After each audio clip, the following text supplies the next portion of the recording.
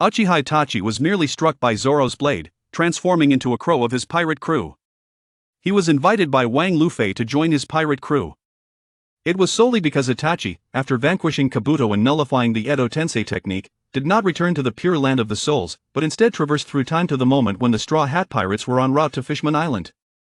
At this moment, his vision had returned to what it was before the kaleidoscopic Sharingan. Out of the corner of his eye, he suddenly caught sight of a vessel swiftly approaching them. "A vessel has approached," the weasel cautioned the Straw Hat crew. Before they could react, the swiftly approaching vessel collided violently with the Wanli Sunshine. The hull quivered. The members of the Straw Hat crew staggered.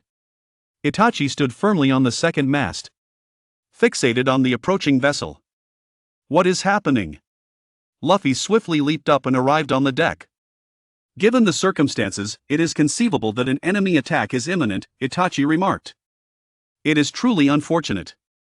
There are indeed strangers on board. And at this moment, an enemy attack ensues."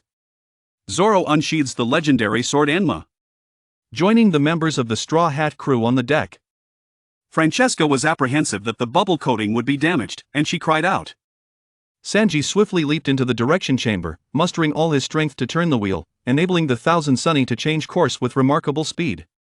However, on the opposing vessel, the individuals are engaged in a profound discourse regarding the manatee. Upon hearing the words, the manatee in front of the ship erupted with strength, forcefully propelling the vessel to collide once more with the Sunshine. "What is that?" The weasel pointed towards the bow of the Sunshine. To his astonishment, he beheld a bizarre creature. A fish-like beast bound to the prow of the opposing vessel. This strange creature was strenuously pulling, causing the ship to collide with the Sunshine. Could it be a spirit beast? Thought the weasel. Nami followed the direction pointed out by Itachi, only to discover that tethered to the bow of the opposing ship was, astonishingly, a manatee. Suddenly, Nami recalled the Arlong Sea that loomed over the village of Sia. At that moment, Chopper exclaimed, "Oh no! The bubble is about to burst." Two bubbles from the two vessels were pressing against each other. Just as the members of the Straw Hat crew were filled with concern, the bubbles not only remained intact but astonishingly merged into one. Chien Di Heo. Manatee. On the ship opposite. The new generation of supernova. A bounty of 210 million belly. Wet. Hairpin Carib is in a state of excitement. Are they trying to break in? Brook exclaimed in a panic. What is going on? Why are they attacking us? Luffy furrowed his brow. Zoro glanced at the opposing side and then at Itachi, gritting his teeth as he remarked, "The current situation is truly troublesome." "Ah, Luffy." And the chef with the curled eyebrows. "Prepare for battle." Zoro assumes his stance. "Whom do you refer to as the one with the curled eyebrows?" "You, with your algae-like hair." Sanji cast a glare at Zoro. On the opposing vessel, Calibu's brother, Crib, clutching a celestial spade, was vociferously exclaiming, "Brother!" The bubbles intertwined. The bubbles intertwined. Splendid. Little ones, charge forth. Calibu raised his hands high. With a resounding cheer, he was the first to leap onto the deck of the Sunshine. It has been confirmed it is indeed an enemy assault. Itachi cast a glance at Caribou before leaping down from the secondary railing. "Hey! That warrior? And the man in the straw hat?" Itachi called out to Zoro and Luffy. "First and foremost, I am not here to be your foe. The pressing issue at hand is, this vessel is facing a crisis. And I am aboard this ship as well. Thus, let us first address the impending threat. And then we shall unravel the origins of our connection." Upon hearing this, Luffy laughed heartily without a moment's hesitation, exclaiming, "Excellent, you tear-trough fellow." Zoro remained vigilant, his gaze fixed intently ahead. He refrained from uttering a word, wary not only of Caribou but also prepared to confront Itachi. Luffy turned his head towards Carly. "This fellow seems to be in the Sabaody Archipelago." As Caribou joyfully exclaimed upon encountering the Straw Hat crew, he could hardly believe how effortlessly they had breached their defenses. "Men, seize the heads of those wearing straw hats and bring them to me." Just as he reveled in his excitement, a manatee, pulling the ship at Caribou's bow, suddenly recognized Nami as that infamous member of the Dragon Pirates. Panic ensued as he anxiously glanced around at the others. After the confirmation, Galwa trembled with fear. Tears streamed down uncontrollably. Before Caribou's subordinate could rush into the sunshine, he had already fled with Caribou's reindeer.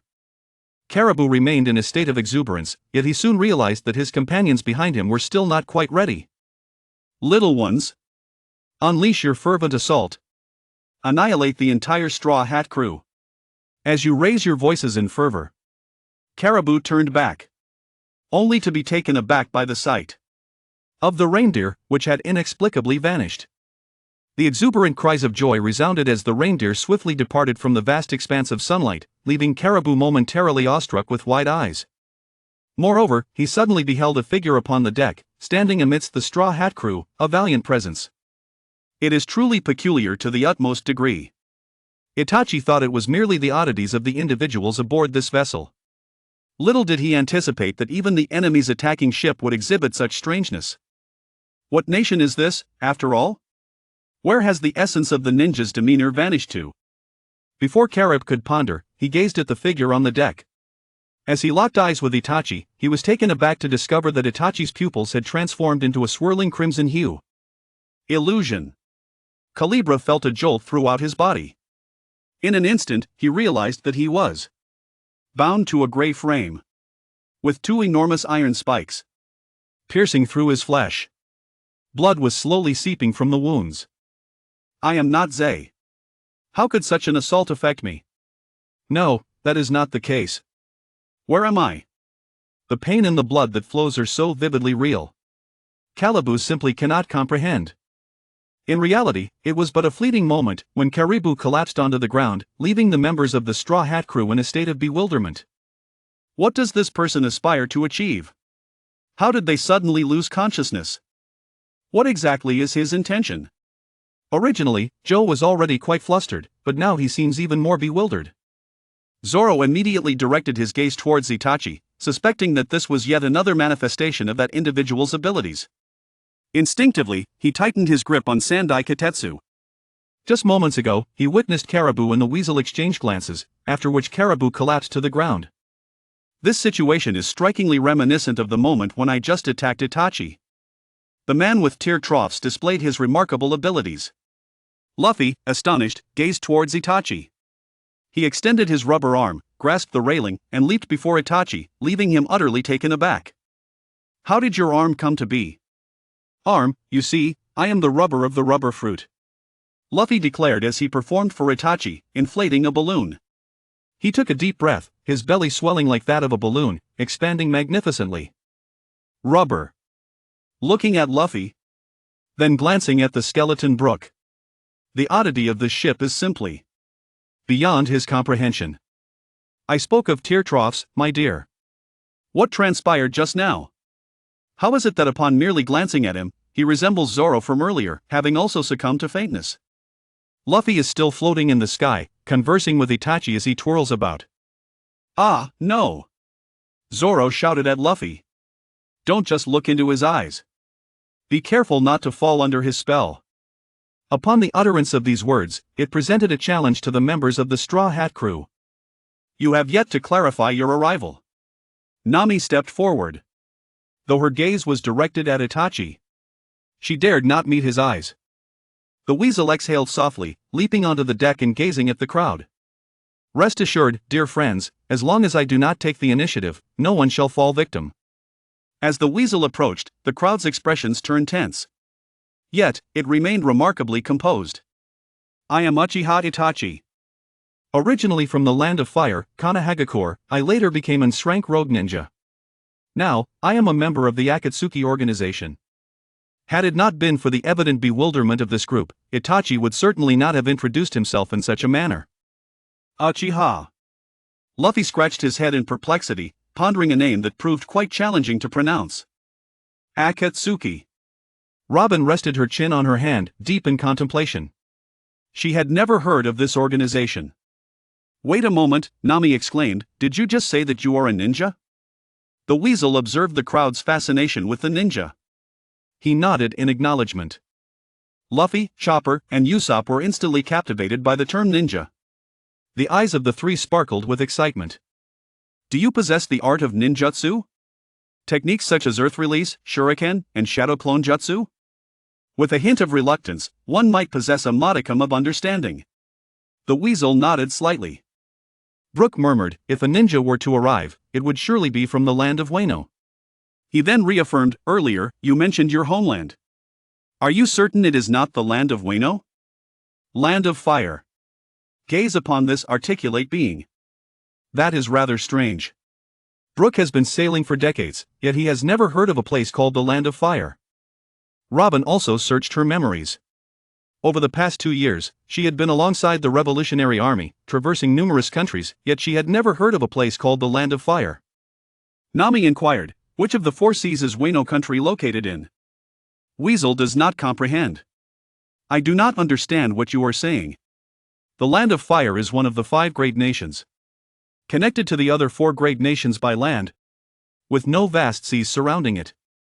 He is rather peculiar. The Land of Fire has become a great nation. How could there be anyone unaware? Itachi and the Straw Hat crew find themselves ensnared in confusion once again.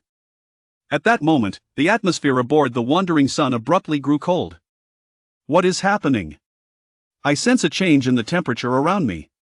Sanji exhales a plume of smoke, casting a glance at his surroundings. The surroundings have grown increasingly dark, gradually obscuring the sunlight. Nami glanced around and remarked, it might get chilly from here on, so everyone, please put on your coats. Can the body become cold? However, before Brook could finish speaking, Chopper interjected. Brook's body cannot become cold, as it is a skeleton, so it cannot feel the cold. Is that not so? Listening to oneself being interrupted once more, Brook despondently lay on the ground. Chopper. Why have you returned, Brook? Usopp glared at Brook. Coat. Luffy exhaled the air from his belly and approached Itachi once more. Tear trough men. Did you bring your coat? The weasel is utterly perplexed, unable to comprehend why it has manifested in this corporeal form. The notion of donning a coat is even more bewildering. Wait a moment. Luffy dashed into the cabin, retrieving a coat and handing it to Itachi. Nami remarked that it may soon grow colder, so do put on some warmer clothing. Do not place your trust in strangers so casually. Zoro wielded his sword to strike Luffy. The weasel hesitated slightly as he accepted the coat, ultimately expressing his gratitude before draping it over his shoulders. He discovered that Luffy truly did not seem to be a person of many thoughts. The weasel continued, in summary, I can elaborate on my origins later. However, I would first like to know your intended destination. Certainly, it is Fishman Island, located 10,000 meters beneath the sea. Although the weasel perceives Luffy's actions as reckless, he is indeed with this vessel in the depths of the ocean. Very well. I shall entrust this to you all. Please take me for a ride. Itachi bowed to the crowd. Do not utter such courteous words. If we are to go, let us embark together, Luffy laughed heartily. Salona, Nami, and Usopp. Stand in a row. They have all been cautioned not to place their trust in outsiders so readily. What transpired? Did not the man with tear troughs just intervene and subdue that individual? Regardless of what others may say, Luffy remains that embodiment of exhilaration. Speaking of which, are we not destined for the deep sea? Why, then, are we venturing to such a frigid location? Luffy inquired of Nami. Frankie interjected. The deeper the seawater, the colder it naturally becomes below. Frankie was indeed correct. Nami nodded and elucidated to everyone that beneath the sea and upon its surface, there exists not merely a disparity in temperature, but also a distinction in ocean currents. At this moment, Brook, who was lying on the ground, raised his head and spoke. He remarked that beneath the surface of the ocean, there exist deep-sea currents that are invisible to the naked eye. These currents are a stark contrast to the surface flows, pulsating with a unique energy of their own. Are there currents beneath the ocean currents? Brook, you possess such vast knowledge, remarked Usopp with a smile. Brook joined in the laughter. I have lived longer than all of you. I have accumulated much more. I have gained so much more. The skeletal figure gazed curiously at Brook, perplexed by the fact that bones could utter words. As he pondered the pronunciation of the name Itachi, Brook found himself lost in thought. Before he could finish his sentence, Luffy interjected, "Brook possesses the Yomi Yomi no Mi. His ability allows him to come back to life after death, which is why he is transformed into a skeleton." Brook lay despondently on the ground. "Luffy, why do you always steal from me? Do not be so despondent." Usopp is playfully slapping Brook on the head. Fruit. The weasel's confusion remained undiminished. He recalled that just moments ago, the one named Luffy had also mentioned being a user of the gum-gum fruit.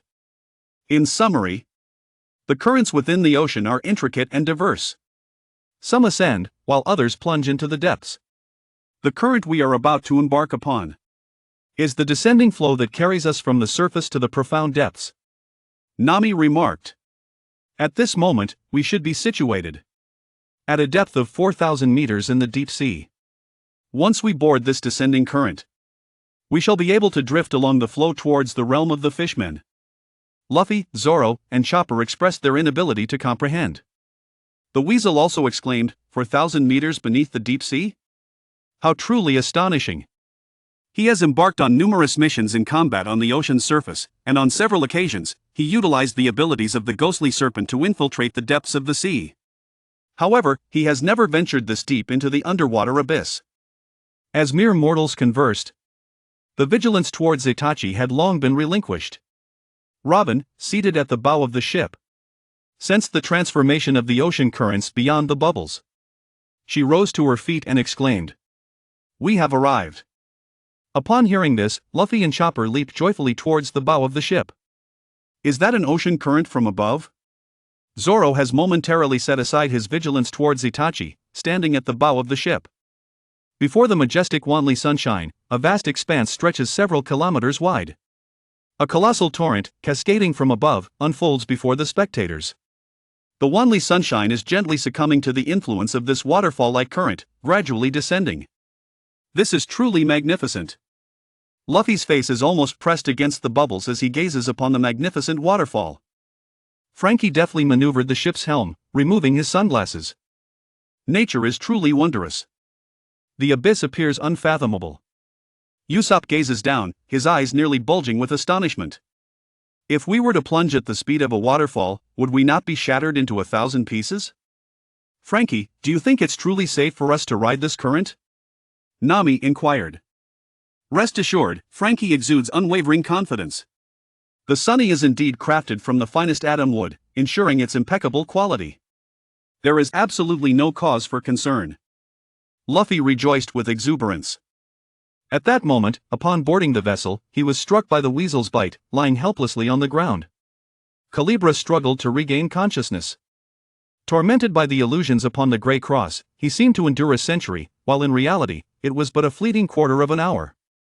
The weasel became aware of its own illusion dissipating.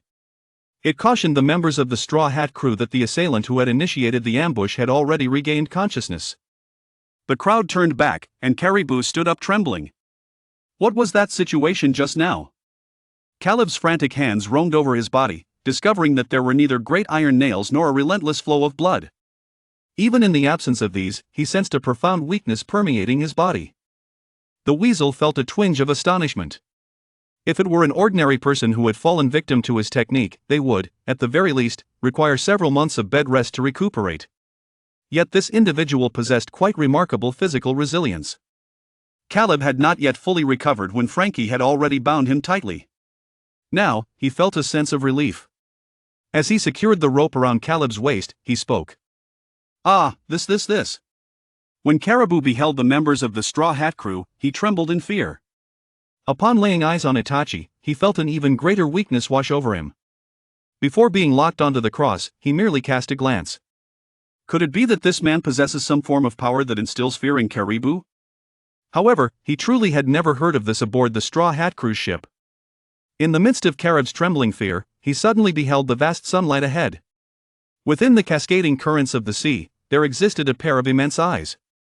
This cannot possibly be. Caleb struggled to reach the vessel, gazing at the cascading currents of the sea. I have yet to hear of such a creature dwelling here. Hey! That scoundrel. Who allowed you to meddle? Sanji, sensing the situation, is ready to lift his leg. The crew of the Straw Hat Pirates abruptly made a swift turn. What are you saying?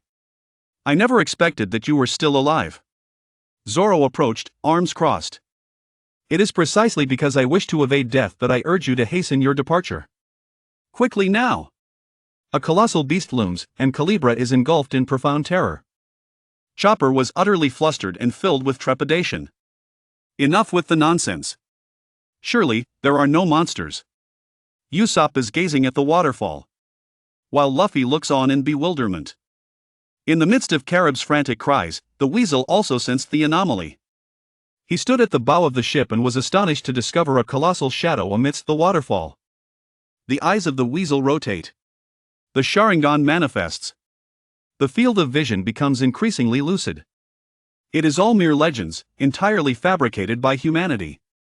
Usopp spread his hands wide, adopting a demeanor of indifference. At that moment, the members of the Straw Hat crew beheld enormous tentacles gliding slowly before the bubbles. As the tentacles passed by, a lifeless body, having succumbed to drowning, emerged from the grasp of the suckers. Indeed. There are truly monsters. Chopper and Brook huddled together, on the verge of tears. Do not perpetually intimidate me, I am no longer a coward. Usopp pointed his thumb at his own nose. Yet, he suddenly sensed a substantial shadow gliding behind him. You behind. Nami tremulously raised her hand. Usopp slowly turned his head and discovered a colossal suction cup looming before him, mere inches from the bubble. A monster. Usopp leaped back, startled, landing 3 feet away. It is a colossal octopus. The weasel pointed towards the center of the waterfall. He had already discerned the creature's form. This octopus possesses a size surpassing that of the 8-tailed demon residing within the host rabbit, resembling the legendary sea creature. Is the sea monster the Kraken? Usopp, terrified, huddled closely with Chopper. They shrank together, as Luffy, Zoro, and the others stood in anticipation. The Thousand Sunny drew ever closer to the waterfall, and the visage of the sea monster became increasingly distinct, growing clearer with each passing moment. It is indeed a colossal octopus. Truly. This is the legendary sea monster, the Kraken. Usopp screams in terror, as it has already crushed several ships. Frankie points at the Kraken's tentacles and exclaims. One could only gaze upon the tentacles of this colossal creature, which were entwined with several dilapidated vessels. I implore you. I have no desire to perish just yet. Hasten and change course, Straw Hat crew. Caribou is fleeing. Caribou is in retreat. To the ship, swiftly. At that moment, the crew aboard the reindeer ship of Caribou finally persuaded the sea cow to return and rescue Caribou. Caleb's younger brother, Crib, stands at the bow of the ship, shouting, Hey, everyone! We must rescue our elder brother. Charge forward! The little ones responded in unison, as the Manatee 22 propelled the vessel towards the endless sunshine. Just as they were about to approach the sunshine, a tentacle from the Kraken reached out, gently grasping the reindeer and crushing it to a mere pulp. The little ones! The Caribou cried out, gazing at his brother, as the crew of the Clib floated upward. Your crew appears to resemble jellyfish, Zoro remarked with a hint of awe. Silence, I implore you. Rora Noah! Carib bellowed fiercely. At the very moment he bellowed, Chopper was also crying out, the Kraken is charging in. Zoro was poised to draw his sword, while Luffy prepared to unleash his third gear, only to be intercepted by Usopp. Stop it! If you continue to strike like that, you will burst the bubble. The adversary's physique was overwhelmingly colossal, rendering any notion of combat utterly futile. Amidst the cries of despair, the Kraken surged forth towards the sunshine, traversing an expanse of miles. Frankie ascended to the helm, poised to unleash the spiral cannon, commanding the lion's head to retreat. Just as he was about to engage the mechanism, the Itachi burst forth from the confines of the bubble. Teartrough man! What is he attempting to achieve? Luffy, pinned down by Usopp, exclaimed in astonishment. He must possess the power of a devil fruit, doesn't he? How dare he enter the sea? Zoro was equally astonished. He vividly recalled the moment when he swung his sword at Itachi, who transformed into a raven.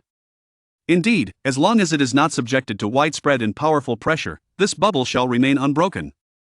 The weasel, through observing the recent collision of the reindeer ship with the vessel named Endless Sunshine, concluded that the bubbles formed by the impact of the two ships coalesced and, upon the kraken's crushing of the reindeer ship, erupted dramatically. He stood in the sea, channeling chakra to coalesce beneath his feet, to maintain his balance, while swiftly forming hand seals in his hands. Water release, water dragon bullet. Itachi unleashed a torrent of water, empowered by the surrounding ocean. A colossal water dragon surged forth, propelling Kraken into the cascading wall. This scene left the members of the Straw Hat crew utterly astounded. That Uchiha! What on earth was unleashed by the Uchiha? The Uchiha? Luffy stared in astonishment at the remnants of the water dragon bullet. It seems to be a water dragon. Just a moment ago, he distinctly manifested as a crow. How is it possible for him to now command the ocean's waters? Hello, Luffy. Aren't all those who possess the powers of the devil fruits terrified of seawater? What on earth is happening? Zoro was taken aback. I am equally uncertain. To pose such a question to Luffy is utterly futile. I have never heard of a devil fruit that can control the sea, Robin remarked, her expression suddenly shifting. Could it be that this Uchiha Itachi truly possesses the art of illusion? Such a scale of ninjutsu is unprecedented. Sanji could hardly believe it. Caribou, too, was left in utter disbelief, collapsing onto the ground in shock. Hello? Straw Hat crew. Where did you find such a crew member?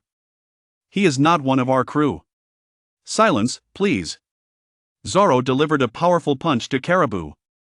Upon witnessing the Kraken being struck by the water dragon bullet, Itachi swiftly returned to the Thousand Sunny. He remarked that the currents pose a significant hindrance, and the water cannon is unlikely to inflict considerable damage upon this formidable creature. We must depart swiftly.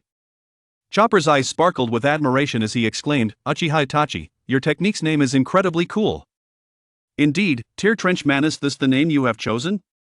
It is quite impressive. Luffy also excitedly dashed towards Itachi.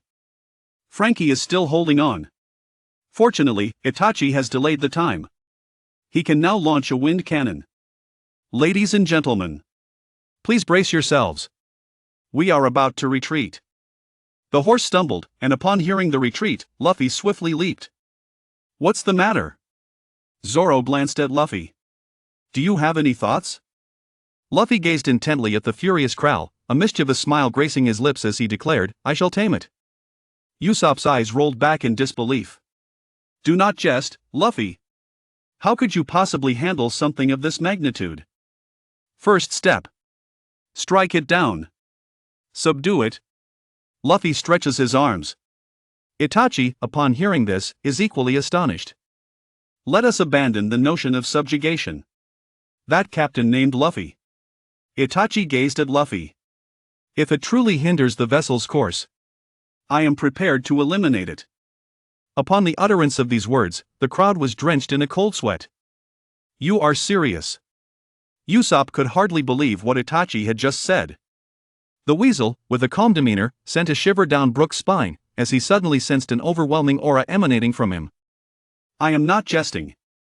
The weasel gazed intently at the approaching figure of Kakashi, who was racing towards the sunlight. In his eyes, the swirling patterns of the Sharingan began to manifest, awaiting the moment he would elevate his power further, unleashing the kaleidoscopic brilliance of the Mangekyou Sharingan.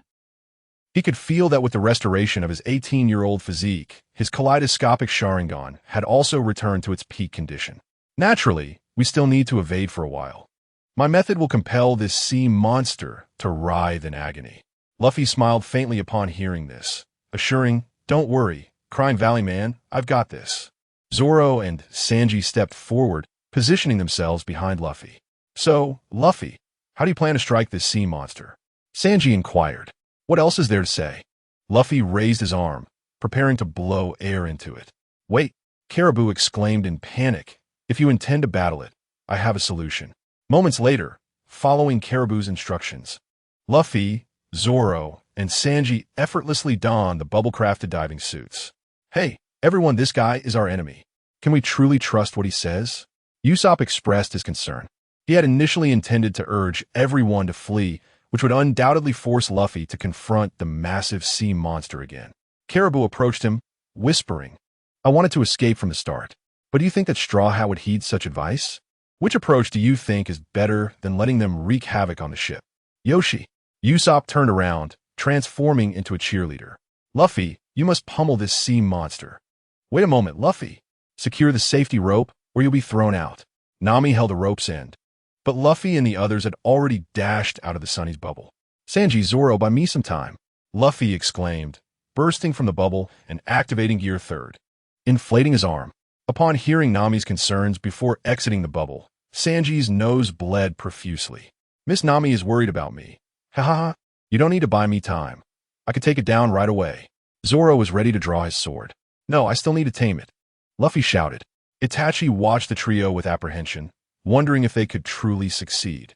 Nami felt a bit awkward, but generally we tend to trust them." Itachi sighed softly, his expression suggesting, "All right." He had already devised a plan for rescuing the three should any issues arise. Sanji was the first to charge ahead as the Kraken raised its tentacle to strike him. Sanji initiated his Diable Jam, the flames on his legs burning even more fiercely than 2 years prior. Do you all know how I've spent these past 2 years? I've been chased by those terrifying transvestites every day, running. Compared to those, this sea monster seems almost adorable. Let me unleash this pent-up fury. Sanji delivered a flying kick to the Kraken's tentacle, severing it into what resembled barbecued squid tentacles. Fire release, emerging from his feet? Itachi pondered, intrigued, as this seemed somewhat different from ninjutsu. However, he could comprehend that these individuals were not ninjas. Employing such peculiar techniques was rather normal in their context. This is not too shabby, far inferior to those guerrillas. I've been battling nonstop for the past 2 years. Zoro unleashed his 3-sword style, invoking the 6 paths crossroads, effortlessly cleaving one of the Kraken's legs into segments. Sanji and Zoro have become incredibly strong, Chopper exclaimed. The Kraken, having sustained numerous injuries, was in agony and rage, with tentacles larger than the 1,000 Sunny sweeping towards it. Upon witnessing this, Chopper swiftly reinforced his fur, while Frankie raised his hand to fire his rocket launcher. Itachi reacted even faster, bursting forth from the bubble. As his kaleidoscopic Sharingan world, Itachi's arm transformed into the colossal hand of Susanoo. 3 tentacles struck against the giant hand. With a gentle flick, Itachi sent the Kraken, along with its tentacles, soaring into the air. What kind of ability is that? The crew aboard the ship, including Nami, were left astounded. Yet another tentacle. Before they could react, Itachi dove downwards. But it was too late. One tentacle had already swept across the Sunny, sending it flying. A riot of colors, a gigantic tree. Robin summoned the giant hand beneath the Sunny, bracing against the cliff to block the attack. Everyone has become stronger, Luffy observed, grinning. And that guy with the tear troughs. Though I have no idea how he ended up on our ship, he's really strong. A sudden impulse surged within Luffy. He wanted to invite Itachi aboard. He immediately raised his arm high, extending it out of the bubble. Gear 3rd, armament Haki activated. His elongated arm rapidly expanded, transforming into a massive fist enveloped in black Haki. Itachi had already returned to the ship, and this scene instantly reminded him of the multiplication technique of the Akimichi clan. Has Luffy truly grown to such strength? Usopp exclaimed with joy, and Zoro and Sanji. Their moves were almost too fast to see. And Itachi-san. That enormous arm was truly astonishing, Brook remarked. Behold, the giant hand pistol. Luffy brought his giant fist crashing down, flattening the Kraken's head with a single blow. This is still in the water. How strong must he have become? Nami exclaimed. Is there any difference in utilizing abilities in water versus on land? Itachi pondered. Itachi, you can't possibly be unaware that seawater suppresses devil fruit powers, can you? Usopp was incredulous. Just then, Chopper shouted, Look, what's that? As the Kraken was pummeled, a clothed shark escaped from one of its tentacles, swimming up to Luffy and nodding repeatedly. What huge shark? Zoro commented. Luffy, panting, felt that extending his arm in the seawater had made him exceedingly weak. Why is it still wearing clothes? It seems to be thanking us. It looks quite cultured. Itachi gazed at the shark, inquiring, "Is that a spirit beast?" "What spirit beast?" he questioned, but Nami and the others couldn't comprehend. At that moment, as the ocean currents grew stronger and the Kraken plummeted suddenly, Luffy and the others found themselves descending at an accelerated rate. Chapter 6, Fighting 7, So Thoughtful. Zoro immediately shouted to Luffy and Sanji, "This is not good. Luffy, we need to get back to the ship quickly." "All right, let's retreat." Luffy had just witnessed the sea cow pulling the ship and was contemplating capturing the Kraken to assist them, but now that seemed a daunting task. As the three of them prepared to swim towards the Sunny, they realized they were unable to move against the powerful currents. With the whirlpool created by the descending Kraken growing ever larger, Luffy and his companions were swiftly drawn into the downward flow of the sea. This was dire. They had been engulfed by the descending currents. Robin gazed anxiously at the unfathomable depths below. Frankie dashed towards the helm, while Usopp shouted, "Let us hurry and pursue. If we're going down, we'll go down together." Once Frankie took control of the helm, Itachi, standing at the edge of the ship, burst forth from the protective bubble.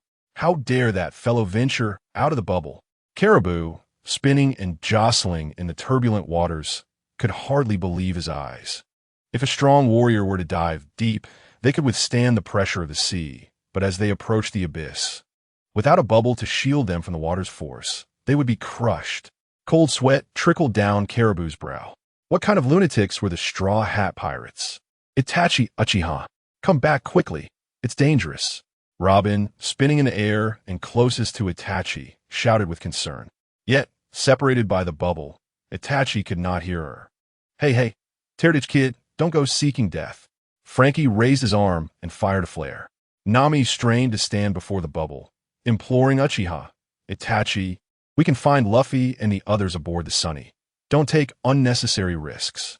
The shouts of the crew were lost on Itachi, drowned out by the roar of the currents, and the pressure threatened to expel the breath he was holding. Veins bulged on his forehead as he struggled. His eyes shifted, and the kaleidoscopic Sharingan materialized. Susanoo. As the Sharingan turned, a skeletal figure enveloped Itachi. "What is that? It looks like a skeleton." Usopp, floating in midair, grasped the sails and pointed towards Itachi. There, Itachi was encased in a fiery red skeletal frame. "A skeleton? Isn't that me?" Brook cried out amid the tumultuous shaking. "My bones are about to shatter." Was it the power of a devil fruit? Robin found Itachi increasingly inscrutable. With the protection of Susanoo, Itachi gained a space to breathe and a defense against the pressure. Channeling chakra beneath his feet, he propelled himself against the current, swiftly reaching the stern of the Sunny. What is Tear-Ditch Kid planning? Frankie suddenly felt a twinge of anxiety. The crew, struggling against the violent turbulence, turned to look at Itachi, who once again unleashed the water dragon. Water release. Water dragon bullet. The blast struck the stern of the Thousand Sunny, and Itachi quickly maneuvered to the right side of the ship, continuing to release water dragon bullets. He unleashed a barrage of water dragon bullets in various directions towards the Sunny, and after the ship was struck, the protective bubble not only remained intact, but gradually stabilized, correcting the previous chaotic descent. Nami suddenly understood. He is protecting us. Protecting the Sunny from the downward force of the currents. Indeed, the ship had righted itself. As Frankie seized the opportunity while Itachi unleashed his water dragon jutsu, he maneuvered the Thousand Sunny to descend in a frontal position. The remarkable little brother of Tears truly excelled. Itachi. Brook and Chopper embraced each other, overwhelmed with emotion. Caribou collapsed onto the deck, exclaiming, "My goodness." This was his intention all along. "Everyone hold on tight. Despite Itachi's assistance, we must remain vigilant," Nami cautioned. At that moment, Robin's expression shifted as she announced, "Itachi is no longer near the Thousand Sunny." Upon hearing this, the Straw Hat crew and Caribou turned their gazes toward the currents below. After a thorough search, Usopp was the first to indicate Itachi's direction. He is heading down into the currents. The crew followed Usopp's point, witnessing Itachi transform into a small, glowing ember, swimming deeper into the ocean. Time passed, and at long last, the Thousand Sunny reached the end of the current. Thankfully, Itachi's water dragon jutsu had corrected the ship's trajectory, allowing Frankie to unleash a reverse wind cannon, enabling a smooth landing on the ocean floor. My heavens, that was perilous. I thought we were doomed. Usopp sighed in relief as the ship stabilized. Caribou knelt in prayer. Oh God, thank goodness for that young man. Otherwise, I would surely meet my end alongside this mad crew of Straw Hats. Enough of your nonsense, Frankie shouted, delivering a hefty punch to Caribou's head, causing him to yelp in pain. If you dare to utter any more complaints, I'll send you straight to the depths. Speaking of which, not only have Luffy and the others vanished, but Itachi is also missing, Nami remarked, scanning the surroundings with concern. Could it be that they were devoured by sea beasts? Robin suggested, her words chilling. That's terrifying, Chopper cried out. Now submerged at the ocean floor, visibility was exceedingly poor, rendering it nearly impossible to see anything. Robin stood at the ship's bow, still searching, when suddenly, she spotted a distant crimson glow. That's Uchiha Itachi. The crew turned their gaze in her indicated direction, observing Itachi, enveloped in Susanoo, swiftly swimming towards the Thousand Sunny. As he drew near, Itachi dispelled Susanoo and leaped into the bubble surrounding the ship. Upon landing on the deck, before anyone could check on Itachi's condition, he shook his head. Why didn't he find them? What do you mean you didn't find them? Brooke inquired. The captain with the straw hat, along with the samurai and the blonde, Itachi replied. Wait, so after protecting the Thousand Sunny, you went searching for Luffy and the others? Nami asked, astonished. Itachi merely acknowledged her with a slight sound before making his way to the bow once more. His Sharingan activated as he continued to survey the surroundings. Itachi! Itachi! Oh God! Little brother of tears! Brooke and Chopper embraced each other once more, weeping profusely. Itachi! You are so considerate. How thoughtful of you to care for us. They lamented. Oh God! How I adore the little brother of tears. However, Brooke and Chopper suddenly noticed that Caribou had also joined them in their embrace, weeping alongside them.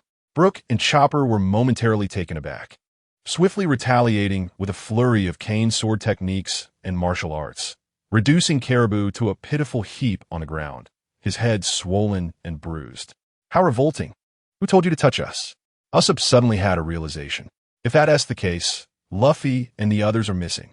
Indeed, their targets were too small, and there was no light source. I searched extensively near the currents, yet found nothing, Itachi remarked.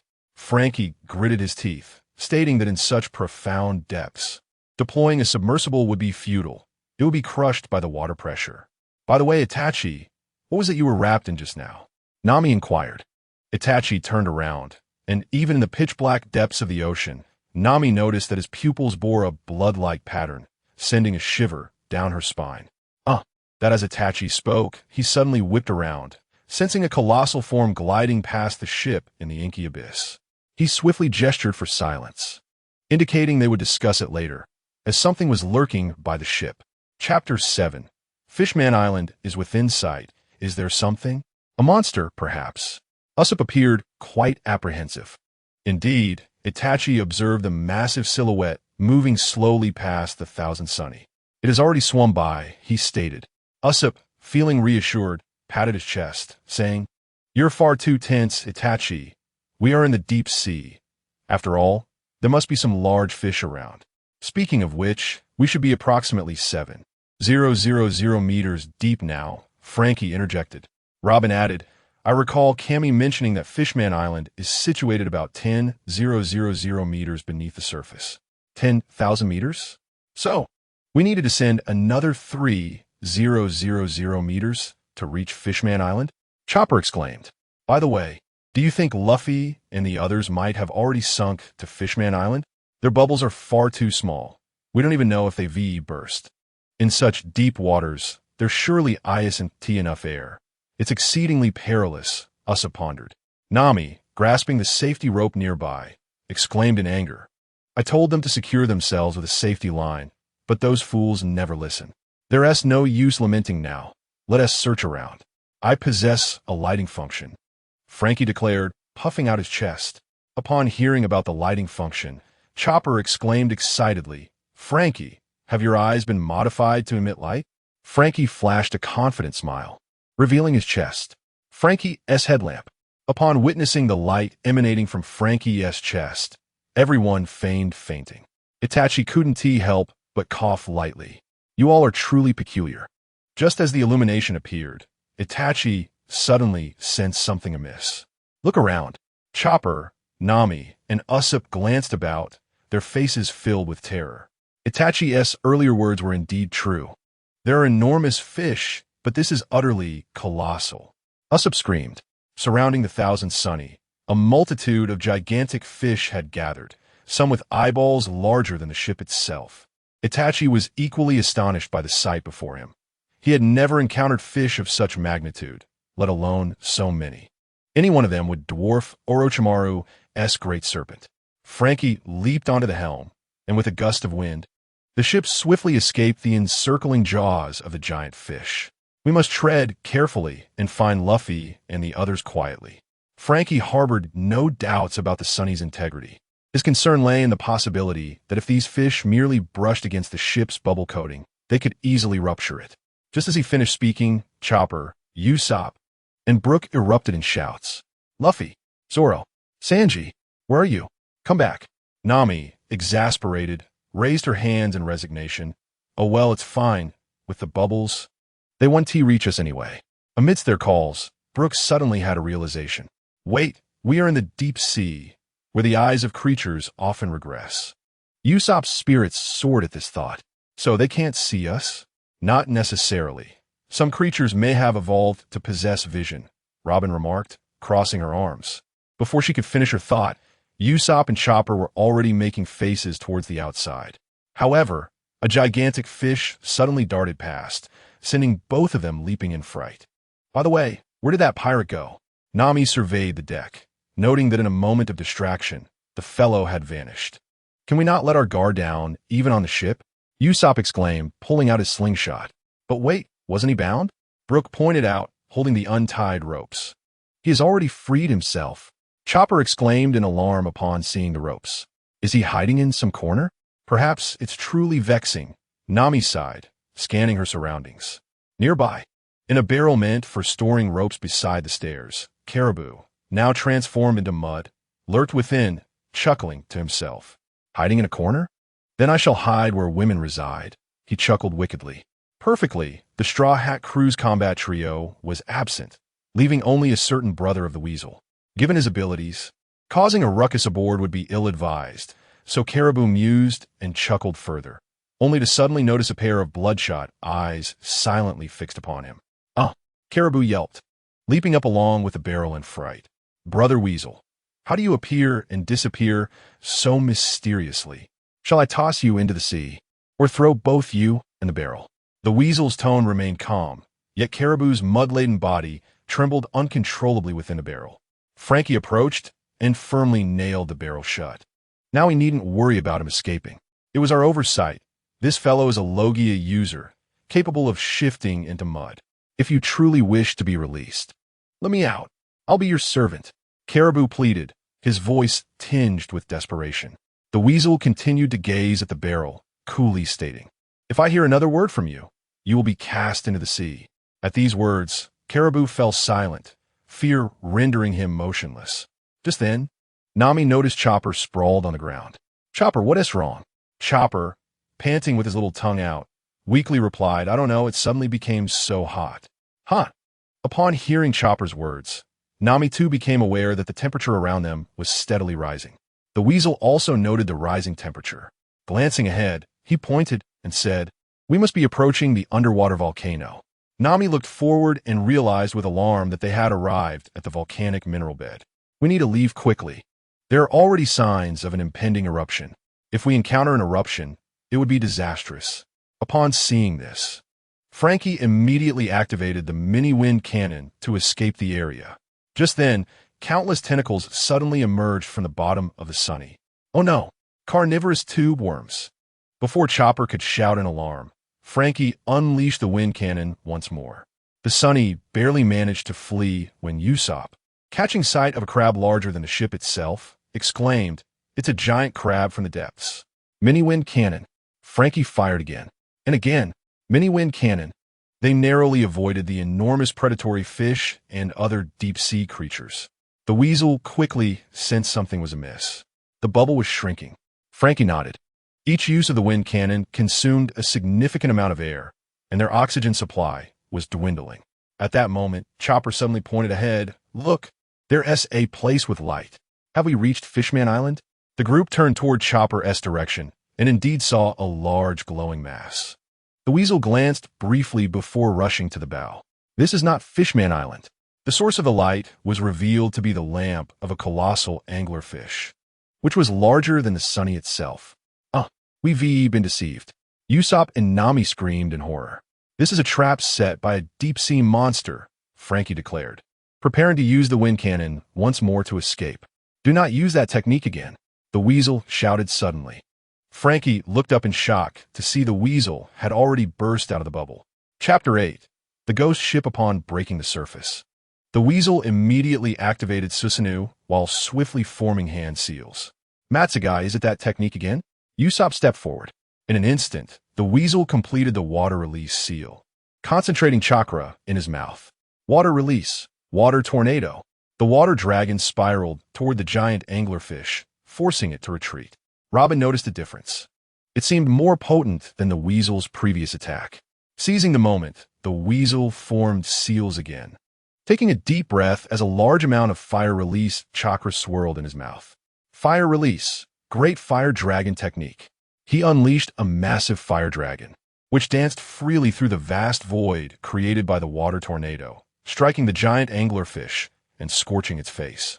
The tremendous impact of the fire dragon propelled the anglerfish toward a distant underwater rocky crevice. Usopp and Chopper watched in astonishment, their eyes nearly bulging from their sockets. Robin, who had just begun to discern the differences, felt a bead of sweat trickle down her forehead. First, the spiraling water dragon created space, and then the fire dragon inflicted damage.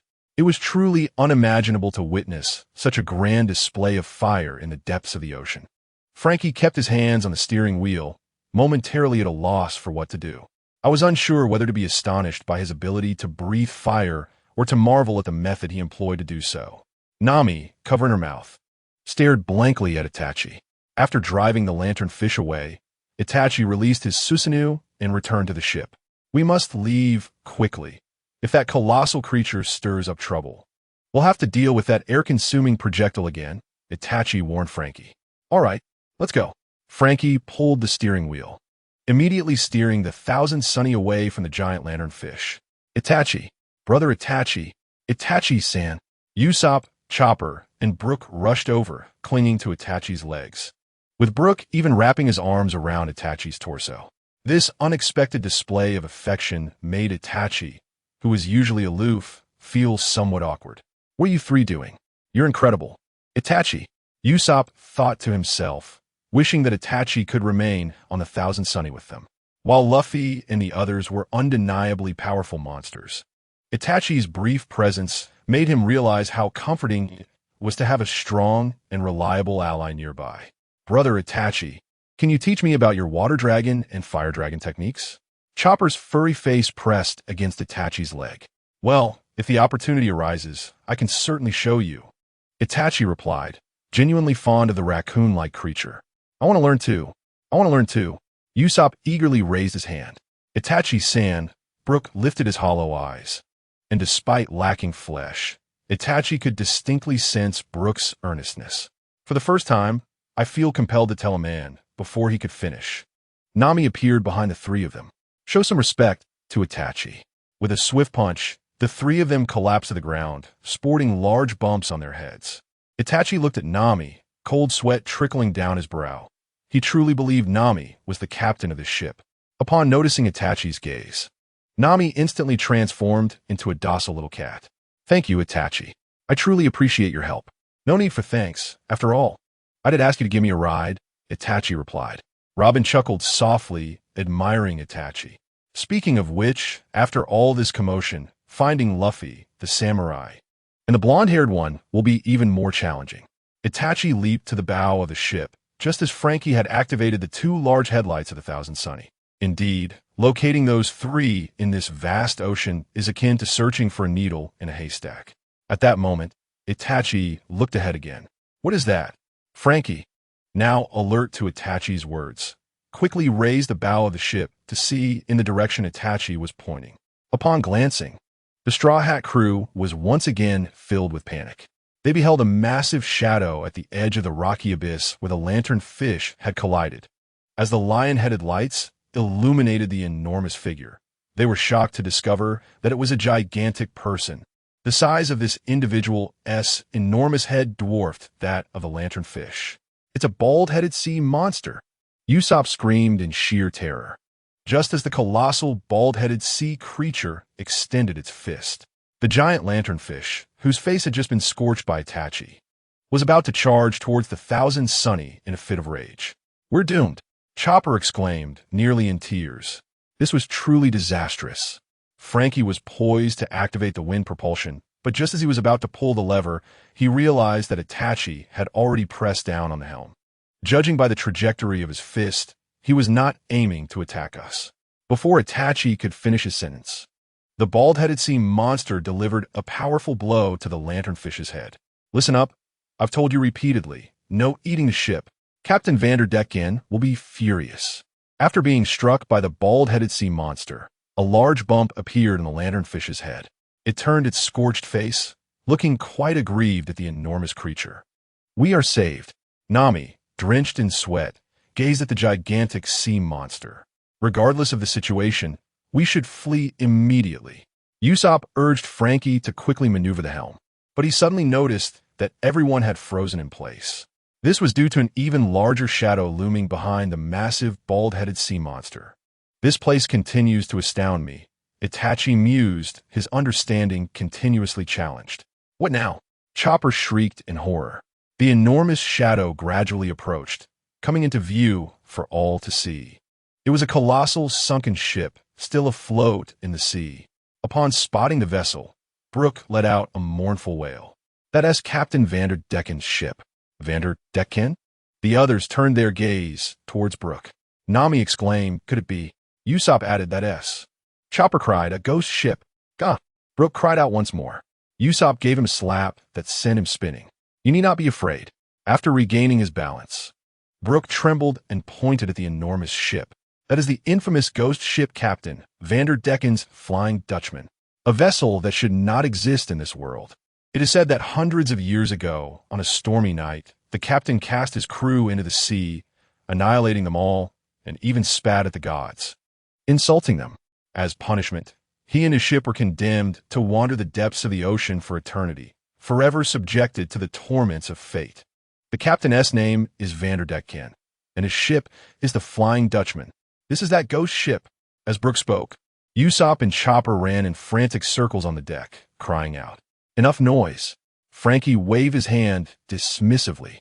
After all, Brook's own ship was a ghost ship. What is there to fear? Perhaps there are even amusing skeletons aboard. Frankie leaned back at a 30-degree angle. Robin chuckled softly, and, at that moment, Itachi noticed Robin sketching the outline of the ghost ship in her notebook. Having encountered the legendary Kraken, it stands to reason that the fabled ghost ship must indeed exist. Upon hearing this, Usopp and Chopper's cries grew even louder, and even Nami began to wail, rubbing her face in despair. "It truly is a ghost ship." "Hey, Robin, this isn't the time to frighten them." Frankie sighed in exasperation. Robin chuckled softly, then turned her gaze towards Itachi. "Uchiha, Itachi, it seems you have yet to express your thoughts. You have been the first to notice the dangers on several occasions, and you see everything quite clearly." "Indeed, very clearly," Itachi acknowledged. Amid the rising tension, he had already retracted his newly awakened Mangekyou Sharingan. He had been contemplating whether to eliminate this so-called ghost ship, but after a few glances, he dismissed the idea. He turned his attention to Brook. "Mr. Skeleton, did you just say that the divine punishment will cause him to wander eternally at the bottom of the sea?"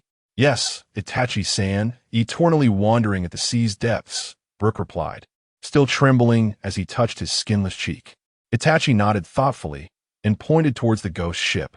"Then why is there a rope tethering the humanoid sea monster below the ghost ship?" The group focused their attention, and they beheld the bald-headed giant sea creature, one hand chastising a massive lanternfish while the other gripped a thick rope tied to the entire hull of the ghost ship. Chapter 9. Susanoo. Except for Robin, everyone else widened their eyes in astonishment. Nami exclaimed, "Indeed, there's a rope tied to the bald-headed sea monster. Could it be exactly as you surmised?" Itachi interjected, folding his arms as he looked at Nami. The so-called ghost ship's method of movement beneath the sea should be similar to that of the vessel that attacked us, both being pulled by monsters. However, this ship is too large, necessitating such a creature for towing. Moreover, there are people aboard. Itachi fixed his gaze on the shadow, standing at the bow of the ship. At that moment, on the Flying Dutchman, the shadow extended a hand resembling that of a fishman, with webbed fingers, pointing at the enormous bald-headed sea monster. "Kokoro, sea god, you are right. If we consume the ship, we cannot claim the treasure. Look at those foolish humans, managing such a fine vessel. It stands to reason there must be numerous treasures aboard. Sink them for me." Kokoro raised his fist and shouted, "Wageda!" While the crew aboard the Sunny was still examining the rope, they witnessed Kokoro's punch directed straight at them. "Frankie, quickly use the coup de vent," Nami shouted in panic. "It's no use. If we use it again, we'll need to replenish the cola energy, and there's no time," Frankie replied instinctively, glancing at Itachi, who was not focused on the bald-headed sea monster, but was looking in another direction. That was the Kraken. It was advancing to attack the sea monster. And as Itachi murmured, the colossal Kraken suddenly accelerated, delivering a crushing blow to Kokoro's face with its tentacle. This scene astonished Frankie and the others. A sea monster. How could this be? Kokoro fell to the ground from the impact, and the shadow aboard the ship was also murmuring in confusion. The Kraken? Why would it strike at Kokoro? "Hey, sea god, retaliate," Kokoro exclaimed as he stood up, preparing to throw another punch. But the Kraken unleashed a flurry of tentacle punches upon Kokoro's face. "What is happening?" Usopp gasped in surprise. "They're back," Itachi remarked, looking at the Kraken's head. Atop the Kraken, Luffy, encased in bubbles, extended his hand.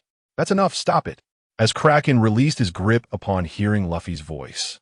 The face of the mouthpiece had swollen into a grotesque form resembling a pig's head, and with a thunderous crash, he collapsed onto the ground. "Hey, everyone, look at the creature's head. It's Luffy," Brook exclaimed, pointing towards Kraken. There, atop Kraken's head, Luffy, Zoro, and Sanji were all crammed within a bubble. Luffy, brimming with excitement, waved to everyone as he maneuvered the bubble back to the Thousand Sunny. "I'm back," he joyfully called out to his comrades. "Luffy, Zoro, Sanji, this is fantastic. You're all alive," Chopper exclaimed, tears streaming down his face. "Where have you all been? I feared you had encountered peril." Nami sighed in relief. Zoro furrowed his brow slightly, troubled by the recklessness of his companions, who had somehow gotten separated from the group. Sanji, upon witnessing Nami and Robin with blood streaming from their noses, could not contain himself. "Here we go again," Usopp remarked helplessly. Sanji's condition had not improved. It seemed he required further stimulation for his recovery. Chopper retrieved photographs of Nami and Robin.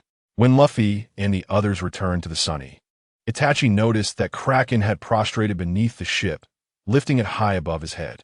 "There's no place like home," Luffy exclaimed as he leaped onto the deck, stretching lazily. "My bubble with Sanji burst, so we took refuge in Zoro's bubble instead. We nearly lost our lives," Nami admonished. "Oh, it's fine. What's important is that everyone is safe," Luffy declared, raising his hand in jubilation. "Indeed," Chopper nodded vigorously, glancing at Itachi. "Our safety is thanks to you, brother Itachi." Usopp and Chopper couldn't help but hug Itachi's leg. Itachi wore a resigned expression. "Itachi?" Zoro regarded him with a wary gaze. Nami recounted the events of their journey, and upon hearing her tale, Luffy joyfully bounded over to Itachi. "Teartrough boy, you are truly a reliable person." "It's nothing. It was my duty," Itachi replied, his calm demeanor starkly contrasting with Luffy's exuberance. Luffy was about to blurt out another phrase when Itachi interjected. "By the way, did you truly tame this sea monster?" He pointed to Kraken, who was steadily holding the ship above his head. "Yes, I plan to use Little Squid to pull the ship, becoming an esteemed underwater navigator." Luffy grinned widely, revealing his large teeth. "Little Squid? This fellow is clearly an octopus, isn't he?" Usopp peered over the ship's edge. "Yet, we returned with this creature." "Quite clever, Luffy," Itachi remarked. Luffy chuckled, directing Kraken. All right, little squid, let us set sail. Sensing Luffy's commanding presence, Kraken began to move the Thousand Sunny forward beneath the waves. Speaking of pulling the ship, he won't accidentally burst the bubble, will he? Usopp expressed his concern. As Luffy tamed Kraken, the attention of the crew was drawn to the spectacle, completely forgetting the ghost ship lurking nearby. The crew aboard the ghost ship, witnessing the departure of the Sunny, roared, "We cannot let them escape. Chase them." However, at that moment, someone discerned an anomaly. "Wait, Captain, look at the volcano ahead." The captain of the Flying Dutchman, Vanderdecken 9, fixed his gaze upon the erupting volcano. "This is bad, man. We must retreat quickly." Kraken, pull the ship. Upon hearing Vanderdecken's call, the Kraken responded promptly, tugging the ropes and hastily propelling the vessel away. Usopp, observing the frantic movement of the Kraken, exclaimed, "The bald sea monster truly knows how to pull a ship." This was dire. The volcano was on the verge of eruption. Suddenly, Itachi noticed something behind them. "It's too close. We must hurry and escape." Nami glanced at the volcano in the distance. Luffy quickly informed the Kraken that we need to flee. "Yo-ho, hey little squid. Let us move." Luffy shouted as he leaped up. "It seems we are already on the run," remarked Itachi, standing at the bow and watching the Kraken sprint below. Robin stood beside him, also observing the Kraken, remarking, "It's quite a sight, though rather ungraceful. Could we be in sync?" Usopp pondered aloud. In sync? It surely knows how terrifying a volcanic eruption is. Frankie looked back, witnessing the lava and thick mist erupting violently. "Don't rush so much. I want to see the eruption with my own eyes." Luffy continued to grin. "One glance, and we could lose our lives," Nami retorted angrily. At that moment, a volcano beside the Sunny erupted. Lava and debris were about to engulf the ship. The Kraken, witnessing this, unleashed all its might, its tentacles swirling like a whirlwind as it raced forward. "We're doomed." Chopper, feeling both hot and frightened, jumped around the ship. "Nami, are we not yet at Fishman Island?" Usopp cried in distress, pacing back and forth. "Almost there. Keep going," Nami replied, glancing at the compass. Straight ahead, Usopp looked forward, his eyes widening in fear. Before them lay an unfathomable abyss. "Luffy, we absolutely cannot jump down. It must lead to hell. This is it. Little squid, charge." Luffy exclaimed excitedly, leaping to the bow. The eruption intensified behind them, with lava nearing the ship's hull. The crew held their breath, focused on the terrifying moment. Just as the lava was about to engulf the Sunny, the Kraken leaped into the abyss, evading the molten flow. "Oh my goodness, we are saved." Chopper nearly lost control. "Wait," Frankie pointed upward. "What is that?" "Oh no, it's the debris from the volcanic eruption." Above the abyss, countless boulders, larger than the ship itself, were tumbling down. If such massive stones struck them, they would surely be obliterated. Usopp rubbed his face vigorously. "Little squid, dodge." Luffy commanded the Kraken. The creature leaped forward, but the debris was too dense to avoid. "Hey Luffy," Zoro called out, "grab my leg. I'll cleave through those rocks outside the bubble." Drawing his sword, Yantoryu, he prepared to leap. "Yo-ho, great idea." Luffy extended his arm, gripping Zoro tightly. But just as Zoro was about to jump, Robin used her powers to sprout a hand on Zoro, firmly restraining him. "Absolutely not." "Why not, Robin?" Zoro questioned her in confusion. "Here, at a depth of 7,000 meters beneath the sea, the crushing pressure of the water would surely crush them if they dared to ascend. What shall we do? We cannot simply perish beneath a falling rock, can we?" Zoro gritted his teeth and gazed skyward, where a boulder was perilously close to descending upon them. "If only we could buy ourselves a moment to escape the trench." Before Nami could finish her thought, a sound pierced the water as someone broke free from a bubble above. "Who has ventured out?" Luffy lifted his gaze. It was Itachi Uchiha. Zoro watched as Itachi emerged from the bubble. Such reckless bravery would surely lead him to be crushed by the ocean's might. "Itachi Uchiha. Itachi. Surely, he does not intend to use that water dragon again?" Nami thought, doubting that such a torrent could possibly halt a landslide of this magnitude. "Itachi, come back. You will perish." Chopper leapt upwards, hoping to reinforce Itachi's return with his fur. "That fool," Zoro worried as he saw Itachi, just emerging from the bubble, already straining under the water pressure. His Mangeki Sharingan had manifested. Although perhaps an overreaction, there was no alternative. Susanoo. Itachi's form began to be enveloped by fiery, crimson bones, which rapidly expanded, coalescing into the towering figure of a skeletal warrior. Ah, what is that? Luffy and the others gaped in astonishment at Itachi. Encased within Susanoo, Itachi raised a hand, and the skeletal figure began to conjure the 10-fist sword. With a swift motion, Itachi unleashed a fiery slash of energy from the 10-fist sword, cleaving through all descending rocks with remarkable ease. Chapter 10. Fishman Island, Here We Come. The force of that crimson blade was even greater than that of a volcanic eruption. Itachi-san, all the debris has been severed in two. Brook and Usopp clutched their heads in disbelief. Zoro, renowned for his swordsmanship, stood frozen in awe. This level of cutting force, Zoro felt that Itachi's prowess far surpassed his own 3,000 worlds technique. Seeing the landslide successfully halted, Itachi prepared to wield the 10-fist sword once more to completely sever the rocks surrounding their vessel. Just as he raised his hand again, Usopp had already readied his oversized slingshot. Ultimate technique, Green Star, Seaweed. Usopp launched a seed, which exploded upon contact with the rocks, rapidly sprouting into a mass of verdant algae that ensnared all the stones that Itachi had cut. Usopp, you have grown stronger, Nami exclaimed in surprise. Of course. I told you when we first met that I had left behind the timid trio of Chopper, you, and me. As Usopp reminisced about his experiences over the past 2 years, he couldn't help but wipe his eyes. The tales I have to share would move the listener to tears. I have been diligently training with Hercules, constantly shedding weight and growing stronger. Oh, by the way, would you be interested in hearing my story? Usopp suddenly brightened. First, I fell onto an island teeming with carnivorous plants, where he glanced around at the group, only to realize that not a single person seemed inclined to listen to his tale. Luffy and Chopper, even Nami and Frankie, were all wide-eyed, gathered around Itachi. Tear grew, man. What was it you just used? Luffy scrutinized Itachi, eager to uncover the whereabouts of Susanoo. Itachi, you didn't just summon a colossal battle mech, did you? Frankie expressed a keen interest in this matter. Hiss, hiss. Is it the Super Soul Giant? Chopper bounced around excitedly. Before Usopp could finish speaking, Nami offered him a gentle smile.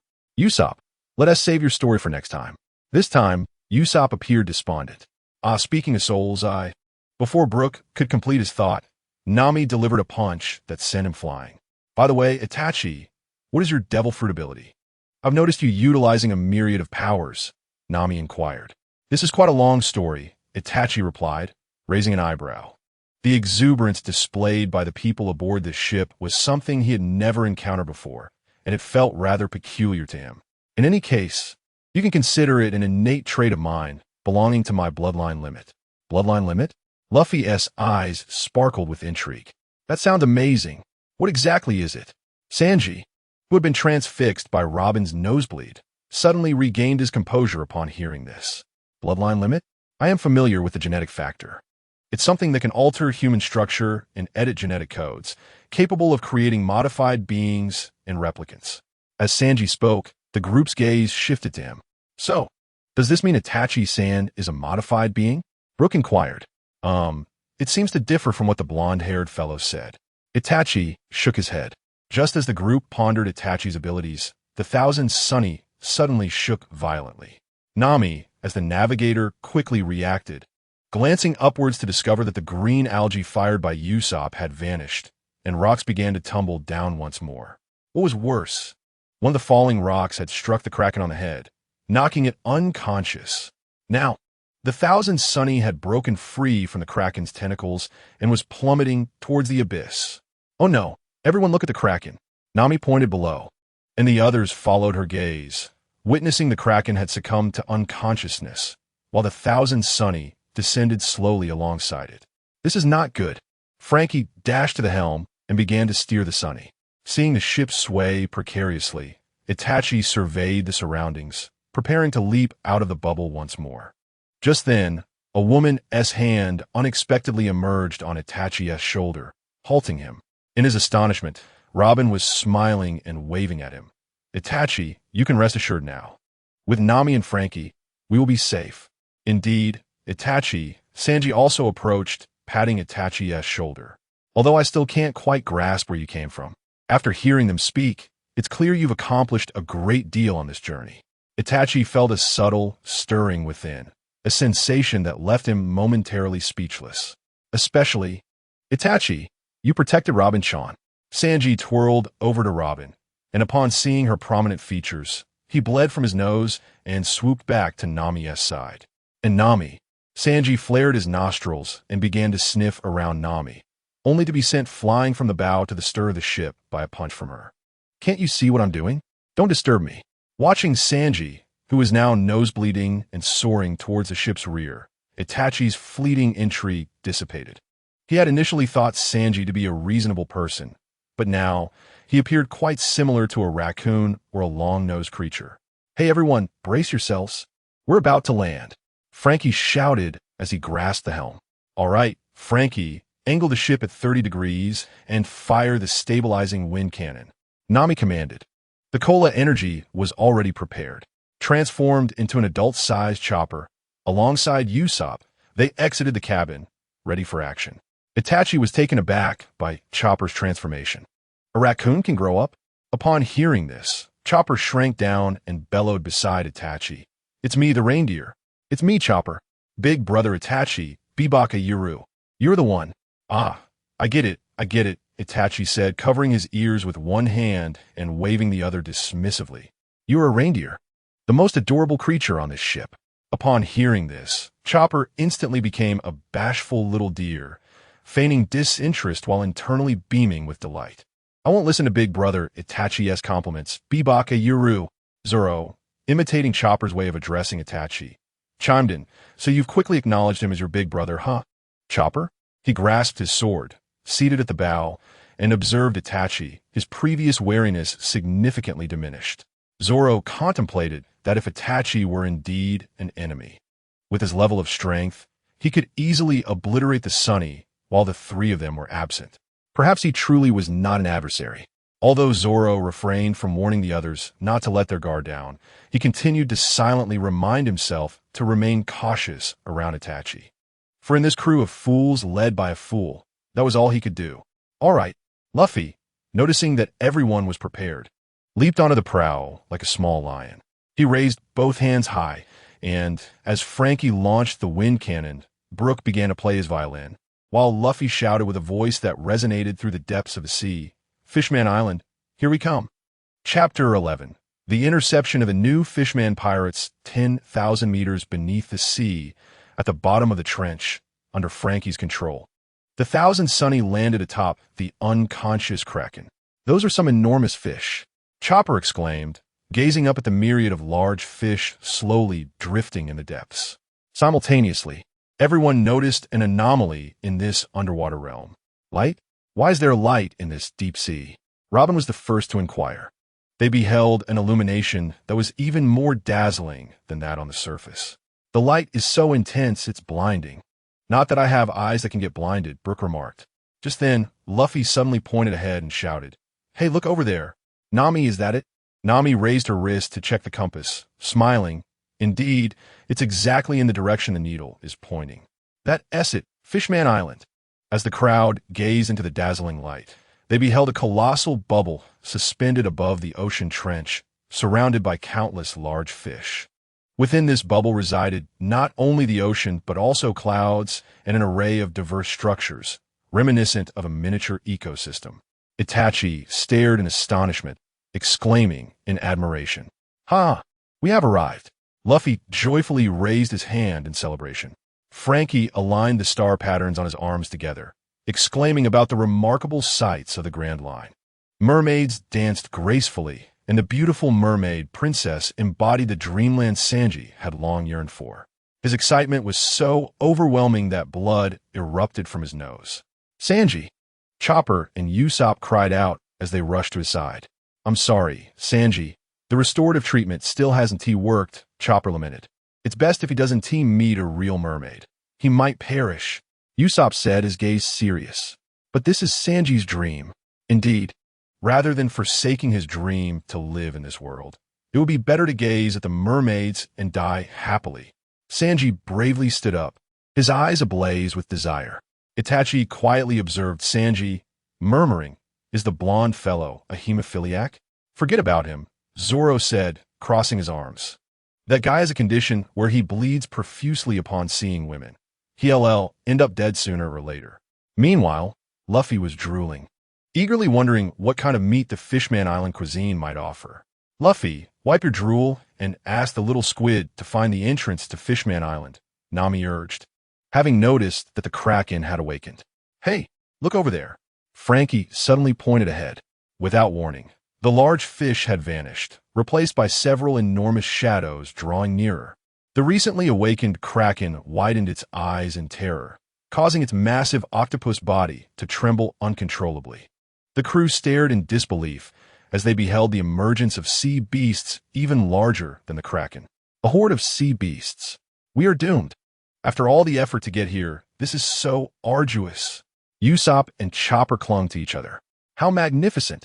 The colossal sea beasts. Luffy gazed in awe at the enormous creatures. Suddenly, Itachi pointed above the sea beasts. "Those beasts have riders." The crew followed his gaze, astonished to see riders atop the backs of the sea beasts. They were fishmen. A fishman atop a giraffe, sea beast smiled slightly, fixing his gaze on the Kraken. "Honestly, Kraken, why do you listen to foolish humans?" Upon hearing this, the Kraken, terrified, tossed the thousand sunny into the air and turned to flee. "Hey, what are you doing, little squid?" Luffy shouted angrily. "Forget about that. Let us focus on our own survival." Usopp grasped the deck, just as he was about to utter the words of escape. They found themselves thrown directly in front of the horde of sea beasts. "We are surrounded by sea beasts." Usopp screamed in despair. At that moment, the fishman named Hammond, a warrior of the new Fishman pirate crew, riding atop a sea beast, spoke. "You must be the Straw Hat crew, am I correct?" Luffy replied, "Who are you? And how do you know us?" "Of course I know you. You are the ones who once shattered the Arlong pirates." As the fishman spoke, Nami suddenly noticed the tattoo on his body, which bore a striking resemblance to those of the Arlong Empire. "If that is the case, then it will be easy. I shall slay you directly.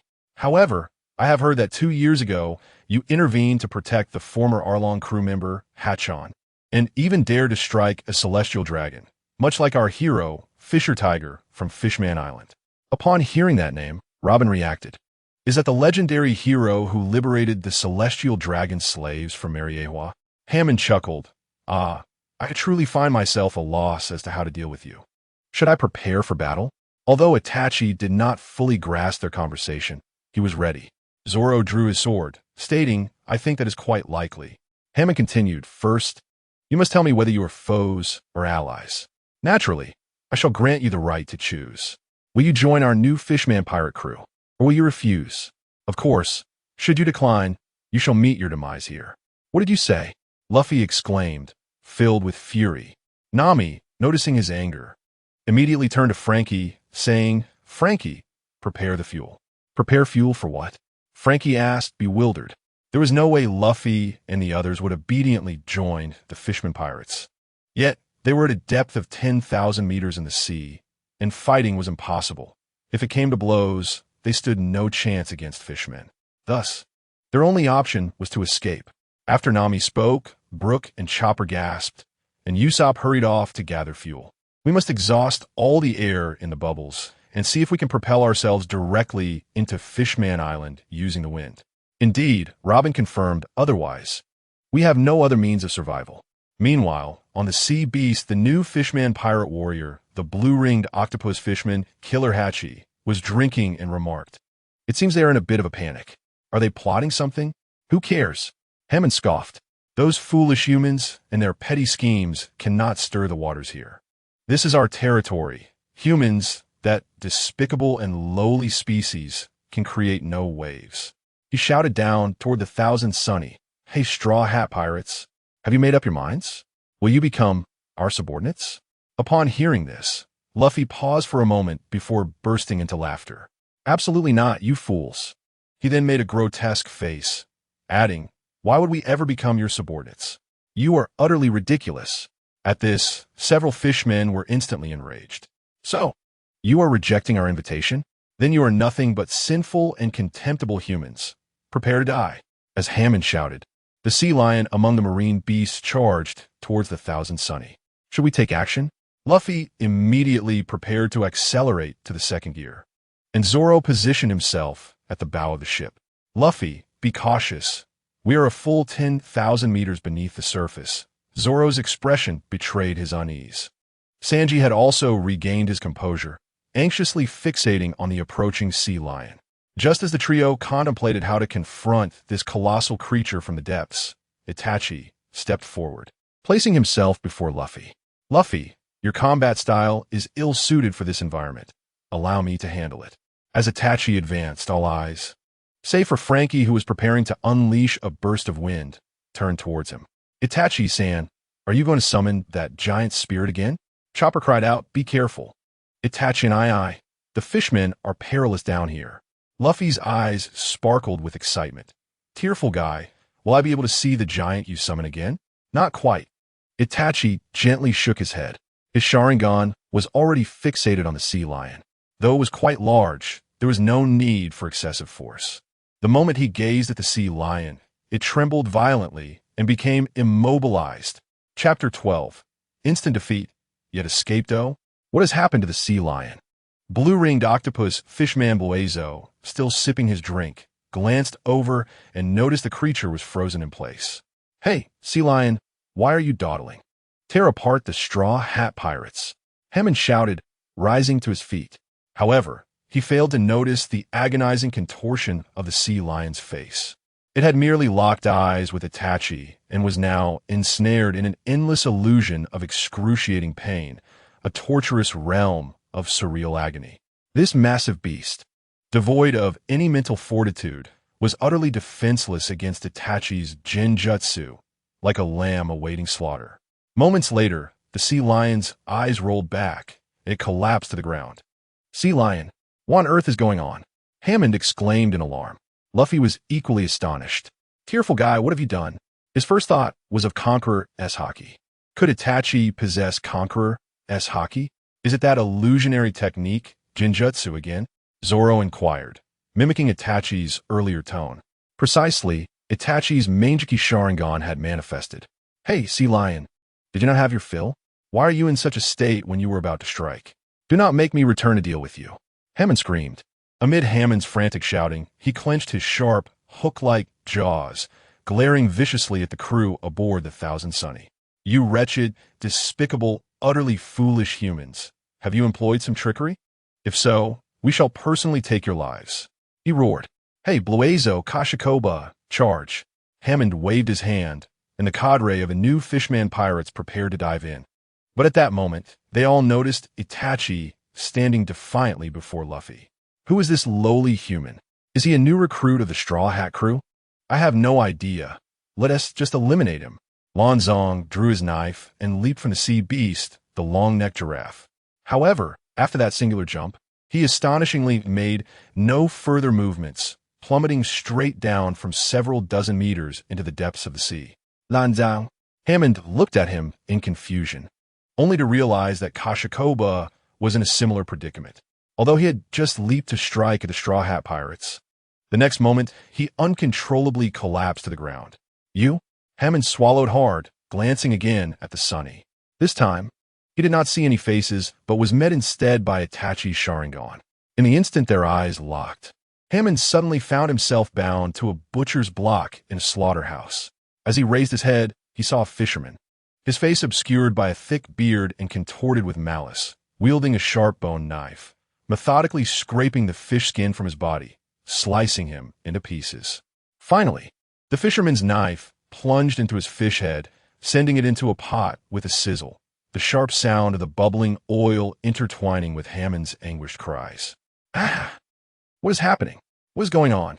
As Hammond's screams echoed, countless fishermen, armed with countless bone knives, were mercilessly slicing, cutting, and shattering him into innumerable fragments. Though merely a fleeting moment in reality, within the realm of Tsukuyomi, Hammond felt as if he had endured a century of infernal torment. Amidst the agony, his body, like those of other officers of the new Fishman pirates, succumbed to the ocean floor. Truly a peculiar dreamscape of Tsukuyomi. Itachi had initially intended to impose his most commonly used Tsukuyomi punishment, but was taken aback when this fishman conjured such a vivid illusion himself. Observing several fishmen succumbing to the world of Tsukuyomi, tormented by the illusion until they lost their ability to move, Itachi retracted his Sharingan. He sensed that while his physical form had returned to a robust state reminiscent of 17 or 18 years of age, his eyesight and ocular power had undeniably been restored to their fullest clarity. However, he pondered that it would be wise to minimize the use of his Manjiki Sharingan techniques, for frequent application would inevitably lead to deterioration. Was this truly resolved? In an instant, across the water, through bubbles, and spanning a distance of hundreds of meters, the enemy was vanquished. Luffy, Zoro, and Sanji exchanged bewildered remarks. Soon, Luffy transitioned from shock to delight. With unbridled enthusiasm, he extended his rubbery arm and seized Itachi. Your Jinjutsu is amazing. Jinjutsu? You mean the illusion technique, Itachi said, exasperation evident in his gaze. Yes, the illusion. Luffy cheered exuberantly. Zoro, observing Itachi, felt a bead of cold sweat trickle down his forehead. In just that fleeting moment, without even direct contact, so many foes have been dealt with. Truly terrifying. Sanji also broke into a cold sweat. Thank goodness Itachi is not our enemy. Why do I feel like his abilities are even more fearsome than Kuma's? Just as they were lost in their thoughts, Nami returned to the deck, ready to inform everyone that the wind has been prepared for the jet stream. However, at that moment, she suddenly noticed that the fishmen were sprawled on the ground. Everyone, we need to prepare immediately. Nami's words remained unspoken. Robin had just been focused on the progress of the wind blaster, not paying attention to what lay ahead. As she turned around, she noticed that the enemy had vanished, leaving only a few bewildered sea beasts. What had transpired? Before anyone could ponder this mystery, Usopp had already secured the sails and exclaimed excitedly, "Hold on tight, everyone. We're about to make our escape." Indeed, Wind Blaster, prepare for launch. Frankie pressed the button, and with maximum power, the Wind Blaster suddenly propelled the Sunny towards the bubbles of Fishman Island. Ha! Those fishmen won't be able to catch us now. They can't catch us. Usopp jeered, making faces at the fishmen on the backs of the sea beasts. However, as he continued his antics, he noticed something amiss. Where are the fishmen on the backs of the sea beasts? Hey Frankie, how can we launch the Wind Blaster when the fishmen have been dealt with by Itachi? Sanji shouted toward the helm. What? Frankie exclaimed, his eyes widening in disbelief as he looked toward the sea beasts, only to see that the fishmen were no longer riding on their backs, but had fallen into the sandy depths below. Why didn't you tell us sooner? You didn't inform us that we needed to flee and launch the Wind Blaster. No time to dwell on that. Everyone hold on tight. With one vigorous push, we'll charge into Fishman Island, Nami declared, gripping the railing. Oh ha, let us go. Luffy joyfully leaped to the bow of the ship. Just as Itachi was about to steady himself, he realized that the propulsion speed and upward angle of the Wind Blaster were too great, causing him to tumble from the bow to the stern. Uchiha Itachi, Robin exclaimed, reaching out with her flower arms to intercept him, but Chopper arrived first, using his fur to cushion Itachi's fall, allowing him to land softly within his bouncy coat. Be careful, big brother Itachi, Chopper said as he bounced him to the edge of the railing. I owe you one, Chopper. Thank you, Itachi acknowledged gratefully with a glance. Don't mention it. You shouldn't praise someone so casually. They won't take it to heart. Baka, you fool. Chopper chuckled bashfully. Chopper, hold on tight. Usopp shouted at him. Chopper snapped back to reality and quickly grasped the railing. After the super propulsion of the Wind Blaster, the Thousand Sunny surged at incredible speed, bursting through the bubble surrounding Fishman Island. Just as Luffy was about to excitedly shout that they had arrived, the crew suddenly realized that after passing through the enormous bubble surrounding Fishman Island, the bubble on the Sunny had vanished due to friction with the giant bubble. The bubble has been absorbed. Robin gasped. Before her words had fully escaped her lips, Brooks suddenly pointed ahead and shouted, Look, what is that? They found themselves in a section of outer space filled with air after passing through the first layer of the massive bubble, surrounded by yet another layer of bubbles encapsulating Fishman Island. Robin instantly understood the situation. This was a double-layered, encapsulating bubble. And ordinary vessels would rapidly plummet or become trapped in this layer devoid of seawater, immobilized. Then let us try again, Frankie declared as he quickly pulled the lever. Everyone, hold on tight. We're going to charge in with all our might. As Frankie shouted, the Thousand Sunny surged forward once again, propelling itself towards the second layer of bubbles. However, in that fleeting moment when Itachi lifted his gaze, he abruptly noticed an anomaly in the colors of that layer of bubbles. Wait a moment, something is clearly amiss. Zoro also detected the irregularity. Before he could utter the words, sea water, the Thousand Sunny burst through the bubbles and plunged directly into the inner sea of Fishman Island. Chapter 13, Itachi, why not join me? The instant the Thousand Sunny entered the inner sea of Fishman Island, the entire vessel was overturned by the tumultuous currents, sending the Straw Hat crew and Itachi tumbling into the water. Amidst the swirling waters, Nami instinctively opened her mouth to scream, but as her lips barely parted, seawater rushed violently into her stomach. Nami, Robin, Sanji swiftly attempted to activate his sky walk to rescue Nami and the others, only to find that he could not utilize it in such rapid currents. This is disastrous. We have 4 devil fruit users among us.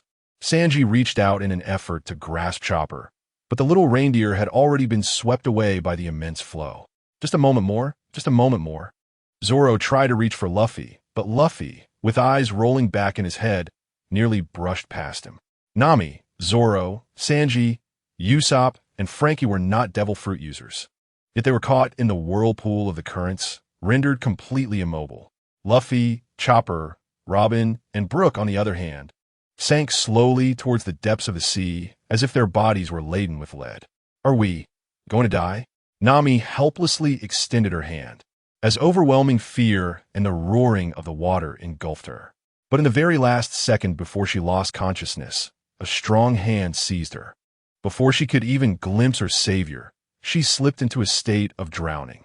Meanwhile, Itachi held onto Nami, preventing her from being swept away by the currents, while using his other hand to grasp hers, preparing to perform a jutsu. Water release, water prison technique. As the hand signs were completed, a spherical water bubble enveloped Nami. Time seemed to stretch indefinitely before Nami gradually opened her eyes. Where am I? Have I sunk to the bottom of the sea? As her awareness returned, Nami suddenly realized that she was able to breathe. She sat up on the rocks and discovered she was on a rocky shore. Huh, am I saved?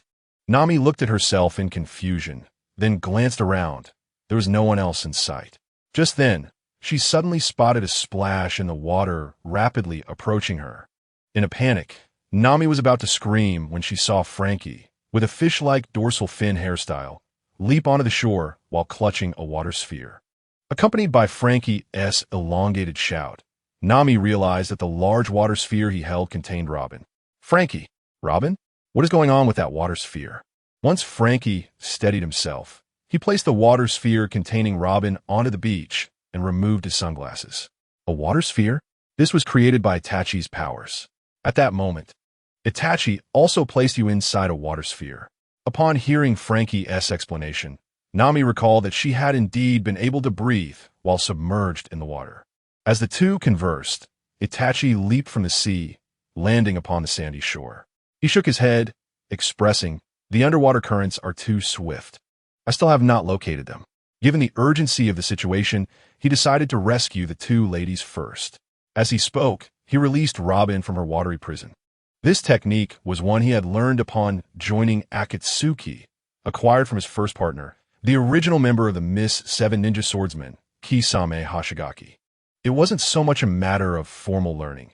The inherent ability of the Sharingan allowed him to observe the movements of others in a manner akin to slow motion, thus facilitating his capacity for replication.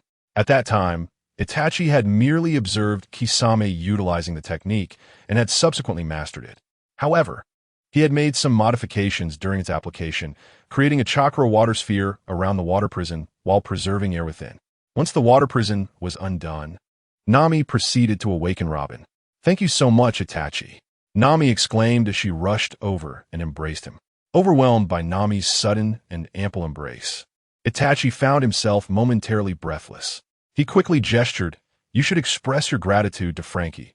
After I had encased you and Robin in the water prison, I went to find Luffy and the others.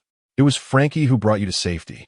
"Ah, then I must thank Frankie as well," Nami replied, turning to give Frankie a thumbs up, but he had already leapt onto a nearby rock, searching for Luffy and the others. "Frankie," Itachi called out to him. "Luffy and the others have been swept into the depths by the currents." With that, Itachi prepared to plunge back into the water, only to be halted by Nami. "Honestly, we just reunited, and now we are separated again. But do not worry too much, Itachi. They are remarkably resilient and will surely survive." Indeed, Frankie is still scanning the area.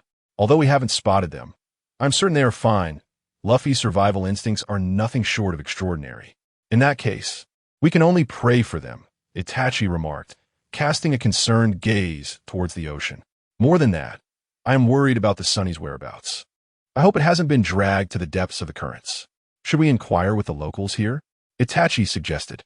From an external perspective, the Fishman Island appeared as a spherical bubble structure, with seawater residing in the lower half. The currents we encountered originated from our section and surged towards the opposite end. Thus, the Sunny may very well be at the bottom or swept to the far side. Hearing Itachi's analysis, Frankie pondered for a moment before striking his fist. "Itachi's reasoning is sound. I noticed a town over there. We can inquire there." "That is feasible," Itachi nodded slightly. He was about to seek Nami's opinion when he noticed she and Robin had removed their upper garments and were wringing out their clothes at the shore. As Robin caught Itachi's gaze, she smiled softly. "I truly appreciate your help, Itachi." Itachi quickly averted his eyes. "It's nothing. No need to thank me." "Are you feeling shy, Itachi? We merely thought you did not seem like the lecherous type," Robin chuckled. Itachi stammered, momentarily at a loss for words. Was it his own restraint, or was it that the women of this region were unbothered by such matters? "Are you two ready? If so, let us head towards the town." They arrived at the scene, where Nami's attire was rather scanty. She quickly wrung out her clothes, followed closely by Robin. The four of them traversed the rocky beach and soon reached the town. Upon encountering the bustling fishmen, Robin confidently declared, "We have indeed landed on Fishman Island." Nami concurred, noting that the place was far more vibrant than she had anticipated. As Nami surveyed the surrounding streets, she was astonished to find an array of towering buildings. Unlike anything on land, some structures mimicked coral, while others resembled islands. The street-side showcases, composed of glass and various modern materials, were a splendid fusion of underwater and terrestrial architecture, enticing her to indulge in shopping. Itachi observed the fishmen in the streets, noting the diversity among them. Some had human bodies with fish heads, while others were mermaids with fish tails and human upper bodies. These residents lived and shopped just like humans on land, prompting Itachi to recall Kisame. He pondered whether Kisame from the hidden mist village hailed from this place. Frankie remarked on the crowd, "Indeed, there are many people here. Acquiring information should be effortless." Nami interjected, "Are you referring to the Sunny's whereabouts or Luffy's?" Frankie, with a grave expression, replied, "Those are indeed of concern, but there is something else weighing on my mind. My shipwright mentor, Mr. Tom, was also a fishman. He reminisced about the great shipbuilder who had been pivotal in his youth. This is his homeland, and he has relatives here. Now that we are here, I must pay them a visit and share Mr. Tom's story with them. I apologize for having to split up so soon after reuniting." Frankie tucked away his spine-like hair. "Well, if that is the case, then so be it," Nami sighed. Suddenly, Robin had a thought and said, "Speaking of which, I also have matters to investigate." Nami looked at her in surprise. "Yes," Robin affirmed. "Fishman Island has been steeped in legends for ages. There must be numerous historical fragments here that I wish to explore." Nami murmured, "Historical fragments," before suggesting, "Then we shall split up." Agreed. Frankie and Robin nodded in unison. At that moment, all eyes turned to Itachi. "What about you, Itachi?" he was asked. "Me?" He pointed to himself. "I'm fine with anything. To be honest, I'm still trying to figure out where I am." He shook his head with a wry smile, feeling as though he no longer belonged to this world. "You might as well join me," Robin said with a gentle smile. "I wish to learn about your homeland and how you came to be here." After a moment of contemplation, Itachi nodded. All right, let us proceed this way. Frankie waved to everyone and began making his way deeper into the streets. Chapter 14. Great turmoil with that. Frankie headed toward the town center. Nami, feeling the weight of her wallet still at her waist, started wandering around the street. Robin glanced around before choosing a narrow path that led to the edge of the town. Let's proceed this way, Itachi. From here, it seems we can behold the entirety of the town. Itachi glanced at the general direction and nodded.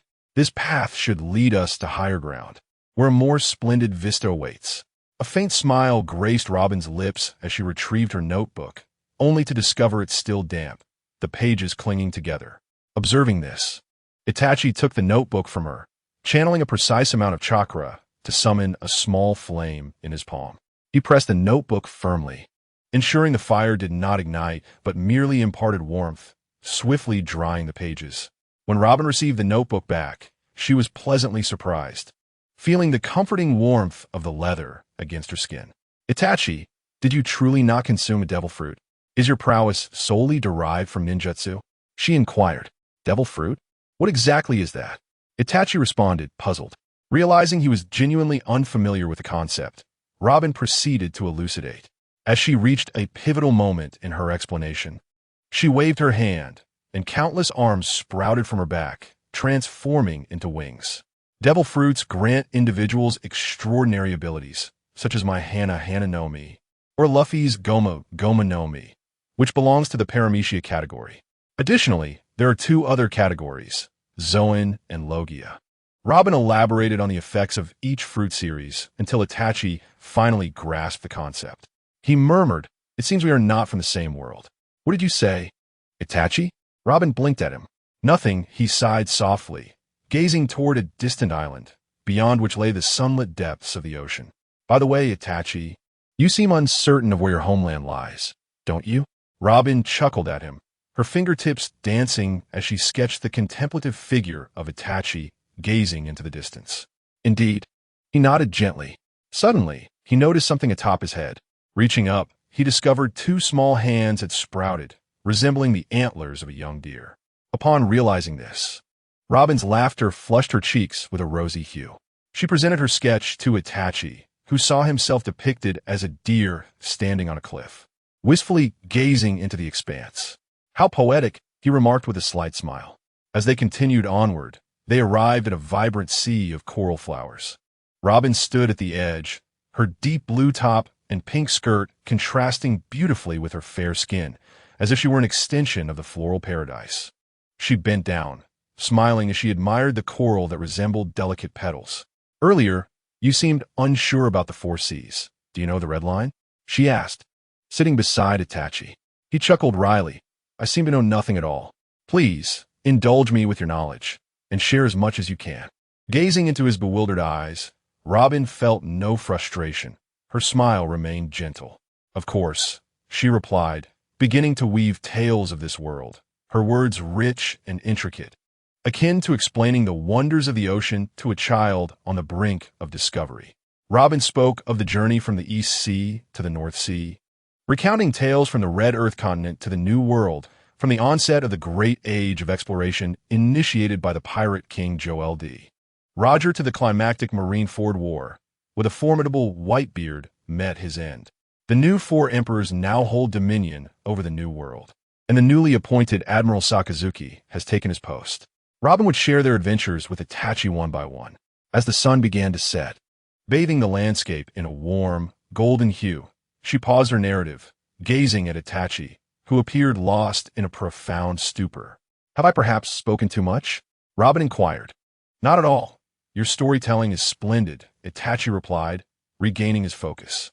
I apologize, Itachi, for my ignorance of your homeland, the land of fire, and the Akatsuki. This world is vast, and your home may lie in territories yet unexplored by us. Itachi listened, lost in thought for a while, then let out a wry smile. After hearing you, I feel as though I have no connection to this world. It seems I'm not of this realm. But you are indeed a part of this world, Robin reassured him, placing her hand gently on his shoulder, the warmth of her fingertips seeping into his armor and enveloping him. You are a reliable person, Itachi. I believe Luffy will invite you to join us." At the mention of the word companions, Itachi's expression shifted noticeably. Those two syllables carried a weight of complex significance for him. Noticing his silence, Robin stood and pointed ahead. "Come, Itachi, let's explore that way. It appears there's a bus stop." It was quite astonishing. Could there truly be buses on Fishman Island? Itachi followed her gaze and spotted a signpost. "If we can ride a bus, we could witness more of the island's wonders," Robin remarked with a smile. "Indeed, that sounds like a splendid idea." Itachi was still processing the myriad of information Robin had just shared, which had begun to form a preliminary impression of this vibrant world, a realm of pirates and maritime battles, entirely distinct from the world of ninjas. Meanwhile, above them, in the sacred domain of Fishman Island, Ryugu Palace, an unforeseen upheaval was unfolding. After being rescued by Kami, Luffy, Usopp, and Nami had met with the island's ruler, Neptune, the Knight of the Sea, who extended an invitation to them for a banquet at Ryugu Palace. Upon their arrival, Neptune was unsettled by a prophecy from the island's oracle, the owner of the mermaid, CF, Madame Charlie, foretelling that Fishman Island would meet its destruction at the hands of a man wearing a straw hat. Coupled with reports from the Right Minister concerning the Straw Hat Crew's alleged involvement in the trafficking of fishmen, Neptune resolved to apprehend Luffy and his companions. However, the situation took a turn, as Zoro and Usopp had successfully captured everyone in Ryugu Palace. Yet, the order to detain the Straw Hat crew had already been issued, and soldiers still outside were actively searching for them. Just as Itachi and Robin sat together at the bus stop, Itachi noticed a group of armored fishmen approaching from a distance. "Robin, do you see over there? Is that the Fishman army of Fishman Island?" A note of caution flickered in Itachi's eyes. Robin soon noticed the armored fishmen as well, but before she could speak, a large group of fishmen had already approached. Comparing her appearance to the bounty poster, "That is Nico Robin of the Straw Hat Crew. By the command of King Neptune, apprehend all members of the Straw Hat Crew." Chapter 15. Hody's Plan, Assault on Ryugu Palace. As Itachi and Robin sat silently at the bus stop, observing the throng of Fishman soldiers, the troops swiftly closed in on them. The leading Fishman soldier brandished the bounty poster before Robin. "Hey, criminal, you Straw Hats are implicated in two grave offenses. 1. The trafficking of numerous mermaids. 2. According to the prophecy of Madame Shirley, the man with the straw hat will bring about the destruction of Fishman Island. You are suspected of being the harbinger of its ruin. Thus, we must arrest you, Nico Robin of the Straw Hat Crew." Instantly, all the Fishman soldiers drew their weapons, aiming them at Robin. Itachi raised an eyebrow slightly, pondering the absurdity of the situation. Robin smirked, rising to her feet. "I have not heard of such allegations. Furthermore, you actually believe in prophecies, this pseudoscientific nonsense? Your intelligence is truly questionable." Upon hearing Robin's retort, the Fishman captain seethed with anger. "What do you know? Madame Shirley's prophecies have always proven accurate. You, surrender quietly." "Why should I surrender?" Robin questioned, perplexed. "I do not wish to miss the bus." With that, she raised her hands, preparing to unleash her devil fruit ability, Giant Tree. Yet, Itachi stood up as well. "Let me stretch a bit." As he spoke, he flicked his wrist, activating his Sharingan. Having previously battled the forces of nature at sea, Itachi had not yet fought on land since regaining his 18-year-old body. Would Itachi engage? Robin smiled knowingly and lowered her hands. The Fishman captain, unaware of Itachi's identity, shouted at him, "Who is this guy? Get out of my way. Anyone who obstructs us will be arrested." Feeling immobile? "Then surrender." The Fishman captain bellowed as he raised his trident and charged at Itachi. In an instant, Itachi was before him. "Stop your self-indulgent shouting," he admonished, delivering a powerful punch to the captain's head, shattering his helmet and driving deep into his face. With but a single blow, the captain collapsed to the ground, unconscious. "Captain!" The Fishman soldiers, witnessing this, rushed forward. Itachi leaped into the air, darting among the fishmen like an arrow. With deft movements, he effortlessly evaded all their attacks. Under the influence of his Sharingan, their strikes seemed to unfold in slow motion. Though Itachi's taijutsu was not the absolute pinnacle, it was undeniably top tier, especially in terms of speed. Years of practice with his friend, known as Shursui the Teleporter, had honed Itachi's velocity to near perfection. Robin gazed in astonishment at Itachi's assault. His strikes were not characterized by the reckless speed and explosive force of Luffy, nor did they possess the sheer weight and might of Zoro's slashes. Instead, Itachi's combat style resembled that of a masterful dancer. He seamlessly intertwined offense with evasion, each attack deftly dismantling the strikes aimed at him, and every dodge revealing an opportunity for counterattack. There was not a single superfluous movement. Although Robin was not particularly skilled in pure hand-to-hand combat, she could discern the immense power and speed behind Itachi's strikes. Within the span of merely a minute, the ground around Itachi was strewn with the fallen bodies of fishmen soldiers. Now, only the last one remained, grasped firmly by the throat in Itachi's hand. Itachi surveyed the trembling fishman coldly. The terrifying and precise, lethal blows he had just delivered left the creature quaking uncontrollably. "Please, let me go," the fishman pleaded, struggling to escape, only to realize that his strength was utterly inadequate against this seemingly frail human. Itachi turned to Robin and inquired, "Is there a business on the ship involving the trafficking of fishmen?" Robin, having settled back beneath the bus stop sign, chuckled and shook her head in response. "There is no such business." "Understood." Itachi resumed his gaze upon the fishman. Where did the others go? The sudden question, coupled with his labored breathing, left the fishman bewildered. "What do you mean?" "The others you dispatched to capture the Straw Hat crew." I don't know." The response elicited a dire sense of dread. "If you say you don't know, you'll die." "Oh." The fishman's face turned pale with panic. They split into two groups. One headed to the CAF on the island, while the other returned to Fishman Island, where your Straw Hat crew is also present. "Please, spare me. I was merely following orders."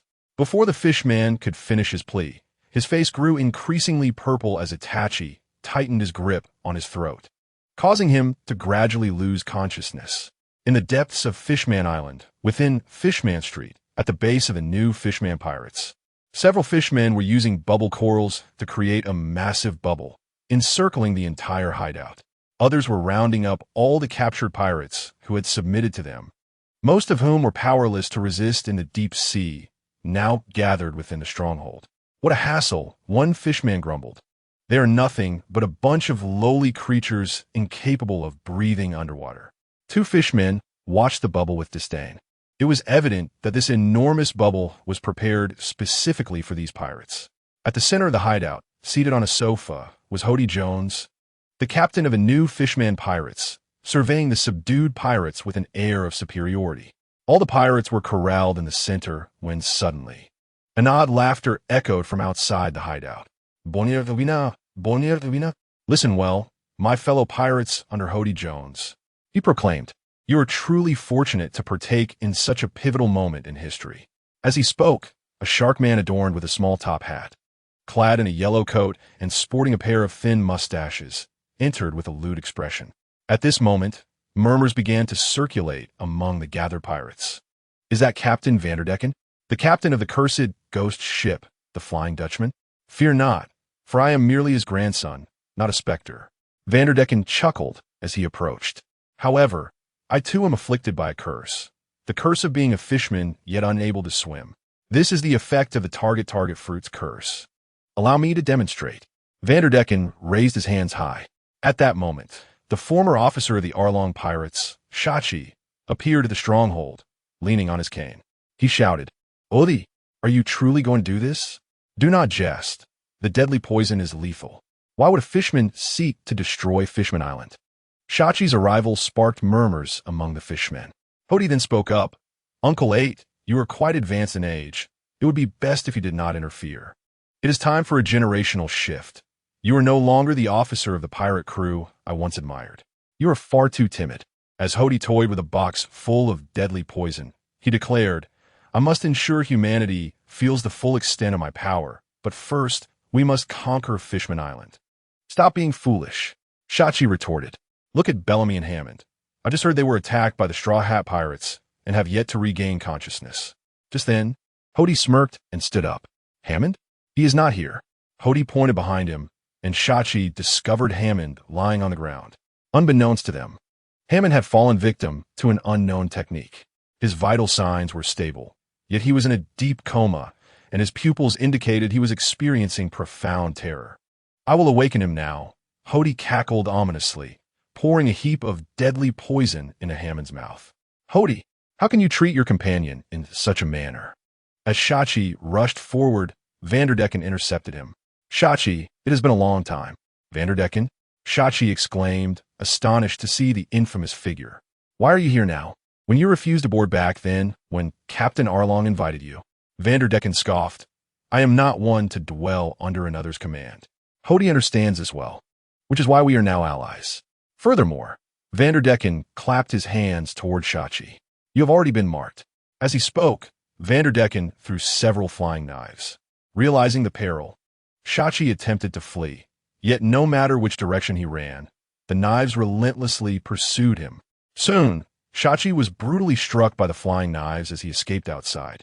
Simultaneously, Hammond, having ingested numerous doses of deadly poison, suddenly opened his eyes and awoke. Hody erupted in maniacal laughter, promptly announcing his grand scheme to the human pirates. Vanderdecken would use the target fruit to launch them into Ryugu Palace, where they would unlock the gates to allow Hody's new fisherman pirates entry. "But wouldn't that lead to our demise?" the pirates exclaimed in alarm.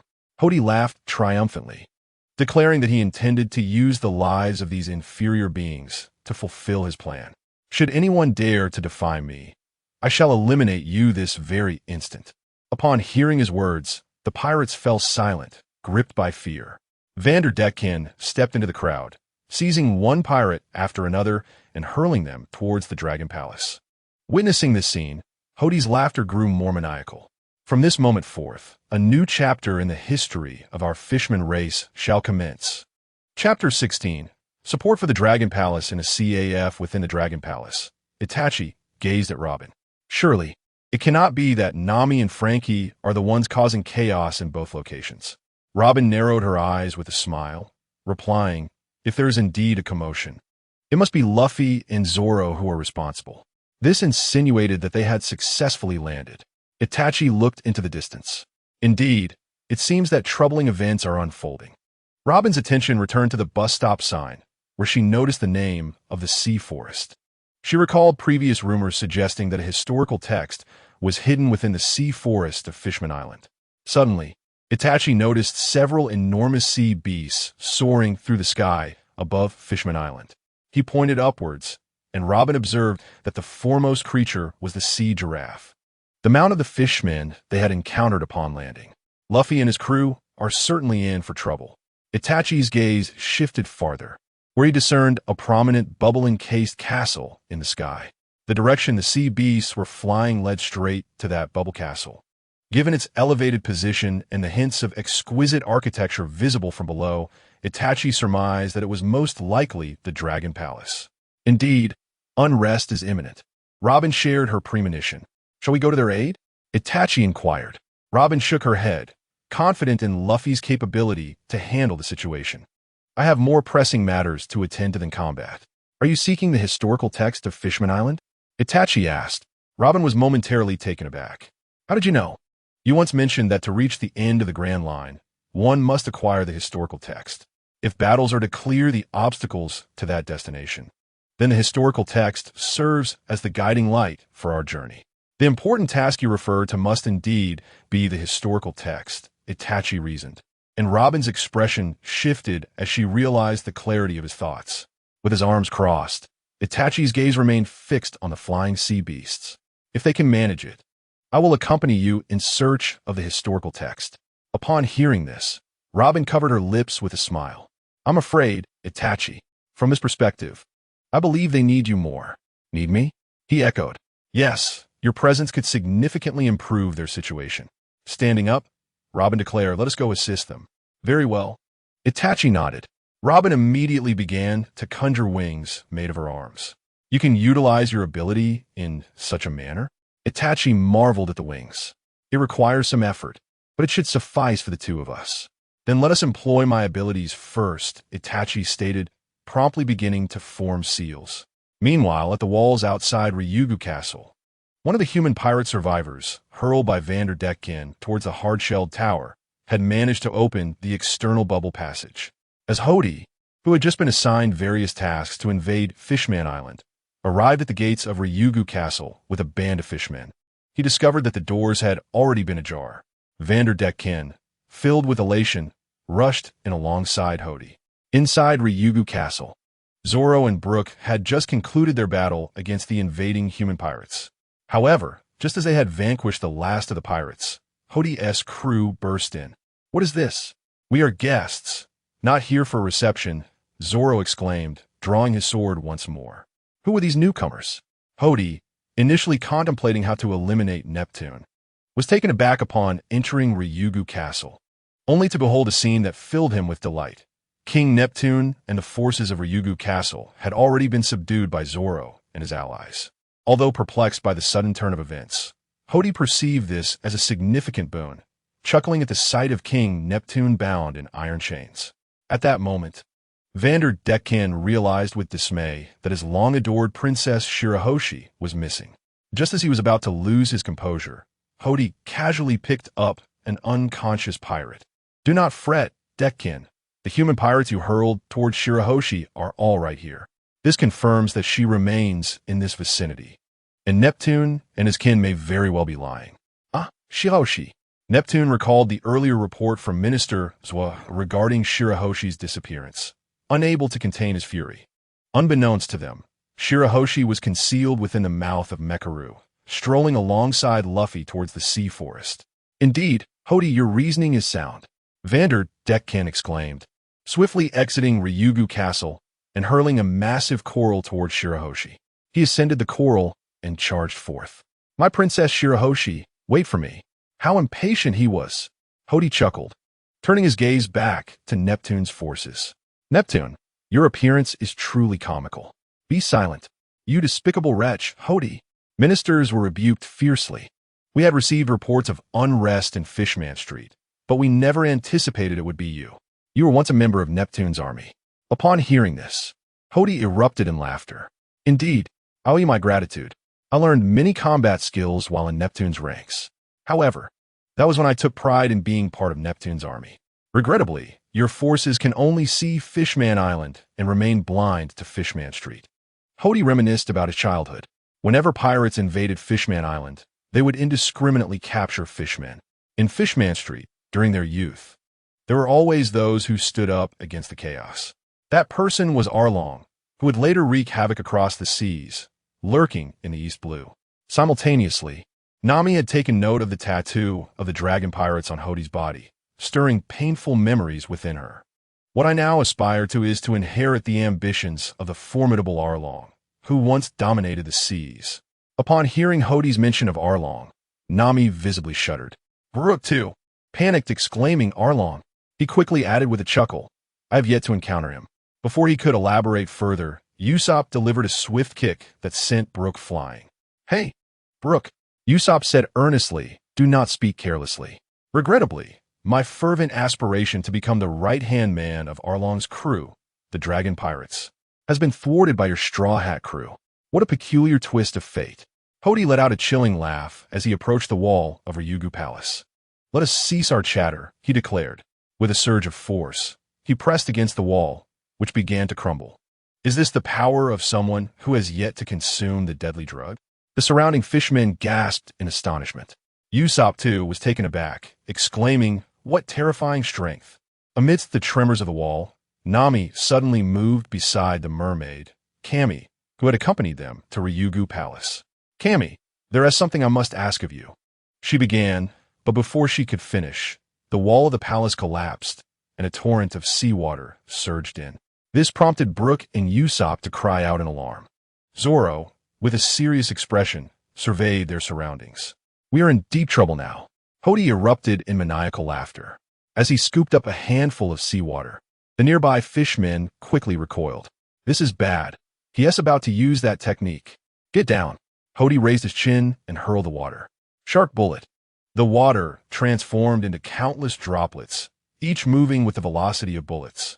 The bound Neptune soldiers were unable to evade, and upon being struck, they were rendered immobile as if pierced by projectiles. Seeing this, Neptune fell into the water, attempting to shield his soldiers with his own body. How absurd. What king shields his soldiers from bullets? Hody mocked as he frantically launched the water bullets. Zoro faced the barrage head-on, effortlessly blocking all incoming droplets with the hilt of his sword. He deftly dodged, advancing forward to evade Hody's onslaught. Once he was close enough, Zoro drew his sword and unleashed a wave of energy. One sword style, ominous port bird, the wave surged toward Hody, who barely dodged it, seizing one of his fisherman subordinates as a shield. Amidst the astonishment of those present, Zoro turned to Usopp and instructed, "Untie them. Release everyone.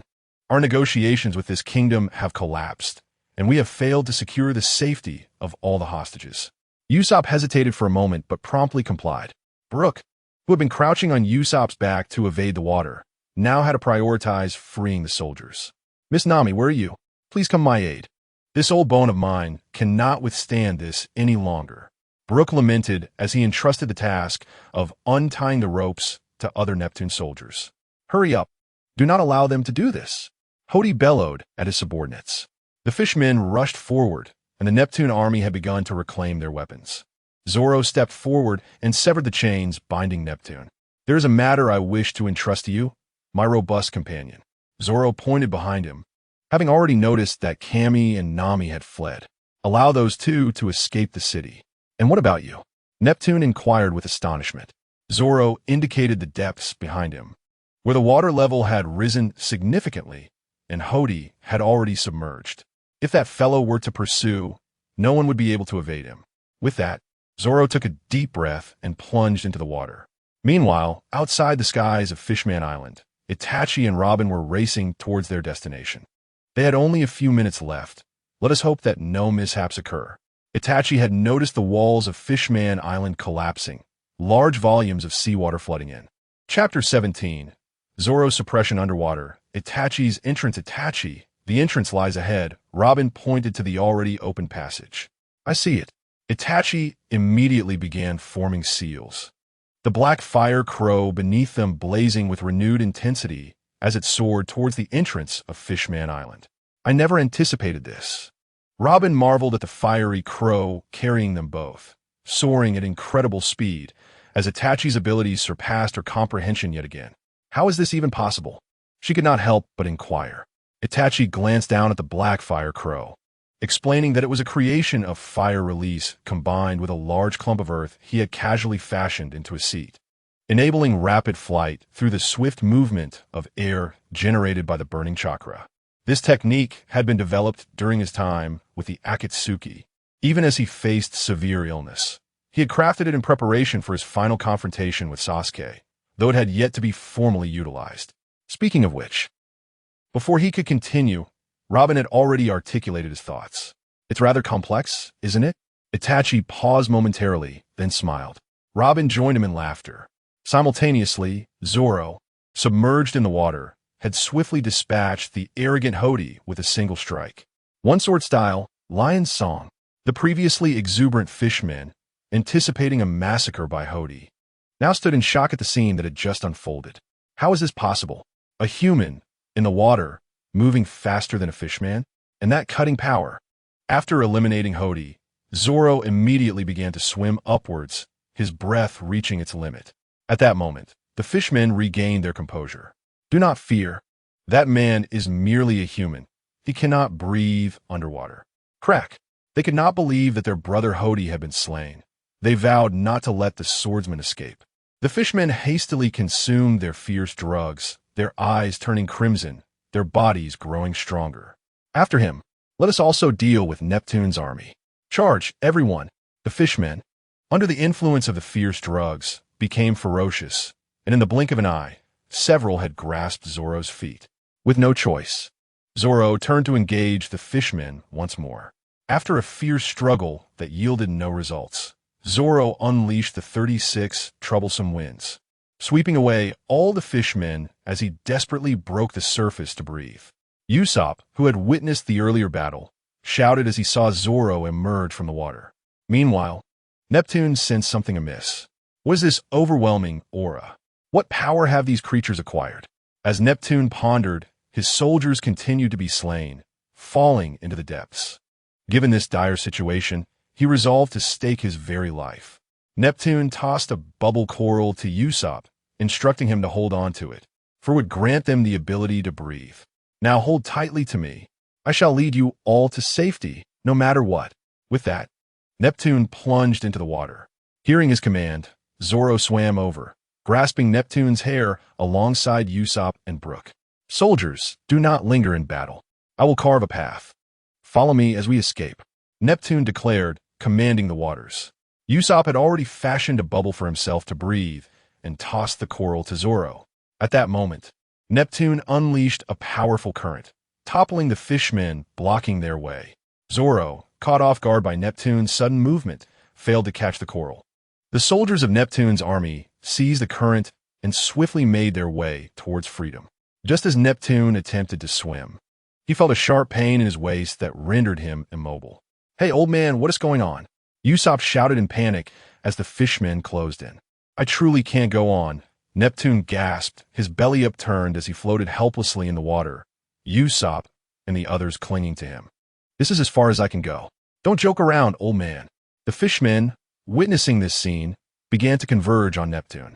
In this critical moment, Neptune's colossal whale, HRU, suddenly burst forth, thrashing its tail and desperately shaking its reins. Upon seeing this, Neptune hurriedly grasped HRU, a glimmer of hope igniting within him as HRU swam fiercely towards the exit. However, just as they were about to breach the threshold, Neptune felt something gripping his tail.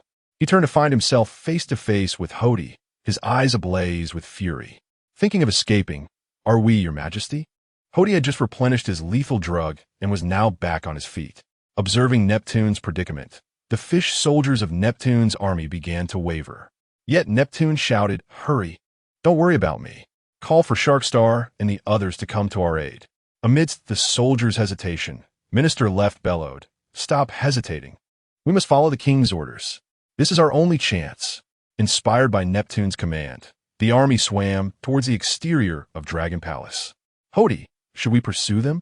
one fisherman inquired, watching Neptune's fleeing forces. Hody chuckled. "There's no need to chase them. What can soldiers who abandon their king accomplish? Instead, we must quickly bind this foolish king, along with these three imbeciles." With Hody's command, the fishmen surged forward, directly targeting the nearly asphyxiated Zoro. One fishman lunged at Zoro, seizing his throat. "Hey, swordsman, aren't you tough? Where are your slashes now? Come on." The fishman tightened his grip on Zoro, who gasped for air, expelling his last breath. Usopp, too, found himself surrounded by fishmen wielding harpoons and long knives. "You two die first," the fishman roared, his expression a mask of ferocity. Hody stood triumphantly atop Neptune, his laughter growing increasingly deranged. The first step had been accomplished. However, amidst his maniacal cackling, Hody suddenly beheld a water dragon surging forth from the outside. This water dragon, majestic and extraordinarily precise, swiftly hurled the fishman holding Zoro aside. Usopp, who had raised his hands in surrender, caught a glimpse of the water dragon from the corner of his eye. It was Itachi. In his moment of astonishment, he watched as Itachi, shrouded in the Susanu's skeletal form, charged into the palace of Ryugu.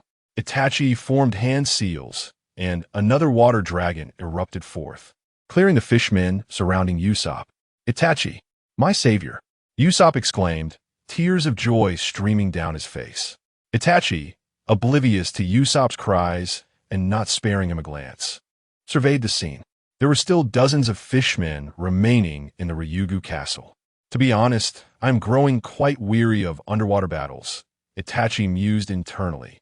Forming hand seals once more. Water style, water dragon tornado. Fire style, great fire dragon technique. A water dragon entwined with flames erupted, instantly decimating a dozen fishmen. This spectacle left Hody's crew in a state of bewilderment. "What is this? Fire in the water? Who is this person?" the fishman exclaimed in shock. "Never mind who he is." Hody gritted his teeth. "What are you all standing there for? This might be another member of the Straw Hat crew. Attack! Eliminate him! Remember, this is water. It is our domain." With Hody's words igniting their spirits, the fishmen rallied. "Hody is right. Let us go and take him down." They charged toward Itachi. Itachi's Sharingan had activated, and he was swiftly scanning the battlefield. The enemies, all fishmen, surrounded him. The samurai and Usopp were trapped, alongside a massive, injured mermaid, lying helplessly. A figure that appeared to be their leader stood atop the giant mermaid. Understood, Itachi exhaled. The terrain was cramped, with allies nearby.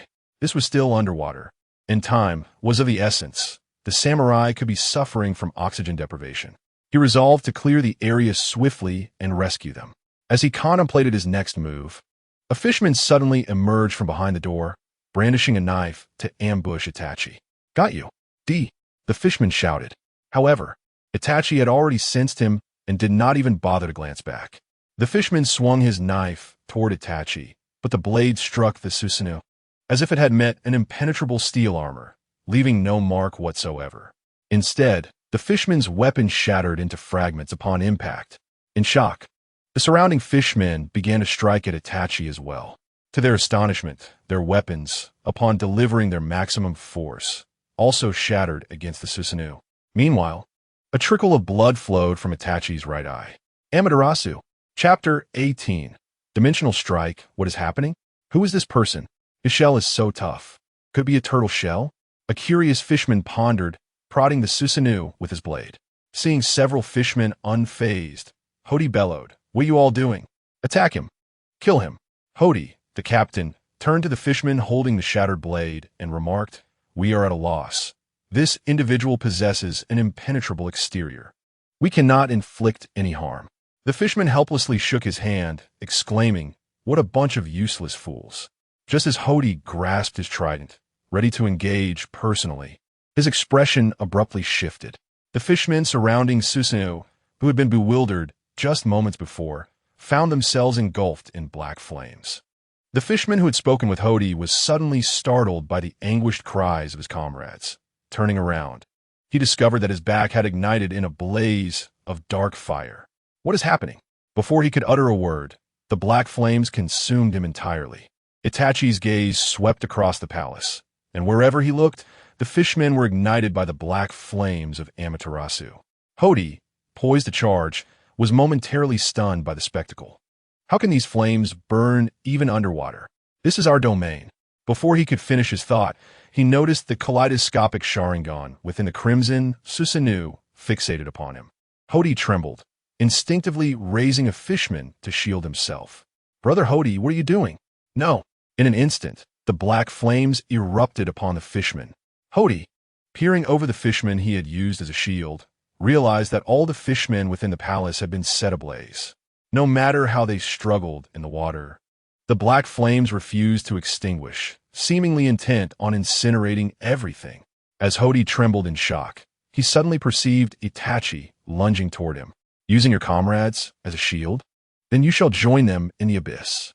Itachi extended the hand of Susanoo, and Hody hurriedly attempted to block with his trident, but upon collision with Susanoo's arm, the trident shattered into pieces. At that moment, Hody found himself locking eyes with the blood-stained gaze of Itachi. A singular thought raced through Hody's mind. This black flame is an overwhelming force. Without a moment's hesitation, he turned and fled. As expected, a trail of black flames ignited behind him. The palace's main entrance was obstructed by Itachi's form, igniting Hody's primal instinct for survival. Fueled by a potent concoction, he bit through a corner of the wall, escaping like a rat through a hole toward the palace's exterior. Itachi intended to pursue, but noted the astonishing speed with which Hody fled through the water. With Zoro and Usopp still submerged, Itachi had no choice but to pivot and assist them. He expanded Susanoo, transforming it into a skeletal structure, extending his hand to pull Zoro inside. Usopp, witnessing the arrival of his savior, was already in tears. Before Itachi could reach out, he leapt onto Susanoo's hand. Inside Susanoo, Usopp felt an overwhelming urge to express his gratitude with fervent embraces. "Itachi, you are my deity, my savior." "All right, let us swiftly revive the warrior," Itachi replied, then turned to Neptune, inquiring, "What are the others?" As for the others, during the chaos, Nami and Kami seemed to vanish. Luffy has long since disappeared, and Brook. Well, about Brook. Usopp glanced around, and Itachi suddenly pointed upward. I observed it floating there.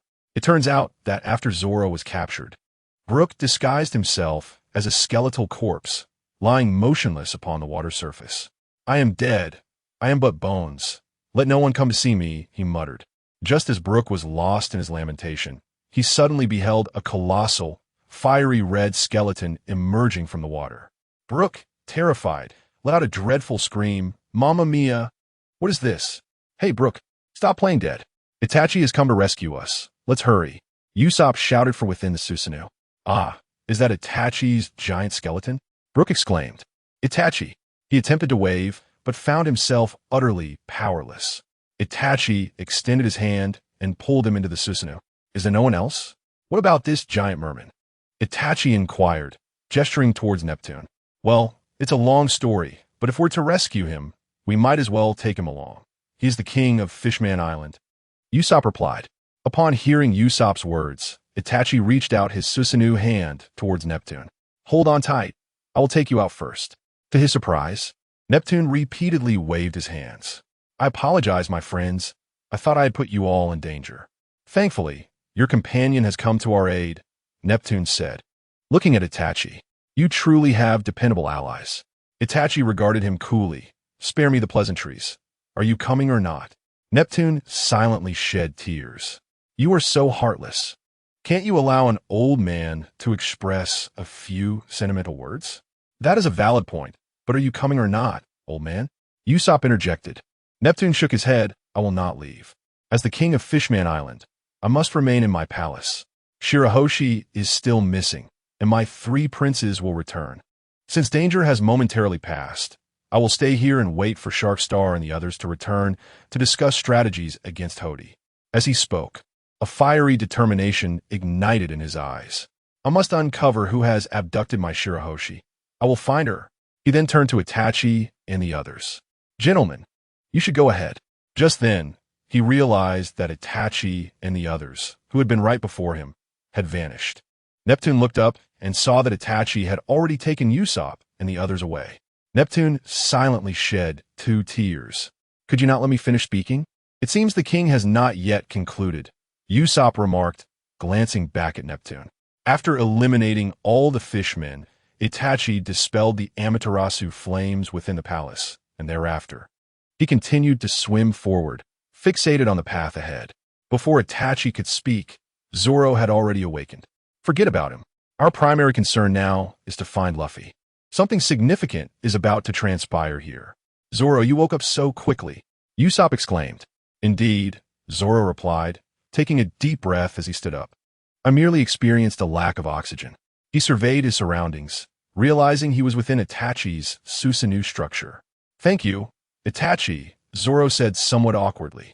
It is no trouble. There is no need for gratitude, Itachi replied. At this, a faint smile graced Zoro's lips. Seated upon a bubble at the entrance of Dragon Palace, Robin gazed into the distance, having just spotted Kami swimming away with Nami towards the exterior of the castle. However, the distance was too great, and despite her desire to call out to Nami, her voice did not reach her. At that moment, Robin noticed Itachi emerging, accompanied by Zoro and others. To her surprise, they had arrived rather swiftly. She leapt from the bubble and approached Itachi, who had dispelled his Susanoo upon exiting. Usopp, who had just landed, hurriedly inquired, Robin, have you seen a fishman that escaped? Chapter 19. Forest of the Sea, a fishman? Indeed, I saw one, but it was a mermaid, Robin replied, her finger resting thoughtfully against her cheek. I just saw Kami leaving with Nami. It seems they boarded the sea train. Zoro interjected. Kami? Usopp exclaimed. Nami? Brook added. The sea train? Itachi noted, when I entered, I also saw soldiers fleeing outside. If we're talking about fishmen, they should all be fishmen. What the heck, Itachi? Usopp reacted in frustration. I want to know about the fishman named Hody. He is clearly the mastermind behind this. He is the leader of those fishmen. Usopp leaned closer to Itachi. By the way, Itachi, what technique did you employ earlier? How did you conjure flames underwater? Flames underwater? Zoro, recently engaged in a water battle, turned his attention to Itachi. Yes. Zoro, you wouldn't understand. Usopp animatedly demonstrated. I don't know what happened, but I saw those scattered fishmen in the palace suddenly engulfed in black flames. No matter how they struggled in the water, they couldn't extinguish it. Flames in the water? Zoro raised an eyebrow. What are you talking about, Usopp? Do you think I'm fabricating tales? Usopp retorted, shaking Itachi. Itachi, please explain this to him, and also clarify how those flames were produced. Seeing Usopp tugging at Itachi, Robin chuckled. Itachi might say that the explanation is somewhat complex. As the group conversed, Brooke suddenly interjected, "No worries, Itachi. Perhaps I can provide an explanation." "Brooke, how would you explain it?" Usopp turned to him. "Quite simply." Brooke turned around, and to everyone's astonishment, black flames had ignited upon his backside. Yes, this is it," Usopp exclaimed, pulling out a magnifying glass for closer inspection. "See, I wasn't lying." Itachi, equally astonished, recalled that before departing Dragon Palace, he had used Amaterasu once more to extinguish all the black flames, ensuring that the unquenchable fire would not consume the palace. But how? Thus, I too believe that flames can indeed burn underwater. But as for the current situation, Brooke cried out, clutching Itachi, "I can't extinguish this thing. Please let me put it out." Earlier, while inside Dragon Palace, Brooke had inadvertently brushed against a burning fishman and acquired a bit of that black flame, not having paid attention to it until now, mistakenly thinking he could easily extinguish it. To my astonishment, the flames only burn brighter, and no matter what he does, they cannot be extinguished. Such a phenomenon truly exists. Zoro observed Brooke rolling about, the black flames behind him refusing to be quelled. Itachi let out a soft sigh, activating his Manjiki Sharingan to nullify the Amaterasu affixed to Brooke's rear. What a predicament! Itachi had never employed it in such a manner before. Save at last. Brooke plopped down in relief, feeling as though even his bones were about to be consumed by the flames. Zoro stepped forward and addressed the group. "In any case, we must rendezvous with Luffy. Did Usopp not mention that the fishman named Hody has escaped? Something significant is bound to occur here." Zoro raised his sword and scanned the surroundings, catching sight of the soldiers of Ryugu Kingdom who had already fled. At that moment, Robin suddenly pointed towards a distant signpost, beneath which lay a narrow bubble passage. Nami and the others must have departed from there. Let us follow that passage in search of Nami. All right, everyone, let's gather. Usopp clapped his hands and dashed towards the tunnel. Itachi interjected, "The samurai speaks the truth, but it is not that a significant event is about to unfold. It has already transpired." His Sharingan was activated as he gazed at the ground beneath Ryugu Kingdom. On the other end, outside Fishman Island, in the sea forest, Luffy, while escorting Shirahoshi to the sea forest, encountered Sanji and Chopper, along with the injured small Hachi, whom Chopper had rescued. They had just navigated a brief skirmish to protect Shirahoshi and discovered that the residents of Fishman Island, for reasons unknown, had begun to harbor resentment towards them. Unbeknownst to Luffy, the residents believed that the Straw Hat crew was involved in the trafficking of fishmen, a scheme orchestrated by the elusive Caribou, who had been lurking aboard their ship. While Luffy and his companions were engaged in battle, Caribou had set his sights on Shirahoshi, knowing that a single mermaid could fetch 70 million berries, let alone such a grand mermaid princess. Ultimately, their group arrived at the sea forest. Concurrently, Frankie located his Master Tom's brother, the fishman Denver. Under Den's guidance, Frankie discovered the Thousand Sunny, which had been washed ashore in the sea forest. As Luffy arrived at the sea forest, he was surprised to find Jinbei awaiting him. "You've arrived, Luffy. Did Prince Shark send you a message?" "Shark? What shark?" Luffy inquired, puzzled. "You came without hearing their message? How strange." Unbeknownst to Jinbei, Luffy and the others had just made their appearance on Fishman Island and were simultaneously confronted by Shark and the new Fishman pirates, who had initiated a pursuit upon discovering that Hammond and the others had been eliminated. In their haste to depart after the battle, Luffy missed the message from Shark. Princess Shirahoshi. It has been quite some time." Jinbei quickly greeted her. "Jinbei." Shirahoshi joyfully waved at him. Suddenly, Jinbei sensed something amiss, his eyes widening in shock. "Princess Shirahoshi, how could you be here?" In the midst of Jinbei's astonishment, Chopper was beckoning to Frankie. "Frankie, Please help me carry Sanji and Hachi down. Upon hearing the name Chopper, Jinbe instinctively glanced at Mechalo's back. Frankie stepped forward to take hold of the octopus Chopper, exclaiming, "Isn't this the troublesome octopus? What has happened to him?" As he confirmed it was indeed Chopper, Jinbe's eyes widened in astonishment. "Chopper, how did you end up here? What happened to your injuries?" The more he spoke, the more he felt something was amiss. "By the way, why are you in Fishman Island? After Arlong's defeat, weren't you supposed to be captured by the Navy alongside them?" Chopper, equally perplexed, mustered the strength to inquire, "Jinbe, why are you here as well?" At that moment, Chopper was about to call Frankie to help Sanji, but Sanji gracefully leaped in front of Shirahoshi.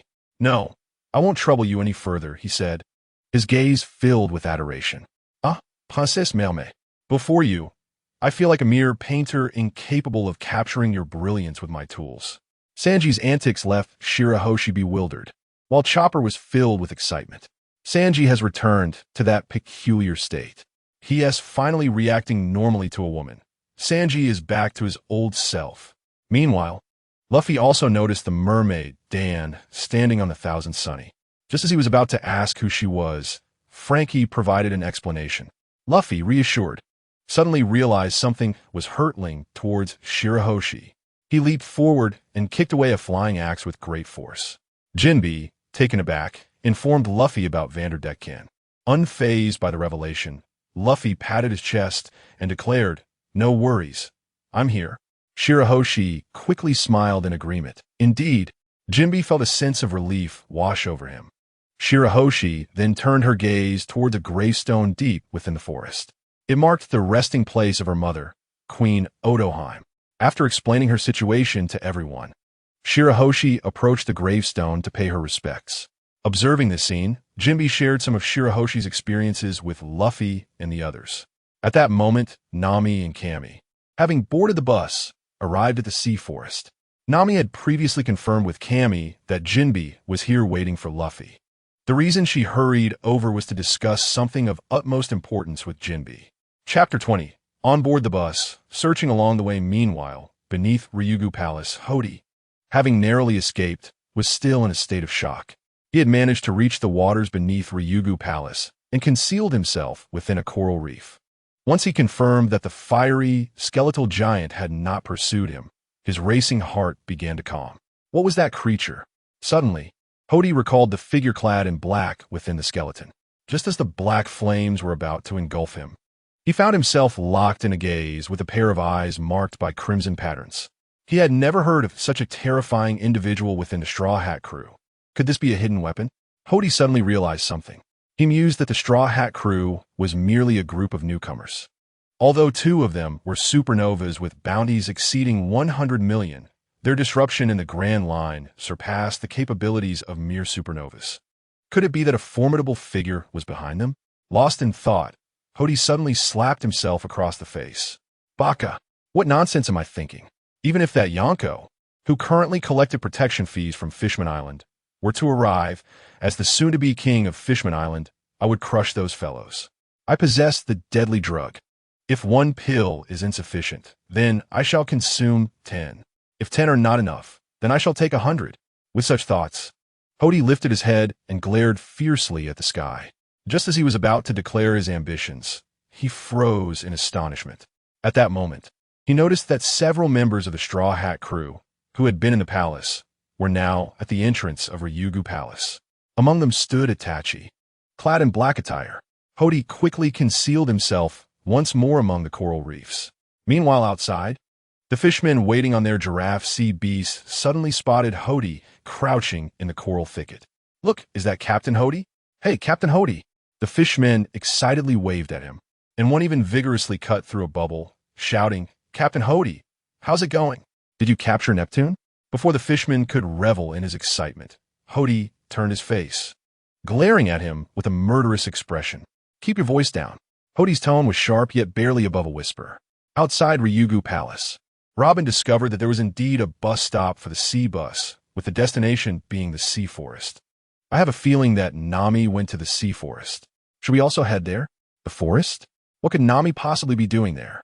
Usopp inquired. "I don't know, but we can go check it out," Robin replied with a smile. Perfect. I've always wanted to visit the sea forest. So is Robin, who wanted to go. Usopp exclaimed in surprise. How could Nami be there? At that moment, Itachi suddenly suggested we could go take a look. Upon hearing this, everyone turned their attention to Itachi. He continued, gazing downward at Ryugu Palace. The bus stop sign indicates that the sea bus's destination is the sea forest, and there are many stops along the way. This means that while traveling to the sea forest, we can reach various stops on Fishman Island. We can search around those stops until we find Nami and the others. After expressing his thoughts, the group nodded in agreement. Usopp laughed heartily. It's all thanks to you, Itachi, for your clear thinking. Sanji chuckled in agreement. Indeed, a splendid idea. Robin had already reached the entrance of the passage when a bus passed by, and she waved to signal it to stop. To her astonishment, the bus turned out to be a large fish. The bus was a massive fish with several seats mounted on its back, and each seat was enclosed in a large bubble to ensure passengers could breathe. Robin waved to everyone, urging them to come closer as they were about to depart. The design was indeed remarkably user-friendly. Just as Brook was about to leap onto the bus and sit beside Robin, he was taken aback when Robin extended her hand directly towards Itachi. Itachi, please sit next to me. The view is better up front. Itachi nodded. As he intended to observe the various stops, Brook felt a pang of disappointment. He had wished to sit beside her too. Usopp, taking matters into his own hands, hoisted Brook onto his shoulder. Were you complaining about a time like this? Let's hurry and set off. Once Zoro boarded the vessel, Robin addressed the great fish, saying, We are seated, please proceed. To their astonishment, the fish seemed to comprehend human speech, gathering its strength to surge forward through the pipes. Itachi watched this spectacle with intrigue. He had never encountered a bus, let alone one navigating through water. However, his amazement was short-lived as he noticed something unusual below. Look at the town beneath us. Upon hearing this, the others rose to their feet. Below the bus, in the town closest to Ryugu Palace, fishmen had begun to demolish homes and round up the residents. As they moved forward, Usopp caught sight of Prince Sharkstar, who had initially sought to capture them on the beach. At that moment, Sharkstar was engaged in battle with a massive creature, significantly larger than the other fishmen. It appeared that not only Ryugu Palace, but the entirety of Fishman Island was engulfed in varying degrees of chaos. Usopp gazed down at the towns and lamented. Remembering Ryugu Palace, he suddenly turned his head. Speaking of which, is it truly safe to leave Uncle King all alone in Ryugu Palace? We certainly can't bring him along on the bus. Zoro, gripping his sword, gazed thoughtfully at the town below. Do not worry. I believe the soldiers will not abandon their king. Moreover, Hody has already sustained injuries and fled. It is unlikely he will return. Zoro had accurately struck Hody with a precise sword stroke, and although he was unsure what transpired afterward, he was confident in the depth of his cut. However, Zoro was mistaken this time. Upon witnessing their departure from Ryugu Palace, Hody indeed returned to the palace. As the group traveled on the sea bus, they passed several town stops, only to find the entire Fishman Island in disarray. Yet they had yet to catch sight of Nami and the others. Not only Nami, but even when they passed over the Fishman CAF, Usopp did not see Sanji or Chopper. Under normal circumstances, given the magnitude of the upheaval, they would surely be aware of something. Suddenly, Robin spoke. Could it be that, after escaping, Nami and the others encountered those ferocious fishmen and have already fallen victim? Robin, how terrifying! Brook exclaimed, covering his hollow cheeks. Do not speak such dreadful words, Robin. Usopp echoed. They had not seen them along the way. Perhaps only the last stop remained. Itachi had already withdrawn his Sharingan. The forest of the sea. Itachi closed his eyes, conserving his strength for the journey ahead. As they traversed the tumultuous path ahead, Itachi sensed that a significant battle was imminent. Chapter 21, The Grand Assembly. At this moment, in the forest of the sea, Nami had already confirmed with Jinbe the harrowing truth that had cast a shadow over her for over a decade. Arlong was exiled to the East Blue by Jinbe. Upon learning this, Sanji, who deeply understood Nami's painful past, even demanded that Jinbe take his own life in atonement. However, in the end, Nami chose to forgive Jinbe, her reasoning being profoundly simple. Hatred should not perpetuate. Furthermore, Nami had witnessed the plight of the fishmen in the Sabaody Archipelago. In her recollection, the once formidable fishmen were now met with disdain, ridicule, and were mercilessly auctioned and slaughtered. Just as the atmosphere began to ease, a large screen emerged from the forest, relaying a message via a din-din mushi, which heightened the tension to a delicate peak. The image displayed was of Hody proclaiming that King Neptune would soon face execution in the Ryugu Palace Square. Upon this revelation, chaos erupted among the crowd. Nami instantly realized that if King Neptune had indeed been captured, then Zoro and the others might have already met with misfortune. Father, how could this happen? Princess Shirahoshi wept uncontrollably and mounted her mecha, Shark, determined to rescue her father. Luffy's expression darkened slowly. Nami, you just said that Zoro and Usopp were in the Ryugu Palace. Now they're missing, right? Yes. I intended to return after meeting Jinbe, Nami replied, beads of cold sweat forming on her forehead. But now the situation... Gah! Luffy nodded silently. Sanji lit a cigarette, remarking, though I despise that green-haired idiot. If they were to die, Hody and those fishmen would have to pay the price as well. Luffy immediately turned his gaze to Frankie, who nodded solemnly. Everyone, let's set off, Luffy declared, surveying the group. Yet at that moment, Jinbe suddenly blocked Luffy's path. Wait, Luffy, what are you planning to do, Jinbe? Luffy questioned. Jinbe vehemently shook his head. You cannot engage with Hody and his allies just yet. Why? Luffy's expression reflected both calmness and fury. Chopper and Frankie suddenly grasped the gravity of the situation, having just heard Jinbe recount the tale of discrimination between humans and fishmen. Is it because we are humans? Sanji tilted his head slightly at this remark. It feels peculiar to hear that from you too. Indeed, you cannot act now, as it would only incite further hatred from the remaining fishmen who already despise humans, Jinbe affirmed. Moreover, we cannot ascertain whether your companions are truly in danger at this moment. Leave this matter to me. Jinbe stood resolutely before Luffy. Jinbe, Luffy's tone remained calm yet firm. Those bastards have already attacked my companions. I still do not know if they are safe or not. I must go. Hearing Luffy's words, Jinbe's anger flared.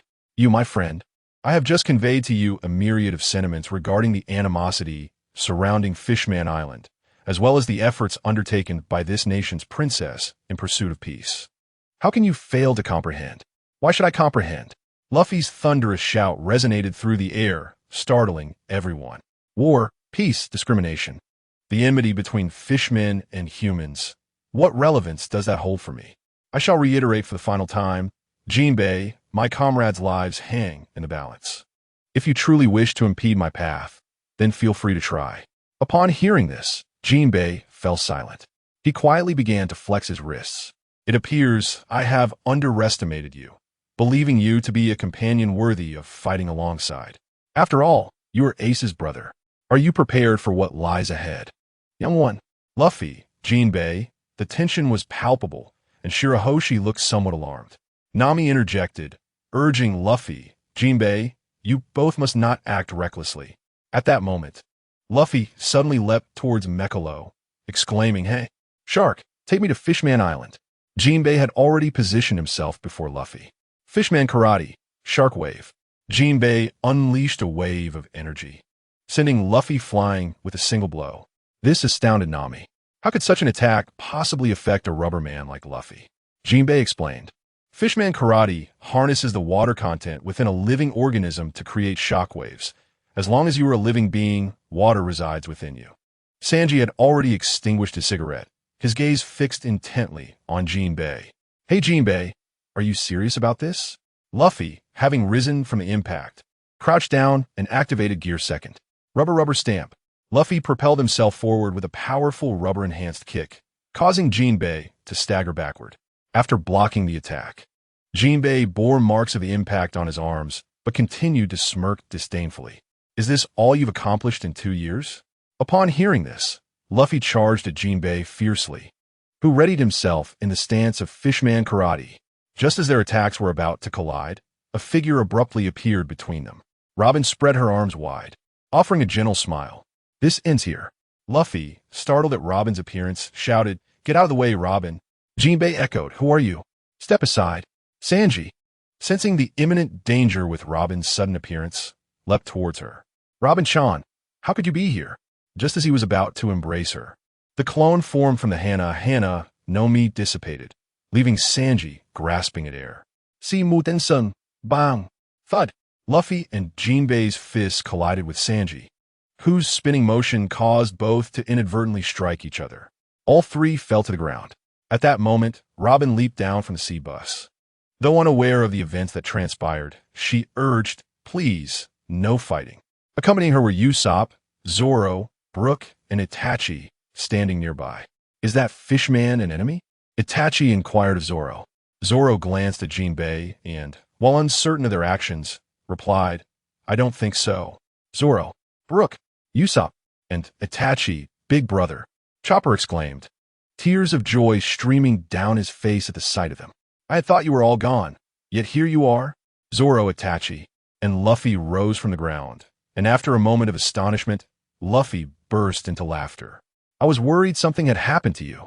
Ah, how delightful. Something happened. Perhaps just a little, Robin shrugged. Usopp exclaimed. The journey was fraught with peril. However, it was fortuitous that Brother Itachi arrived just in time to rescue us at Fishman Island. Ah, of course, it was my magnificent intervention that saved everyone from disaster. Usopp boasted, but the others ignored him, their attention drawn to Itachi.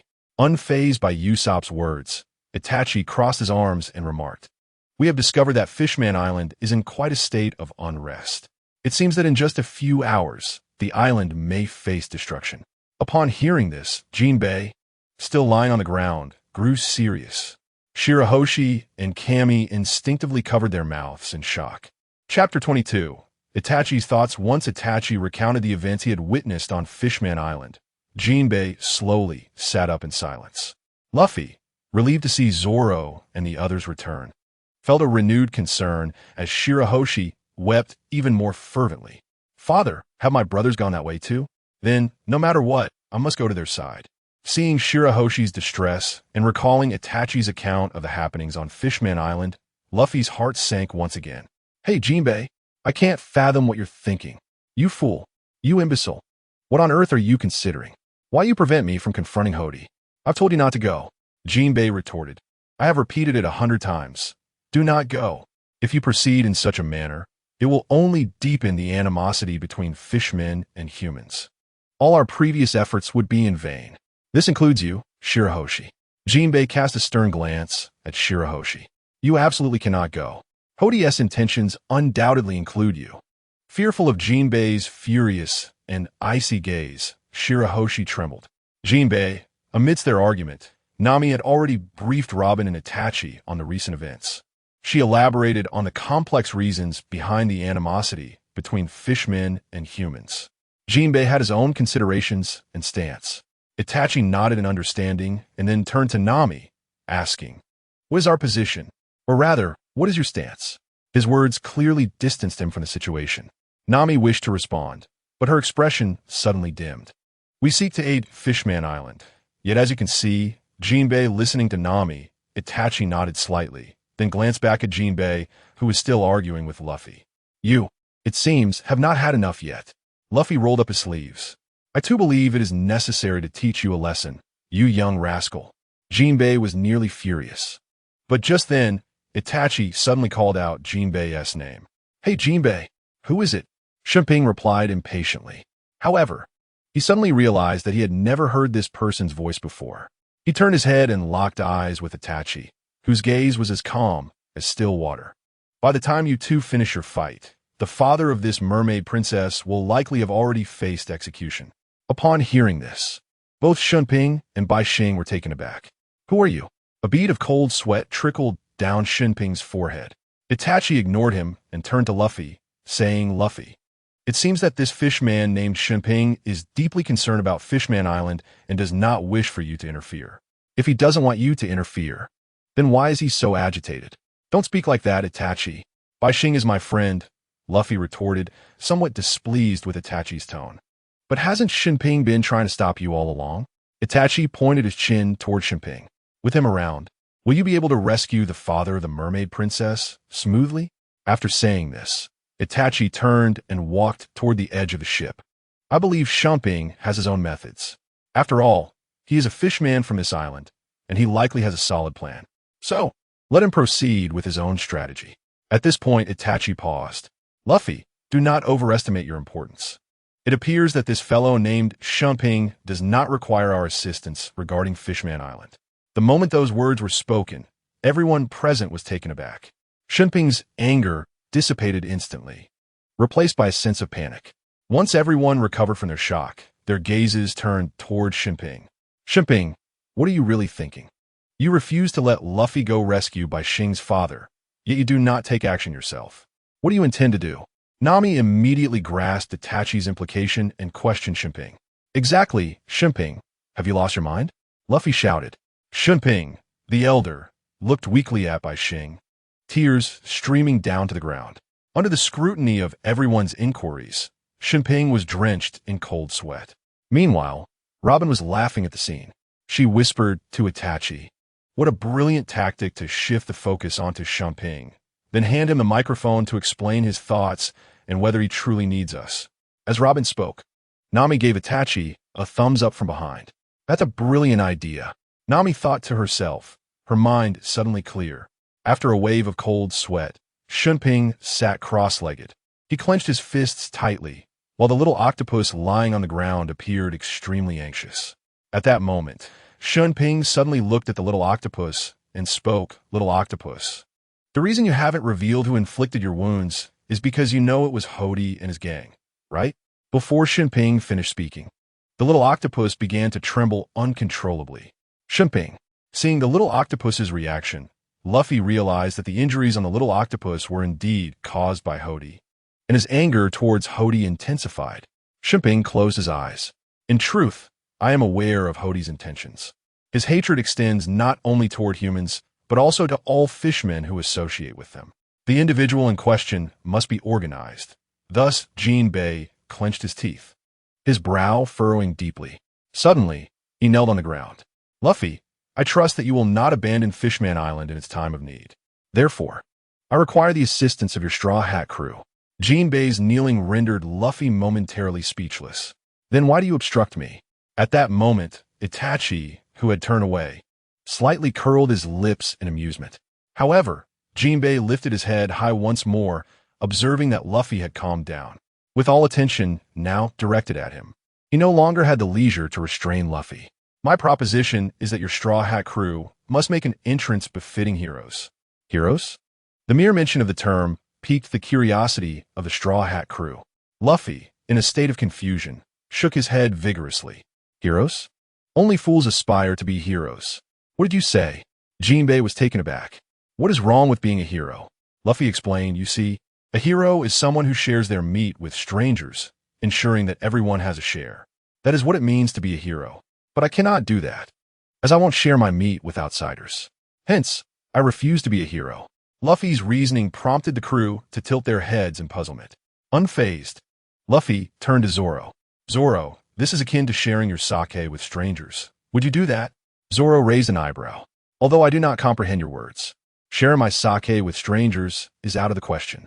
You two actually align in logic, Usopp exclaimed in astonishment. Jinbei was increasingly bewildered by the exchange. Yet Itachi let out a sigh of relief, turning around to face Jinbei. The plan. Huh? Jinbei struggled to follow Itachi's line of thought. State your plan. Itachi's gaze remained as tranquil as still water. When Jinbei met his eyes again, he suddenly realized that this indifferent gaze had seen through all his thoughts. Chapter 23. The execution at Jonair Code Plaza at the same time, in Neptune's execution ground, above Jonair Code Plaza. A significant number of high-ranking members and subordinates of the new Fishman pirates had begun to assemble. Hody was riding atop the sea beast, a long-necked giraffe, as he escorted King Neptune. On the back of the sea beast, the pirates of the new Fishman pirates observed Hody, who was kneeling in agony, whispering among themselves. What has happened to Captain Hody? It is said he was just struck by a swordsman from the Straw Hat crew. Look at his wound. It is not merely a wound. Just after Captain Hody announced the execution of King Neptune, I noticed he was trembling. Moreover, have you noticed that the comrades who accompanied Captain Hody into Ryugu Palace have all vanished? I cannot shake the feeling that Captain Hody's trembling resembles that of someone who has just witnessed something terrifying. While several fishmen were engaged in discussion, Hody suddenly sprang to his feet in a panic. "Where's the poison? The poison! Bring me the poison!" A fishman, trembling as he approached, held the poison. "Here it is." Hody turned to catch a glimpse of the lethal drug, the vivid image of the red skull that had just crushed him lingering in his mind. In an attempt to dispel that shadow, Hody seized the deadly substance and stuffed a handful into his mouth. After consuming that first handful, he quickly grabbed 3 more large handfuls of the potent drug until only a meager amount remained in the box, which he swallowed whole. "Captain, have you eaten too much? With so much of that lethal drug, is it even safe? Surely there must be side effects," the nearby fishmen exclaimed, their hearts racing with alarm. As anticipated, after ingesting such a tremendous quantity of the drug, Hody suddenly clutched his chest and collapsed onto the back of the giraffe, crying out in agony. The sight was equally distressing for Neptune, who watched in horror. The lethal drug was notorious for depleting one's lifespan, granting immense combat power for a brief period. But the aftermath was simply unfathomable. As Neptune spoke, Hody's hair was visibly turning white, yet concurrently his body swelled and grew stronger. Gradually, amidst the ripping pain, Hody's muscles expanded to more than double their previous size, and even spikes began to protrude from various joints. At last, Hody rose once more. "Captain Hody!" The surrounding fishmen trembled even more violently. Not only the fishmen, but even the sea beasts quaked in fear, for they could sense the overwhelming aura radiating from Hody. An unprecedented sense of power enveloped him. Hody's eyes had transformed into a deep crimson hue. He lifted his muscle-bound arm, and with a slight exertion, water was wrung from it. With a casual wave, the droplets of water that had once seemed like bullets now transformed into cannonballs. The sheer force left the fishmen in awe. Even the fishmen officers below, who had witnessed Hody's earlier display of power, joined in the ecstatic cheers. "Captain Hody! Captain Hody! Captain Hody!" Listening to the cheers, Hody's mouth, lined with sharp teeth, slowly curled into a grin. He clenched his fist. Now, even if the Straw Hat crew arrived, they would surely perish here. Most of the residents of Fishman Island had gathered at the Jorko Square, only to find the massive iron gates locked tight. Consequently, they began to climb the surrounding rocky heights, and from their vantage point, they beheld a scene that filled them with dread. Amidst the jubilant cheers of the fish pirate crew, Hody had landed and ascended the throne that had been prepared for him. Meanwhile, the current king, Neptune, was bound to the execution platform, awaiting his fate. King Neptune, how could Hody and his crew commit such an atrocity? Just then, Prince Sharkstar arrived, easily breaking through the iron gates of the square. "Father," he bellowed, immediately spotting King Neptune shackled in chains. "Hody, how dare you commit such a disgraceful act?" The anger within Sharkstar had reached its zenith. "Disgraceful?" Hody burst into laughter upon hearing this. "You so-called royals are nothing but a bunch of utterly foolish scoundrels. You dare to entertain the notion of coexisting amicably with those loathsome and despicable beings known as humans. Do not indulge in such fantasies. Today, I shall eradicate every last one of you, exterminating all the fishmen who wish to engage in friendly relations with humanity." Upon hearing this, Sharkstar surged forward, momentarily losing his composure. He was about to charge directly at Hody when the officers of the Fishman pirate crew, including Blue Vine and Dose, obstructed his path.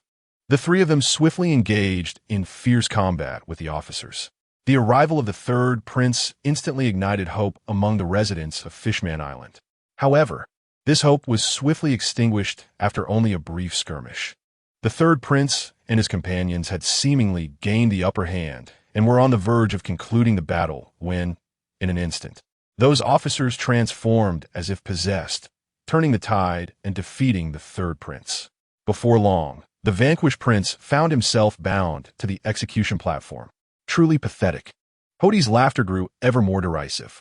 Yet, an even more fortunate turn of events sent him into fits of mirth.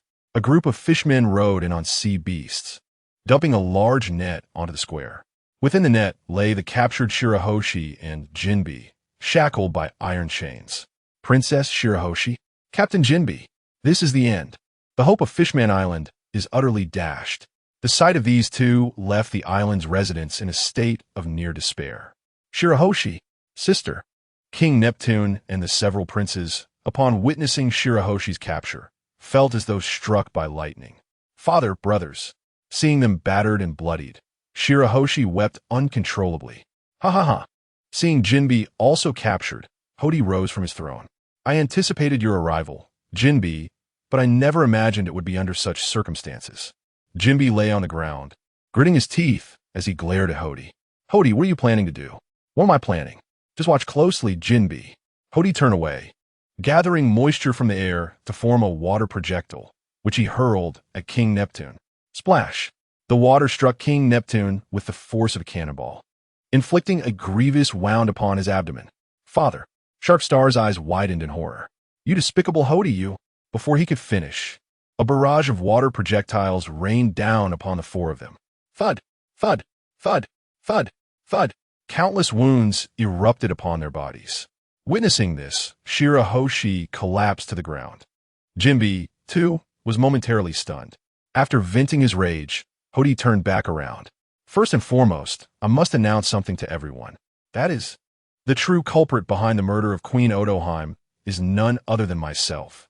Hody screamed hysterically into the sky. Upon hearing this, the residents of Fishman Island were left in shock. Jinbe was utterly dumbfounded. Chapter 24. The Straw Hat Crew appears. Hody. What did you just say? I said, that damn Queen Otoheim was killed by me. Hody's voice echoed once more across the Joral Code Square.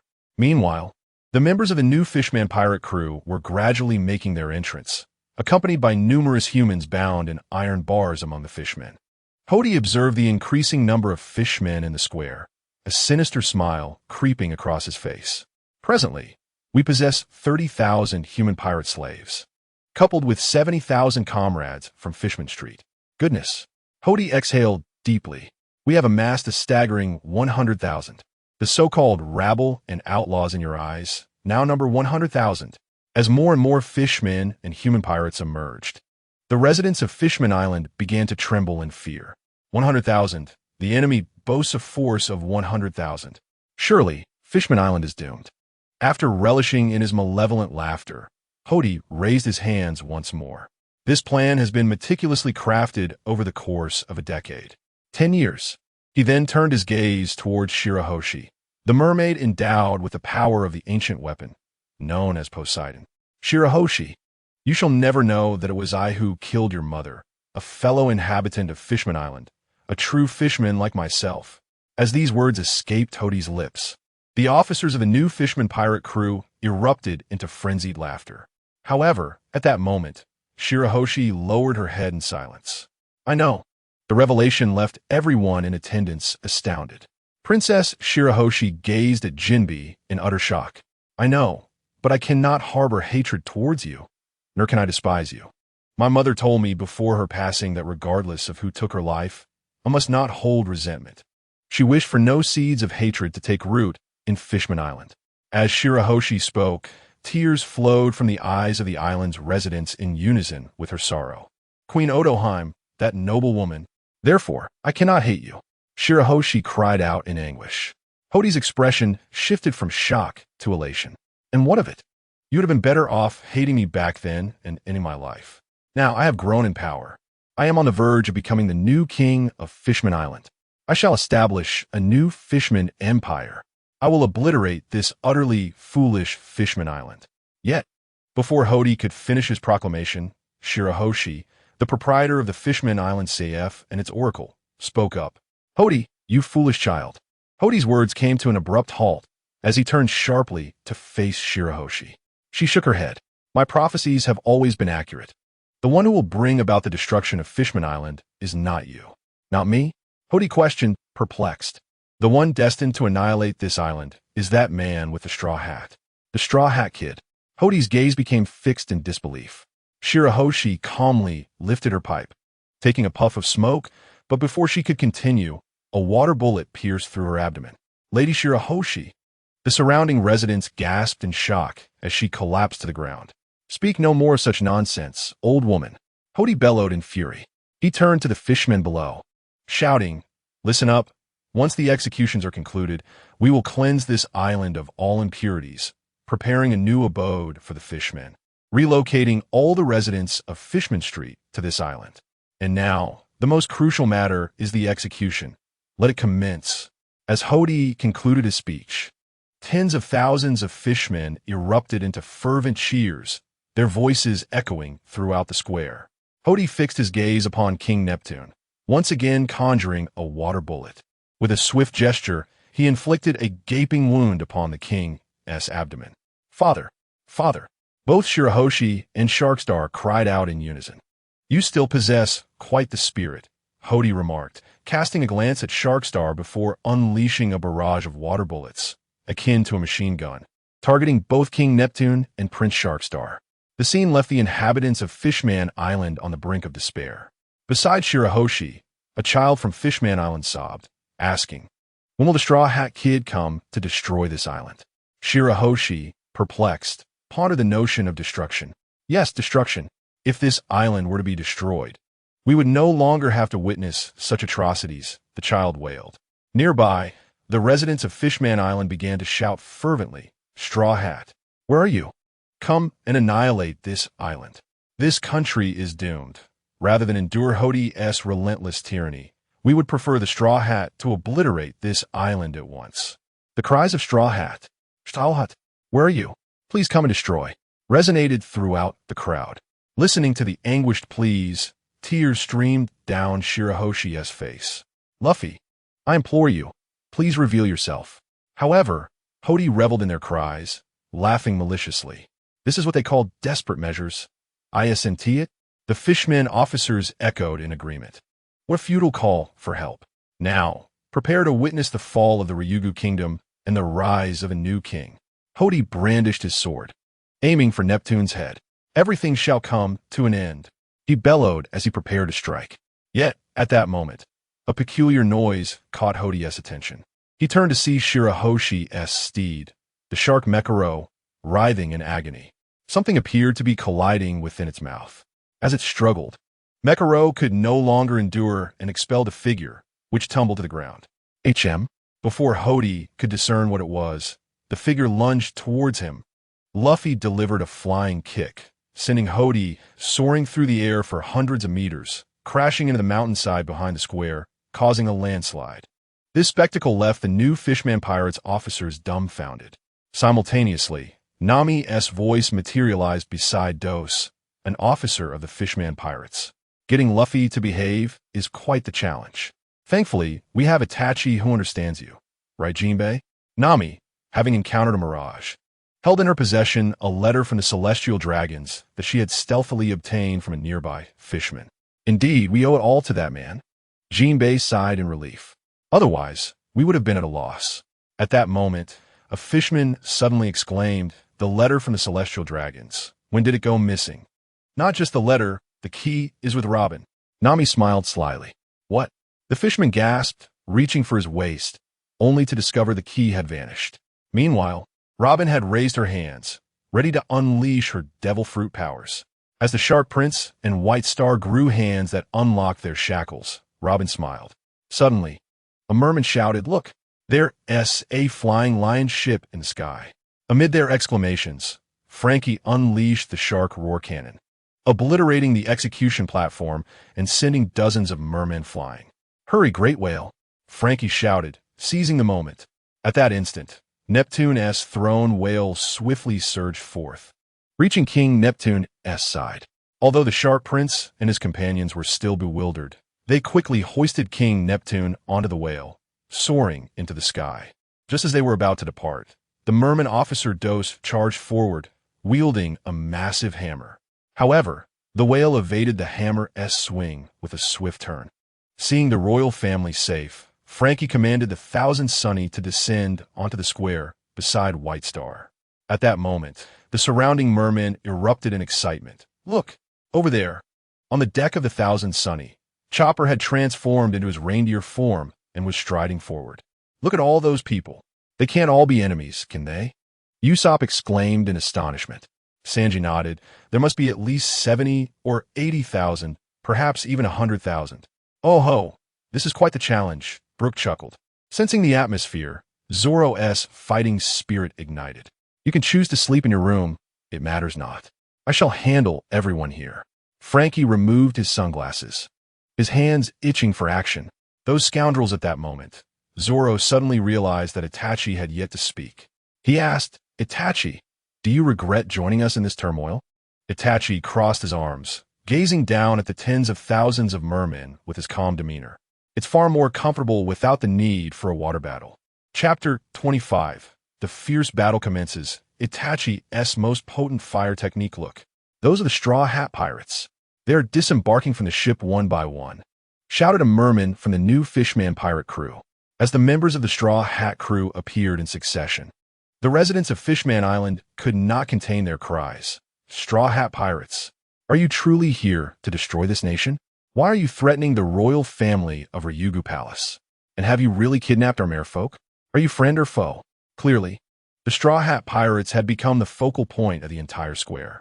Standing at the forefront, Luffy heard these voices. He adjusted his hat, his eyes fixed forward with determination.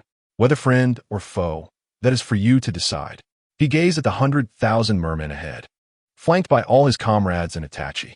At that moment, Jinbe had also broken free from his chains and approached Itachi with utmost respect, bowing deeply. I sincerely thank you, Uchiha Itachi. Before coming here, Jinbe had suddenly grasped the significance of Itachi's words. It was precisely by placing the power of dialogue and the resolution of conflict in his own hands that he had alleviated the awkward situation at that time. There is no need to thank me, Itachi replied, shaking his head as he looked at Jinbe. I merely expedited the process. This plan was conceived by you. You should commend yourself. Upon hearing this, Jinbe shuddered and bowed deeply to Itachi before turning his gaze to Luffy. Jinbe's strategy was thus. He and Shirahoshi would present themselves as bait to be captured, and once the residents of Fishman Island witnessed the shattering of all hope, Luffy would make his entrance. This would allow Luffy to emerge as a hero in the eyes of humanity, establishing an image of a revered human hero among the inhabitants of Fishman Island. Although Luffy was somewhat averse to the idea of heroism, and the execution of this plan seemed rather peculiar, the ultimate outcome appeared favorable. The Straw Hat crew, despite being pirates, were indeed allies of ours, were they not? Indeed, Princess Shirahoshi sought his aid, and he responded. Together with Jinbe, he arrived to rescue this nation. The murmurs of the Fishman Island residents continued. At that moment, the cadre of a new Fishman pirates, a striped shark fishman named Jiro, spoke up. Quite popular, aren't you? But you are merely despicable humans, insignificant human pirates. Do not let your temporary triumph over the king lead you to arrogance. The battle has yet to commence. Jiro raised both hands. Meanwhile, the Straw Hat crew, with Brook approaching Shirahoshi. Ah, beautiful mermaid princess, I must say I have yet to fully admire your... Before he could finish, Nami delivered a punch that sent him flying. Do not disrespect the mermaid princess. Ah, Nami-san, if that is the case, then allow me to appreciate your... Bang! Bang! Brook received 2 more lumps on his head. At this juncture, Nami handed the letter from the Celestial Dragons to Shirahoshi. Upon seeing it, Shirahoshi was overwhelmed with excitement. For it was the letter sent by the Celestial Dragon who had been rescued by the residents of Fishman Island years ago, inviting the Fishman Kingdom to participate in the World Conference. Wonderful. This is the hope left by my mother. Shirahoshi gazed at the letter as if it were a priceless treasure. Robin smiled and praised Shirahoshi. To endure pain and resentment alone, without unleashing your hatred, is truly admirable. Princess Shirahoshi. Jinbe looked at Shirahoshi with deep appreciation. Indeed, I would never undermine your silent endurance over the years. Your ability to bury such pain within and refrain from perpetuating hatred embodies the hope of Fishman Island. Just as Jinbe, Robin, Nami, and Shirahoshi were conversing, those behind them seemed to witness something more astonishing than facing 100,000 foes. It was Itachi addressing Zoro. Samurai, do you carry 3 swords with you? Zoro replied. Ah, is that so? Itachi turned to the enemy before him. If you possess 3 swords, may I borrow one? Upon hearing this, Usopp, Sanji, Chopper, Frankie, and even Luffy, who was watching Shirahoshi from a distance, all leaped up in surprise. Borrow a sword? And from Zoro, no less. That green-haired fellow is particularly attached to his blades, especially his own. Hey, Itachi, we don't regard you as an outsider. I just want to say that Zoro is. Usopp hurriedly stepped forward to explain to Itachi. What he could never have anticipated was that upon hearing Itachi's words, Zoro closed his eyes and, after a moment of contemplation, offered a faint smile. I find it inconvenient to discuss matters with mere words. The legendary Santoryu, wielded by a mere mortal, may not serve its purpose well. Zoro then produced the blade, a kushui. I'll lend this to you. As Zoro extended his hand, offering the sword to Itachi, everyone around was taken aback. What? Zoro actually? Especially Luffy, whose eyes bulged in astonishment. Ah, thank you. Itachi accepted a kushui, casually securing it to the clasp on his back. I shall return it once I find a suitable weapon. Make it quick. I'm a master of 3 swords, Zoro nodded. By the way, do you wield a sword as well? I possess a slight understanding. Yet, the moment Itachi grasped the weapon, he could instantly sense its exceptional quality. My heavens! Usopp gasped. His breath momentarily caught. He had never witnessed Zoro in such a light. This drew Luffy closer. Hey Zoro, I want one too. Get lost. Zoro retaliated with a swift kick, sending Luffy flying. Instead of anger, Luffy erupted in laughter. Even in his folly, he realized the significance of Zoro lending a sword to Itachi. Lying on the ground, Luffy laughed heartily. Luffy, what is wrong with you? Chopper exclaimed, astonished by Luffy's reaction. Oh, nothing. Luffy sprang to his feet with a flip. This way, once the battle concluded, he would be better positioned to express his thoughts to Itachi. At that moment, the cadre of Inu Fishman pirates fell silent. The smallest among them, the cigar shark fishman, Damo, turned to Gio. It seems your previous statement was overlooked. Gio scoffed lightly. I deliberately spoke at a volume they could not hear.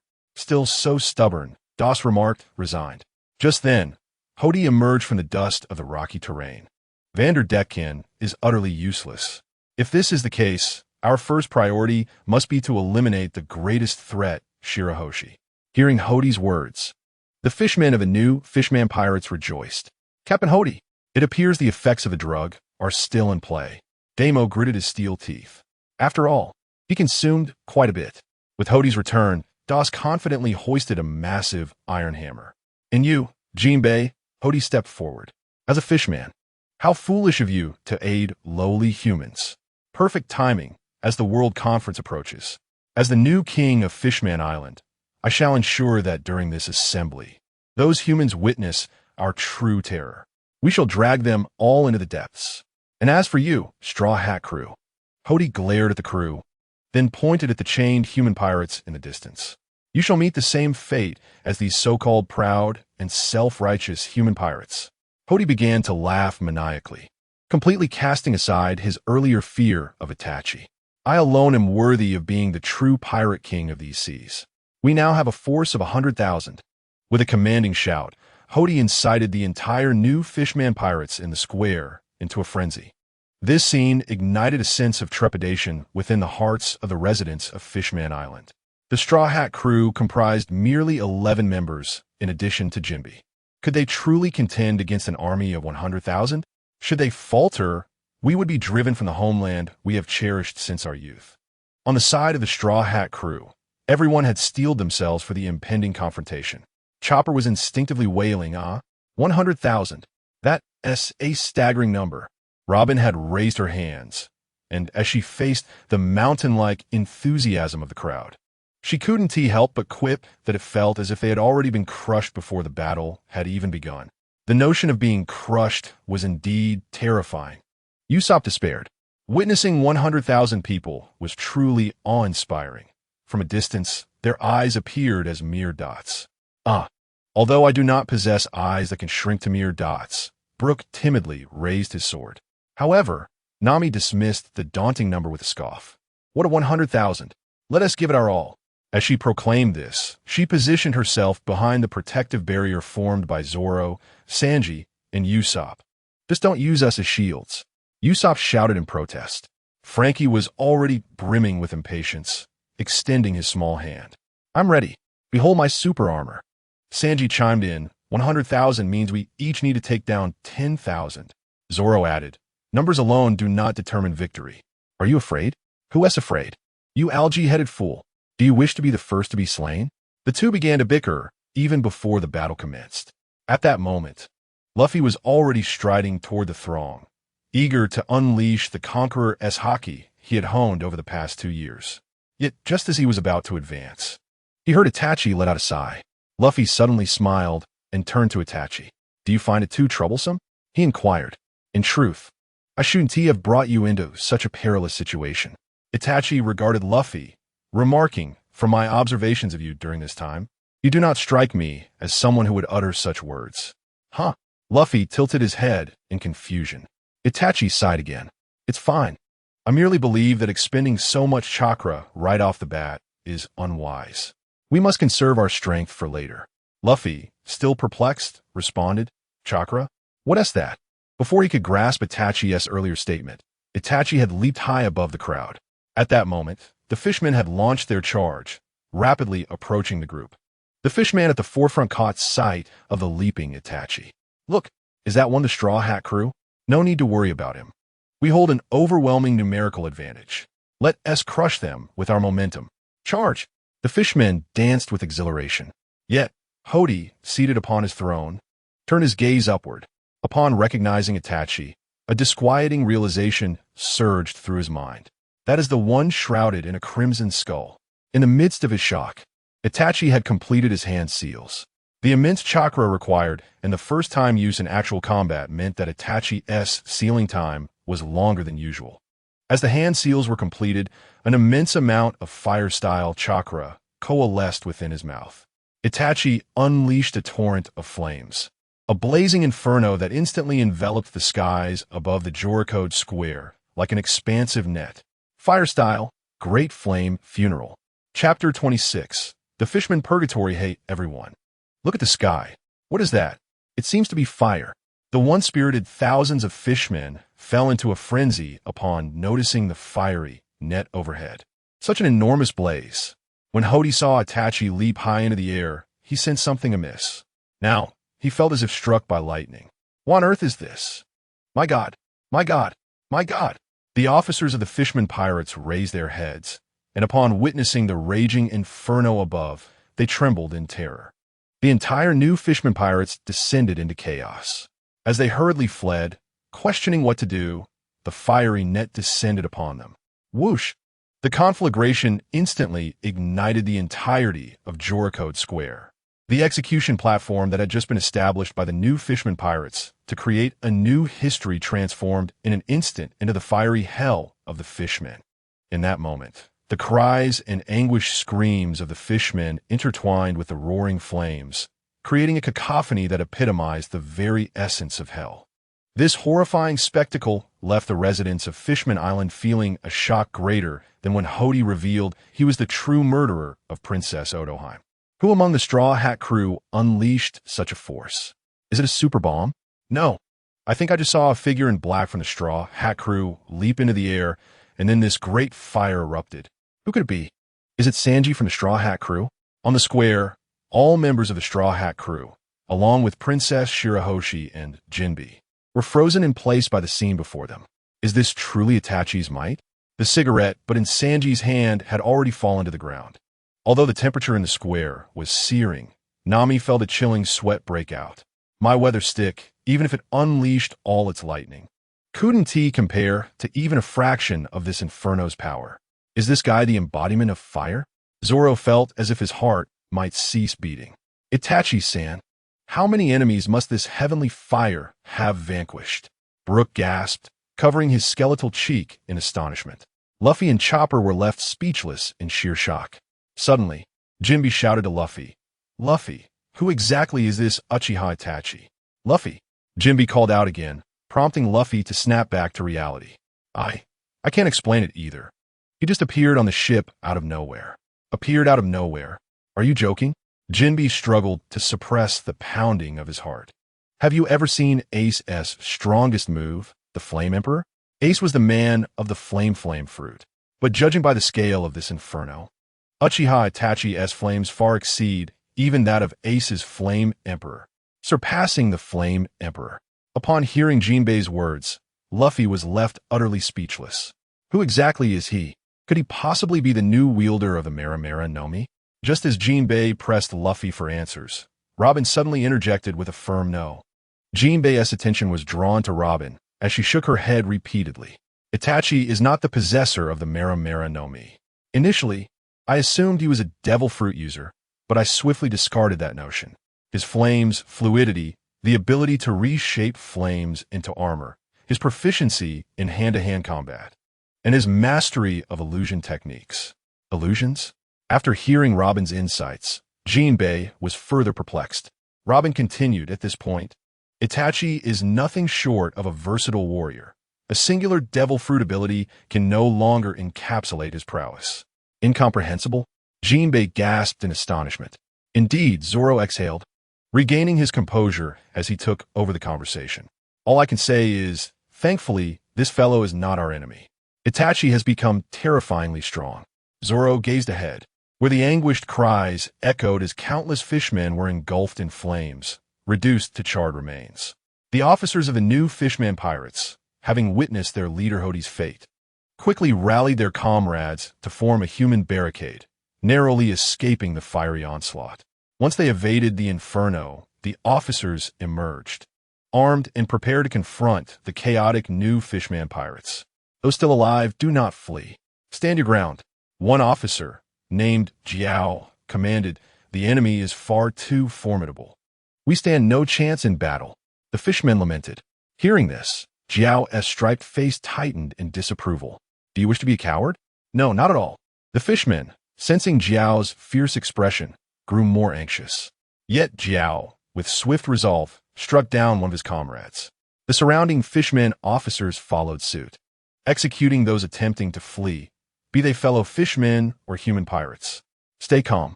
The more chaos there is, the fiercer the flames will blaze, and the more lives will be lost. But, Jiao, after this inferno, we will have lost at least tens of thousands. A fishman before Jiao spread his arms wide. Behind him were countless companions writhing in agony as they were consumed by flames. Jiao hesitated for a moment before decisively slaying the fishman. What does it matter? We have plenty more, he declared. To incite change, bloodshed and sacrifice are inevitable. Upon hearing this, the fishmen contemplating escape were deterred from their thoughts. Although Jiao spoke resolutely, the scene unfolding before them left even his officers trembling with fear. Had they not gathered their comrades as shields, they would have been at a loss. Particularly, the octopus fishman, Mushy, had been scorched to the brink of collapse. What has happened to Mushy? Dus, viauging aya vihamir, inquirit, perplexed.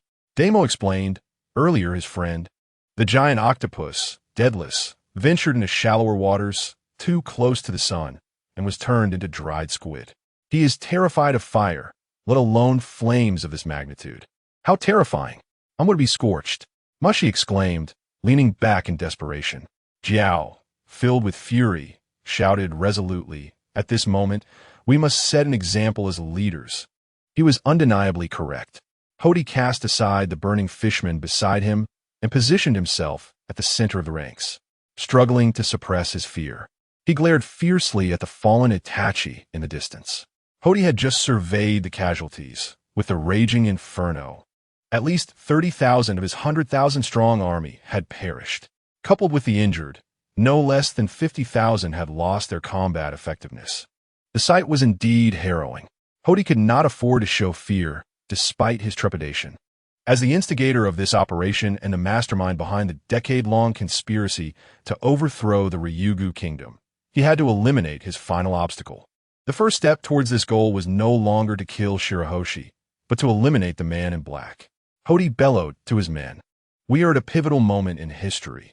There is no retreat for anyone now. His shout drew the attention of the remaining fishmen.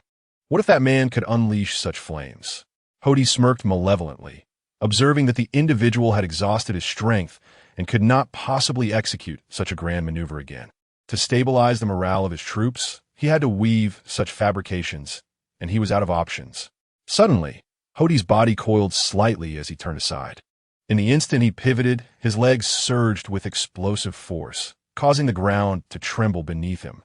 Before the surrounding fishmen could comprehend what was happening, Hody had already lunged in front of Itachi. He raised his flipper-formed fist, the wind of his punch crashing into Itachi's cheek. "Because I will kill him first," Hody screamed frantically. Chapter 27. Full-scale war. As Itachi's gaze subtly shifted, Hody's punch, accompanied by its fierce wind, struck his face. Bang!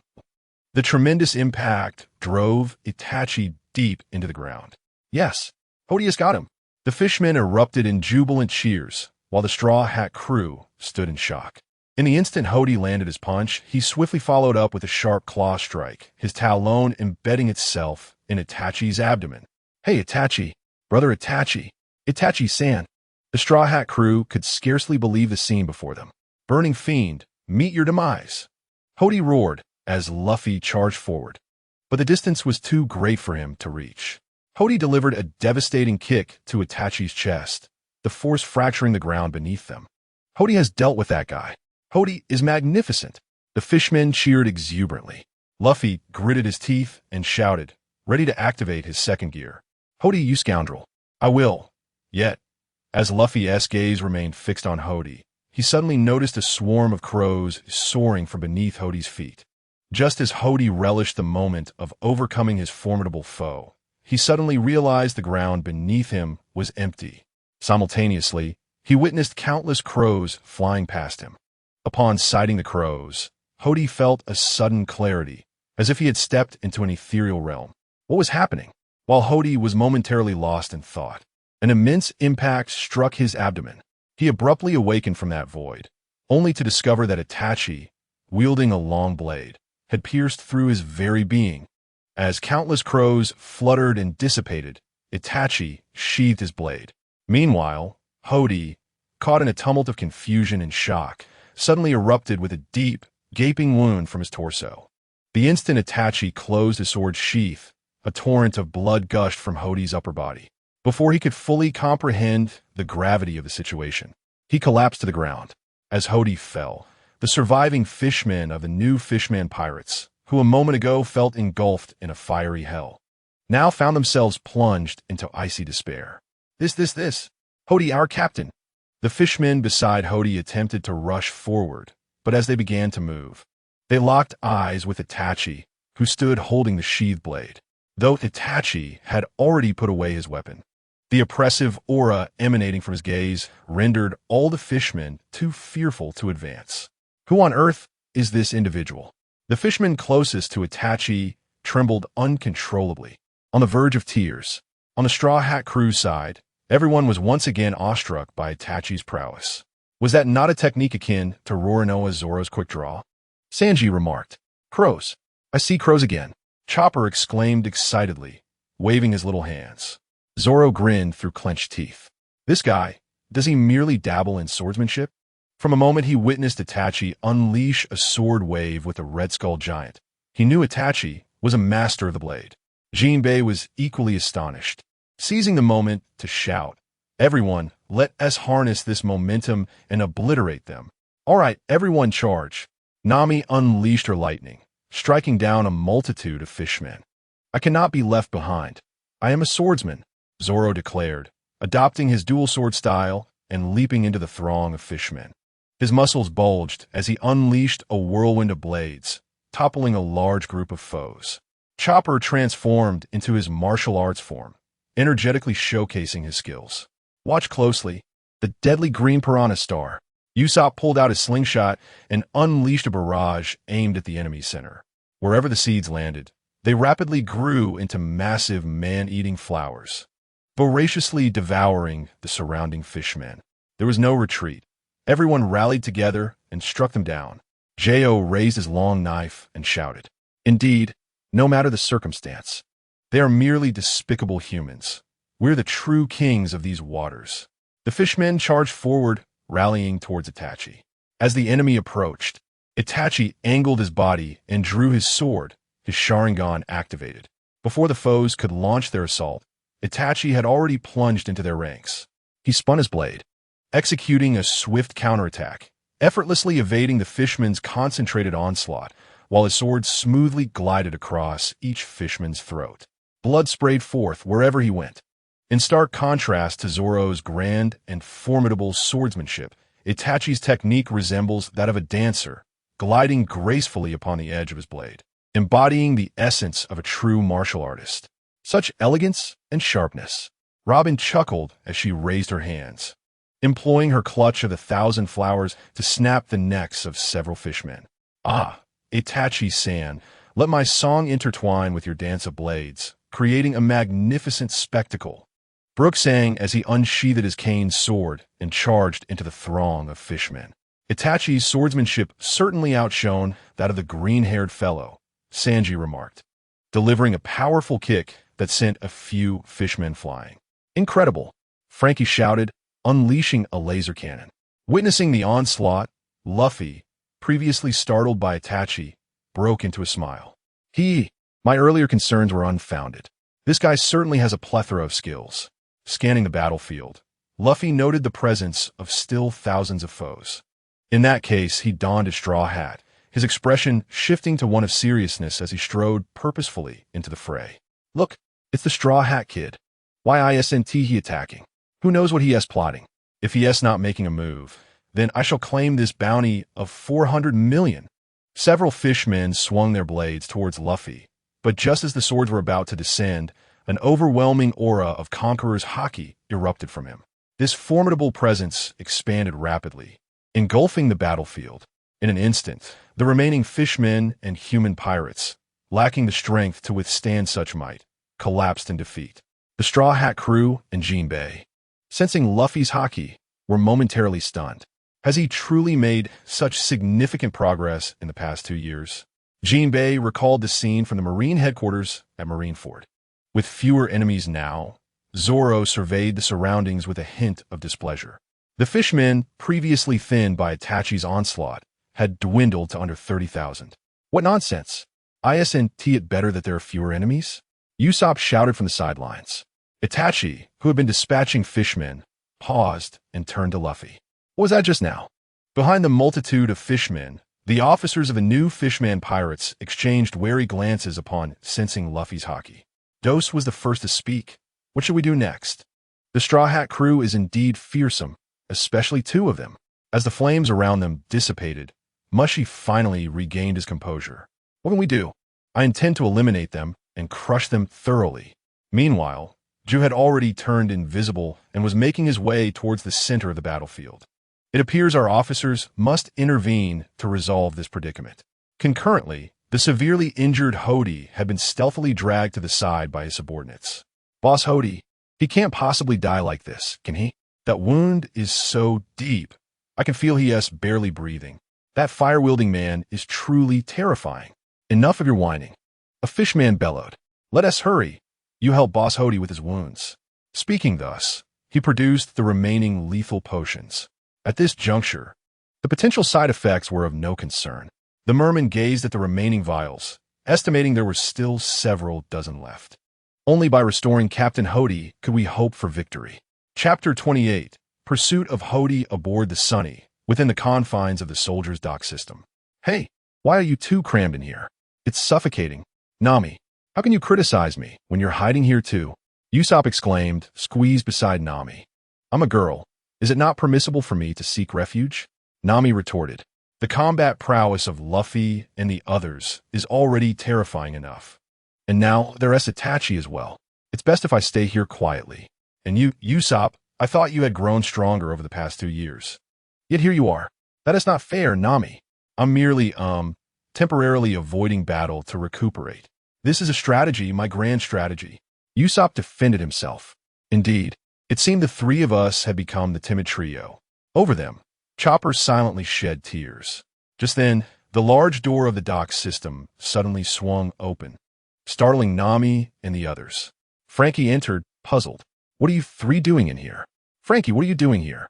Nami gasped, wondering if Frankie was also seeking shelter. Frankie smiled slightly, his fists raised in a pose that mirrored the star symbols on his armored arms. Of course. Haven't you 3 noticed anything unusual about the Soldier's Dock System? Unusual? Usopp surveyed the area. By the way, Unit 0 is missing, but Units 5 and 6 are here. Exactly, Frankie exclaimed, giving a thumbs up. After we reached the Sunny, I made some modifications and added my latest secret weapon. The dock system has now transformed into the Super Soldier dock system. At this revelation, Usopp and Chopper were instantly thrilled. A new secret weapon. What is it? Outside the Sunny, Itachi and Zoro led the charge, valiantly slashing at the merman. Luffy, too, transformed his arm into a giant rubber fist, sending hundreds of enemies flying with a single blow.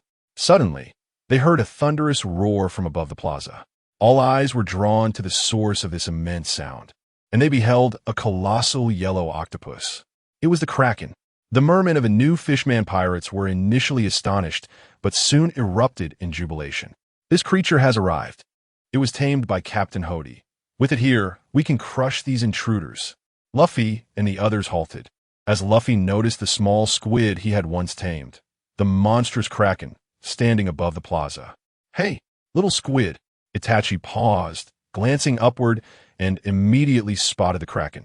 However, upon a second glance, he discerned something amiss. Standing beside the Kraken was a figure. Hody, this is not right. Itachi instinctively tightened his grip on his weapon. The recent strike by Itachi was undeniably a precise kill. Although it did not result in a decapitation, the severity of the wound was sufficient. He is not the type to leave matters unfinished. He would never allow Hody to live. Yet, despite the evident injuries on Hody, he stood there. Zoro also noticed Hody unexpectedly beside the Kraken and called out to Itachi in confusion. Itachi, I distinctly saw your blade strike with lethal intent. Did you hold back? Itachi shook his head slightly. There was no restraint. It was a direct assault intended to bring about his demise. What on earth is going on? Zoro furrowed his brow. Back in Fishman Island, he had used a draw-cut technique on Hody, which should have rendered him incapable of rising again. But now, it seemed as though he repeatedly resurrected. Beside the Kraken, Hody also sensed Itachi's gaze upon him. Although he was unsure how this adversary had evaded his attack, he resolved that it would not be so simple this time. Hody caressed the Kraken, his crimson eyes causing the massive creature to tremble. Kraken, you're the slave I brought back from the North Sea. You shall serve me. Go, crush the Straw Hat crew. The Kraken, drenched in sweat, looked down at the Straw Hat crew. In the square, the fishmen first noticed the Kraken and then saw Hody rise once more. Their fighting spirit reignited. With the Kraken, a legendary sea monster, it would be no challenge to defeat them. Go, Kraken! Hody suddenly bellowed. The Kraken, with trepidation, charged into the square, startling the residents of Fishman Island. That was the mythical sea monster Kraken. The Straw Hat crew was in for trouble. Jinbe was equally astonished. How did the Kraken end up here? However, Luffy showed no fear. He laughed heartily as he approached the Kraken. Hey, little squid, do you remember me? I once told you that I would use you to pull the ship and become a seasoned navigator. Before Luffy could finish his sentence, the Kraken suddenly unleashed its tentacles. Was it going to take down Straw Hat Luffy? The fishmen rejoiced, only to realize that the Kraken had lifted Luffy high above its head. This amused Luffy greatly. You do remember me, little squid. Who would have thought you could recognize a sea monster? Jinbe blinked in disbelief. Luffy, smiling, directed the Kraken, little squid. Since you're here, go protect Shirahoshi. The Kraken, sensing Luffy's overwhelming presence, nodded happily and moved to stand by Shirahoshi. However, this scene infuriated Hody. Hey, Kraken, what are you doing? Do you want to die?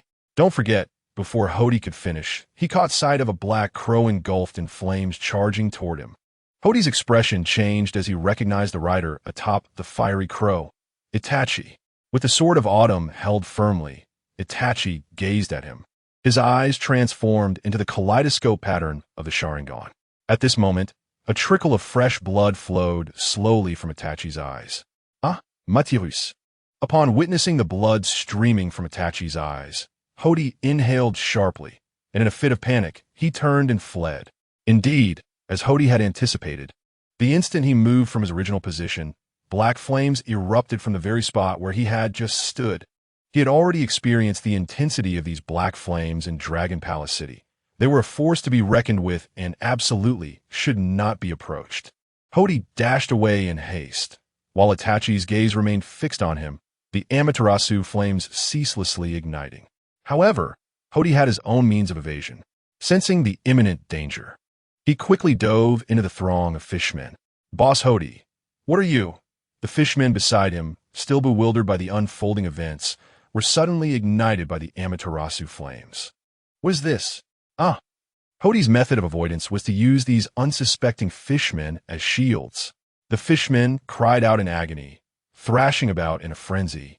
Yet no matter how they rolled, they could not extinguish the black flames consuming them. Observing this, Itachi decided to retract the Amaterasu. He had just unleashed a formidable fire technique, the Great Fire Destruction, that consumed over half of his chakra, and he felt it unnecessary to expend further ocular power unless he could secure a decisive blow. With this thought in mind, Itachi quickly formed hand seals. Below, Luffy watched in awe as Itachi soared through the skies on a raven cloaked in black flames. Impressive. Itachi can even fly. And were those black flames? So cool. In the next instant, Itachi's technique sent Luffy into a fit of excitement, causing him to leap up, entirely forgetting that Itachi was in pursuit of Hody. After completing the hand seals, Itachi swiftly unleashed a barrage of flames directed at the fleeing Hody. Fire Style, Phoenix Fire Technique. Chapter 29, The Massive Sunken Ship. The arrival of Noah as Hody was fleeing. He looked up just in time to see a dozen fireballs raining down upon him from the sky. More fire. Hody was now gripped by a profound fear of flames. He scurried on all fours, desperately navigating through the throngs of fishmen like a bear fleeing the muzzle of a gun in the jungle. Just as the fireball struck the ground and exploded, Hody leapt into the air, narrowly avoiding the onslaught of the Phoenix Fire Technique. The fishmen beneath him were not so fortunate. They watched in terror as the fireballs detonated, sending them flying and scorching them in the process. Just as Hody was relieved to have escaped yet again, Itachi had somehow appeared right in front of him. How could this be? While Hody was still in shock, Itachi lunged at his chest with a blade. In a moment of desperation, Hody instinctively unleashed his full strength, twisting his body mid-air to evade the strike. However, Itachi's attack missed and dissipated into a flurry of crows. Simultaneously, Itachi, riding the Black Raven, surged forward and closed in on Hody from behind. Hody quickly realized that the previous attack had merely been a feint. This was Itachi's true intention. He tapped into his survival instincts, performing a second mid-air rotation, and at the critical moment, he managed to block Itachi's thrust with his hand. Slicing through, Itachi's blade pierced Hody's palm and drove into his side. Had Hody not used his hand to defend and twisted his body, this strike would have surely claimed his life. Hody, paralyzed by the thought of pain, swiftly executed a fishman karate strike. The torrent of water crashed against Itachi, who adeptly flipped backward and evaded the blow at an almost impossible angle. In that same motion, Itachi supported himself with the Black Crow and delivered a rising kick that landed squarely on Hody's chin. Bang! Hody was propelled into the air by the forceful and precisely angled kick, while Itachi swiftly extracted the blade, Akiyuki, embedded in Hody's palm. The sharp pain of the withdrawal jolted Hody back to his senses. He curled downward, stepping onto Itachi's Black Crow and leaping away, the edge of Akiyuki barely grazing his scalp. After evading this strike, Hody charged toward the ground in a direct line, leaping back into the fray among the fishermen ranks. This spectacle left Jinbei aghast, frozen in place, rendered motionless. From the pursuit, Jinbei discerned that Hody held no intention of engaging Itachi. He was merely fleeing, consistently fleeing. For an ordinary individual, this behavior would be understandable, but Hody, driven by an extreme sense of human pride, and especially under the influence of a potent drug, should have been in a frenzied state, consumed by the desire to battle. Yet how could this be? Jinbei could not restrain his bewildered gaze toward Itachi, beads of cold sweat forming on his brow. He recognized that Itachi's fighting style was entirely distinct from that of Luffy and his companions. Each of Itachi's strikes was lethal, aimed directly at the fatal points. Should one attack fail, he would instinctively utilize its impact to launch the next lethal maneuver. The way Itachi danced through the fight, eliminating fishermen pirates, was not a pursuit of submission or suppression, but rather a straightforward quest for lethality. Who on earth is this individual from the Straw Hat crew? Jinbei silently prayed. Anyone would suffice, but let it not be someone from the Straw Hats or an enemy of Fishman Island. In the sky, Itachi remained atop the Black Crow, holding Akiyuki, his eyes tranquil as an iceberg, fixated on the continuously fleeing Hody. Hody's relentless escape made Itachi realize that this man possessed no fighting spirit whatsoever. Below, Hody was in a state of utter despair as he dashed away. Unable to refrain from glancing back at Itachi, shouting, "Who are you? Why do you keep pursuing me?" Upon hearing Hody's cry, Itachi unexpectedly halted. How absurd! This strange remark caused Hody to stiffen, and he too came to a standstill. Itachi sneered. "Aren't you aspiring to be the new king of Fishman Island? Aren't you their leader? As the one who claims to lead a group toward a so-called goal. All you have done is use your comrades as a shield to fend off my pursuit? It is utterly laughable." With these words, the fishmen surrounding Hody silently directed their gazes toward him. Itachi's assertion rang true. From the very beginning, they had harbored some resentment. Their so-called leader, Hody, since the onset of this battle, seemed to do little more than command them while relying on his brethren to form a wall against harm. As the flames erupted into the sky, the onlookers were struck with panic, witnessing Hody's immediate decision to have his armored troops, shielded, protect him from the inferno. In a callous display, he even seized a fellow comrade to shield himself, showing utter disregard for the lives of those beneath him. One of the nearest fishmen dared to voice a thought, murmuring that there might be some truth to the accusations against Hody. However, before he could finish, Hody raised his hand and bellowed, "Die!" with a swift motion that sent the fishman flying. The anguished cry sent shivers through the surrounding fishmen. "How dare you question your king? Come forth, and let me see who else harbors such doubts." Instead of focusing on defeating the enemy, you waste your breath criticizing your king's strategy. What are your true intentions? Hody glared furiously at those around him, rendering the fishmen speechless in fear. Observing Hody's actions, Itachi shook his head in resignation, deeming him a complete fool. "What did you say?" Hody shot a fierce glare at Itachi with his crimson eyes. Itachi fell silent, commanding his black flames to dive straight at Hody. Alarmed, Hody shouted, "Aerial troops, ascend." With that, the fishmen, encased in bubbles and capable of swimming through the air, began to rise, targeting the oncoming Itachi.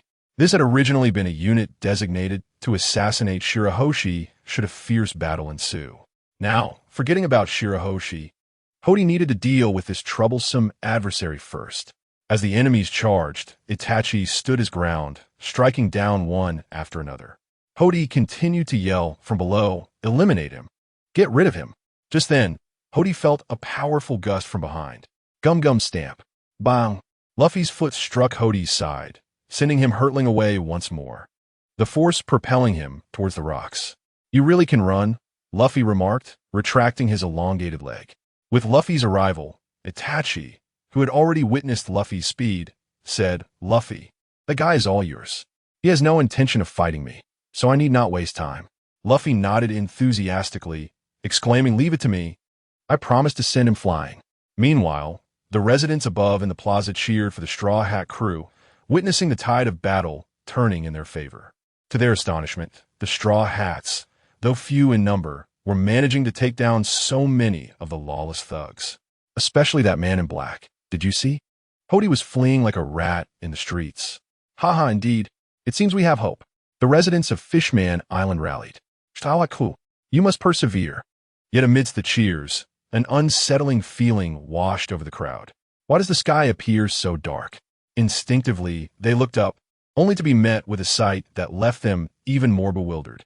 On that day, the sky was shrouded in darkness, and a colossal ship, nearly as massive as Fishman Island itself, was descending upon them. Chapter 30. Understanding and Acting Separately. High above Fishman Island, King Neptune, who had just escaped from peril, found himself suffocated beneath the weight of the immense shadow overhead. How could that thing possibly appear here? It was an artifact from long ago. The tremendous shadow in the sky was none other than Noah, the gigantic ark constructed with the collective effort of the entire nation, designed to carry the island's inhabitants to the mainland at the square of Juricode. The battle between the Straw Hat Pirates and the new Fishman Pirates came to a brief halt. Everyone gazed at the enormous arc above them. What on earth is that? Just as Frankie, having just emerged from the soldier's shipyard and fully transformed into General Frankie, lifted his gaze skyward, he beheld the immense ship. Luffy, too, halted his pursuit of Hody. Jinbei exclaimed, "Noah, how could such a massive vessel come here?" Just then, he noticed Princess Shirahoshi behind him. Hody, seated beside the throne, also laid eyes on the colossal ark. He uttered the name of the one who controlled it, Vanderdecken. That scoundrel. It seems he had long planned to annihilate the island along with its people. How dare he betray me? At that moment, at the center of the gigantic ark, Vanderdecken, who had previously been soundly beaten by Luffy and rejected by Shirahoshi while en route to the sea forest, was maniacally steering the vessel towards the square of Joricode. Grasping a microphone, he proclaimed, "Oh, my dear fiancé, my Princess Shirahoshi, I fell in love with you when you were but a child. For 10 years, I have adored you ceaselessly, though the sea is vast. There is no other man who loves you as I do." Vanderdecken's voice grew increasingly frenzied. Jinbei shouted, "Everyone, that guy Vanderdecken is a target fruit user. He has likely hurled Noah like an axe at Princess Shirahoshi." Vanderdecken's deranged courage continued. "My love, why do you not accept me?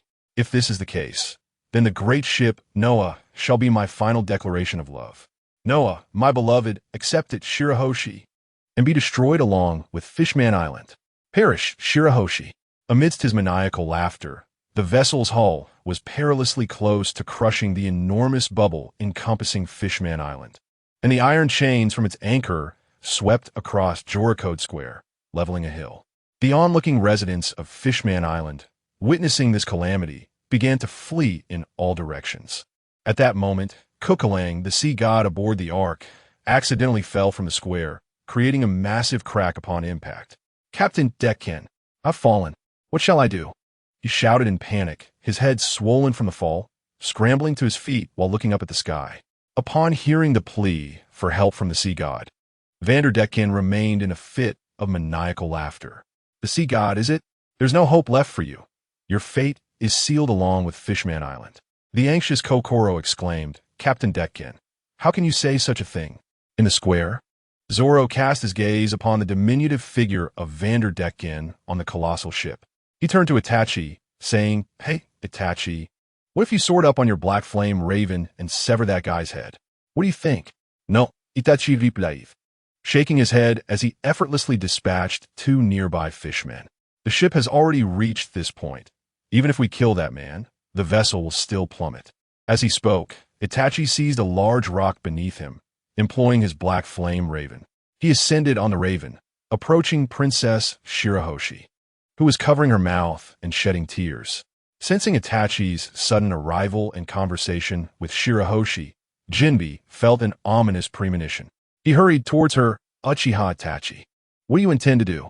Before Jinbei could reach her, Shirahoshi had already wiped away her tears and resolutely nodded in response to Itachi's words. Upon seeing Noah, she realized it was Vanderdecken behind it, and her resolve solidified.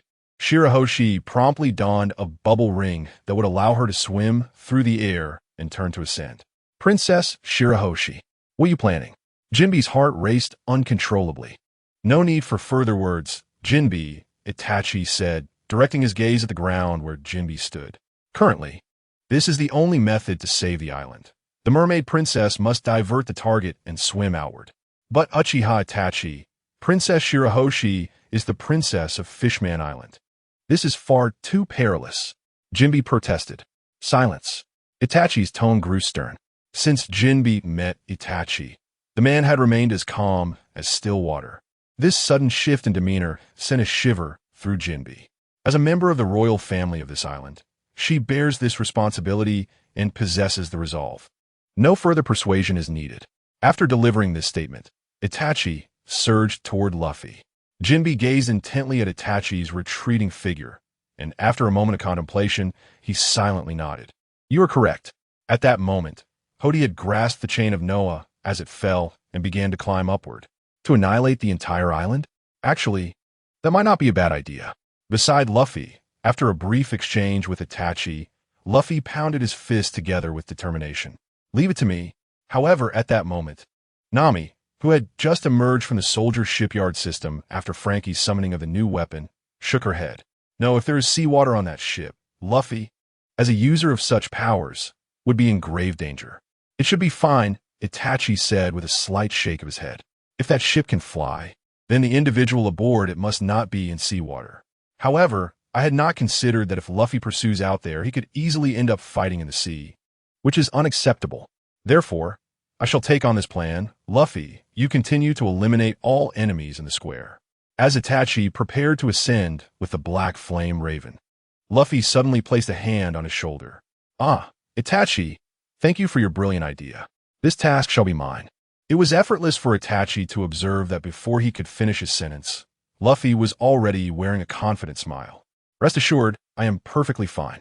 Itachi was momentarily taken aback. He found it difficult to articulate the sensation he experienced, akin to the joy he felt upon witnessing the exuberant atmosphere aboard their ship, an emotion he had never encountered before. At that moment, Nami handed Luffy a piece of bubble coral. Since you're determined to go, use this. The bubbles will provide some assistance. Nami then turned to Itachi, offering him a reassuring smile. Let us place our trust in him, Itachi. Although he may be a fool, we have always believed in Luffy. Itachi nodded. Then let us proceed according to plan. Luffy, go and ensure the safety of the mermaid princess and deal with the one who threw the ship. I will remain here to confront the enemies in the square. With that, he urged Luffy to leap onto the Blackfire Crow. I can only take you as far as the chains. The Blackfire Crow is too distant for me to control effectively. All right, that sounds perfect. Luffy steadied himself atop the Blackfire Crow. Just then, Itachi noticed something amiss. On the Noah, Vanderdecken had become captivated by Shirahoshi, realizing that she intended to draw him away from Noah. Oh, the kind-hearted and unparalleled beauty that is Princess Shirahoshi. You truly deserve to be my wife, Vanderdecken 9. With that declaration, Vanderdecken produced a throwing knife and hurled it fiercely towards Shirahoshi. Let me allow you a taste of my affection. Seeing the knife soar towards her, Shirahoshi frantically swirled her tail to evade it. Just as she was about to succumb to despair, the Blackfire Crow appeared before her. With a swift punch, Luffy sent the knife crashing into the ground of the square. Luffy, Shirahoshi exclaimed, overwhelmed with emotion. Fear not, timid star, just keep swimming forward. I will continue to protect you. Luffy cast his gaze towards Vanderdecken on Noah. The Blackfire Crow beneath him had already surged forward, racing towards the chains of Noah. Speaking of which, Itachi, this is your first collaboration with Luffy, isn't it? Nami exclaimed, observing the scene. Itachi nodded. Indeed, it is our first. He had not even instructed Luffy to head in the direction of Shirahoshi, yet Luffy seemed to understand instinctively. Who would have thought you two would possess such synergy? Nami chuckled. Chapter 31. The Straw Hat Crew and Itachi's remaining fishmen. With Luffy gone, Itachi gripped his weapon, Akiyuki. Let us begin. He turned and swung his sword, swiftly eliminating 2 fishmen who attempted to ambush him. All right, thunderstorm alert. Nami summoned storm clouds, unleashing bolts of lightning upon the group of fishmen. Are you also a devil fruit user? Itachi inquired, gazing at Nami. Nami smiled mysteriously. Not quite. I possess the mysterious powers of a navigator.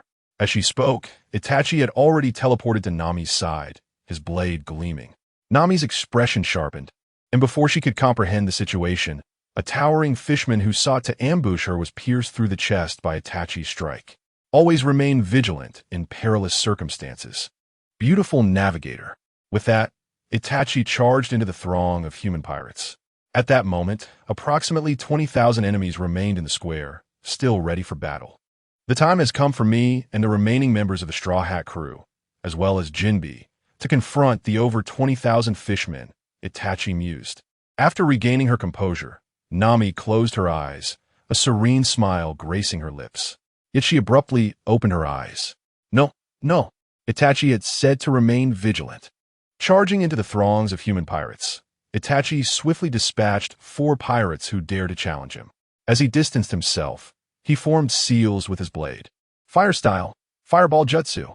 Itachi unleashed a torrent of flames, incinerating hundreds of human pirates in one fell swoop. This fellow, we stand no chance against him. Indeed, we have no obligation to risk our lives for these wretched fishmen. Upon witnessing this, the human pirates cried out in unison. That's right, the gentleman in black. The pirates cast down their weapons. We did not come here willingly. We were captured by those fishmen. Before he could finish, Itachi interrupted him. Pick up your weapons. The pirate trembled. Mr. in Black, I intend to surrender. Why would you have me arm myself? As he spoke, Itachi had already felled a fishman with a swift strike. He glanced sideways. Do you truly believe that if you lay down your arms, the fishman will spare you? The pirate, recovering from his shock, replied, You are correct. Mr. in Black, go. While we fight, let all unwilling human slaves know that to regain their freedom, they must first deal with these fishmen. Excellent. Everyone, let us heed the words of the gentleman in black. The pirates retrieved their weapons once more. Itachi ceased his assault on the human pirates, as he had a far more significant objective, that being the fishman devoid of fighting spirit, Hody. Itachi leaped high into the air, immediately searching for Hody. If he could present that fellow's head for all the fishmen to see, this battle would likely come to an end. Itachi thought, his Sharingan sweeping across the entire square. Yet he could not locate Hody. Just then, he noticed Hody climbing up the iron chains of the massive ship that was about to depart. When did he escape there? Itachi mused, looking up, where Luffy had already been placed within the bubble of the colossal ship. Meanwhile, outside the bubble, the fishmen residents, swimming swiftly within the air bubble, spontaneously attempted to obstruct the giant ship. Noah, Princess Shirahoshi, hurry. Don't approach Princess Shirahoshi, Noah. The fishmen valiantly tried to halt the giant ship, though their efforts seemed futile. Yet, Hody had already ascended the massive vessel. Truly an arrogant fool. You disgraceful denizens of Fishman Island. You are as despicable as humans. Hody maniacally hurled water bullets, piercing through all the fishmen attempting to impede the giant ship. Noah, just as Luffy climbed aboard the giant ship, his expression shifted upon witnessing this scene. Luffy soared and delivered a punch squarely to Hody's face. Crash! Hody! Luffy shouted as he once again engaged Hody in fierce combat. The giant ship, Noah, was now chasing after Princess Shirahoshi towards the open sea. Observing this, Itachi furrowed his brow. If that's the case, Luffy will face two opponents. The pace must quicken in the square. Itachi lowered his head, glancing at the ground before him. Just then, the earth beneath his feet suddenly collapsed. As the ground gave way, Itachi's lower body sank into the soil. At that moment, the smallest of the cigar shark men, Damo, leaped from underground, brandishing his formidable teeth capable of burrowing tunnels. Got you. Damn black-clad man. Let us see how you move now. Damo boasted, lunging forward to bite off Itachi's head. However, at that instant, Chopper burst forth from the ground, positioning himself in front of Damo. Enhanced by his transformations, Chopper resembled a rhinoceros beetle, his tunneling speed rivaling that of Damo. Usopp followed closely behind, grabbing Itachi by the shoulder and pulling him out. We made it just in time, big brother Itachi. We come to rescue you. Go, go. Chopper exclaimed, glaring furiously at Damo. Earlier, while witnessing Frankie combine into General Frankie, this infuriating creature had dug a tunnel and trapped him underground. Chopper's greatest desire at that moment was to give this small yet infuriating fishman a good thrashing. I'm so grateful for you both. Truly, thank you. If it weren't for Usopp and Chopper, I would have already pierced autumn water through Damo's throat, Itachi acknowledged. He had anticipated the ground's collapse and was ready for a counterattack. Don't say that, big brother Itachi. You saved us countless times, Usopp replied, aiming his slingshot at Damo. Then I leave this to you, Itachi declared, dashing forward. Meanwhile, amidst the chaos of battle engulfing the square, Hody's throne corner revealed the blue-ringed octopus fishman, Blue Zong, still pouring liquor into his mouth from a jug. His snack of choice was none other than a deadly poison. Blue Zong, the outside is in complete disarray. Isn't it time you join the fray? Another fishman urged. Indeed, Blue Zong, don't drink so much. You'll get drunk. Yet Blue Zong paid no heed, already inebriated. To him, nothing held more significance than indulging in drink. However, As he continued to gulp down the liquor, Blue Zong suddenly froze, the jug slipping from his grasp as he felt his knees trembling violently. Blue Zong, what is wrong? The fishman exclaimed in surprise, witnessing a sudden red glow emanating from Blue Zong's eyes.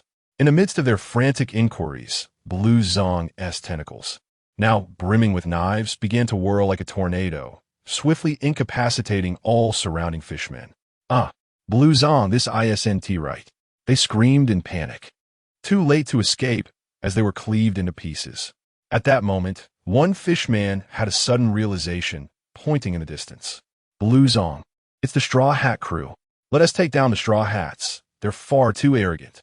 Blue Zong pondered briefly, recalling the incident when he and Hammond intercepted the Straw Hat crew upon entering the island. He remembered a man clad in black with red eyes, who had cast a glance at him, leading him into a hellish realm filled with iron plate delicacies. Fortunately, Hody had later revived him with a deadly poison, saving him from eternal torment in that inferno. The Straw Hats. The red glow in Blue Zong's eyes intensified as he charged in the direction indicated by the fishman. Robin was using the colossal tree she had summoned to crush the fishmen in the square. As she focused on the point of impact of the giant tree, she suddenly felt a fierce gust of wind approaching from the side. Turning her gaze, she was shocked to find an octopus, adorned with blue rings and wielding numerous knives, had swiftly closed in on her. This was the same enemy she had encountered upon her arrival on the island. Realizing this, Robin found herself unable to react in time. Just as the blades of the blue-ringed creature were about to descend, Itachi dashed in front of Robin, intercepting the blow with his sword. Chapter 32. The Fierce Battle? Who are you, you rascal? The upside-down blue-ringed octopus looked confusedly at Itachi.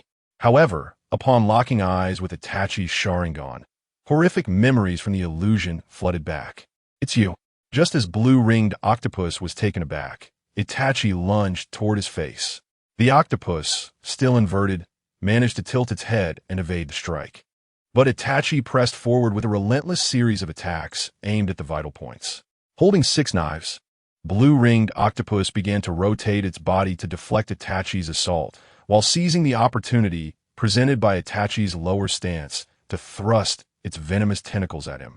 Caught in an offensive posture, Itachi could only defend with his sword, Autumn Water, against the incoming tentacles.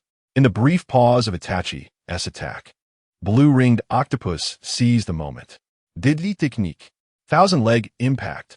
The tentacles surged forth, and the 6 knives whirled like a windmill, targeting Itachi. He parried continuously, but the octopus, having consumed a potent drug, displayed an extraordinary strength that momentarily placed Itachi at a disadvantage. Robin wished to assist Itachi with the colossal tree, but he quickly recognized the ferocity of his opponent's onslaught and distanced himself from blue-ringed octopus. Itachi rapidly formed hand seals.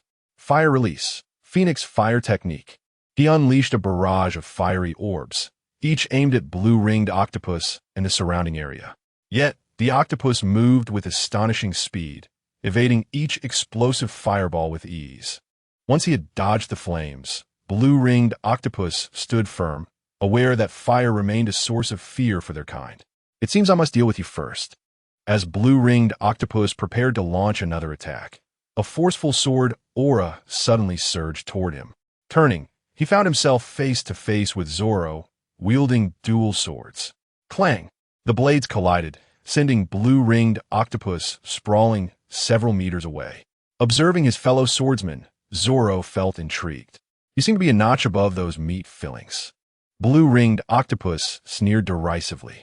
Want to take us both on? Then I shall slay you both. At that moment, Zoro looked at Itachi. Itachi, this fellow's head is mine. I will take his life.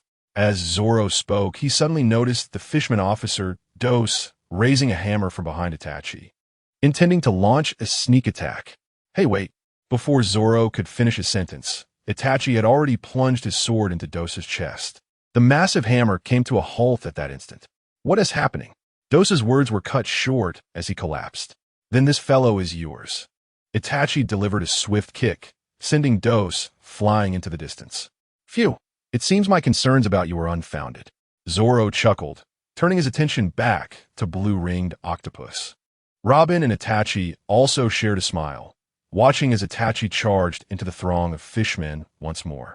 In the center of the square, the colossal Ko-Ko-Lang was weeping profusely, abandoned by Vanderdecken. Opposite him stood Kraken, eager to continue their contest. Both of these behemoths were indeed massive. Come on, battle now, sea god Ko-Ko-Lang. Kraken is itching for a fight, shouted a merman beneath Ko-Ko-Lang. Yet Ko-Ko-Lang remained motionless, wiping his tears instead. Decken, Captain, I have been forsaken by Captain Decken. Wah! His tears fell to the ground, each drop potent enough to crush a merman. Both sides are colossal, yet devoid of any fighting spirit, lamented the merman. At that moment, Jiao stepped forward. Hey, sea god, have you misunderstood something? Upon hearing Jiao mention a misunderstanding, Ko-Ko-Lang ceased his lamentations. Misunderstood? What did I misunderstand, Ko-Ko? He inquired, puzzled. Your captain does not intend to abandon you. On the contrary, he has entrusted this square to you, Jiao asserted confidently. Nonsense. Captain Decken clearly said he wanted me to. No, that's not it, Jiao shook his head. What he means is for you to exhibit your true fighting spirit. He completely trusts you, which is precisely why he allowed you to fall. His intention is for you to eliminate the Straw Hat crew, making you his most favored subordinate. The mermen around them nodded in agreement. Indeed, I have never seen such a trusted subordinate of the captain. Yes, sea god, you are truly Captain Decken's most reliable ally. They echoed. Now is the time for you to display your manliness. Look at Kraken. The merman urged, prompting Ko-Ko-Lang to glance at Kraken. To his surprise, Kraken assumed a boxing stance, brandishing his two large tentacles, eager for a bout. Usopp, witnessing Kraken's demeanor, couldn't contain his excitement and shouted, Go for it, Kraken. Defeat that bald sea monster. Hearing Jiao's explanation, Ko-Ko-Lang began to smile. So this is how it is. Exactly, Jiao thought, seizing the moment to produce a vial of potent medicine. Then, as our companion, follow Captain Decken's orders and eliminate the Straw Hat crew. With that, he forcefully tossed the medicine into Ko-Ko-Lang's mouth. Such a massive figure. Will the medicine even work? Wondered the merman beside Jiao. However, to their astonishment, as soon as Ko-Ko-Lang consumed the medicine, his entire body began to flush a vivid red, even his eyes turning crimson. It turned out he was highly susceptible to the drug's effects. The mermen widened their eyes in disbelief. Under the influence of the potent medicine, Ko-Ko-Lang erupted with fury, striding forth with earthquake-like steps and raising his fist in front of Kraken. Kraken extended his tentacle in a fist bump gesture, but unexpectedly, Ko-Ko-Lang struck him with such force that Kraken was sent flying. Little squid. Usopp and Chopper gasped, their eyes bulging at the scene.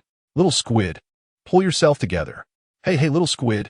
Usopp shook Kraken's massive tentacle. It's no use. He has already lost consciousness. Chopper anxiously turned to the towering Ko-Ko-Lang. Who else is there? Ko-Ko-Lang raised his arm and shouted, his voice resonating with an astonishing presence. Suddenly, a colossal fire dragon lunged toward him, toppling Ko-Ko-Lang to the ground. The tremendous force, coupled with the searing pain, sent him rolling violently. The pain. Is that you, Itachi? Chopper's eyes sparkled at the sight of the fire dragon. Just as Ko-Ko-Lang was tumbling, creating tremors akin to an earthquake, Jinbei beside him lifted his leg. The fishman karate spinning kick. Jinbei's wooden sandal struck Ko-Ko-Lang with a resounding impact, propelling him through the air. Such a large figure could be kicked away. The fishmen were nearly astounded. Itachi gazed at the fallen Ko-Ko-Lang. The contrast was stark now that he was out of the water. This fellow is truly enormous. It would take quite an effort to sever his head, Itachi mused. However, despite Ko-Ko-Lang's massive size, his strength was lacking. With this thought, Itachi continued to confront the fishmen around him. Behind him lay a trail of defeated bodies. As Itachi turned his gaze back to the fishmen, he noticed their uncontrollable trembling. They had realized that those defeated by the Straw Hat crew were merely unconscious. Even those bested by the swordsmen were only half alive. But those who fell to this cloaked figure were already dead. This man is terrifying, the foremost fishmen swallowed hard. Just then, they heard a loud shout from behind. Am I late? No matter. I have come to claim the heads of the Straw Hat crew. Chapter 33. A single cut at this moment, high above Fishman Island. Within the immense tree roots, the enormous Noah, initially guided to the island by Shirahoshi to avoid damage from the seabed, had spiraled out of control. It was plummeting toward Fishman Island, as Vanderdecken, the controller, had failed. Behind him, Hody was slowly pulling the trident from his abdomen. You wish to betray me? To make me a sacrifice? Don't be ridiculous, Hody sneered. This way, your power will spiral out of control, and Noah will crash back down to Fishman Island. Perfect. Time for you to die, Straw Hat crew, the impediment to my revenge. Hody's laughter echoed maniacally. Meanwhile, Prince Shark and Prince King Neptune, watching this unfold from the sea, were utterly dismayed. Noah is out of control. Is Fishman Island doomed? Prince Shark, carrying Luffy, approached Noah. He had previously saved Luffy from Hody's pursuit in the water. The combat prowess of Hody in the water was leagues apart from his strength on land. We must devise a way to halt Noah. Prince Shark was filled with worry. At that moment, Hody, armed with the trident, emerged. Hody's eyes gleamed with madness as he stared at Luffy and Prince Shark. You surely wish to stop Noah, don't you? Then stop fleeing and come fight me. Without defeating me, there is no hope for Fishman Island. Ha ha ha ha. You wretched fool, Luffy. He seethed through gritted teeth. I shall undoubtedly thwart this vessel. Suddenly, Lady Shirahoshi cried out, swimming towards Noah. Continue to aim at me. Do not allow Noah to collide with Fishman Island. That is where my beloved nation and cherished islanders reside. Shirahoshi. Sharkstar shouted her name, handing her the bubble containing Luffy. Keep an eye on that Straw Hat kid. I shall attempt again. Regardless, I will not permit Noah to strike Fishman Island. And Shirahoshi, please trust me.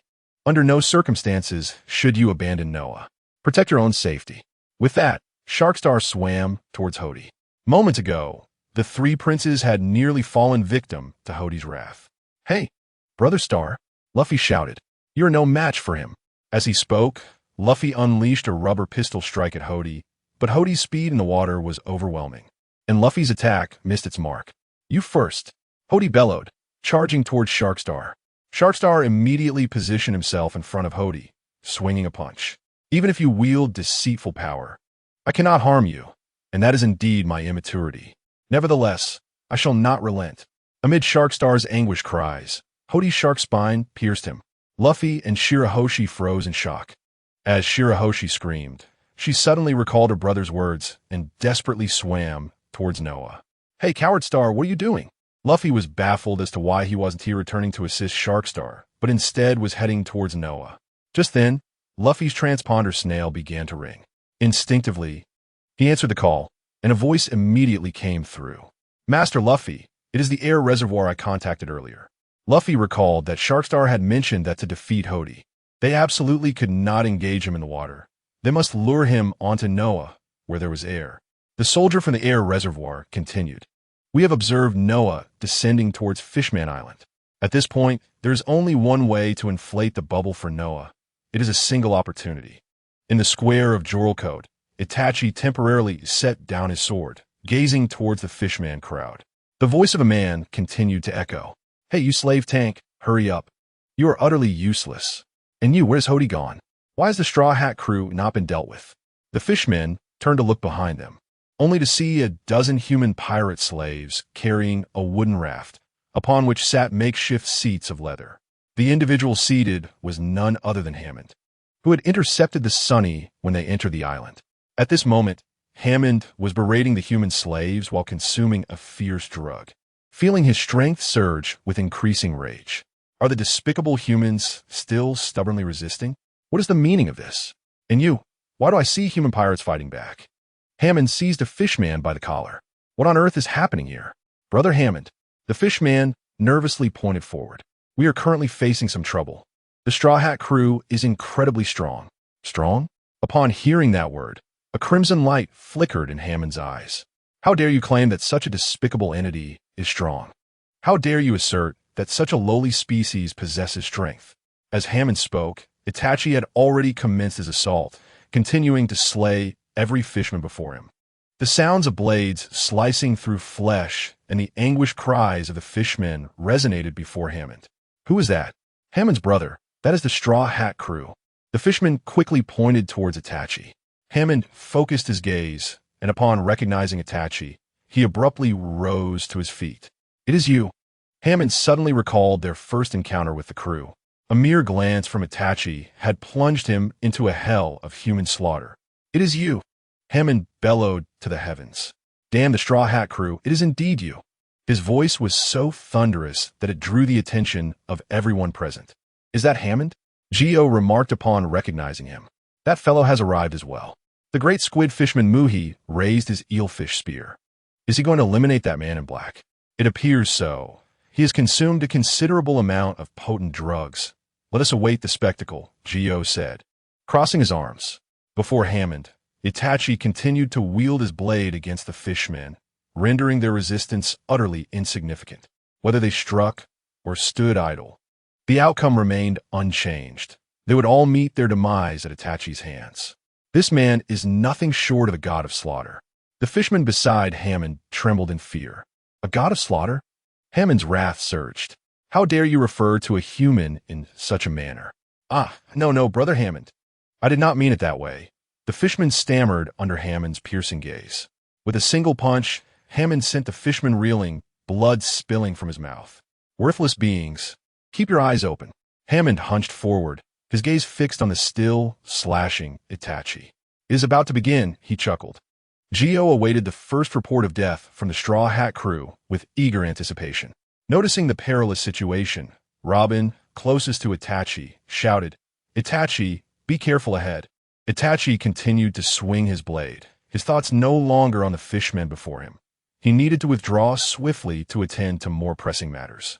Upon hearing Robin's call, Itachi paused momentarily. In that instant of stillness, Hammond raised his claws and lunged towards him. Die for me, Hammond roared as he charged at Itachi. Brother Hammond. The surrounding fishmen cheered in excitement at this sight. Finally, a cadre has come to stop this god of slaughter. Yet, in the next moment, they were rendered speechless. In a moment of sheer ferocity, fueled by the effects of the potent drugs, Hammond dashed towards Itachi, ready to rend his body to shreds with his claws. However, as he reached Itachi, the autumn water blade had already pierced through his throat, emerging from the nape of his neck. With a sickening sound, accompanied by a spray of blood, Hammond's head was severed from his body. This, Geo, observing from a distance, could hardly believe the scene unfolding before him. What was happening? That was a cadre. That was a cadre who had consumed potent drugs. Just one strike resolved it. However, the reaper in their eyes, akin to a cold-blooded machine, mercilessly severed the lives of countless companions with a single stroke. After decapitating Hammond, he did not pause for even a moment before advancing towards the nearest merman. Chapter 34. The Grim Reaper. As the mermen stood in shock, grappling with the reality that their brother Hammond had been so effortlessly dispatched, he found himself locking eyes with those blood-red Sharingan. The merman's breath caught in his throat. He glimpsed a glimmer of cold light above him, causing him to lose control of his lower faculties. Yet, the blade poised above him, reminiscent of Damocles' sword, did not descend. Itachi spoke. Was another one stripped of his will to fight? The merman, paralyzed by fear, sank to the ground. Not only, but the surrounding mermen instinctively began to retreat. Their clarity was unfathomable. Even Hody, witnessing his subordinates fleeing for their lives, could not fathom their capability as opponents. In the distance, Geo was screaming in a frenzy, "You worthless scum of Fishman Street! What are you doing? Why not slay him? Cut him down!" Before Geo could finish his tirade, the icy gaze from those blood-red eyes fell upon him. Geo trembled. To be candid, the recent execution of Hammond left not just the younger members, but even the cadre of their new Fishman pirate crew utterly astonished. Yet, their objective jolted Geo back to reality. They were to restore the honor of the fishmen and trample upon the despicable humans. Geo desperately averted his gaze. Staring into those eyes, he found himself unable to even contemplate their noble cause. But what transpired next ignited his fury even more. He observed Itachi standing resolutely amidst the throng, with not a single soul daring to approach him in aggression. You are utterly pathetic. Gio was ready to unleash his invisibility to eliminate Itachi.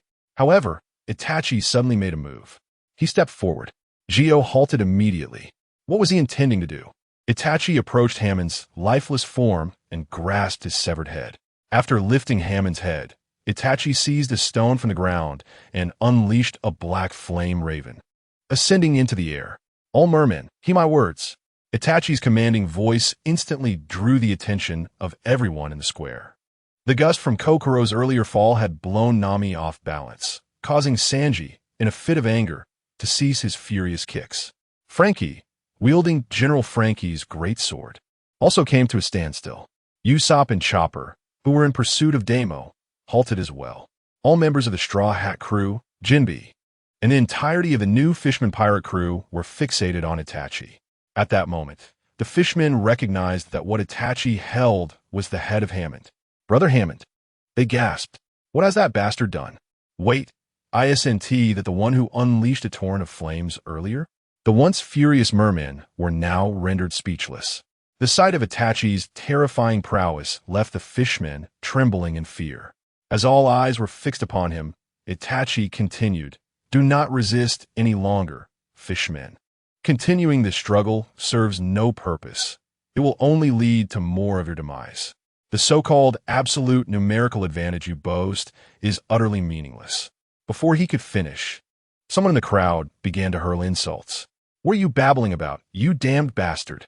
Come on, how audacious of you to flaunt the head of Brother Hammond. If you have the guts, come down here and see if I don't slay you."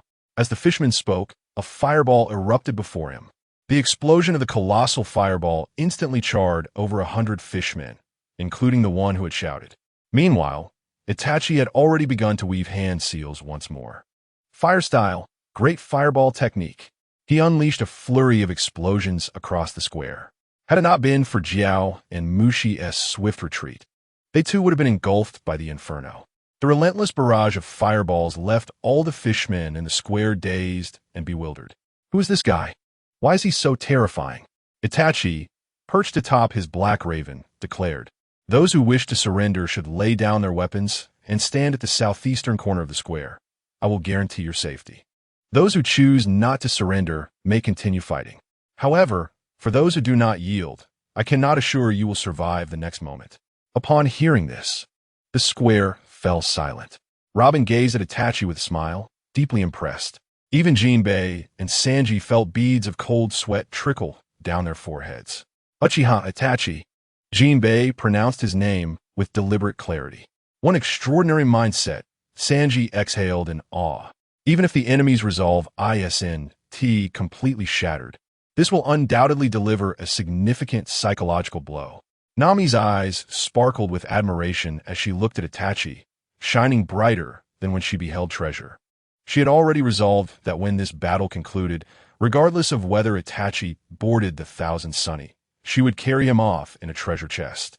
After Itachi finished speaking, the human pirate who had been spared responded first. "Hey, everyone who doesn't want to be enslaved, listen to the guy in black. Go stand at the southeastern corner." Upon hearing this, all the human pirates raised their hands in agreement. "You despicable humans." Seeing this, a fisherman swung his blade in anger. But just as his sword was about to descend, a burst of phoenix fire struck him. Itachi held his sword horizontally with one hand while forming hand signs with the other, his blood-red Sharingan instilling fear in all the fishmen gathered in the square. Witnessing this, the cheers from the human pirates rose to a fever pitch as they rushed towards the southeastern corner. Even some fishmen sought to join them, and the human pirates did not refuse, welcoming them into the ranks of surrender. How could our own kind betray us? A towering shark fishman, furious, prepared to strike down those fishmen running towards the southeastern corner. But as he lifted his blade, cold sweat began to beat upon him. He hesitated, recalling the fate that had befallen those struck by Itachi's flames. The shark merman brandished his knife, observing as numerous human pirates and fishmen rushed past him. "All, everyone obey the man in black." Once esteemed as pirate captains, several human pirates had begun to command the crowd of surrendering individuals, directing their weapons towards the fishmen attempting to attack them. The pirate captain shouted to the heavens, "Man in black, we will not lay down our weapons. It is permissible to keep our arms at the ready to fend off attacks, is it not?" After confirming with Itachi, who nodded in affirmation, the captain's face broke into an exuberant grin. At last, he could escape the clutches of these fishmen without becoming cannon fodder and could live anew. "Man in black, you are my savior." The human pirates chorused, "Soda, God." Zoro, locked in confrontation with Blue Tatsu, caught wind of their words and smirked. How did this guy manage that? This scene incited fury in Jo and Mushi. "What are you waiting for, you fools? Annihilate the Straw Hat crew along with the humans." Jo bellowed, suddenly noticing Itachi, riding the black fire crow, diving toward him. "You might as well give it a try." Itachi brandished his sword, resembling a reaper engulfed in hellfire. Chapter 35. The end of the Fishman officers. Do not underestimate the officers of our new Fishman pirate crew, Jo shouted defiantly, hastily tossing several deadly pills into his mouth. Mushi, not one to delay, followed suit with a few pills of his own. Just as Itachi was about to reach Jo, he leapt high into the air, and the black fire crow beneath him swooped down rapidly, transforming into a blazing inferno. Boom! The black fire crow exploded before Jo and Mushi, propelling both into the air. However, at that moment, Jo's expression shifted. Itachi had already arrived before him. As Itachi swung his blade toward him, Jo momentarily froze. But the effects of the deadly pills ignited a murderous intent in his blood-red eyes. "I have seen through your attack." Jo thrust his dagger, empowered by the potency of the pills, executing a swift and unconventional maneuver to counter Itachi's direct stab, plunging the dagger deep into Itachi's heart. Itachi's eyes widened, and his expression contorted in pain. "Aha! Brother Jo has taken down that man in black with a single blow." The officers of the new Fishman pirate crew rejoiced. Their spirits lifted at the sight of Itachi collapsing to the ground. Yet, as Jo reveled in his triumph over Itachi, he suddenly felt his legs being seized. Crack! Jo's legs were ensnared, ensconced in the earth, trapped by the rocks. "What is happening?" Jo gasped, looking down in shock, just as Mushi lunged beside him, thrusting an octopus spear toward Jo's rear. "Jo, watch your back." Before Jo could react, Itachi, who had fallen to the ground, transformed into a cloud of mist with a loud pop. "What?" Jo turned back only to find Mushi's spear had pierced Itachi's side. "What? Wasn't he just stabbed in the heart? What was going on?" In a moment of bewilderment, Jo found himself transformed into a mist by the attack of Makihise's Itachi behind him. This instantly reminded him of the scene when Hody struck Itachi, causing him to morph into a cloud of ravens. No, this individual is likely a user of a Logia-type devil fruit. As Jo shouted, he promptly rendered himself invisible. Miyuki, who had thought he was victorious, was momentarily taken aback. "What did you say?" Jo had no time to respond. After cloaking himself, he hastily seized a dagger and aimed it at the ground, estimating that the one who had just ensnared his foot and dragged him into the earth was Itachi, who would undoubtedly launch a surprise attack from below. However, hey, Itachi called out to Miyuki. Hearing someone behind him, Miyuki turned in surprise. Slicing sound. With the autumn water blade, Itachi cleaved Miyuki down. Why is this happening? Miyuki couldn't comprehend how Itachi had appeared behind him, but filled with unwillingness, he fell. Despite having consumed a powerful drug, his true strength had yet to manifest even slightly. With a single strike, he had been vanquished. That was the formidable King Octopus Fishman. The fishmen, who had just regained a semblance of morale, were instantly left in shock. "No worries, we still have Brother Jo. After all, he is Jo." Suddenly, the fishmen realized that Jo was nowhere to be found. Had he gone invisible again? Previously immobilized by a rock, Jo, upon witnessing Itachi's strike against Miyuki, immediately activated his invisibility and forcefully extricated his foot from a stone. This damn man in black is truly wicked. He feigned an attack on me only to ambush Miyuki. How despicable! Despicable! Despicable! A loathsome species. Jo cursed inwardly as he stealthily approached Itachi. Despite having consumed the powerful drug, his mind remained remarkably composed. "You wish to engage in sneak attacks? You may not realize who the true master of ambushes is. Gyo raised his dagger, towering over Itachi, and aimed for the nape of his neck. Yet, Itachi reacted almost instantaneously, deftly deflecting Gyo's dagger. A jolt coursed through Gyo as the autumn water blade was now poised at his throat. Startled by Itachi, Gyo reverted to visibility. "How did you discover me?" Gyo exclaimed in shock. Itachi, glancing at him, felt his Sharingan pupils slightly constrict, showing no sign of hesitation. Slicing sound. Once more a head flew off, blood splattering.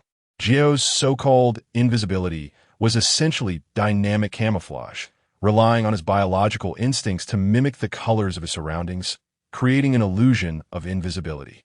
Such a level of concealment was utterly ineffective against the Sharingan.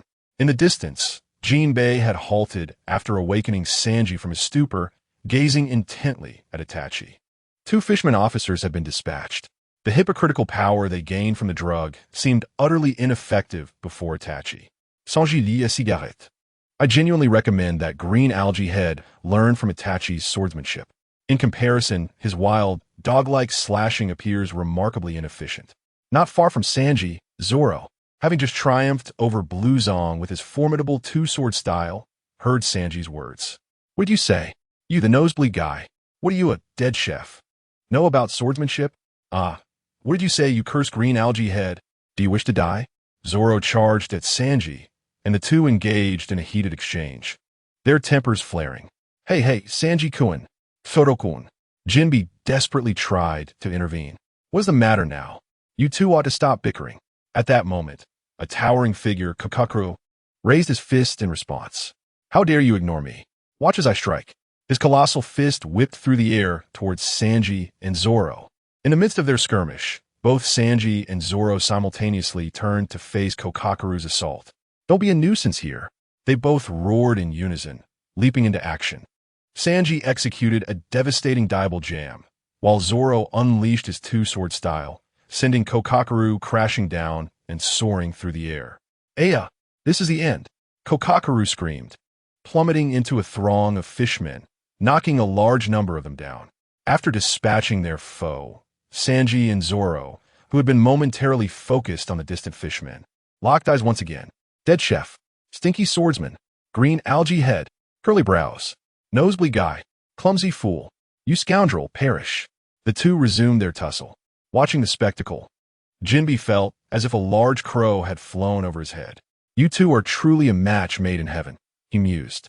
Itachi glanced at the pair, recognizing their love-hate relationship, and then shifted his gaze back to the plaza. At that moment, General Frankie was busy dispatching the fishmen pirates. Recently, the fishmen pirate officer, Kakashaba, who had attempted to obstruct Frankie's path, had been knocked unconscious by a single punch. Nami and Robin were working in tandem to eliminate their foes, while Chopper and Usopp pursued the smallest fishman officer. Amidst Usopp's explosive barrage, the Barry DeMoro was blasted out of hiding, only to find himself face-to-face with Chopper. Chopper, infuriated by DeMoro's earlier taunts regarding his power-up, retaliated with a single punch that rendered DeMoro utterly incapacitated. Across the plaza, wherever Itachi's gaze fell, the fishmen trembled uncontrollably, their fighting spirit utterly extinguished. Itachi nodded slightly, sensing that the end was near. However, just then, he felt an enormous shadow loom once more in the sky. Hody is a product of the hatred towards Fishman Island. Those fellows are intent on annihilating Fishman Island, fueled by their deep-seated resentment. This was the last message sent by Sharkstar to the soldiers of Fishman Island and King Neptune after Hody's defeat, delivered through a transponder snail. King Neptune was left in shock. So, they approached with such resolve? Standing at the highest point of Fishman Island, he gazed towards the distant Joan Cod Plaza. The battlefield between Hody and the Straw Hat crew has transitioned from the plaza to the sea, aboard the colossal ship Noah. His most trusted son, the formidable Sharkstar, has been vanquished by Hody. The remaining 2 princes also fell effortlessly to Hody's might. Thus, without the delay of the 3 princes, even though the air supply had just been injected into Noah at the brink of disaster, Hody is likely to confront the Straw Hat captain in his most familiar domain, the ocean.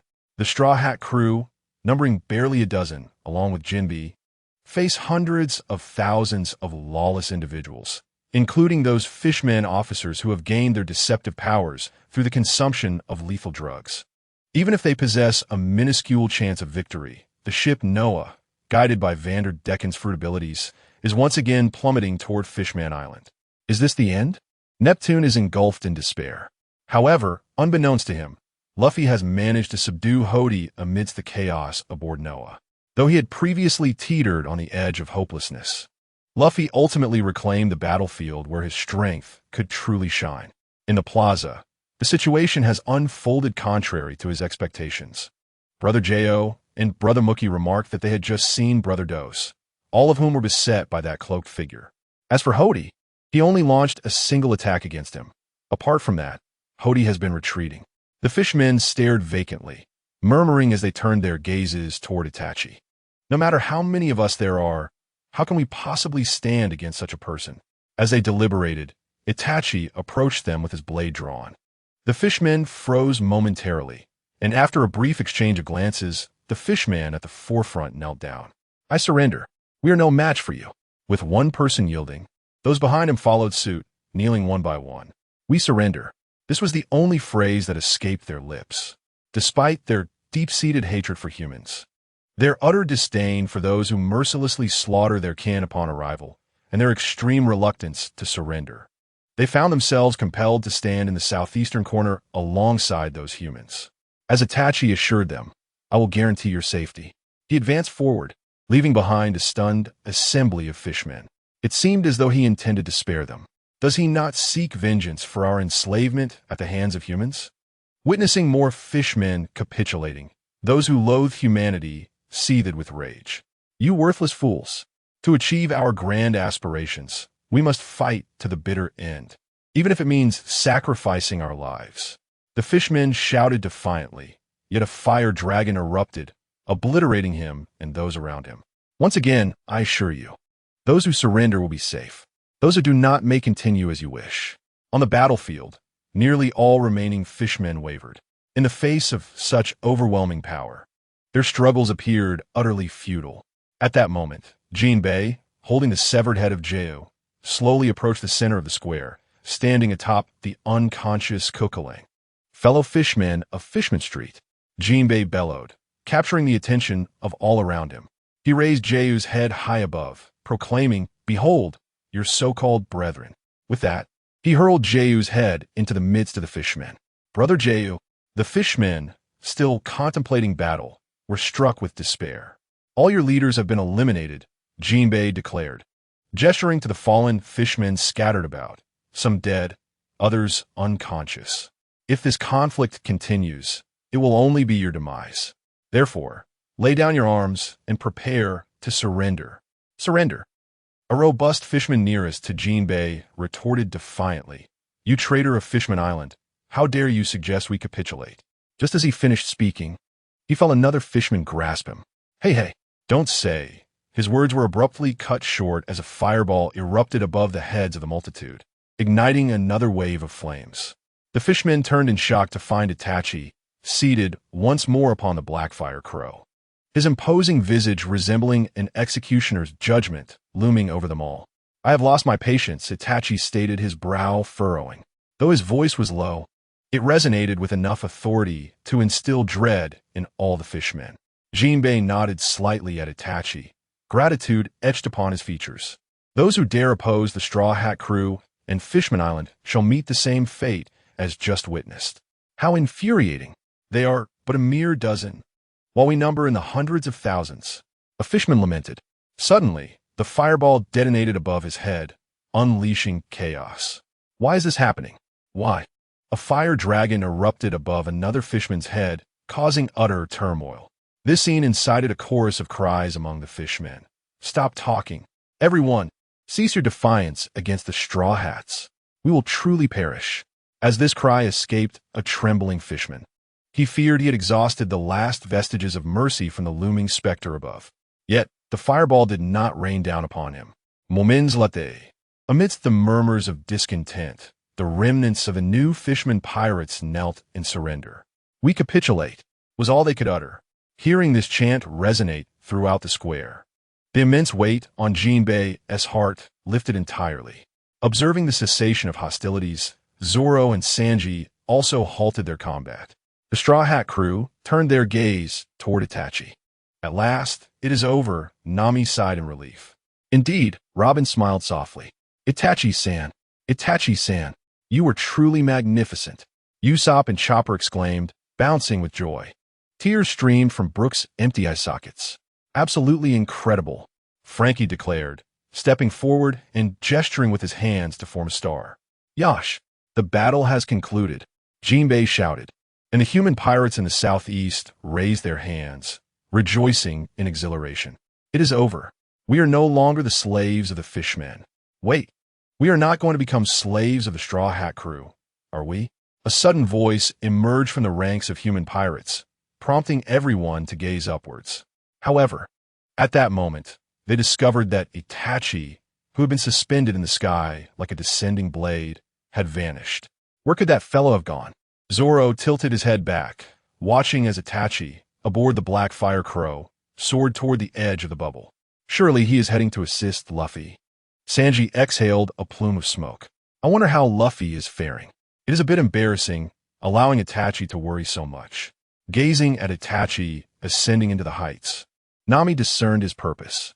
Indeed, Robin nodded, her eyes following the diminishing silhouette of Itachi. Yet, her expression suddenly shifted. Nami, look up at the sky. What is that? Chapter 37. The Giant Elephant Gun. Stop, Noah. Soon, all the inhabitants of Fishman Island beheld the immense shadow looming above. Is Noah truly destined to fall? The residents of Fishman Island, who had just celebrated their victory in the Joneckard Plaza, all raised their gazes skyward. The Straw Hat crew had only just quelled the turmoil in the plaza. At that moment, the observation room of Fishman Island initiated a full-scale broadcast across the island. Attention, residents of Fishman Island and companions of the Straw Hat Boy. Currently, the Straw Hat Boy is engaged in a fierce battle with Hody Jones, striving to prevent Noah from plummeting and crashing into Fishman Island. The soldier's voice bore a heavy tone as he delivered the final words. Is Hody still alive? The Fishman pirates exchanged anxious glances. So what if he is? Even if he survives, if Noah falls, the entire Fishman Island will be obliterated and we will all perish. Jinbei's expression grew grave as he observed the ever-approaching shadow of Noah. The fishmen, upon hearing Jinbei's words, displayed expressions of shock and despair. Could it be that Captain Hody intends to annihilate us all? In the distance, the Straw Hat crew had now taken notice of the colossal shadow in the sky, as well as Itachi, who had reached the bubble's edge. It appeared that Itachi intended to join Luffy in thwarting Noah's descent. As Itachi arrived at the bubble's boundary, he unleashed the Black Fire Crow, breaking through the bubble's confines and plunging into the ocean, where the flame extinguished and the immense pressure caused veins to bulge on his forehead. He summoned the Susanoo skeleton and began to propel himself toward Noah. Just a little longer, Luffy. Hold on, Itachi urged, swimming upward through the water. On board the massive ship Noah, Luffy, after having Hody's sharp teeth deeply embedded in his shoulder, elongated his arm simultaneously. Goma Goma no fire pistol. This technique, a tribute to Ace that Luffy had meticulously honed, allowed him to generate flames through rapid retraction, striking Hody squarely in the abdomen. Hody, with a pain scream, was sent staggering back several meters. Yet after the outcry, Hody regained his footing. Ja-ha-ha! Ja-ha-ha! Hody had completely lost his sanity. This scene left the Prince of the Fallen Star in disbelief. Is Hody truly immortal? Sharkstar, dragging his battered body, struggled to turn himself around. No, that wretch's physique had long surpassed its limits.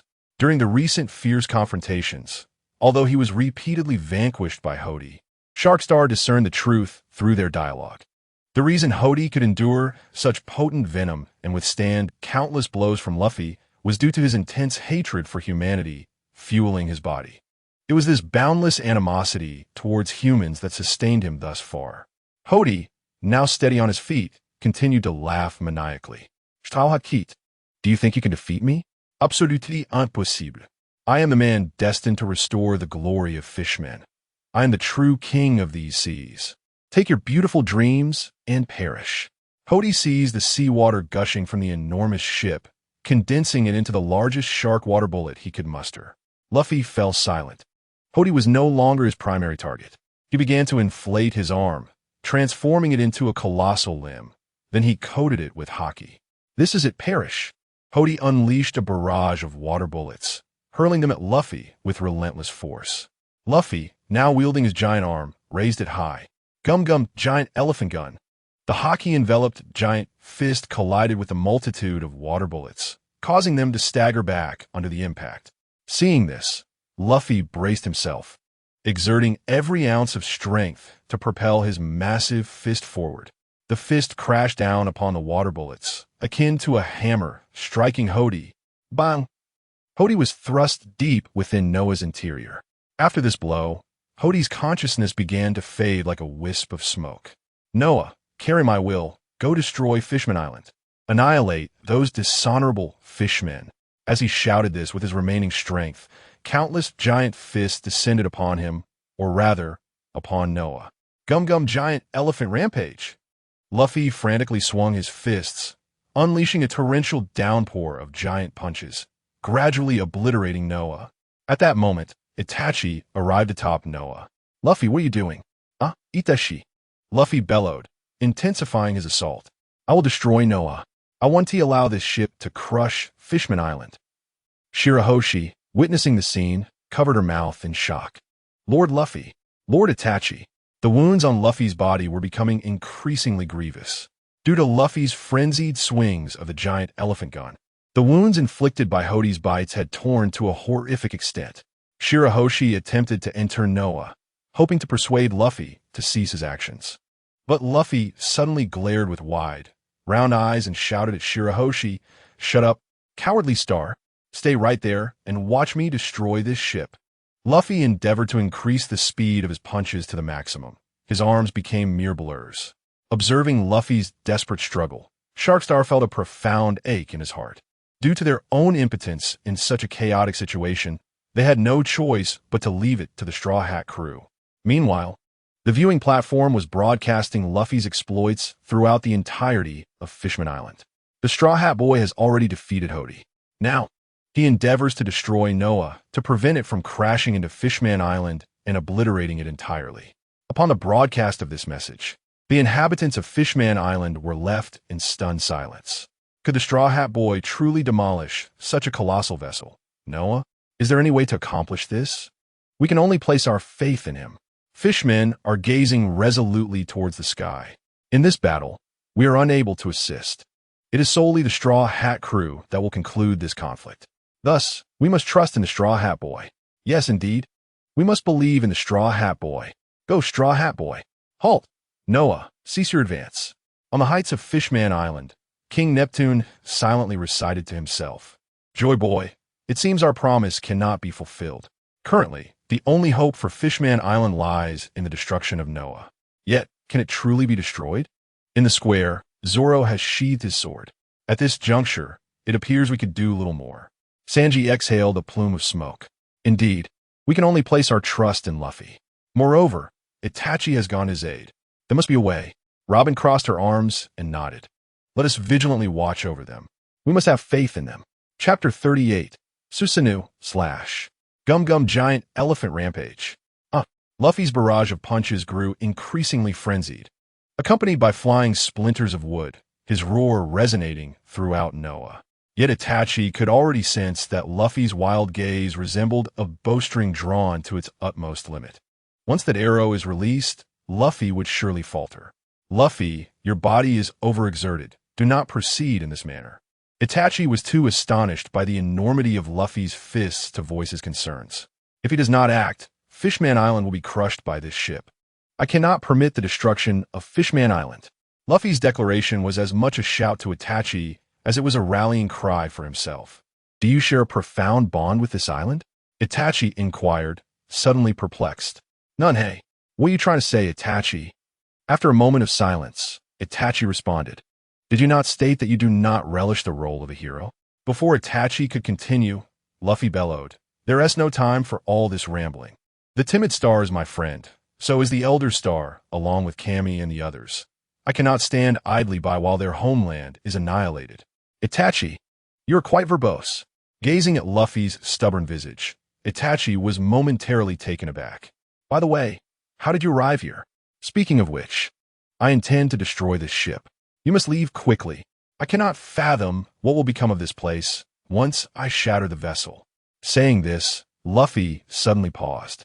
Oh, Itachi, I need you to check on Usopp and Nami. Luffy continued to face forward, unleashing a series of elephant gun strikes. There are so many enemies below. It's perilous. And you? Itachi queried. Me? Luffy chuckled. I aspire to be the king of pirates, and I shall not perish easily. Time is running out, Itachi. I implore you. After uttering these words, Luffy returned to his frenzied shouting. Observing Luffy's desperate fervor, Itachi couldn't help but smile after a moment of astonishment. Yet, Luffy was in a state of utter panic. Itachi, what on earth are you doing? I have already asked you to take care of Nami and the others. The enemies below have been dealt with, Itachi replied nonchalantly. Luffy wanted to shout again, but his expression suddenly shifted. Dealt with? Indeed. Itachi approached Luffy and took a deep breath. Luffy, you are nearing your limit. Allow me to take over from here. Huh? Luffy did not comprehend Itachi's words. You have only managed to destroy a third of this ship, and it is far too large. Before you can break it apart, you will likely collapse. Stand down, and let me handle it. In the midst of this turmoil, Luffy's mind, which was as small as a walnut, failed to grasp the meaning of Itachi's statement. All he heard was the latter part, stand down, and let me take over. Itachi, why can't you understand? I have already said, I beg you to look after Nami and the others. I will destroy Noah. Just as Luffy shouted, he suddenly locked eyes with Itachi's Sharingan. Before he could inquire about the nature of Itachi's eyes, a jolt coursed through Luffy's body, enveloping him in a blood-red world. What is happening? Under the influence of Itachi's Genjutsu, Luffy's already inflated giant arm began to retract uncontrollably, and his haki began to dissipate. Itachi merely urged him to withdraw his strength, and in an instant, he fell prey to the illusion. Yet, in that fleeting moment of relaxation, Luffy's body became utterly limp. When he could finally see clearly again, Itachi had leaped outside of Noah's bubble, his Mangeki Sharingan and Susanu's skeletal form reappearing. Itachi, what do you intend to do? Luffy struggled to maintain his composure, but he had already knelt upon the ground. To claim one does not wish to become a hero, yet be willing to sacrifice one's life for a recently acquainted friend? Such a peculiar worldview. Standing amidst the sea, Itachi gazed at Noah, a slight smile gracing his lips. A captain with a strange set of values, accompanied by peculiar crewmates. Speaking of which, I too am rather unusual. In Itachi's memories, every mission and every battle had always held a purpose.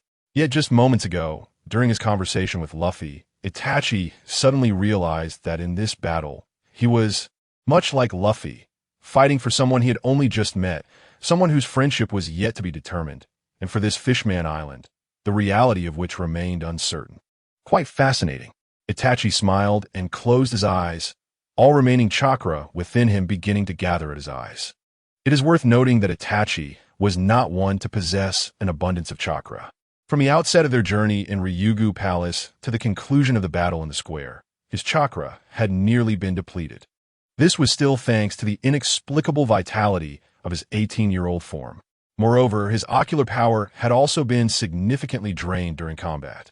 However, as his thoughts flowed, Itachi opened his eyes. Consider this a token of gratitude for the journey you have provided me. I witnessed something intriguing that I had never seen before. The Susanoo enveloping Itachi's body was continuously evolving, and the Susanoo armor began to manifest. Susanoo, the embodiment of the heavenly dog. Itachi's ocular power was rapidly depleting, and with it, the form of the Susanoo grew ever more formidable. Soon, a colossal crimson figure wielding the Tensai Zangetsu in one hand and the Yata mirror in the other emerged in the depths of the ocean.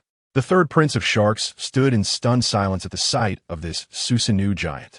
A divine being, perhaps? What in the world is that? Lady White Star gasped in astonishment, covering her mouth. Ah, Luffy stared in disbelief at Itachi within the Susanoo. Yet, Itachi, standing within the Susanoo, furrowed his brow slightly. He still could not summon the complete form of Susanoo, not to mention the dwindling ocular power he had left.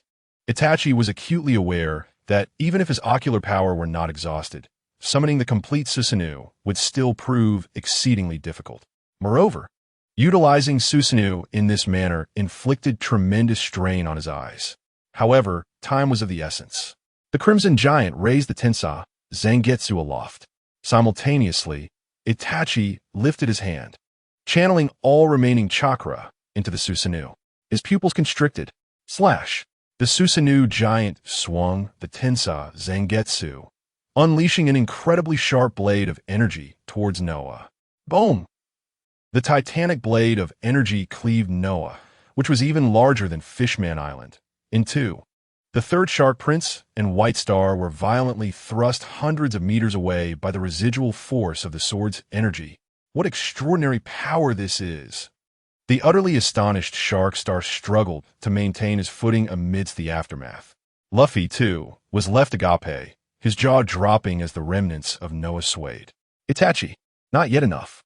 Itachi strained to lift the Tensei Zangetsu once more, having determined that if he could cleave Noah into quarters, he could make the colossal vessel crash at the edges of Fishman Island, thereby minimizing casualties even if it struck the island. He scoured the last remnants of chakra and ocular power within him, even though he was already far beyond the limits of his ocular strength. One more time, the Tensei Zangetsu began to gather fiery red energy. Just then, Itachi suddenly noticed several enormous fish appearing beside the severed remains of Noah, far larger than any fish he had seen on the way to Fishman Island. Chapter 39. The arrival of Sea Kings was that cut just now unleashed by Itachi? Robin murmured, gazing skyward. Ah, there's no doubt about it. Zoro had finally recovered from his astonishment. What a terrifying slash, Itachi-san. Brook, having closed his cane, broke into a cold sweat. Ah, speaking of which, I do not possess pores to sweat. The vessel size was now comparable to that of Fishman Island. How on earth did you manage that? Itachi brother. Usopp was drenched in cold sweat. The ship, it seems, has come to a halt. Nami suddenly realized that Noah was no longer descending. Uchiha Itachi, has this power reached the level of the Four Emperors? Jinbe, now belonging to the pirate crew, had witnessed the might of such slashes. At that moment, another announcement echoed throughout Fishman Island. The events that had just transpired were beyond the scope of mere words to describe. The soldiers observing from within the chamber composed themselves, striving to suppress their emotions. After all, witnessing such a spectacle was indeed a worthy experience in life. It all commenced with the Straw Hat Boy, Monkey D. Luffy, who initiated a chaotic assault, endeavoring to obliterate Noah. Subsequently, a member of the Straw Hat crew, presumably clad in black, unleashed a tremendous slash that cleaved Noah in twain. Throughout this tumultuous event, the citizens of Fishman Island bore witness, their eyes fixated on the sky. However, the colossal Susanoo before them appeared merely as a fiery red speck, and the slash was perceived only as a crimson wave of energy. Yet, the sight of Noah severed in half was unmistakably vivid.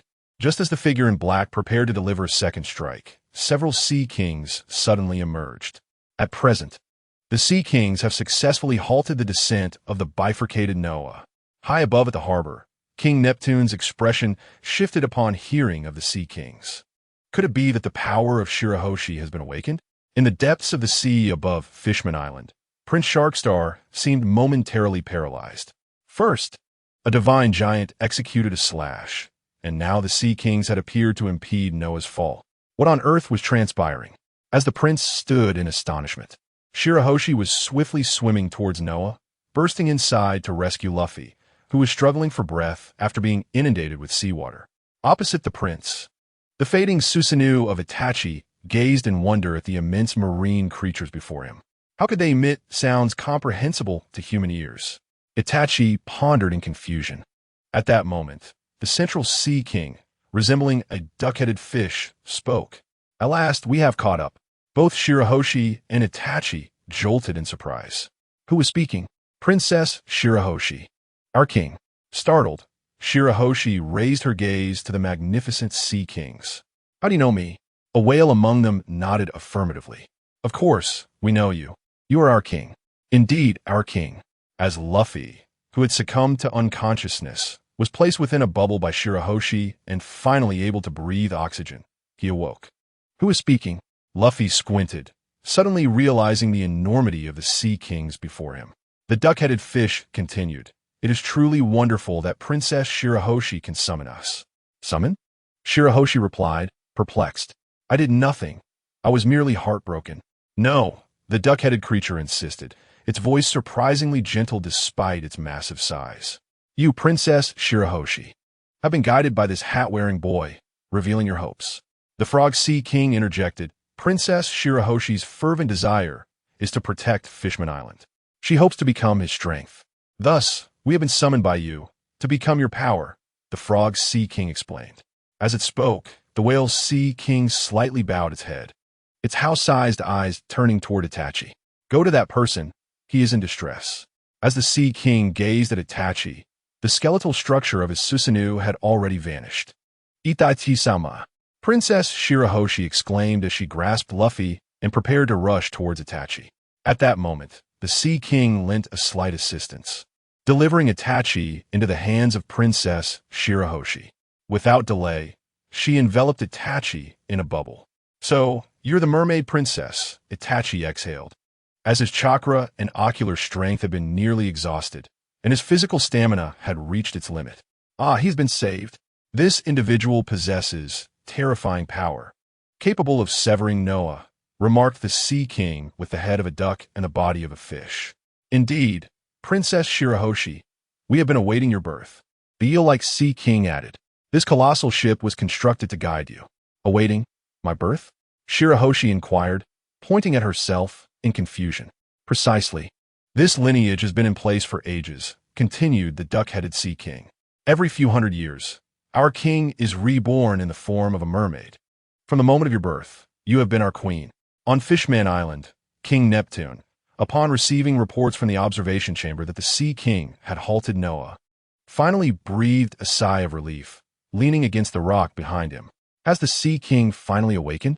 His gaze sharpened as he contemplated the power that could even obliterate the world. Above, in the deep sea, the bubbles severed by Itachi from Noah were being absorbed and merged by the enormous bubbles of Fishman Island.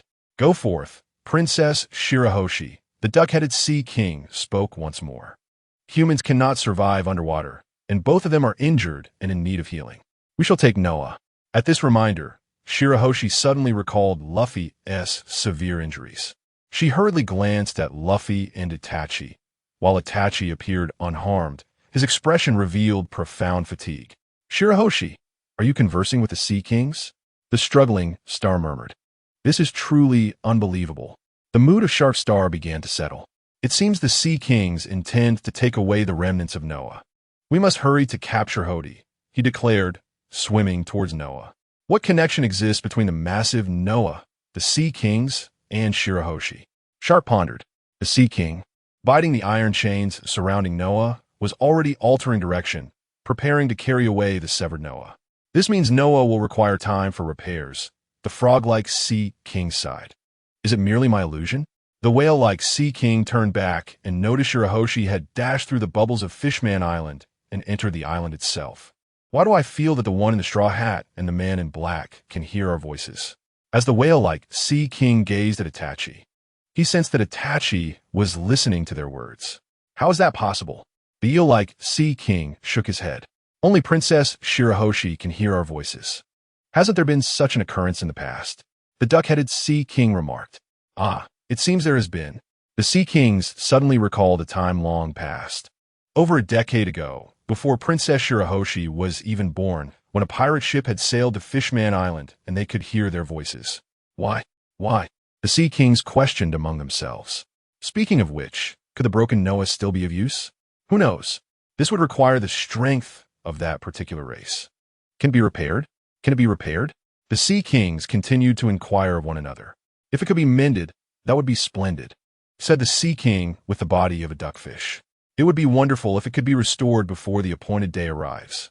The The Sea Kings once again placed Noah in the sea forest beneath Fishman Island. Chapter 40, Liberation. Everyone, look. That is Princess Shirahoshi. Quick, look.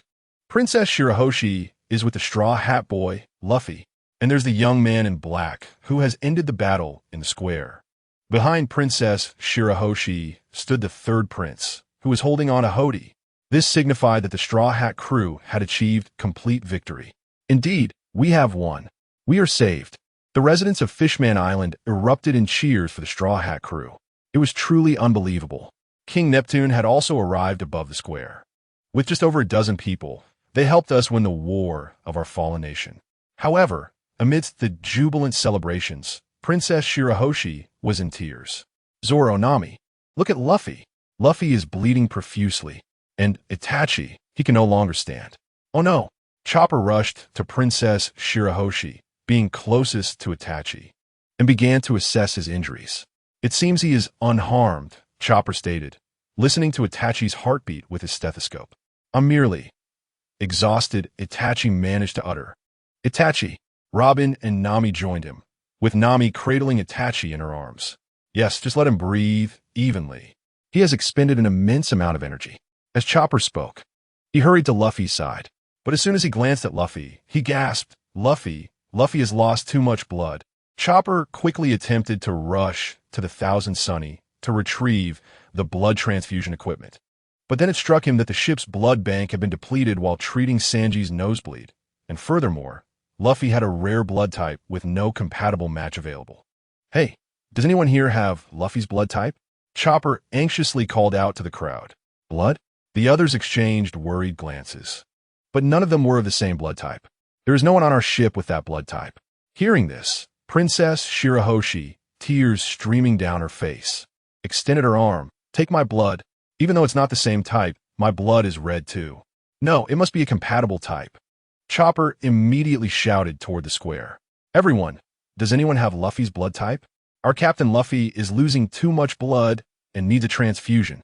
The members of the Straw Hat crew cried out to the island's residents. Is there anyone with that blood type? I am. The residents who possessed the blood type responded eagerly, but just as they were about to leave the square, they all froze in place. However, the laws of this country expressly prohibit the transfusion of human blood, and likewise, the administration of blood to humans is strictly forbidden. Chopper and the others were shouting. Yet they suddenly realized that none of the island's residents had come down. In the distance, Sharkstar also sensed something amiss and shouted to the crowd. Our benefactor, who is saving our island, is in danger. We cannot afford to be concerned with anything else. Lives are at stake. At that moment, Jinbei approached, lifting his arm.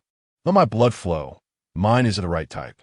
Besides, I am a pirate and do not belong to the residents of this island. Seeing Jinbei step forward, the inhabitants of Fishman Island collectively sighed in relief. Is that you, Captain Jinbei? Upon witnessing this, King Neptune could not help but exclaim. The enmity between this island and humanity is evident even in this law. He had resolved to establish the Straw Hat crew as heroes of Fishman Island, restoring the faith of the fishmen in humanity. Jinbei lay beside Luffy, and Chopper immediately began to transfuse blood into Luffy. As Jinbei's blood flowed in, the memories of Fishman Island began to resurface for him. The roar of Captain Fisher Tiger in his final moments, Princess Odoheim's last words urging everyone not to harbor hatred. They had made great efforts to reintegrate into the world, to be accepted by humanity, and to stand on equal ground with them. It seems we have taken another step forward, Jinbei murmured. At that moment, Sharkstar, having tended to his wounds, approached King Neptune. Father, how should we deal with these remnants of Fishman Island?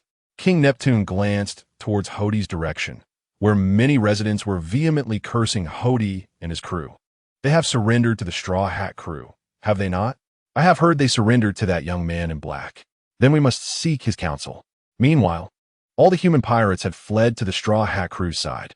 Upon seeing the situation, Zoro immediately raised his sword.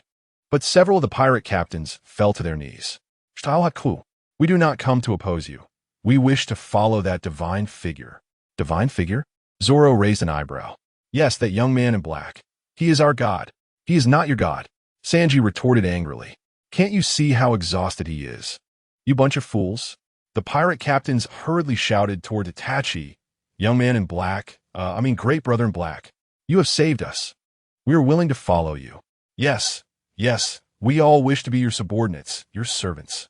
To sail the seas with you. Stop spewing nonsense. Sanji kicked out, only to be restrained by Zoro, who shook his head slightly. Sanji immediately understood. His outburst was due to his considering Itachi as one of their crew members. Yet Itachi had never expressed a desire to join them. Realizing Zoro's intent, Sanji ceased his protests. Just then, Itachi, resting in Nami's arms, spoke.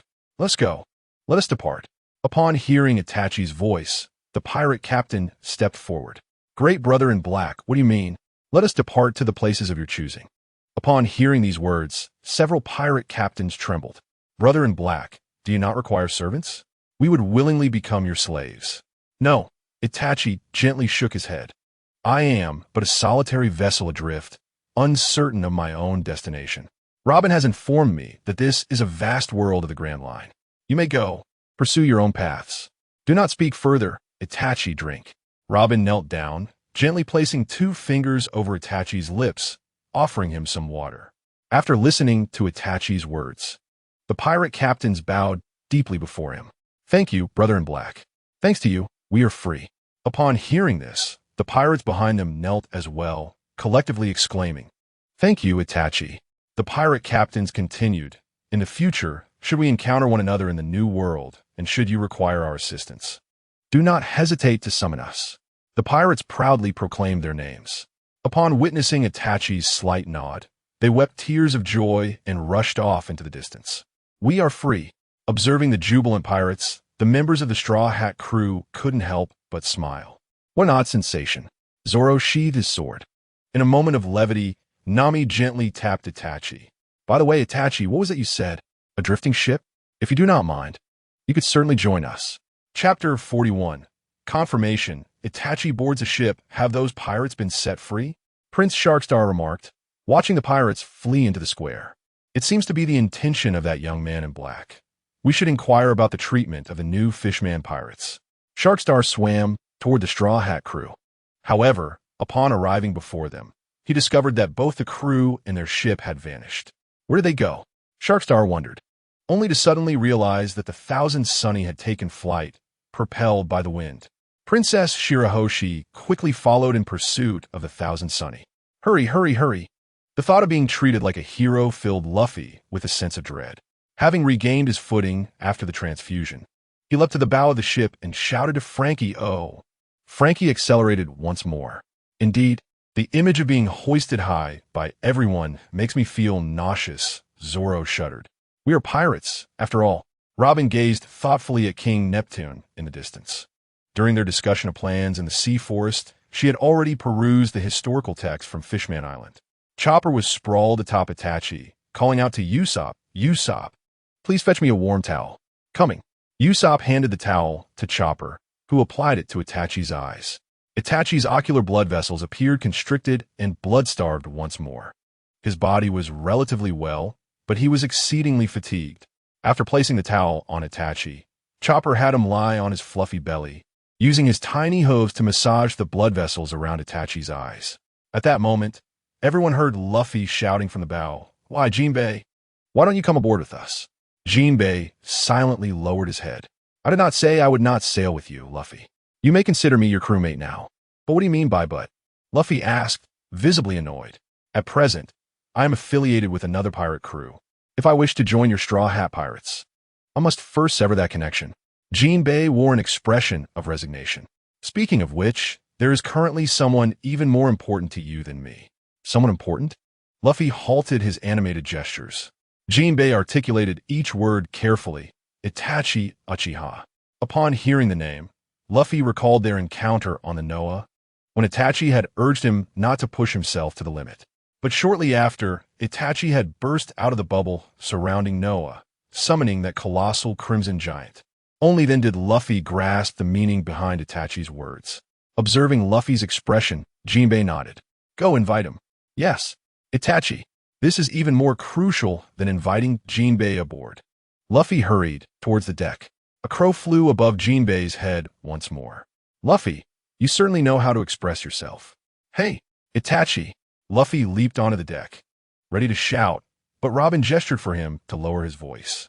Itachi is already quite fatigued. He is resting.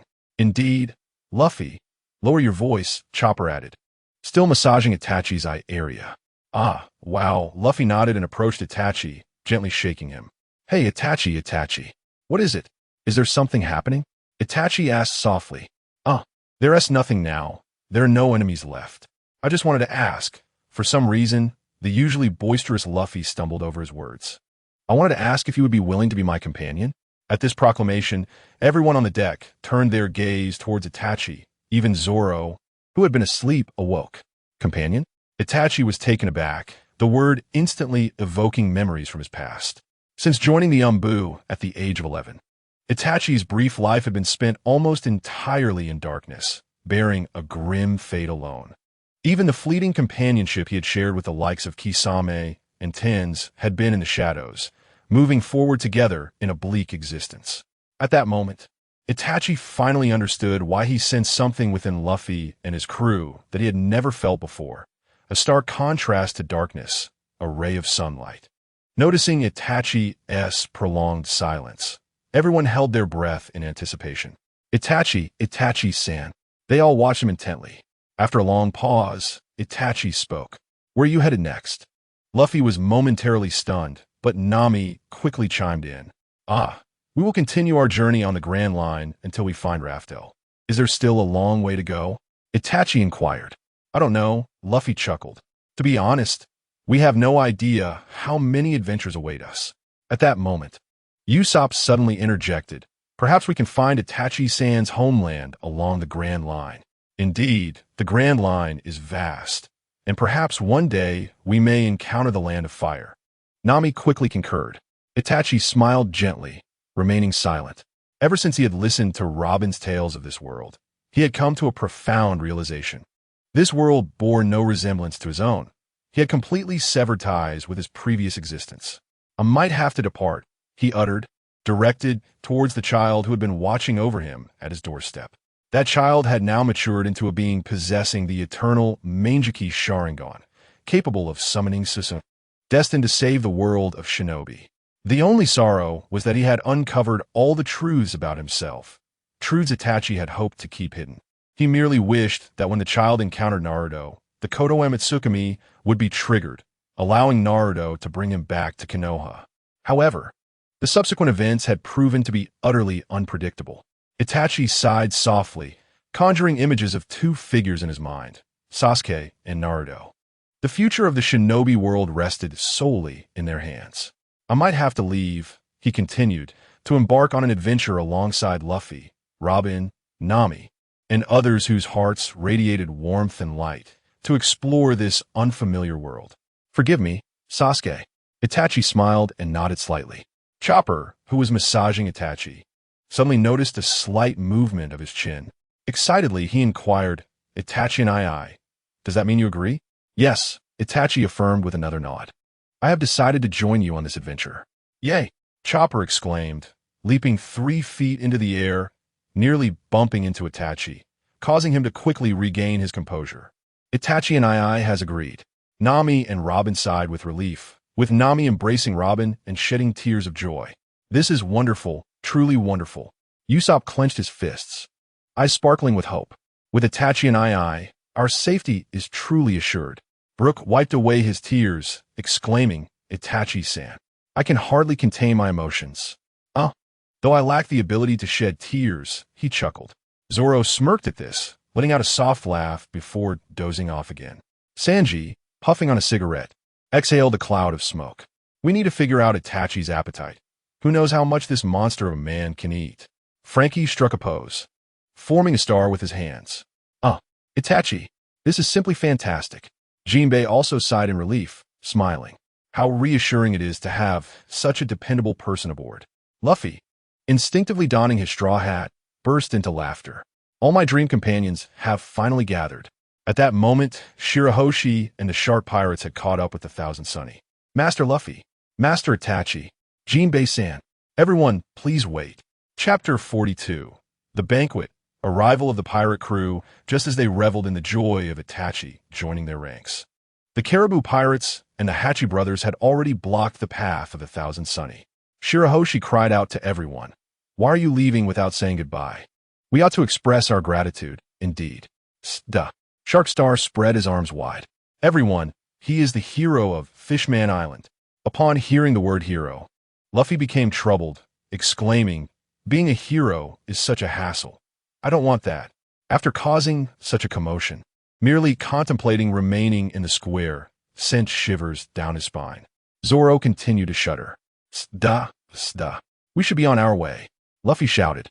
However, Sharkstar insisted, "At the very least, we must partake in the banquet prepared for you before we depart." Upon hearing the word banquet, Luffy's eyes sparkled with excitement. "What? A banquet? Will there be the special brews of Fishman Island?" Zoro inquired. Of course. Delicacies from Fishman Island, craft brews, and sea beast meat. Everything you could desire." Sharkstar breathed a sigh of relief upon witnessing Luffy's expression. "Then what are we waiting for? I can hardly contain my eagerness for the banquet."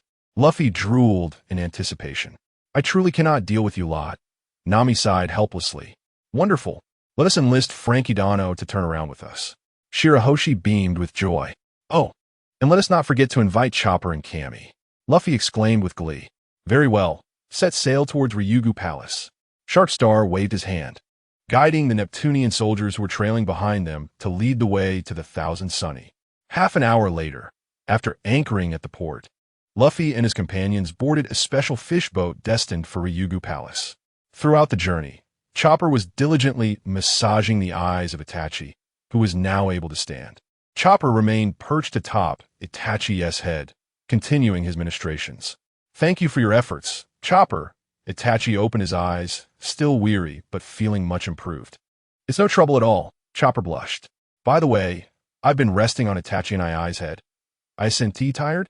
"Not all," Itachi chuckled, patting Chopper's little hoofs, which were resting on his shoulders. "Thanks to you, I've recovered." Itachi gently set Chopper down, adding, "Now let us fully enjoy the banquet." "Really?" "Indeed." Itachi stretched his body. "I'm perfectly fine now." "Oh yeah, that is splendid." Chopper joyfully leaped in front of Usopp and Luffy, who were already salivating at the sight of the dishes being served below. Luffy extended his arm, seizing a piece of meat and began devouring it voraciously. Meanwhile, tens of thousands of Neptunian soldiers were chanting in unison, "Straw Hat Crew, heroes! Straw Hat Crew, heroes! Straw Hat Crew, heroes!" Many beautiful mermaids from Fishman Island danced in celebration for Luffy and his crew, while Sanji and Brook joyfully twirled in delight at the spectacle. Zoro leaned against the side, drinking heartily from cup. Nami raised her glass with Kami, proclaiming, "Cheers, let us drink to our heart's content." At that moment, Sharkstar approached Itachi, inquiring about the matter of the criminals from Fishman Island. After a moment of contemplation, Itachi asked, "What are your thoughts on this?" "We, the Sharkstars, have already inquired about King Neptune's stance. He stated that he does not wish to imprison all the remaining criminals from Fishman Street." Itachi nodded and stated, "Firstly, the perpetrators must face severe punishment, as this is crucial for restoring the dignity of your royal lineage.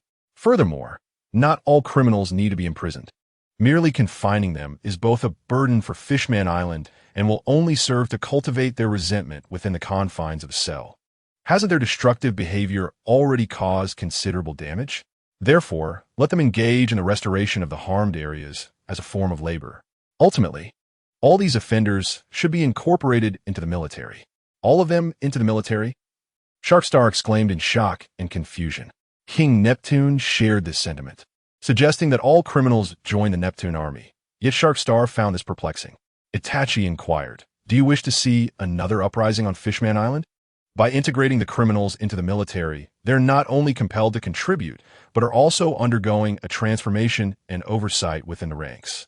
It suffices to select capable individuals to lead the army under unified control. Upon hearing Itachi's explanation, Sharkstar began to comprehend the rationale. Overwhelmed with gratitude, he expressed, Thank you for your guidance. I shall report this to my father and will not further disturb your enjoyment of the banquet." After receiving a nod from Itachi, Sharkstar swam toward the banquet hall's exit. However, it wasn't long before he returned, detailing to the Straw Hat crew the dire state of Hody and his comrades. It turned out that Hody and his associates had acquired immense power due to a treasure theft incident in the palace a decade prior. The treasure contained a potent drug that indeed granted extraordinary strength, but the cost of one's lifespan, leading to rapid aging. Excluding the few officers slain by Itachi, the remaining fishmen leaders had all aged considerably. Particularly, Hody, while vowing revenge against the Straw Hat crew, attempted to pry open the iron bars of his cell, only to fracture his hand with minimal effort. How tragic, Usopp lamented, chewing on a piece of scallop. Meanwhile, Luffy remained indifferent, surrounded by a towering pile of bones. Robin, marveling at the scene, used her devil fruit abilities to bring Itachi wine, meat, and an array of dishes. Let us dine first, Itachi. Itachi expressed his gratitude and took a bite of meat. As he chewed, Luffy devoured 3 massive portions of meat, each larger than his own belly. Don't be shy. Eat heartily, Luffy encouraged, chewing vigorously. I won't hold back, Itachi replied with an awkward smile, unable to match Luffy's enthusiasm. Robin chuckled at the sight. It seems your dining style differs from Luffy's, Itachi. At that moment, at the port of Fishman Island, a colossal pirate ship had docked. 2 individuals disembarked and arrived at the entrance of the confectionery factory. They intended to collect some sweets, but after hearing the words of Minister Yu, the lion in a pink suit and sunglasses, Beckmas, was enraged. What? The sweets are gone? The right minister hurriedly explained, Lord Beckmas, it is as I have conveyed to you. We are experiencing internal turmoil, and the factory machinery has been damaged and is currently under repair. Beckmas removed his sunglasses, his minuscule eyes glaring intensely at the right minister. Have you forgotten? It is precisely due to your agreement to supply 10 tons of delicacies each month that our pirate crew lent you our flag. And now, the delicacies are gone? No. Please allow me to explain. The right minister frantically waved his hands. What does your internal strife have to do with us? I do not wish to hear it. Beckmas revealed his sharp fangs, a shadow crossing his face. It appears you are unaware of our mother's temperament.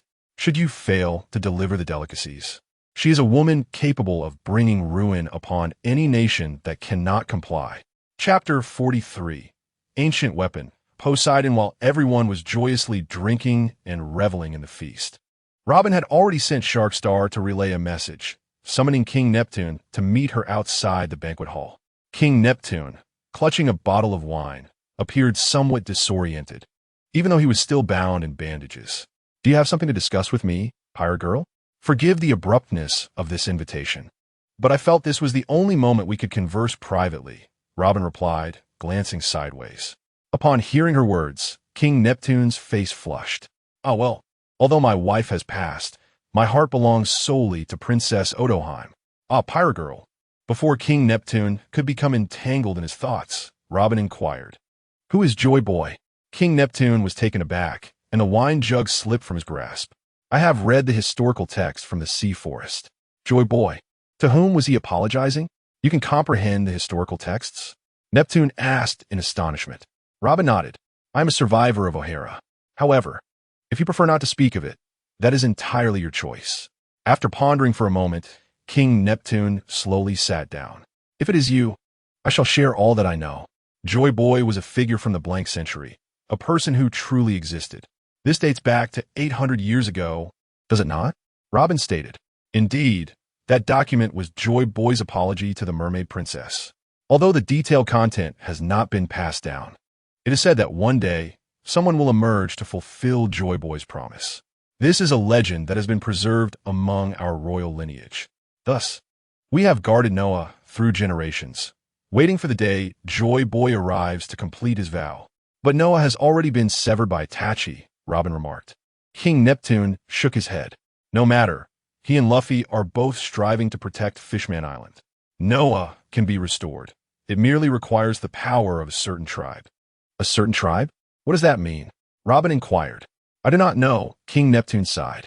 Robin continued to ask additionally. I have heard from Itachi that the remains of Noah were ultimately taken away by the Sea Kings and returned to the Sea Forest. Does Joy Boy possess the ability to control the Sea Kings? No. King Neptune's expression grew complex. The one possessing the power to control the Sea Kings is none other than the former mermaid princess. Indeed, Robin has confirmed what was in her heart. This implies that the current mermaid princess is none other than Shirahoshi. Yes, King Neptune's eyes were filled with sorrow. It seems she has fully awakened that power today. I am far from pleased. King Neptune reminisced about the events since Shirahoshi's birth. I understand, Robin continued. 2 years ago, I read about the history of ancient weapons in Skypiea, and one of the locations mentioned in deed points here. Therefore, the mermaid princess who lived in the same era as Joy Boy should be referred to as such. Moreover, Shirahoshi will inherit this name, the ancient weapon, Poseidon. Upon hearing Robin's words, a deeper gloom enveloped King Neptune's troubled expression. You are right, Pirate Girl. Robin's face also reflected concern. If this news were to leak, it would spell disaster. All the various powers in the world would covet the strength of Princess Shirahoshi. At that moment, on the outskirts of Fishman Island, a lump of mud had stretched out an ear, having overheard the conversation between Robin and King Neptune. The power to destroy the world, that mermaid lady? The face of the wet-haired Carib emerged from the muck. He had initially planned to sneak away with some treasure, but had stumbled upon a monumental revelation. Meanwhile, in the banquet hall, Luffy had indulged to the point of a round belly. Beside him lay towering heaps of bones, accompanied by mountains of empty plates that once held delicacies. Ah, so delicious! Truly delightful. Bring me more treats, Luffy exclaimed, stuffing the last morsel into his mouth. The chef in charge of the pastries, upon hearing this, panicked. That was the last of the pastries. There are none left. However, I can prepare something else for you. Luffy felt a twinge of disappointment, but quickly cheered up. Ah, then please do. Nearby, Nami was distributing several plates of pastries to Usopp and Chopper. It was no easy feat to procure some treats from Luffy. Chopper's mouth watered at the sight of the soft, fluffy cake. Thank you, Nami. Just a moment, Chopper. Let Usopp choose first, Nami said, placing the plate in front of Usopp. Usopp smiled and pulled Chopper closer. Thanks, Nami. We'll share. Just as Luffy reached out to grab a pastry, Nami stepped on his foot. That as for Usopp, you've eaten enough already. Luffy could only relent. All right then. Seeing Luffy's dejected expression, Usopp kept only 2 plates for himself and Chopper, returning the rest to Luffy. As soon as Luffy spotted the pastries again, he burst back into laughter. In the distance, Jinbe, having just exchanged greetings with King Neptune and the Shark Stars, was making his way over. Jinbe poured himself a large bowl of sake and settled among them. By the way, how much do we currently understand about the world situation? Why the sudden question? Luffy, having stuffed 3 plates of pastries into his mouth, responded. Look at you. You still don't know anything. Your ability to gather intelligence remains rather concerning, Jinbe sighed. Is that so? Luffy didn't seem to feel the same way. Just as he was about to speak, he noticed a beautiful mermaid approaching from a distance, carrying a large platter of skewers. Thank you for your patience, the mermaid smiled. Upon seeing the skewers, Luffy's mouth watered, and he eagerly reached out to take the platter, beginning to feast voraciously. Itachi glanced down at the 4 or 5 plates he and Chopper had just finished, and then at the plate beside Luffy, marveling, is Luffy's appetite truly this astonishing? Indeed, Itachi, you will get used to it in time, Jinbe replied. Chopper puffed out his cheeks, reminiscing about various meals shared aboard the ship. There were times when Luffy had opened his mouth wide enough to inadvertently swallow Chopper along with the food. Jinbe continued, let's find a quiet place to converse. He pointed towards Itachi's direction, where the Straw Hat crew had gathered. Oh, wait for me to grab some food, Luffy said, still holding the platter while reaching for several large pieces of meat. Jinbe raised his eyebrows at the sight and led Luffy over. Jinbe is coming too. Itachi greeted him with a nod. Ah, Itachi-san. Although Jinbe was much older than Itachi, following the battle at the Colosseum, he had developed a profound respect for him. Meanwhile, in the Coral Palace's hard-shell tower, Princess Shirahoshi, having indulged in too much drink, lay upon her large bed, wishing to rest. It had been many years since she had enjoyed such liberating libations. A rosy hue graced her cheeks. Just as she turned to lie down for a brief nap, she suddenly felt a drop of mud fall from above. Chapter 44. Changes in the New World. After exchanging greetings with everyone, Jinbe delved into the main topic. As soon as he uttered his first sentence, Luffy jumped up in astonishment. What? Akainu and Akiji had a fierce clash? Indeed, such a significant event, and you were unaware? It seems your training over the past 2 years was quite rigorous under Rayleigh, Jinbei replied, sitting cross-legged with his arms crossed. Well, I know. Chopper waved his little hands excitedly. Usopp, now resembling a plump version of himself, mirrored Luffy's expression. Really? What caused them to fight? Itachi, however, was puzzled by Jinbei's mention of names, reflecting that they indeed belonged to different worlds. Jinbei continued. Shortly after the conclusion of the Marineford War 2 years ago, former Fleet Admiral Sengoku resigned from his position. Sengoku intended to recommend Akiji, who was trusted by his subordinates, to succeed him. However, many within the government favored Akainu, and his support gradually gained the upper hand. Akiji, who usually remained indifferent to most matters, vehemently opposed Akainu's ascension to Fleet Admiral. This led to a fierce rivalry between the two, culminating in an unprecedented battle among the admirals. Ultimately, their duel took place on a small island in the New World. Jinbei exhaled deeply. The dead cannot speak, and the defeated have no voice. After 10 grueling days of combat, their strengths proved nearly equal. However, the eventual victor was Akainu. Akainu, you say? Luffy clutched his chest, reminiscing about the origin of that scar. It was a result of Ace shielding him from an attack, only to be pierced through the chest by Akainu's fist. In an effort to save Luffy, Jinbei also suffered a similar fate. That guy. Luffy began to indulge in a feast once more. Itachi listened quietly from the side, refraining from comment. Robin had previously briefed him about the 3 admirals of the Navy, but only in passing. Zo, dit Aokiyidi? Luffy inquired. No, Jinbei shook his head.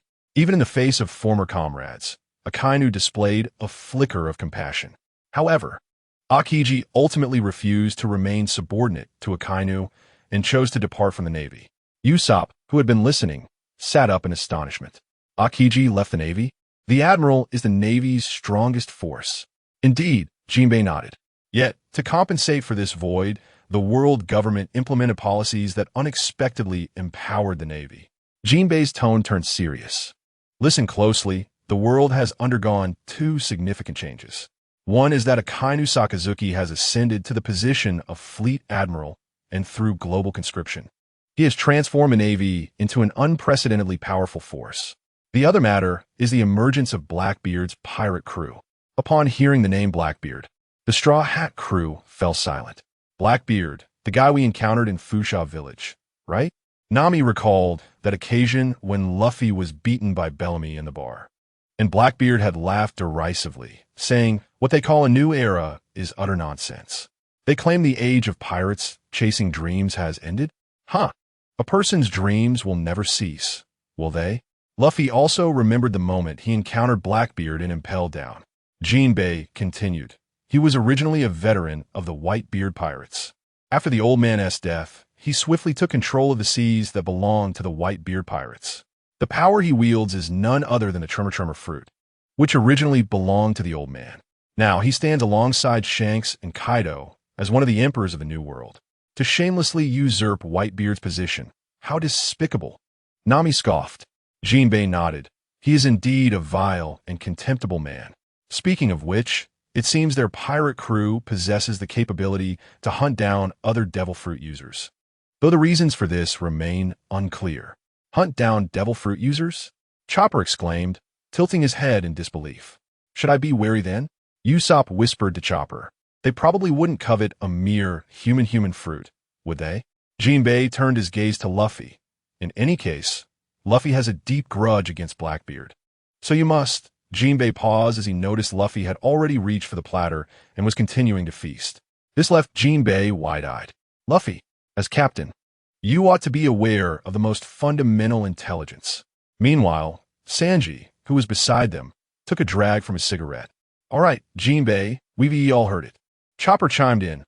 Isn't the captain referring to those who don't follow orders? Itachi, overhearing Chopper's words, pondered with a question mark floating above his head. He wondered if this was what Luffy meant by being the captain. Jinbei exclaimed, as the captain, shouldn't you be responsible for the safety of your crew, Luffy? Ah, Jinbei, there is no need to be so tense. Luffy replied, still chewing, a smile gracing his lips. I prefer to let battles unfold naturally, so rest easy. Jinbe stood there, momentarily taken aback, lowering his head in contemplation. You must have it tough sailing with Luffy, he remarked. Indeed, Nami and the others echoed in unison. Meanwhile, Zoro had already sprawled out on the ground, sound asleep. Jinbe turned his gaze towards Itachi. Fortunately, you have Itachi-san accompanying you. Things should improve moving forward. By the way, has Itachi-san consumed a fire-type devil fruit? Jinbe recalled the scene of Itachi igniting flames. Itachi shook his head. Based on what Robin has narrated to me, I believe I have never consumed any devil fruit. Then, Itachi-san, why did you set the fire? Jinbe's heart raced at the memory of that fiery net. I am a ninja, Itachi replied. A ninja? Jinbe leaned in closer, curiosity glimmering in his eyes as he studied the forehead protector atop Itachi's brow. Are you from Wano? I've heard there are ninjas there. Not exactly. I hope to visit Wano someday, Itachi responded, shaking his head. Just as Jinbe was about to probe further, Itachi's brow suddenly furrowed. Jinbe, sensing something amiss, was about to inquire, but Itachi had already risen to his feet. It seems there is something. At that moment, Kami and the Starfish Papagu had also found them. Luffy Kuin, as the guest of honor at this banquet. Why are you hiding here? This simply won't do. Almost simultaneously, Luffy and Sanji stood up. Itachi, you just mentioned sensing something? Yes, Itachi surveyed the surroundings, clearly aware that the sound had not originated from within their vicinity. At that moment, the bubble on Zoro's nose burst, and he rose to his feet. I sense something is off as well. By the way, Itachi, do you possess haki? Sanji inquired. Haki? What is that? Itachi shook his head. His awareness of the anomaly was entirely instinctual, relying on his ninja abilities. Not haki? Then you, before Sanji could finish his sentence, Itachi dashed out of the banquet hall. Chapter 45. Retrieving the treasure within the shell tower. Shirahoshi had just noticed the sludge dripping from the ceiling when suddenly, a large mass of muck descended upon her. Before Shirahoshi could comprehend what was happening, the sludge rapidly expanded, forming a swamp larger than her own body. In mere moments, she found herself ensnared by the muck. She attempted to scream, but a large hand from within the sludge clamped down over her mouth. Mermaids or treasures, compared to you, they are utterly worthless. Those things merely grant me wealth, whereas what you can offer me is power. Power. With power, can I not obtain everything else? Caribou exclaimed, his excitement causing him to sway animatedly. It's merely to knock you out, so don't be alarmed, mermaid lady. Caribou's head emerged from the sludge, his tongue lolling out. My brothers have just sent word.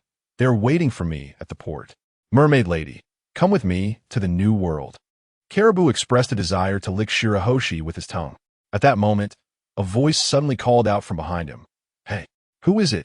Don't bother me now. Caribou impatiently turned to glance, only to see it was the weasel. He turned back again. Oh, it's you, this guy. Moments latte. A cold sweat broke out on Caribou's face.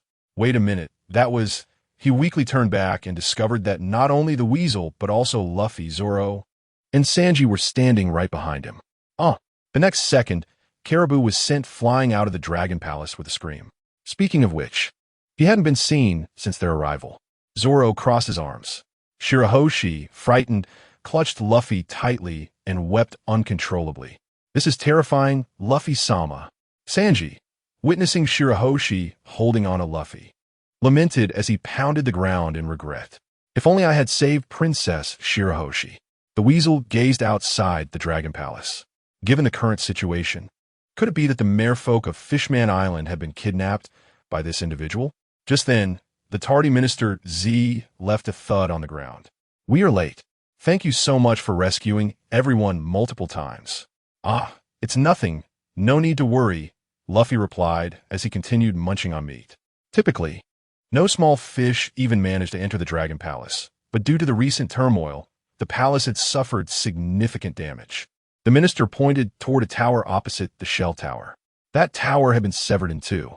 Look, the right tower of the Dragon Palace has also been cut down.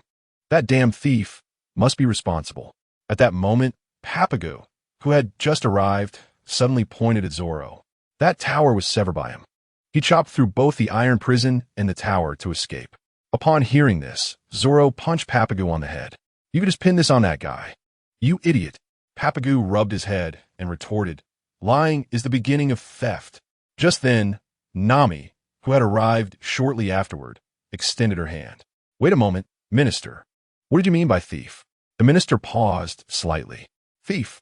It's just a literal meaning. That fellow stole all the treasures within the castle." "What?" Nami's eyes lit up. "He actually stole all the treasures?" Upon witnessing Nami's reaction, Luffy, Zoro, and Sanji trembled in unison. They concurrently expressed, "I have a bad feeling about this." The weasel, puzzled, asked what bad feeling. At that moment, King Neptune had also arrived. Nami rushed to King Neptune's side. "The treasures were stolen? Why don't you pursue him?" "Ah, that's not an issue," King Neptune chuckled. "The most important thing is that the citizens are safe. The treasures are not that significant." "Very significant," Nami retorted angrily.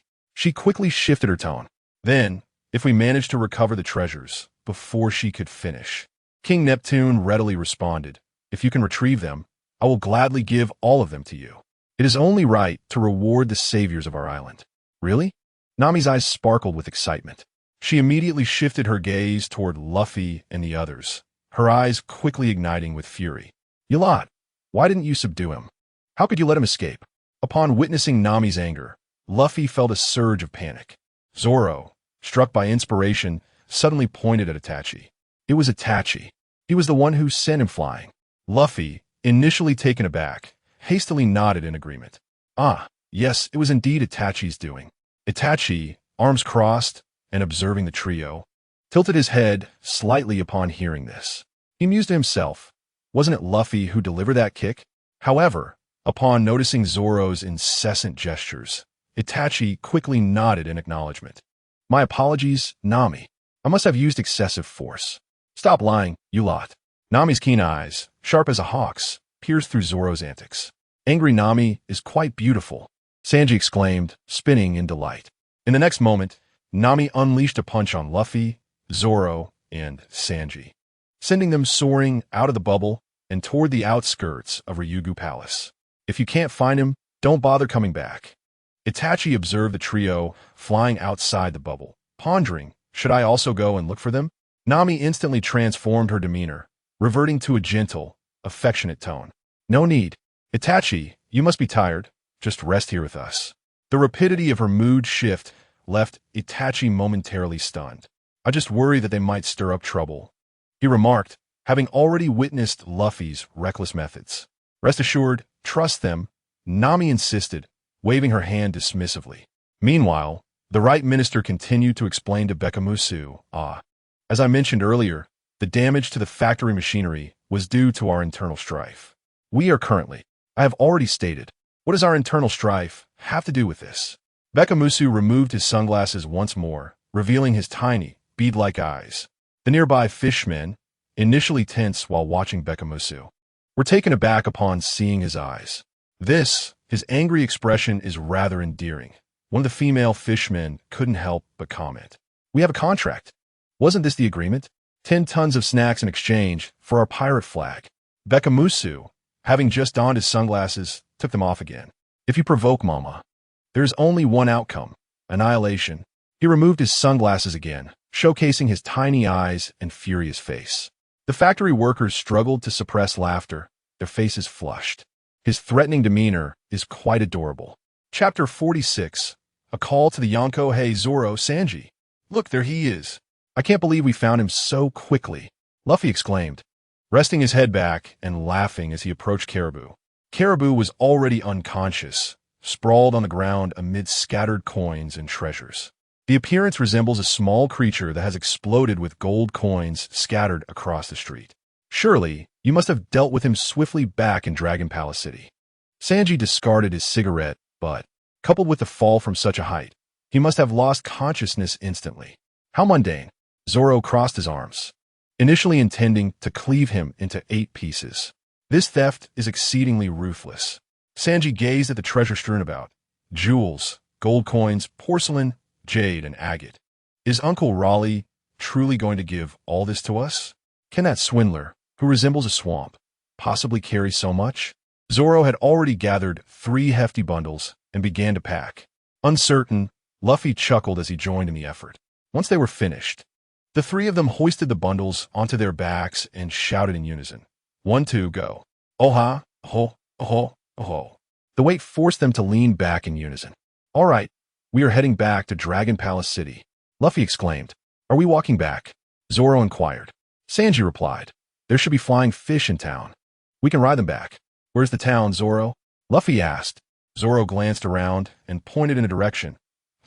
Over there. All right, let us set off, Sanji remarked, leading them in the opposite direction. At this moment, near the confectionery factory, Snack Man was already fuming. I was hoping to sneak a few treats while gathering snacks. But it seems you all intend to obliterate everything. Ah, Lord Snack Man, that not it. The right minister quickly waved his hands. In the distance, Luffy and his companions were approaching. Ah, there are people over there. It appears to be the confectionery factory. Luffy shielded his eyes with his hand to see better. If only there were flying fish here, Zoro said. Hey, confectionery factory, Luffy joyfully shouted, waving his hand towards that direction. Hearing Luffy's voice, the factory workers turned their gazes towards him. Is that the Straw Hat Kid? Mr. Luffy, has the banquet concluded? The fishmen waved excitedly at Luffy. The right minister also spotted Luffy. Mr. Luffy, what brings you here? He felt an unsettling premonition. Ah, the banquet is over. The meat from Fishman Island is simply divine. However, if I may say, the treats from Fishman Island are the best. Luffy waved enthusiastically. Upon hearing this, everyone was momentarily stunned. Snackman trembled at the mention. What did he just say? The factory workers gestured at Luffy to lower his voice. Oblivious, Luffy continued waving at the right minister. Uncle Catfish, you're here too. Snackman stepped forward to question the right minister. Did he just say treats? Who is this brat? Ah, he is the right minister. But before he could finish, Snackman was already rifling through the bounty posters. After flipping through several pages, he discovered Luffy's bounty. Indeed, it is Straw Hat Luffy. How could that infamous pirate be here? Snackman lifted his head. Hey kid, what did you just say? Luffy had approached, scrutinizing Snackman. You're not a fish man. Are you here to buy treats? The treats here are truly delightful. We just indulged ourselves to the brim. Nanny? Snackman's irritation grew with every word. What on earth is happening? Beckmus removed his glasses, revealing eyes no larger than grains of rice. Luffy, observing him, felt an urge to laugh. Ah, so it is a lion. Oh well, I have something quite similar at home. Meanwhile, still within the confines of Ryugu Palace, Chopper, who had been reveling alongside Usopp after Nami spoke of treasures, sneezed. Achoo! What's the matter? Are you catching a cold? Itachi inquired nearby. I don't know. Chopper shook his head. Could it be that someone is speaking ill of me behind my back? Just as Beckmus lifted the right minister, Baron Eggman of the Long-Legged tribe spoke up. Beckmus, even if you frighten them, you won't be able to obtain any treats. Luffy and his companions also took note of the man sipping tea. Baron Eggman continued. The tea party does not commence for another 4 days. If we set sail tomorrow morning, we should still be able to make it. A lion with a yellow explosion of hair, and that peculiar old man? Who are you all? Luffy asked in confusion. Upon hearing Luffy's words, Baron Eggman smiled faintly and placed the teapot atop his top hat. He stood up, and Luffy and the others realized that this man was exceedingly tall, or rather, he possessed remarkably long legs. Oh dear, the little ones from the Straw Hat Pirates. I am Baron Tamago. Tamago? Luffy pondered. Baron Eggman paid no heed and approached. Just now, you mentioned that you consumed the treats produced by this factory. Did you not? Yes, if there are any left, I would love to have more. Luffy nodded with a smile. It is precisely because they are no longer available that we find ourselves quite troubled. Baron Eggman furrowed his brow. Zoro and Sanji scrutinized his legs, with Zoro feeling as though this man's legs resembled a pair of compasses. At that moment, Baron Eggman turned around and pointed to the pirate flag upon the factory. The flag upon the factory represents our captain, thus indicating that this territory belongs to our pirate crew. This Fishman Island is under the protection of our pirate crew. Oh, that's rather impressive, Luffy remarked, gazing at the pirate flag. Naturally, as a condition of this protection, Fishman Island is required to deliver 10 tons of treats each month in exchange for that flag as safeguard. We are quite fond of treats, after all. Sanji was lost in thought nearby. A grand pirate lady who loves treats? What might she be like? 10 tons of treats? That seems excessive, Luffy exclaimed with surprise. Zoro asked, what happens if they cannot deliver? Baron Eggman chuckled ominously, spreading his arms wide. If they fail to deliver, then this agreement shall become void. At that time, the warriors of our pirate crew will come to obliterate this island as a punishment for its failure to uphold its promise. What? Destroy Fishman Island? Luffy's anger flared at this revelation. Are you all a bunch of scoundrels? To annihilate an island over treats? This island has only just been saved. Beckman stepped forward, gritting his teeth, and said, you newcomers truly lack understanding. It seems they are quite oblivious to what being a pirate crew in the New World entails. Baron Eggman let out a derisive chuckle, removing the teapot from atop his head. At that moment, the telephone bug placed aside suddenly rang. Beckman was momentarily taken aback by the face that materialized on the device. Oh no, it must be my mother calling. I had just reported the situation here. Baron Egg, upon hearing this, was equally stunned. This is bad. If we answer the phone now, we will certainly be scolded. They exchanged glances, neither daring to pick up the call. After a moment of hesitation, Baron Egg stepped forward. However, just as he reached for the phone, he realized it had already been answered. Moshi Moshi, Luffy exclaimed directly into the receiver. Hello, is this? Beckman and Baron Egg tugged at Luffy's sleeve, urging him to be cautious. Hey, don't act like that. On the other end, an enormous eye, bloodshot and wide, opened. Isn't this Beckman and Tamago? Ah, it's Monkey D. Luffy, the man who aims to become Pirate King. Hey, don't do that. Beckman and Tamago continued to pull at Luffy. After a moment of silence, a deep, thunderous laugh resonated from the other end.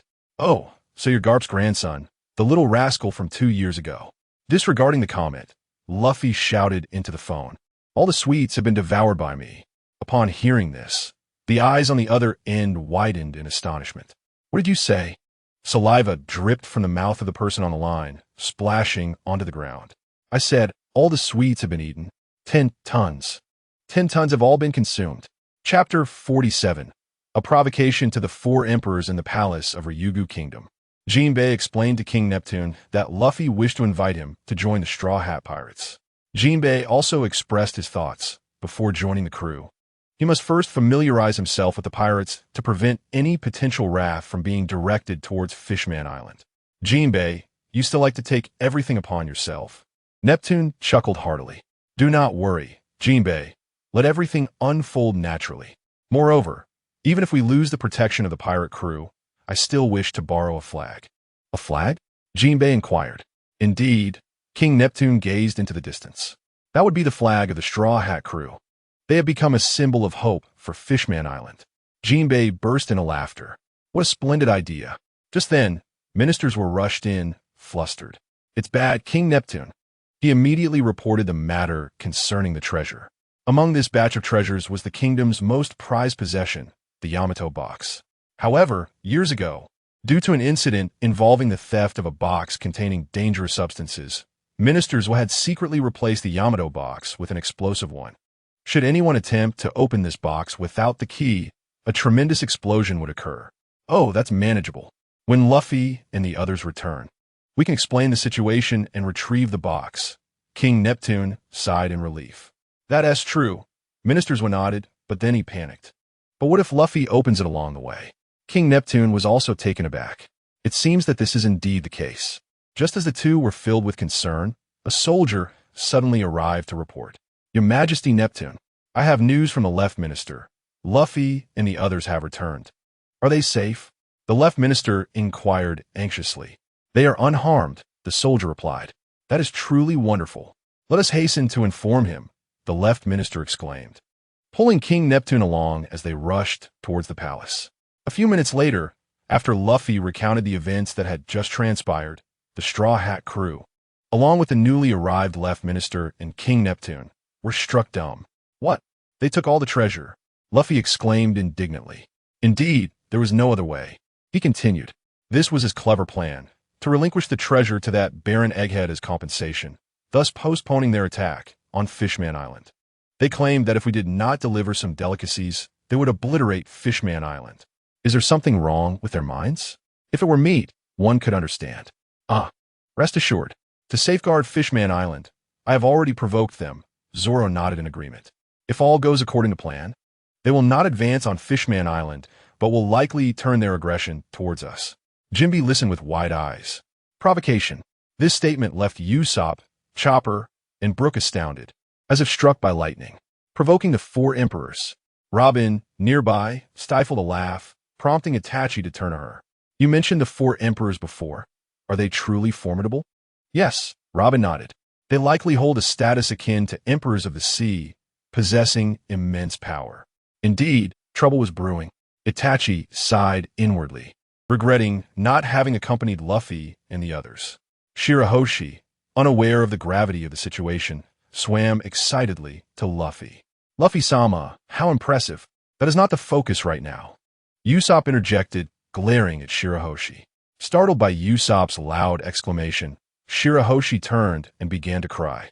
Longnose man, you're so scary. I already told you I'm Usopp. Usopp bounced around in frustration.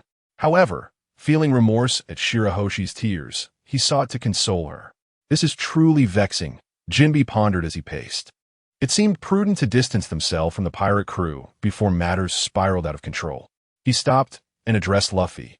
In any case, refrain from inciting further anger. Who would dare? Usopp turned to him. To provoke the four emperors is to invite annihilation. But speaking of which, he quickly clung to Itachi's leg. If brother Itachi were here, perhaps things would be better. Chopper rushed over to join in the lament, tears streaming down his face. Brother Itachi should be fine, but we cannot be so certain. Fear not, take heart, Itachi said as he lifted Chopper into his arms.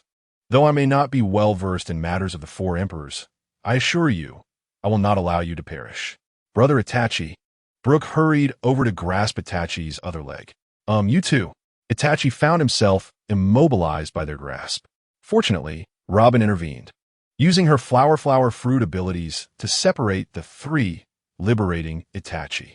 Do not be so rough with Itachi, Robin said, offering him a gentle smile. However, since it has been done, there is no turning back, Zoro remarked, spreading his hands in resignation. Indeed, it has already transpired, Sanji said, lighting a cigarette and exhaling a cloud of smoke. After listening to Luffy's account, Nami approached the three of them with a serene smile. Yes, it has happened. It is now unavoidable, she mused, retrieving her weather stick. Certainly, no matter who the opponent may be, as long as they arrive. Luffy's words were interrupted as the entire Dragon Palace erupted with electric energy. The group stood in stunned silence, watching Nami unleash a flurry of punches in mere seconds. While Luffy and Zoro, both covered in bruises and crackling with electricity, along with Sanji, looked on. Why are we giving them the treasure? Nami fumed. So that was the reason. Jinbe and King Neptune exclaimed in astonishment. Nami, you are terrifying. Itachi thought to himself, secretly marveling. Truth be told, he still could not comprehend who the captain of this vessel truly was. Could it genuinely be Luffy? All right, let us set sail for the new world, Luffy declared, struggling to raise his hand, his face a canvas of bruises. Meanwhile, near the confectionery factory, Caribou had regained consciousness only to discover that his treasure had vanished. This revelation sent him into a frenzy as he searched frantically, suddenly spotting Beckman and Baron Tamago, who were handling his stolen loot.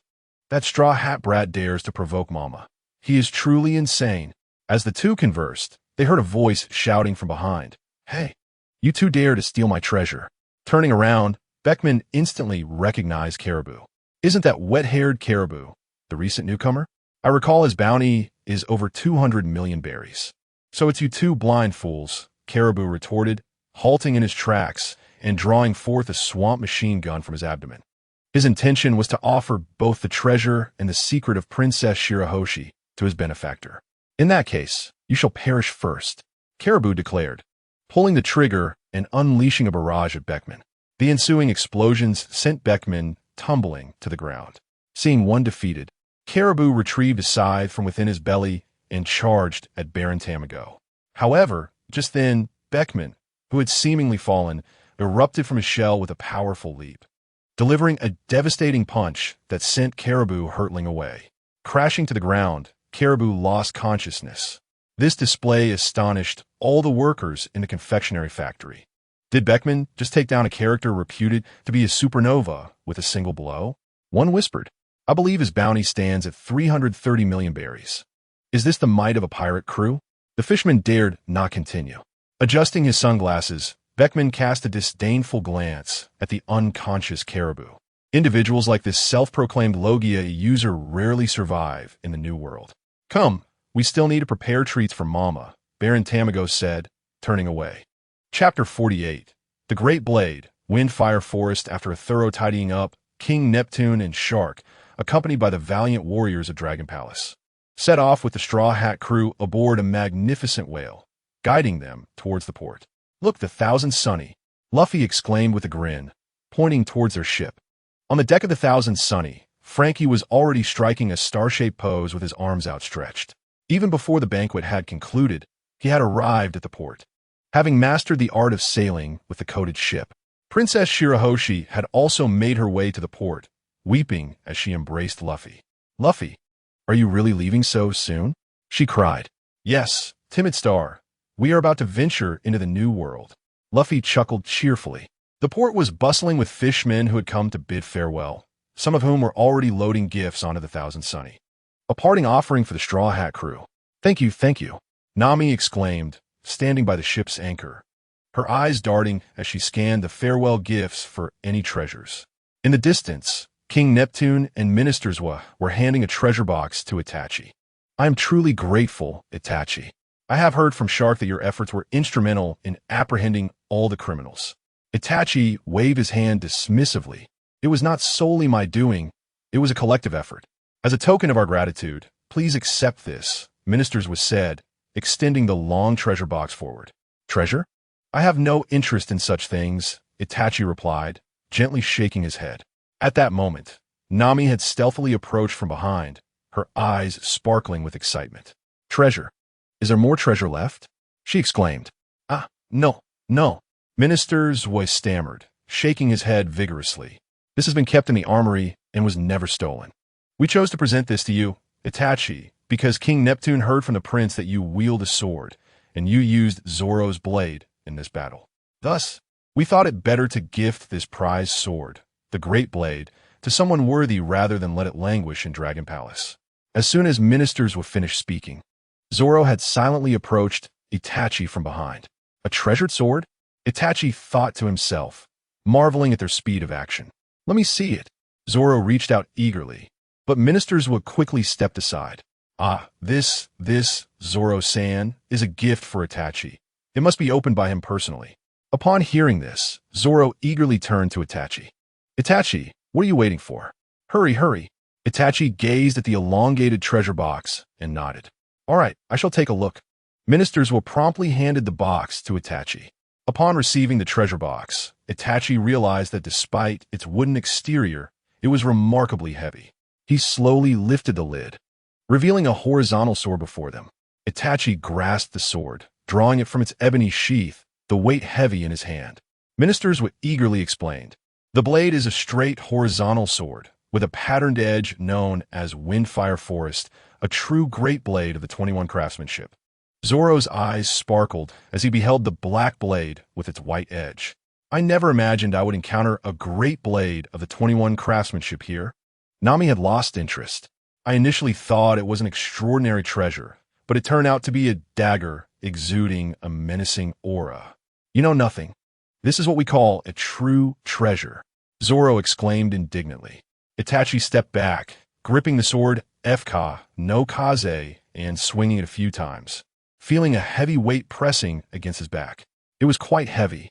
He raised the sword, leaving behind several afterimages, and sensed that this blade was heavier than any he had wielded before. Yet, he could also perceive its sharpness and an inherent fierceness.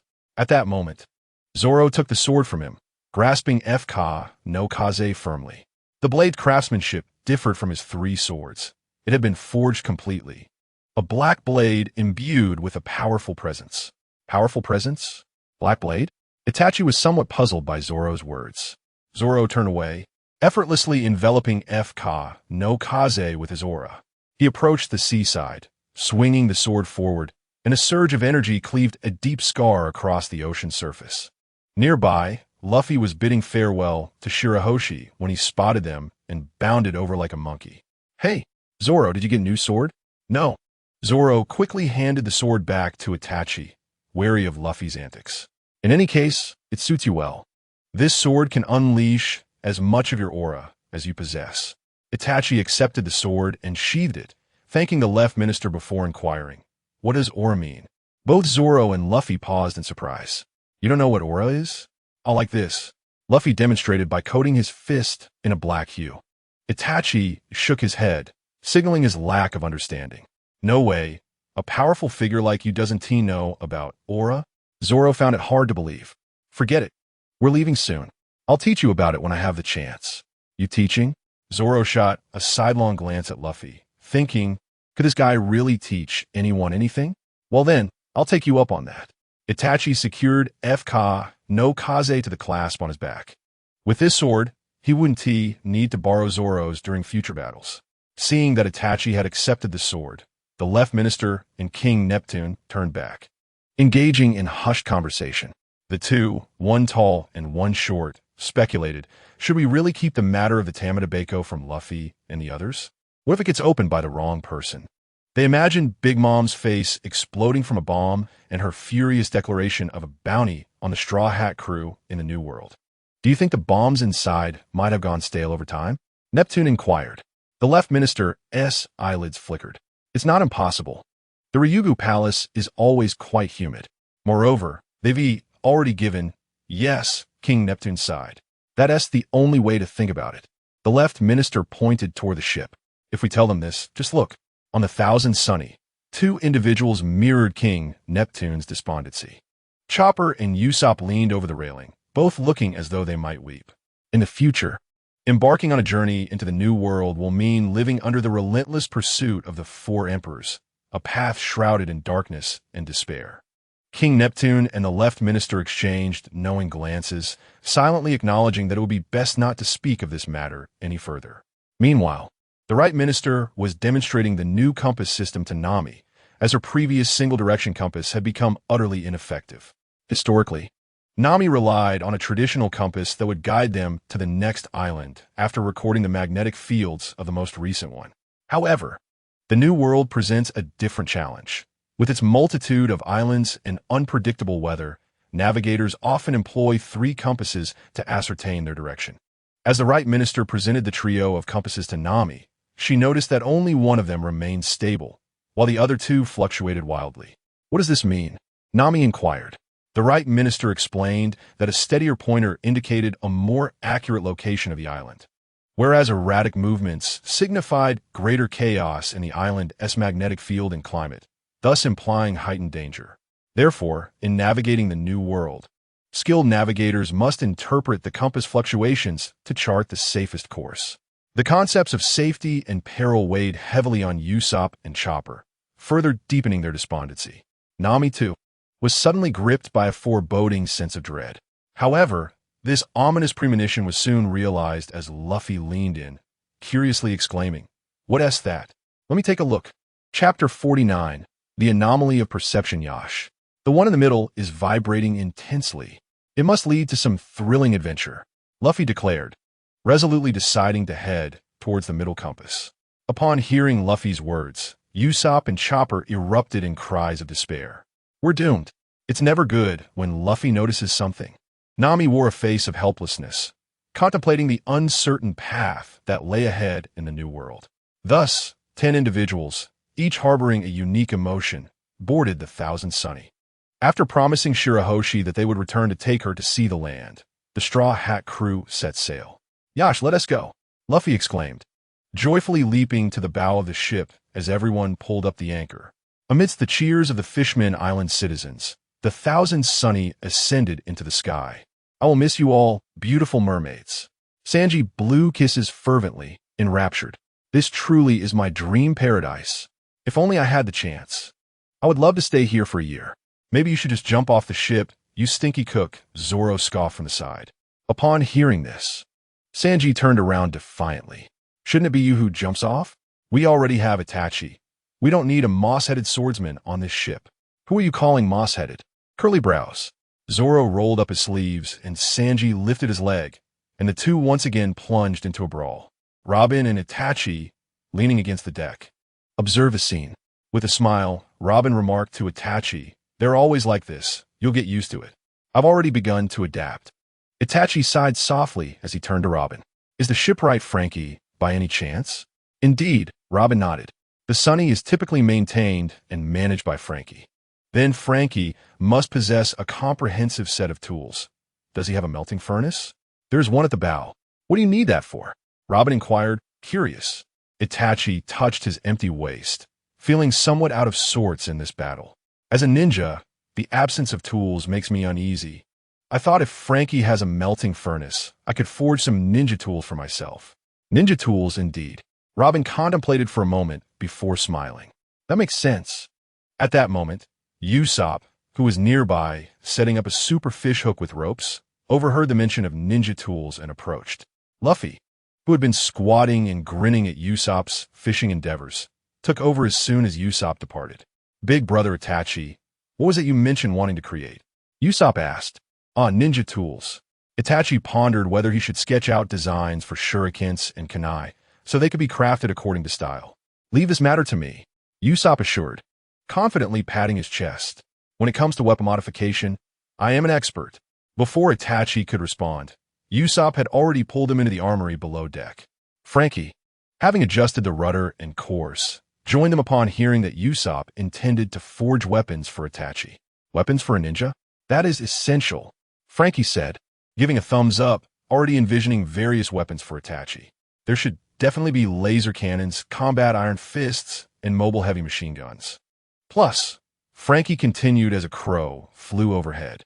Usopp quietly asked Itachi, "Do ninjas really need these things?" Itachi shook his head, "Just some throwing darts and versatile daggers, among other items." "Then let us proceed." Usopp walked further inside. "Thank you, Frankie," Itachi said before following Usopp, leaving Frankie alone to pose in various stances. By the way, if Itachi prefers a physique like mine, I could also modify the ninja's design for you." Frankie glanced toward Itachi and Usopp, only to find their original positions empty. "Where have they gone?" Frankie scratched his head in confusion. In the innermost part of the armory, Usopp had donned specialized goggles with magnifying capabilities. Just as he was about to ask Itachi what he wished to create, he noticed Itachi had already sketched the first design with a pencil and paper. First was the shuriken. Itachi handed Usopp the blueprint, meticulously labeled with various dimensions and thicknesses. He quickly began drawing again. Next came the kunai, grappling hook, and razor wire. Before long, Itachi had produced 5 or 6 blueprints, leaving Usopp in astonishment. "No worries. With these blueprints, it will be even more convenient. I'll take care of it." Usopp patted his chest once more. At that moment, the ship suddenly trembled violently, accompanied by the sound of crackling electricity. Itachi immediately became alert. "Is there a situation?" He instinctively moved to peer out of the armory. Big brother Itachi." Usopp hurriedly gestured for him to stay back. "This, I believe, poses no real danger. I suspect that Sanji and Brook are merely peeping at Nami while she bathes." "Peeping at Nami?" Itachi thought. Wasn't he, Sanji, just engaged in a brawl with Zoro moments ago? At that moment, Chopper descended from the deck, leaping down the ladder.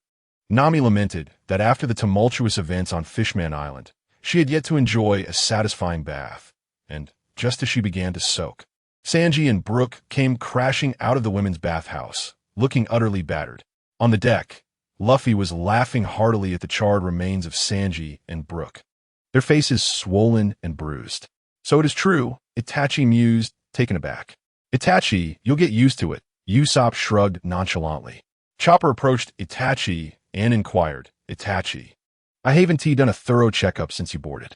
How are your eyes feeling?" "Much better," Itachi replied with a smile, ruffling Chopper's head. It was only after boarding that he discovered Chopper was a skilled ship's doctor, and that the ship boasted a small infirmary. "I no longer feel fatigued, and my eyes are quite comfortable." Itachi stretched his arms, The weariness he had felt dissipated after resting a bit following the banquet. His ocular power had also been restored. However, Itachi remained puzzled. Logically speaking, since entering the island, he had utilized Amaterasu, Tsukimi, and Susanoo, even summoning the Tengu form of Susanoo during the final strike against the colossal ship. Upon returning to the square, he had completely depleted his ocular power. Such exhaustion should have resulted in permanent damage to his eyesight, akin to past experiences. Yet now, Itachi sensed that his ocular power had indeed returned, which was normal. But he did not feel the irreversible damage he had anticipated. In fact, he felt a slight enhancement in his ocular strength. He could not fathom the reason behind this. Could it be due to Chopper's massages? This fleeting thought quickly vanished.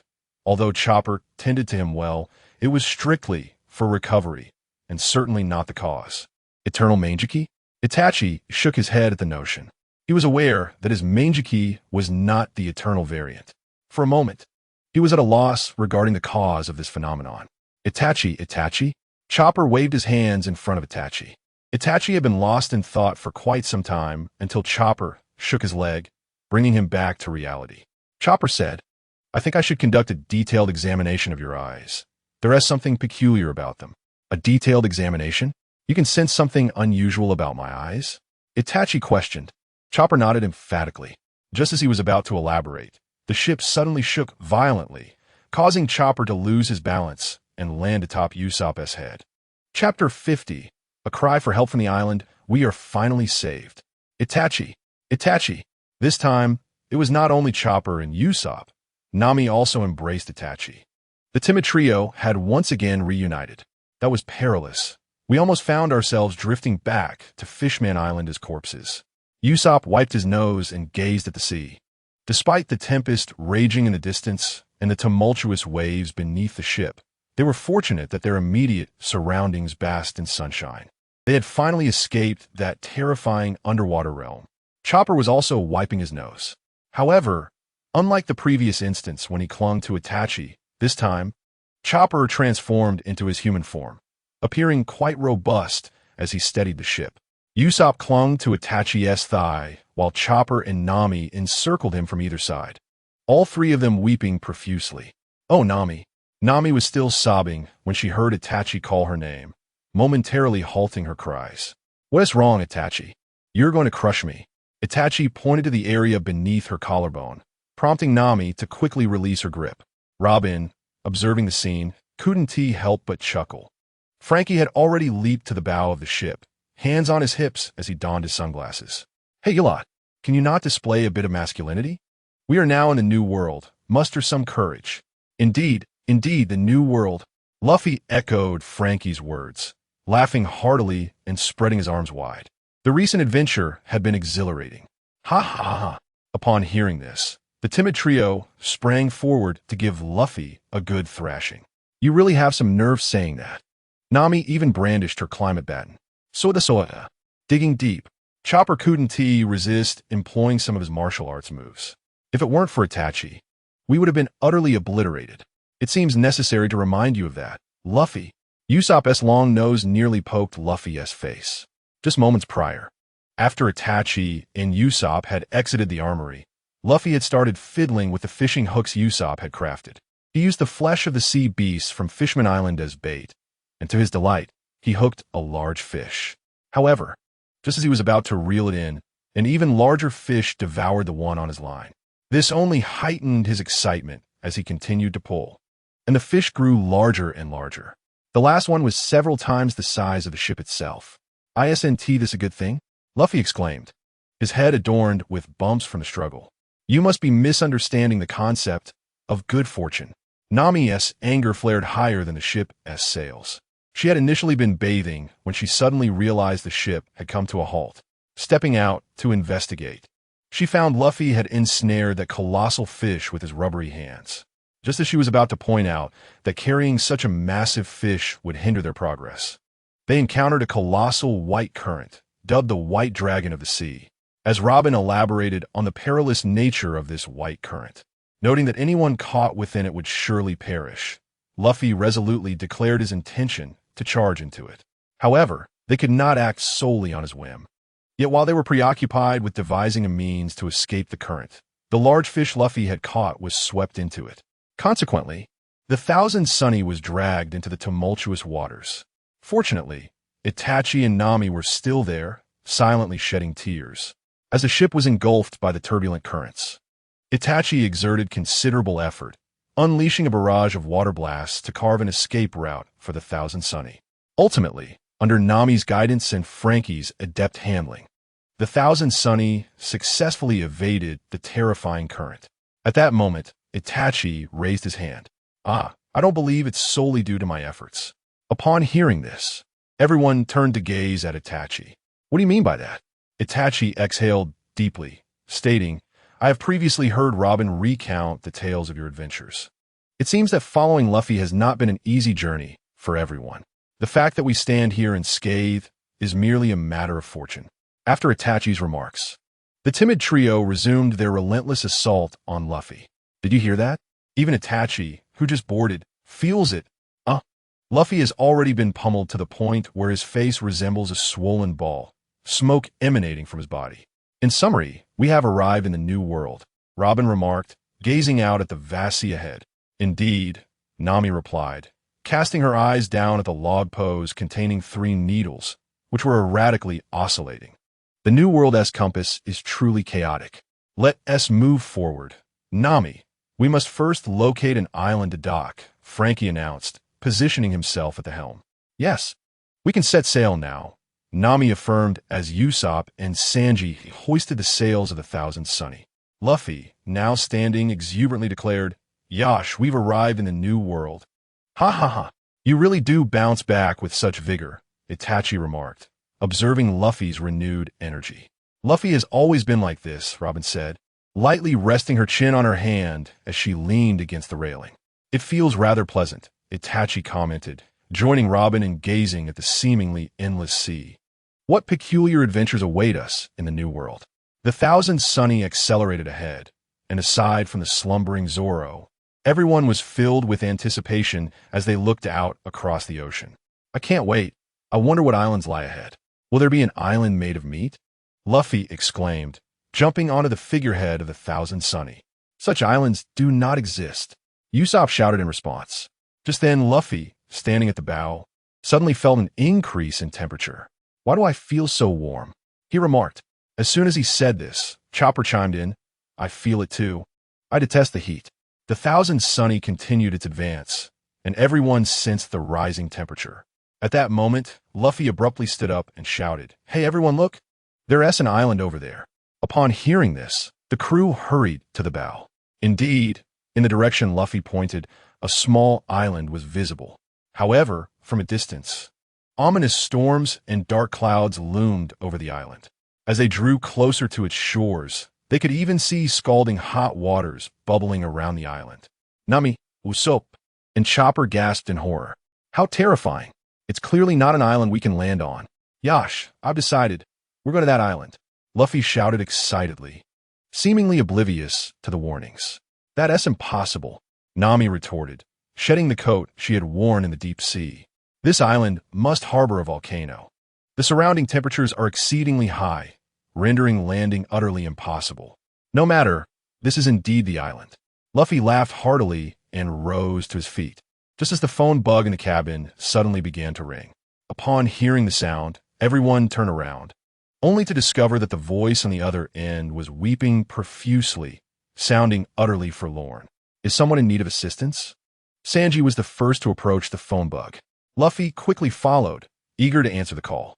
However, Robin immediately interjected, urging, do not pick up just yet.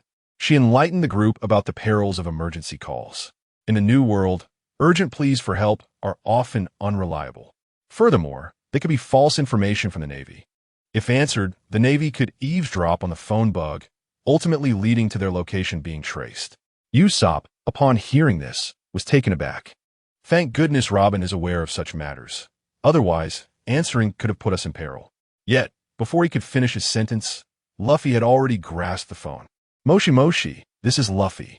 Munki de Luffy, the man destined to become the Pirate King. Who are you?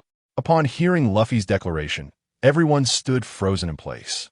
Itachi gasped in surprise, unable to help but remark on Luffy's exuberance. Chapter 51. Landing at Punk Hazard on the other end of the line, a voice cried out desperately. "Help me! Save us!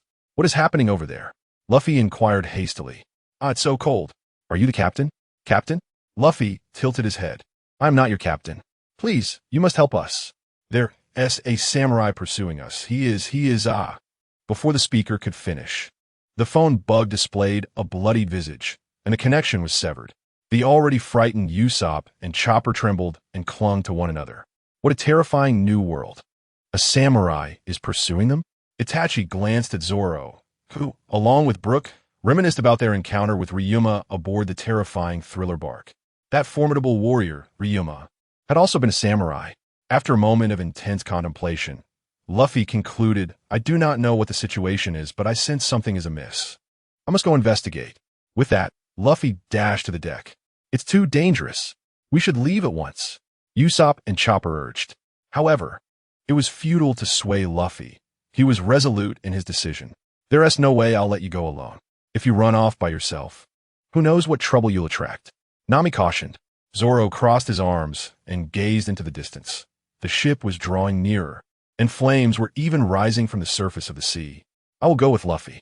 "A samurai? I too wish to see what this is about." Zoro then turned to Itachi. "I recall you once referred to me as a samurai." "Indeed," Itachi nodded, gesturing towards Zoro's appearance and 3 swords. "The samurai, I remember, bears a striking resemblance to you." Nami clapped her hands. "Now that we have Luffy and Zoro, I believe we need not all go." "Certainly. To ensure that the duo, one a fool and the other directionally challenged, do not wander off, we ought to enlist 2 more companions. Let us decide who will join us by drawing lots." Nami produced several small slips of paper. Itachi raised his hand, proposing, "I shall accompany Luffy." He thought to himself, hoping that Luffy would not inadvertently incite any calamities. "Very well. We shall add 2 more individuals, while the rest remain aboard the Thousand Sunny," Nami declared, placing the slips before the group. "Must we really draw lots?" Usopp trembled as he extended his hand. "Please, not me, not me," he silently prayed, drawing a slip. The result read, "Go. E.M. doomed." Usopp promptly fainted. Chopper, who had not drawn a slip indicating he was to go, breathed a sigh of relief. "Thank goodness. I despise the heat." Robin also raised her hand, stating, "I too have drawn a slip to go." "So be it. We shall form a team of 5. Frankie announced as he prepared to summon the Mini-Mary. "But how do we traverse the flames ahead?" Robin gazed at the raging inferno in the distance. "Do not worry. I have a plan," Nami replied, retrieving her weather stick. At that moment, Itachi gestured to Nami, indicating she need not proceed. As he spoke, he began forming hand seals. Fire release, Black Fire Crow. This time, he utilized the wooden wheel from Usopp's fishing venture as a seat, which might catch fire, so everyone needed to hurry. No sooner had Itachi finished speaking than Luffy leapt onto the Black Fire Crow. "This is incredible. The last time I rode, I thought the Firebird was so cool." Zoro followed closely behind, dragging the tearful Usopp along with him. Itachi extended a hand to assist Robin, who then joined him on the Black Fire Crow. Sanji quickly tossed a lunchbox, provided by the citizens of Fishman Island, to Luffy. "Hey Luffy, if we take a long time, save some to eat on the way." Thanks, Sanji," Luffy replied while already diving into his meal. Sanji began, but the Black Fire Crow had already soared towards the island. As Luffy devoured his meal, he generously shared the lunchbox with everyone. Itachi accepted his portion with a word of thanks, but did not begin eating. Instead, he placed it into the bag he had just received from Chopper, hanging it at his waist. "Aren't you going to eat, Itachi?" Robin inquired, deftly picking up a piece of scala meat. The closer they approached the island, the higher the temperature rose, surrounded by intense flames. "Let us keep a portion for later." "I'm not hungry yet," Itachi replied, while focusing on controlling the Black Fire Crow. "You should try it. The lunch from Fishman Island is quite delicious," Robin suggested, offering a piece of scalloped meat to Itachi. Just as he turned to accept it, Luffy had already devoured the morsel. "Delicious," Luffy exclaimed, licking his lunchbox clean. Itachi watched Luffy with a chuckle, shaking his head in amusement. What an insatiable appetite. He stood up and soon spotted a patch of land ahead. along with a barbed wire gate. Itachi intended to fly over the gate before landing, but the Black Fire Crow had begun igniting their wooden seat. Thus, he was forced to land on the patch of land before the gate. What a pity, we were so close to crossing. Luffy continued to laugh. Usopp leaned closer and noticed a sign that read, "No trespassing." He sighed in relief. Good thing we didn't go through their SA sign here. A sign? Zoro stepped forward, and with a swift draw of his sword, the grand entrance was severed. "Yo-ho, the door's open," Luffy exclaimed, skipping inside. "Zoro, you're vandalizing public property." Usopp scolded, his eyes wide in disbelief as he pointed at Zoro. The swordsman sheathed his blade. "Vandalism? Have you lost your mind?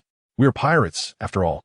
Robin chuckled at the scene, having shed her coat due to the oppressive heat, leaving her clad in only a bodysuit.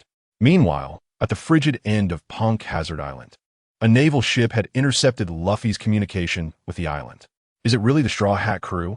Donned in glasses and with the sword Yasakani no Magatama slung at her waist, Tashigi was about to report to Smoker behind her, who had already risen, a cigarette dangling from his lips. "I knew it was them all along," Smoker remarked, glancing at the numerous pirates hanging behind him. They had captured many pirates emerging from the depths while near Sabaody Archipelago. Through interrogating these pirates, Smoker learned that the reason no pirates had recently traversed the New World was that they had all been enslaved by Hody Jones of Fishman Island. After a commotion at Fishman Island, these pirates were liberated and set forth to the New World once more. Smoker had initially deduced that the Straw Hat crew had headed to Fishman Island based on their emergence from the Sabaody Archipelago, but complications arose during the interrogations. For reasons unknown, these pirates steadfastly refused to divulge what had transpired beneath the sea, even when subjected to the relentless questioning of Smoker's 5 divisions, branded as naval brigands. Their only unified declaration was that a deity had liberated them, and they would not betray this divine figure. The more Smoker pondered, the angrier he became, clenching his hand around the sea-stone-embedded weapon. Although he was uncertain how they had ventured into this forbidden government domain, and why they referred to someone as God, he vowed this time he would not let them escape. Chapter 52. The dragon this place is truly terrifying, Usopp thought, already having shed his shirt due to the heat. Yet he still trembled as he surveyed his surroundings. "Whatever. I think it's rather pleasant," Luffy replied, forging ahead and nearly stepping on a stone that was on the verge of melting. Itachi had also removed his chainmail shirt, revealing a lean yet muscular torso. Zoro, having similarly discarded his upper garment, scrutinized Itachi's physique, noticing despite some muscle, he possessed an exceptionally low body fat percentage. Overall, he appeared slightly slimmer than Luffy. Zoro couldn't help but wonder how such a physique could unleash such formidable strength. "Hey, is anyone there? We came to rescue you," Luffy shouted as he walked around. Itachi commented, "I recall the person on the other end mentioned something about feeling cold." Usopp, now sweating profusely, fanned himself and queried, "Could there be cold areas on this island? Perhaps something happened to that person just before they perished, leaving them feeling completely frozen," Robin remarked. "Don't say such terrifying things, Robin. This place is already horrifying enough," Usopp stuttered, beginning to shake once more. "Where's that samurai?" Zoro and Luffy walked side by side, both glancing around with curiosity. As they proceeded, Luffy shouted repeatedly, yet the only response was the crackling of flames surrounding them. Could that phone call truly have been a fabrication by the Navy? Usopp speculated. "Who cares?" Luffy replied with a playful grin, continuing to move forward. Since they had already set foot on this island, they were determined to explore it thoroughly. Just then, Itachi suddenly gestured for silence. "Hush, don't move." Upon seeing Itachi's signal, Usopp immediately halted in his tracks. Robin and Zoro, hearing Itachi's words, also ceased their actions. Although they now understood that Itachi was not sensing danger through observation haki, they trusted his warning completely. Throughout their journey from Fishman Island, every time Itachi sensed something amiss, it invariably led to significant events. However, Luffy remained oblivious, still running ahead. As he continued, he suddenly came to a stop. "Wait, what is that ahead?" Itachi leaped onto a nearby scorching boulder, and as he stood, the others caught sight of a colossal creature. Indeed, the sounds of flames were not the only thing present. Itachi stared intently at the massive being before them. Emerging from the flames was a dragon, adorned with fangs, horns for limbs, and wings. In unison, the group exclaimed, "That's a dragon! How can such a thing exist?" Luffy, astonished, halted in his tracks, gazing blankly at the enormous dragon that had now noticed them. Zoro sensed the impending danger and readied his sword. Isn't this supposed to be a mythical creature? How did it end up here? This does not bode well. Usopp's legs turned to jelly as he frantically considered fleeing. It seems we are the newcomers here. It has already set its sights on us. Itachi remained highly alert, watching the dragon closely. No one knew whether such a massive creature harbored aggression, and the thought of provoking it was terrifying. After the initial shock, Luffy bounded toward the dragon with unrestrained excitement. This is incredible. How can something so magnificent exist? The dragon, noticing a presence nearby, fixed its enormous eyes on Luffy. "Hey, Luffy, be careful," Zoro shouted as he drew his sword. Just as Zoro warned, the dragon lunged at Luffy with a fierce bite. Luffy quickly dodged, and in that moment, he heard a voice emanating from the dragon. "Who dares approach?" In astonishment, Luffy turned to his companions. "Did you hear that? The dragon seems to be speaking." "Indeed. I heard it too," Robin responded, equally astonished. At that moment, Luffy leaped into the air, activating his second gear and extending his arm behind him. "Gomu gomu no piste." Luffy struck the dragon's face with a powerful punch, causing it to stagger back slightly. Its skin is incredibly tough. Luffy retracted his arm. "It seems my attack had little effect." Robin was also taken aback. During their time underwater, Luffy's punch had knocked out a large fish. The dragon, recovering from its retreat, bared its fangs and prepared to strike once more, but Zoro leaped forward to intercept the dragon. The blade of Zoro clashed violently with the teeth of the colossal dragon, both forces causing each other to stagger back several paces. "What tremendous strength and hardness!" Zoro exclaimed in astonishment. However, the dragon had no time to concern itself with their surprise. It raised its head, a ball of flames gathering in its maw. "Hey, that S!" Before the dragon could unleash its fiery breath, Luffy stretched out his arm, seizing Usopp and darting away. Boom! A torrent of flames surged toward the group. Almost simultaneously, a water dragon surged forth to confront the inferno. Water release, water dragon bullet. With a whoosh, the clash of water and fire extinguished the flames, sending sprays of water in all directions. Luffy and the others turned back, wondering if it was yet another water dragon from Itachi. Itachi paid them no heed, already forming hand seals once more. Fire release, great fireball technique. Boom! A massive fireball hurtled toward the dragon, yet the flames posed no threat to the beast. "Brother Itachi, it seems the fire isn't harming it at all. It's actually..." Before Usopp could finish his sentence, he realized that Itachi, who had been standing atop a boulder, had vanished.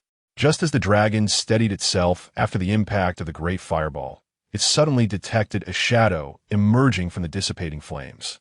Itachi drew his blade, F-ton, Kaze no Tachi, and thrust it into the dragon's eye. Before the pain could register in the dragon's optic nerve, Itachi swiftly turned, extracting his blade and using the momentum to drive it into the dragon's other eye. With a splatter of blood, the dragon let out a pained roar, and Itachi leapt off the beast's head. "Splendid!" Usopp and Robin exclaimed in unison, unable to contain their cheers at the fluidity of his movements. "Who are you? Are you allies of the Seven Warlords?" The dragon bellowed in anguish. The sudden voice caught everyone off guard. Yet, at that moment, the blinded dragon began to spew flames. Seeing this, Luffy leapt into action, executing a giant pistol that sent the dragon reeling, redirecting its fiery breath elsewhere. Seizing the opportunity, Zoro raised his sword with a ghostly grin. That last strike seemed insufficient. He enveloped his blade with haki and charged at the fallen dragon. "Toragari!" Zoro bellowed as he pierced through the dragon's skull. Under the full force of his haki-infused strike, the dragon's head was severed. "The head has fallen," Usopp exclaimed, watching the severed head roll away, finally breathing a sigh of relief. As the dragon's body collapsed, Itachi suddenly remarked, "There appears to be something atop it." Chapter 53. The half-body warrior? The seven warlord law. Indeed, as Luffy leaped onto the dragon's back, contemplating how to devour the meat, he was startled to discover a half-human body protruding from the dragoness back.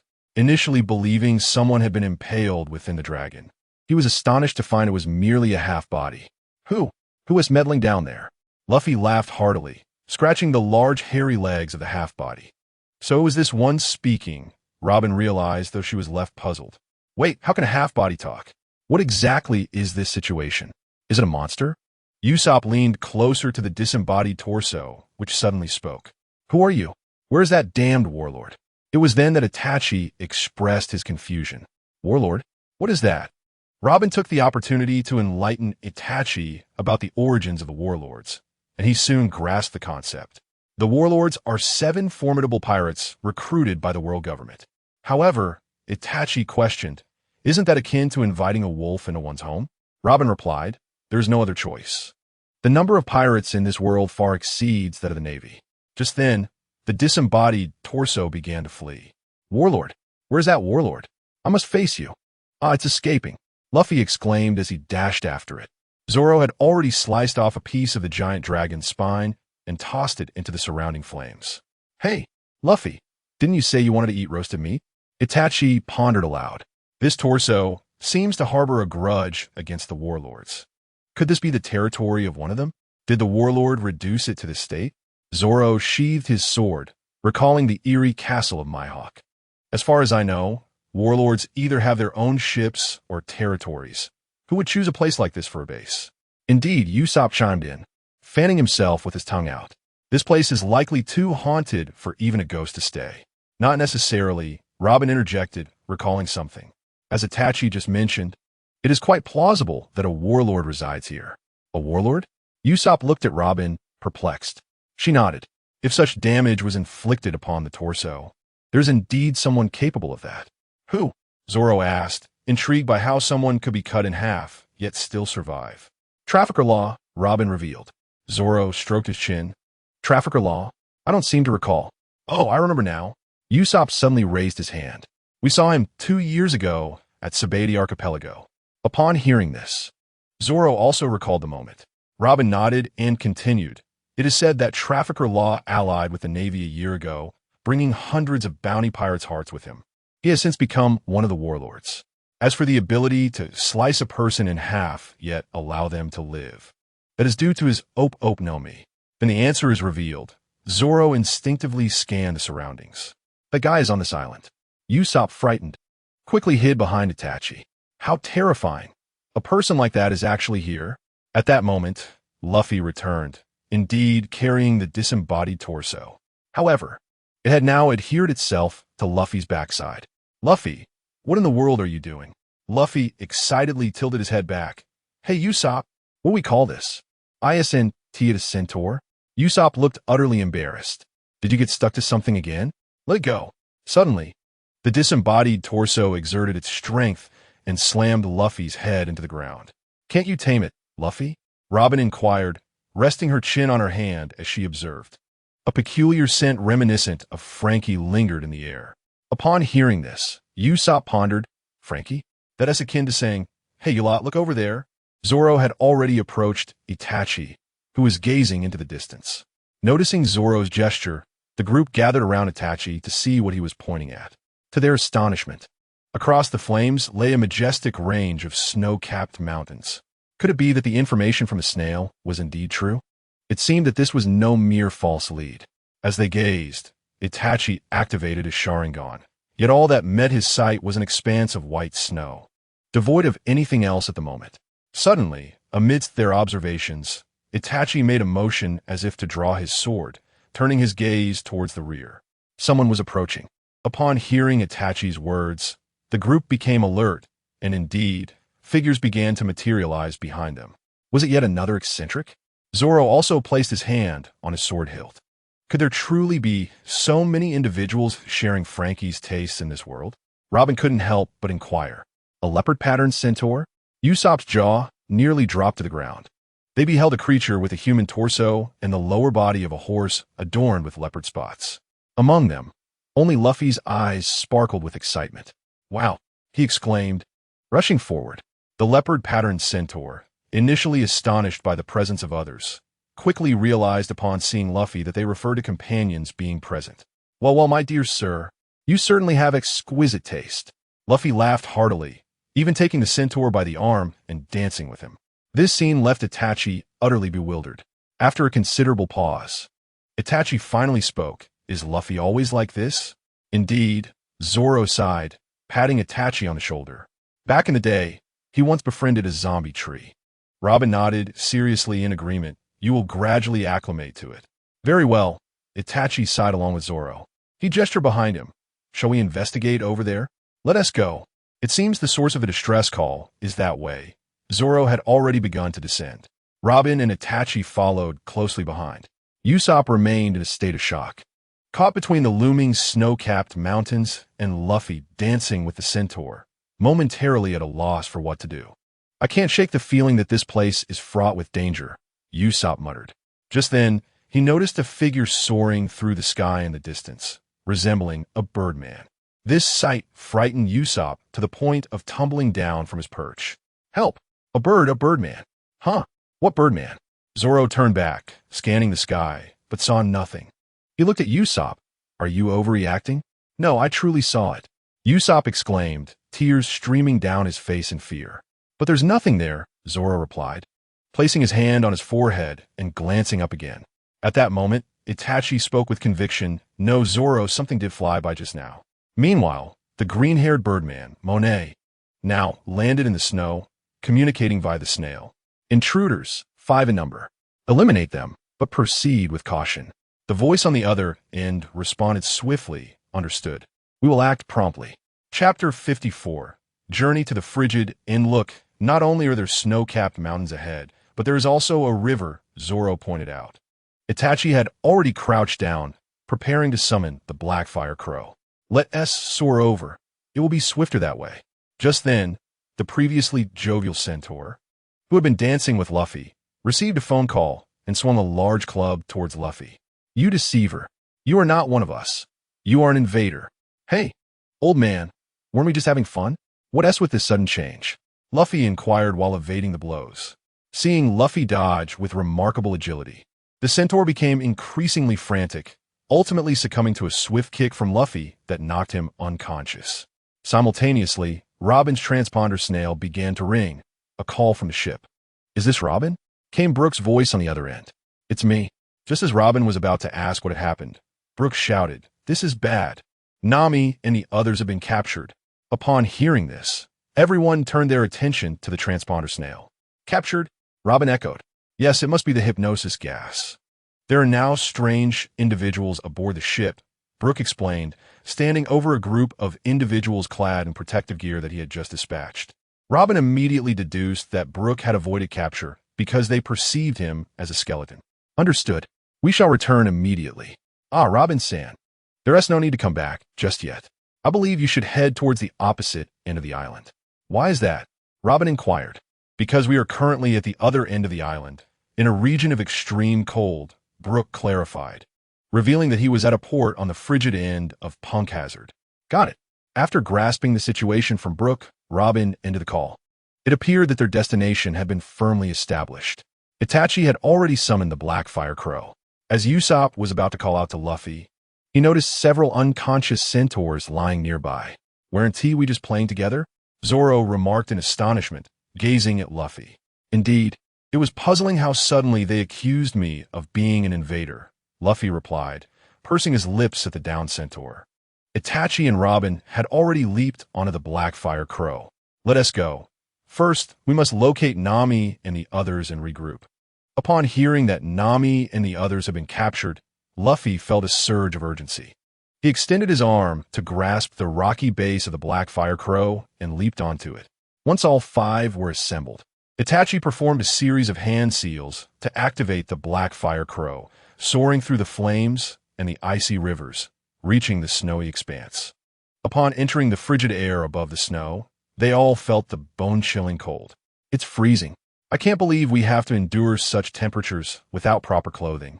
Usopp lamented, extending his hand near the fiery wings of the Blackfire Crow to warm himself. Zoro and Robin were also shivering from the cold. Although the black fire crow was composed of flames, the temperature remained insufficient against the brisk wind at high speeds. At that moment, Itachi, standing at the front of the black fire crow, pointed downward and exclaimed, "There are people." Luffy and Zoro quickly followed his gaze and were astonished to see a group of centaurs below. Are those the invaders? Damn, how can they be flying in the sky? Quickly, open fire on them and send them straight into the sea. Under the command of a burly leader, several centaurs immediately raised their weapons and cannons, aiming at the dark fire crow soaring in the sky. Yet, they had scarcely fired a few shots when the black fire crow swooped down upon them. Luffy and Zoro had already risen, their eyes gleaming as they gazed at the centaurs below. "I want that centaur's clothing," Robin shivered as she spoke. "Zoro, be careful with your sword," Itachi cautioned. "I know," Zoro replied, and he and Luffy leaped down. A few minutes later, the five donned thick cotton garments. "Finally warm," Usopp exclaimed, picking up his cotton gloves. Itachi had already positioned the blade against the neck of the robust centaur, T-Beard. Where will the stolen ship be docked? T-Beard had not anticipated that his underlings would be annihilated so swiftly. I don't know. Before he could finish, half of his beard had been sliced away. With the next strike, it would not be his beard that would be at risk. Itachi pressed the blade firmly against T-Beard's throat. I will speak. I will speak." T-Beard hastily divulged most of the information he knew. It turned out that this was an island where outsiders were forbidden to land, and anyone who approached would either be killed or captured for experimentation. Upon hearing T-Beard's words, the group understood their grim reality. Nami and the others had likely been taken for experiments. How terrible! Captured in such a thin outfit in a place like this. They can't have frozen to death, can they? Robin lamented. "That's terrifying, Robin," Usopp added.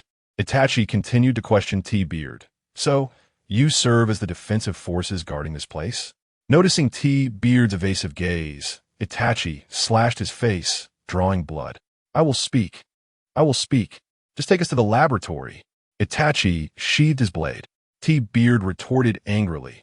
"Take you to the laboratory? I could never betray my master." No sooner had he finished speaking than Luffy's sandal imprint landed on T-Beard's face. After a thorough beating, T-Beard began to run forward while recounting what he knew. "You wouldn't speak without a beating, would you?" Robin sighed. Itachi perched atop T-Beard's head, still warning him, "If you attempt any tricks to lead us into a trap, you will be the first to die."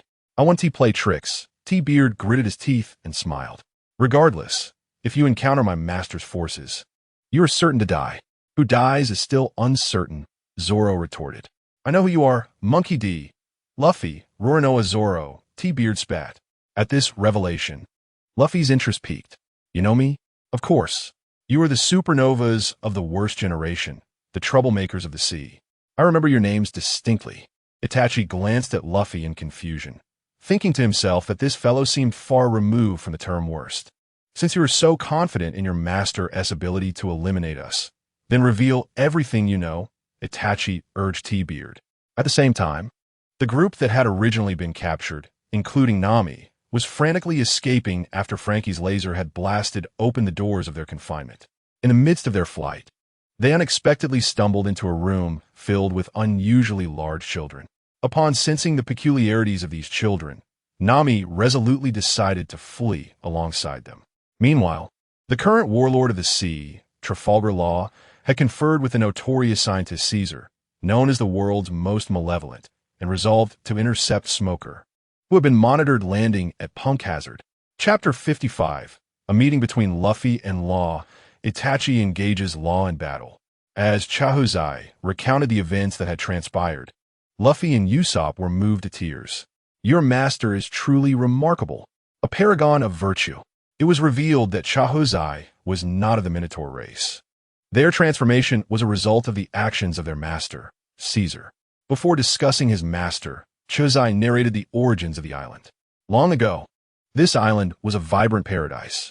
However, it was transformed into a toxic wasteland following an explosion in the chemical laboratory established by the genius scientist Vegapunk.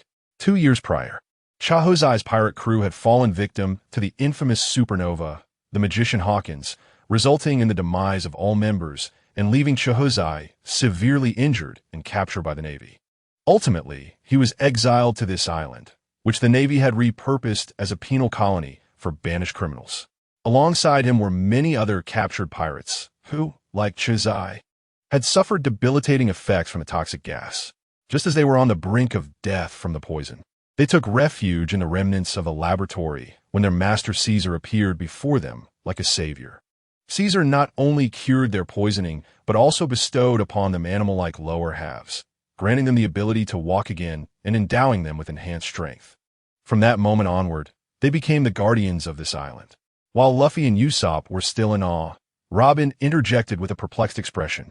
During my time with the Revolutionary Army, I heard rumors of an explosion at Vegapunk's laboratory in the New World. However, it was not Vegapunk's doing, but rather the result of forbidden experiments conducted by his colleague, the so-called most wicked scientist, Caesar. Upon hearing this, Luffy and Usopp were taken aback, and Chihozai reacted with indignation. Impossible. Our master could never be that kind of person. Itachi, having listened to Chihozai's words, pondered thoughtfully. When Chihozai mentioned the transplantation of lower halves, he was reminded of a certain individual he knew who had a penchant for human experimentation, Orochimaru. That man had also gathered a loyal following, with Kabuto as one of his devoted acolytes. However, Orochimaru's experiments were notoriously inhumane. I share your sentiment. Itachi concurred with Robin. I sense that their master may be concealing something. If this were indeed a legitimate experiment, why would it take place on an island where access is strictly prohibited? At that moment, T-Beard found himself at a loss for words in defense of his master. Zoro inquired, "The island's contrasting climate is also the doing of your master, is it not?" T-Beard then recounted the tale of how the island had come to be in its current state. It was during the fierce competition for the position of admiral that Akiji and Akainu chose this very location as their battlefield. Really? Usopp and Luffy's eyes widened in disbelief. Did their battle truly transform the entire island? Usopp asked in astonishment. Yes, you were unaware of this? T-Beard expressed incredulity. Usopp, now visibly anxious, glanced around apprehensively. They wouldn't still be on this island, would they? Perhaps, Robin chuckled, casting a teasing glance at Usopp. That's terrifying, Usopp exclaimed, rushing to cling to Itachi's leg. Don't be ridiculous. There's no way they would still be here, Zoro scoffed, casting a sidelong glance at Usopp. Itachi was equally surprised that this giant, so easily frightened, could divulge so much information. As the group continued their discussion, T-Beard suddenly pointed towards a towering structure before them. Look, we have arrived at the laboratory. Luffy sprang to his feet, gazing at the high tower. Are Nami and the others inside? Just then, Luffy spotted a familiar figure wielding a sword in the distance. Upon closer inspection, he recognized the individual immediately. It was Trafalgar Law. Hey, Trafalgar, Luffy shouted excitedly. Law turned his gaze towards Luffy's group, noticing them riding on T-Beard, and saw a new face with tear lines on it perched atop T-Beard's head. Straw Hat, I knew you would be here, Law remarked. Just moments ago, he had encountered Nami and the children she was rescuing from the experiment. Oh, Trafalgar, it has been ages. I owe you a favor, Luffy said with a grin as he jumped down to approach Law. It was Law who had once helped him escape during the war on the top. The warlord, Law, was indeed present. Robin and Itachi's earlier deductions were confirmed. At that moment, Zoro's gaze sharpened as he suddenly noticed that the woman accompanying Smoker, Tashigi, was also present. As Luffy approached Law, Tashigi, tears streaming down her face, shouted furiously at Law, "How dare you treat Admiral Smoker this way?" She charged at Law, brandishing her sword. Time's reign. In response, Law raised his finger.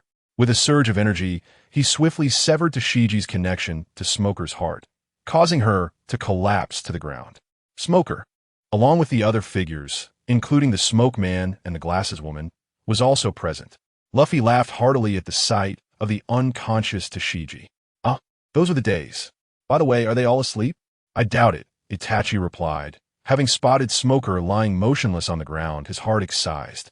He recalled Robin mentioning that Trafalgar Law possessed the ability to manipulate and sever human bodies at will. Usopp was the first to notice the 5 soldiers in naval caps in the distance. He shouted, "Hey Luffy, we must hurry." The Navy is here. Upon hearing this, Luffy instinctively thought to flee and quickly asked Law, Trafalgar, since you're here, I have a few questions for you. Before Luffy could voice his inquiries, Law pointed towards the mountains behind the laboratory. Your companions have escaped in that direction. Luffy smiled and nodded in response, saying, You truly are perceptive. I owe you another favor. No need for such formalities, Captain Straw Hat. Law replied with a rather indifferent tone. We are all pirates. Go on. Perhaps we shall meet again later. With that, Law turned and made his way back towards the laboratory. After having severed Smoker's heart, none of the 5 Navy members dared to approach. All right, everyone, let's regroup with Nami, Luffy urged as he prepared to dash away. Chahuz also whispered to Law, Help me out, Law. However, just as Luffy and the others were about to leave, Itachi spoke up. You, Trafalgar, cannot leave. Hearing this, Law halted his steps. And who are you? Luffy exclaimed, astonished as Itachi advanced. Just a hunch, but I believe this person is pivotal to our understanding of this island, Itachi stated. His gaze fixed intently on Law, his Sharingan activated.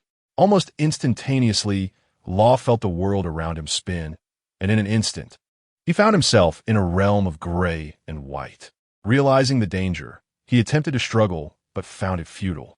Law immediately concentrated his haki, and as its force erupted, the gray and white realm dissipated.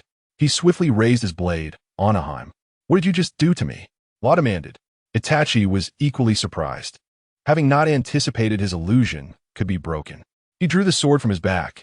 F. Karina. You all go find Nami. I will stay behind to deal with him. Itachi, Trafalgar is a friend of mine. Are you really going to fight him? Luffy interjected. Captain Stauhut. Law has already drawn his sword. It seems your companion does not wish to let me leave, Law observed, the tension in the air palpable. Robin cautioned Itachi. Law's abilities are quite formidable. If you intend to keep him here. I am aware, Itachi replied, having noticed the aura emanating from Law. His Devil Fruit ability allows him to generate a field that likely facilitates cutting through opponents effortlessly.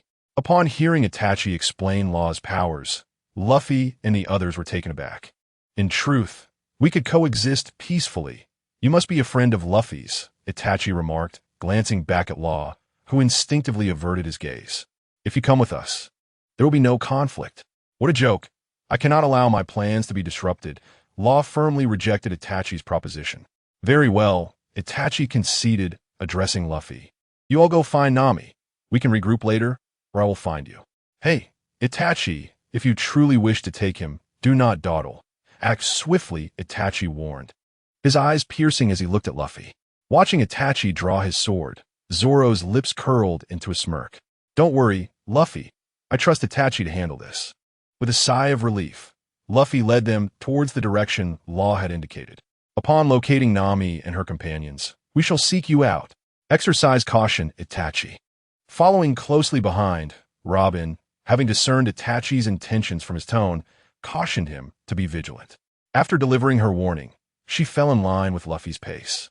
As Itachi turned to glance at Law, he had already extended a finger. Although I am unaware of your identity, your desire to retain my presence is indeed fanciful. Chapter 56. Trafalgar Law's defeat. Does the master referred to by this giant bear any relation to you? Itachi queried, one hand pointing at the tea-bearded man, while the other raised the blade of his weapon. F. Karin. Regardless of any connection, it is of no concern to you. Law retorted disdainfully, casting a contemptuous glance at Itachi. With his palm facing downward, a surge of energy emanated from Law, swiftly enveloping Itachi in its aura. The Marines of the 5th Division, having retrieved Dasbones and Smoker, gasped as they witnessed Law once again unleashing his energy. Is it about to begin? Trafalgar Law's slaughterhouse. How dare he confront a warlord of the sea alone, especially after the defeat of Vice Admiral Smoker? Itachi too had raised F. Karin, not launching an immediate assault, but rather adopting a defensive stance. The slaughterhouse. With a flick of Law's finger, he instantaneously appeared before Itachi. Itachi's expression shifted as he raised his hand to block Law's strike. He had anticipated that Law might employ instantaneous movement within this energy field.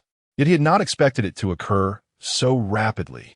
Nevertheless, Itachi remained vigilant. The two swiftly entered a duel. Law unleashed a flurry of swift cuts, attempting to sever both Itachi and his blade.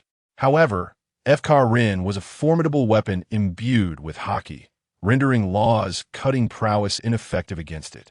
With Itachi's swordsmanship being on par with Law's, the latter found it challenging to breach Itachi's defenses.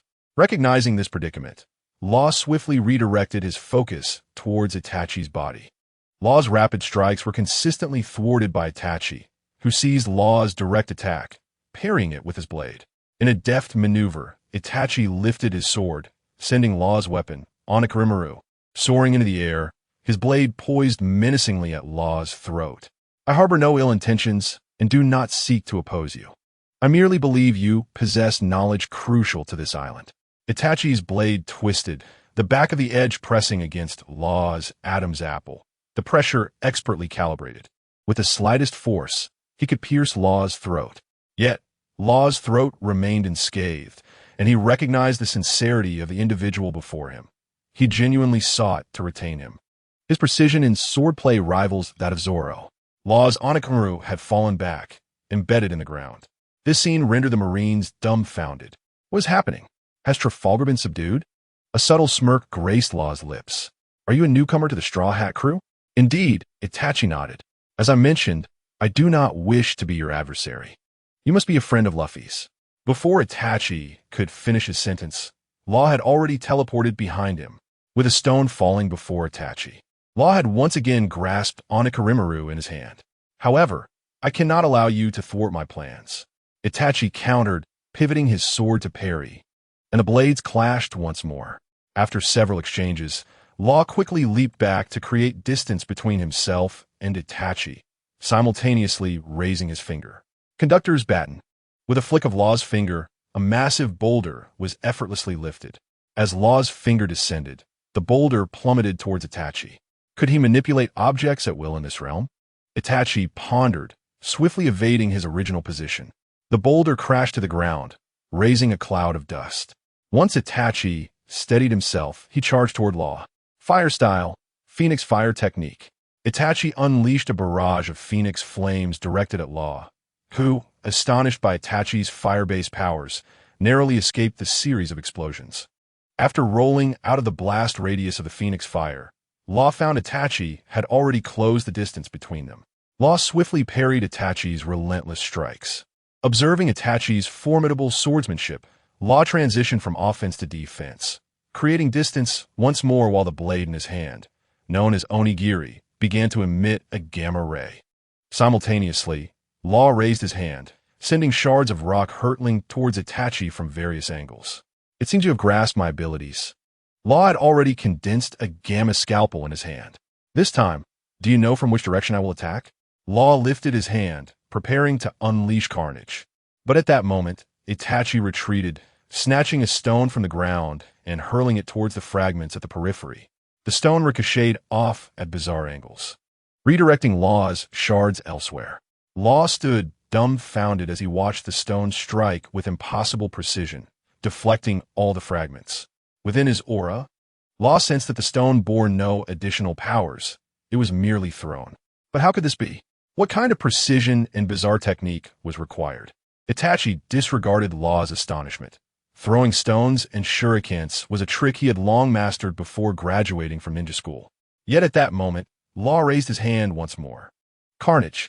Almost instantly, both Itachi and Law shifted away from the descending boulders, facing each other once again.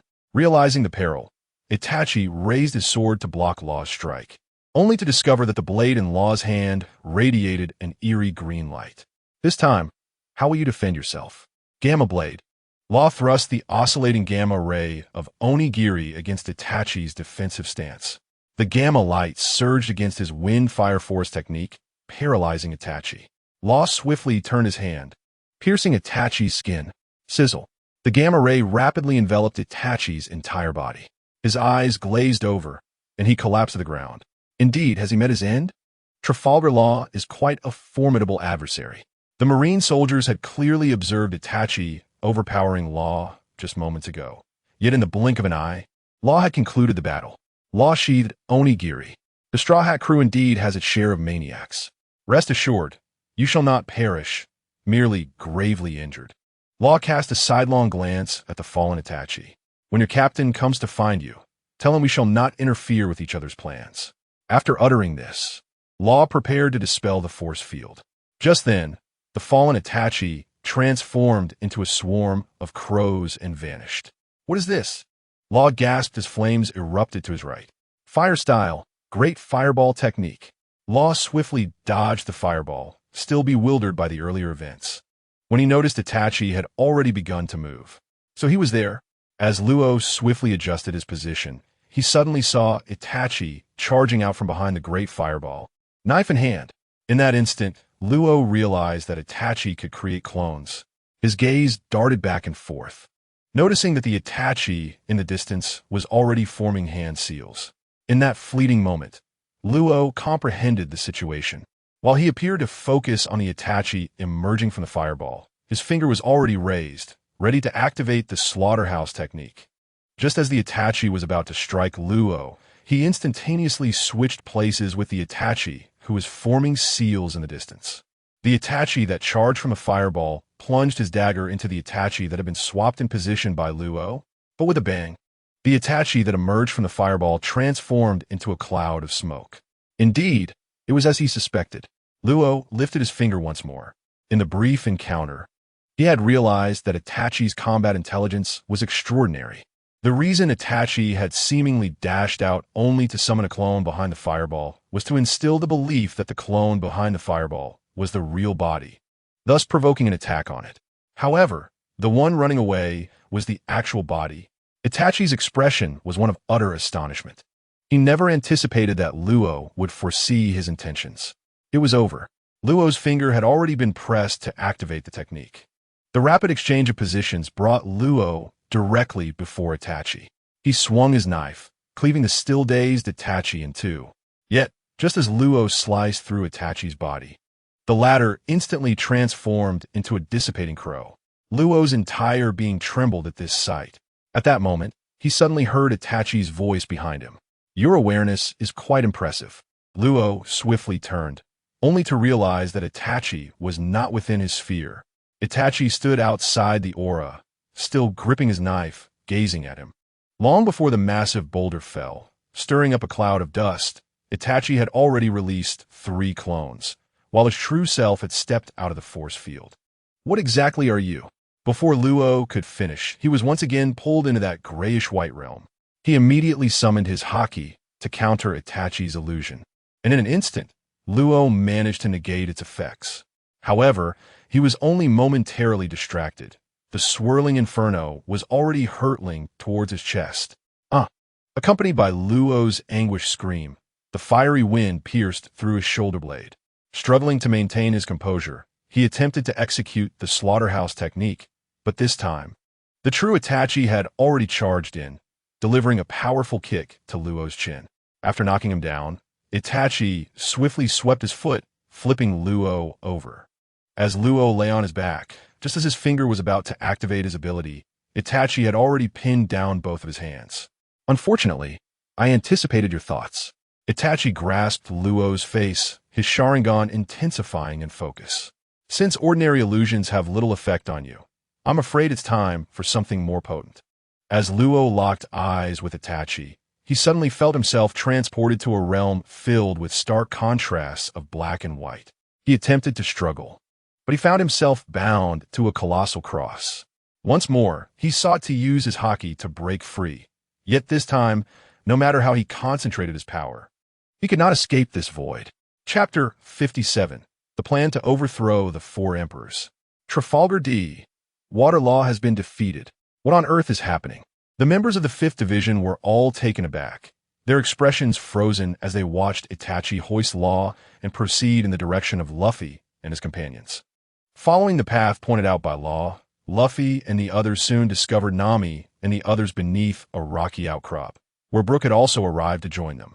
Just as they had gathered, Luffy experienced 2 events that were both hilariously amusing and deeply disheartening. The amusing incident. It turned out that when they had first encountered Law, during a brief exchange, Law had utilized his devil fruit ability to swap their souls. Nami had become Frankie. Frankie had become Chopper. Chopper had turned into Sanji. And Sanji had transformed into Nami. Particularly comical was the sight of Frankie, immobilized in Chopper's body after using Chopper's Rumble Ball to transform into a gigantic monster. Attempting to speak, Luffy nearly died laughing. Frankie, please stop using Chopper's body to speak. Never again.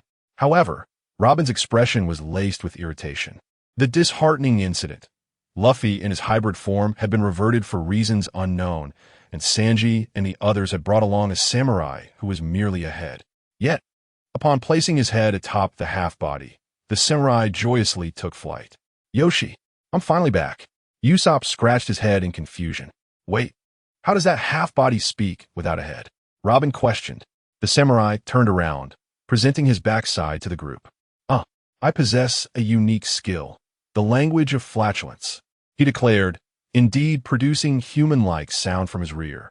Sanji, inhabiting Nami's body, promptly delivered a swift kick, sending him flying. Stop being so disgusting. At that moment, Itachi arrived. You're here so quickly, Itachi. Luffy waved at him, only to then notice Law slung over Itachi's shoulder. What's going on? Is he unconscious? That's Law. Nami, Frankie, and Chopper perceived him as their savior to reverse the soul swap. Meanwhile, Sanji remained contemplatively admiring the scene. And just as Brook attempted to approach, Nami, wielding Frankie's iron fists, sent him flying with a punch. If you sneak a peek again, it'll cost you 100,000 berries. Damaging my body will cost 200,000 berries. Looks like Itachi took him down indeed, Zoro remarked with admiration as he observed Itachi's approach. No, he merely fainted, Itachi replied as he laid Law on the ground, and everyone gathered around. The samurai, seeing Law, recoiled in alarm. This guy, he*s the infamous warlord of the sea. How dare he? I shall challenge him. The samurai lifted his legs, ready to charge at Law, only to be kicked away by Sanji once again. This guy has clearly lost his fighting capability. What kind of challenge is this? Nami could hardly believe that this individual had been captured by Itachi. Just moments ago, Smoker had easily been defeated by Law. Robin and Zoro scrutinized Itachi, particularly Usopp, who was eagerly examining Itachi. Itachi, this guy is a warlord of the sea. Are you injured? How badly? I am uninjured, Itachi replied, shaking his head. The disparity of intelligence led to a swift conclusion of the battle. Zoro observed that Itachi's combat style seemed distinctly different from their own. However, it was indisputable that, judging by the current circumstances, Law had been effortlessly defeated by Itachi. Itachi requested some ropes from the others. Bind him tightly, particularly his hands and feet, to prevent him from utilizing that troublesome ability again. Usopp hurriedly procured some ropes and secured Law to a nearby rock. After confirming that Law was bound, Itachi crouched before him and formed a seal to dispel the illusion. Law immediately awakened from a genjutsu. He swiftly attempted to reach for his blade, but upon focusing his gaze, he discovered that the cursed blade had already been seized by Itachi. He attempted to extricate himself, only to realize he was thoroughly restrained.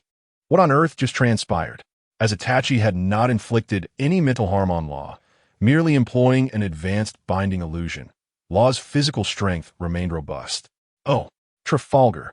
Luffy approached with a grin. It seems you have been bested by Itachi. Itachi? Law began to look towards Itachi, but swiftly recognized the necessity of avoiding direct eye contact. Nevertheless, Itachi was already aware of his reaction. Do not worry. You are securely bound, and I will not use illusions on you again. Illusions?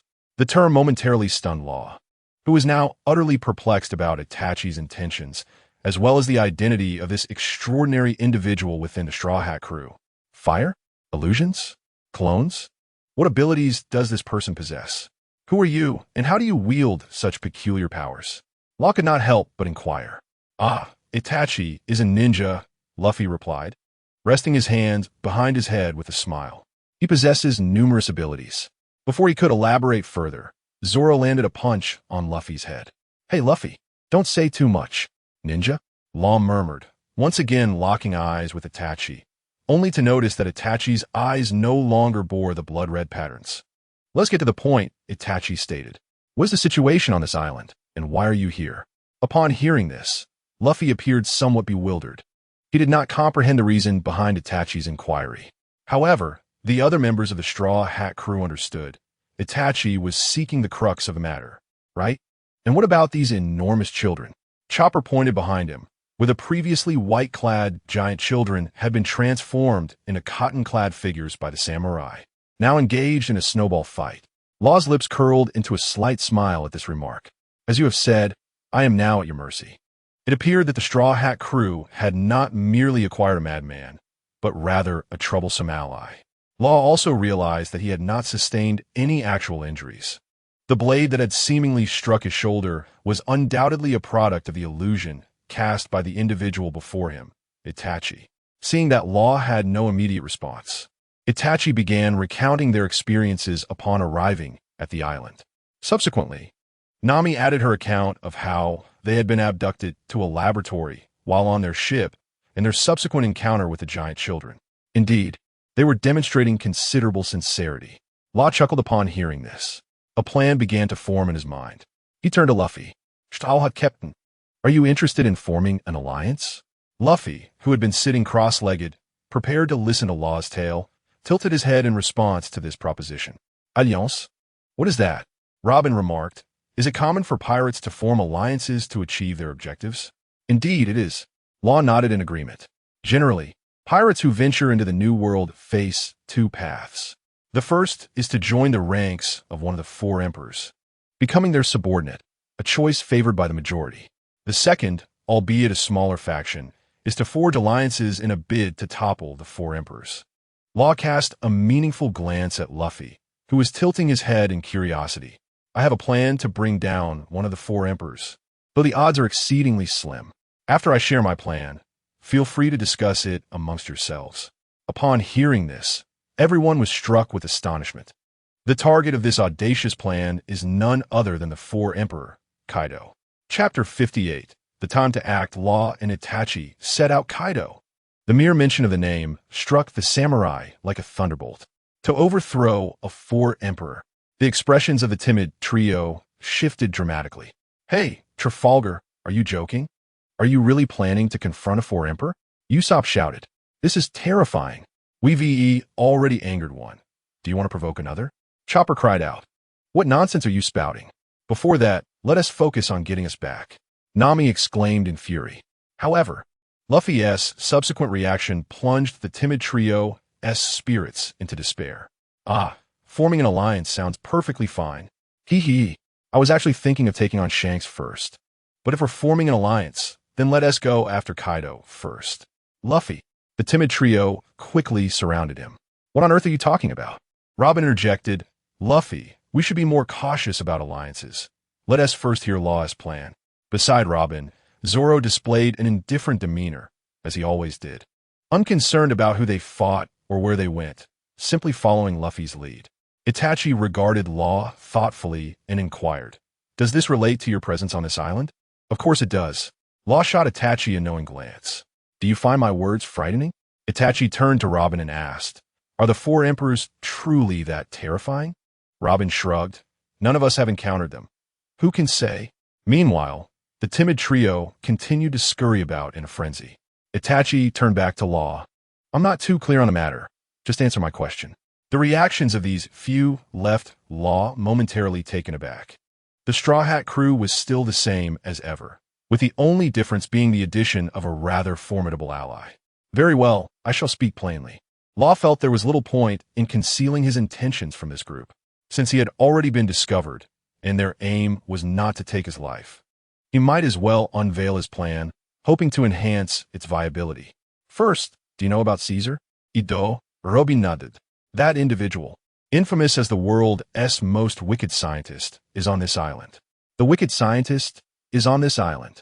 Although Chopper was unaware of Caesar's true nature, he immediately sensed something was amiss. Law nodded and continued to narrate to the Straw Hat crew. It is important to note that Caesar is currently developing an artificial devil fruit, and one of his supporters in this endeavor is none other than Don Quixote da Flamingo, one of the 7 warlords of the sea and the king of Dressrosa. Doflamingo's support for Caesar's research into devil fruits is motivated by a desire to negotiate with the beast pirates, led by Kaido, who have established dominance in Wano country. The aim is to create an army composed entirely of Zoan-type devil fruit users for Kaido. Law further explained the reason for his presence on this island. He intends to take Caesar away by targeting the research of artificial devil fruits, which would ultimately lead to a rupture in the dealings between Doflamingo and the beast pirates, inciting disputes and conflict between them. Should they agree to Law's proposal for an alliance, it would signify their participation in this scheme. Upon hearing Law's plan, aside from the already slumbering Zoro and the bewildered Luffy, the others fell into deep contemplation.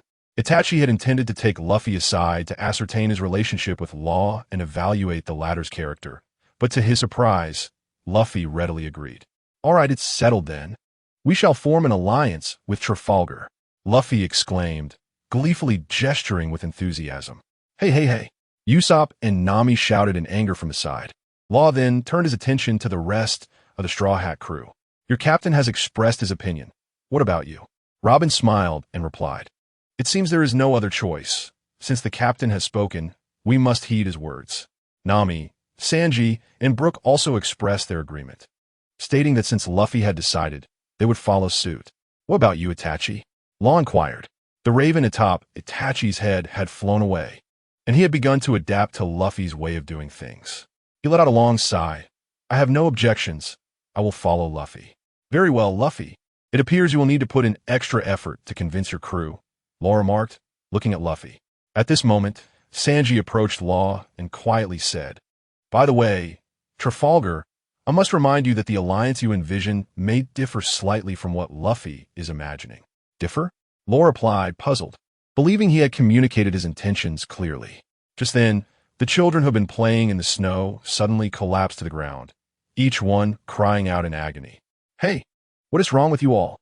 Luffy called out as he rushed forward, only to be struck and sent flying by the largest child in the front. As the children were on the verge of losing control, Usopp cleverly deployed sleeping flower seeds, causing them to fall into slumber. After Chopper examined the children's condition, he was utterly enraged. What on earth is going on with Caesar?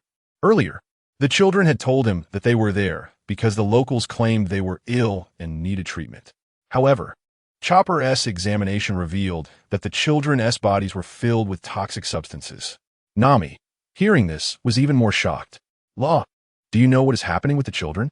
"Ah, that must be part of Caesar's experiments," Law replied. Within this narrative, a myriad of experimental subjects is presented, including the towering figure encountered by Luffy and his companions. However, the ultimate outcome of these experiments invariably culminates in death.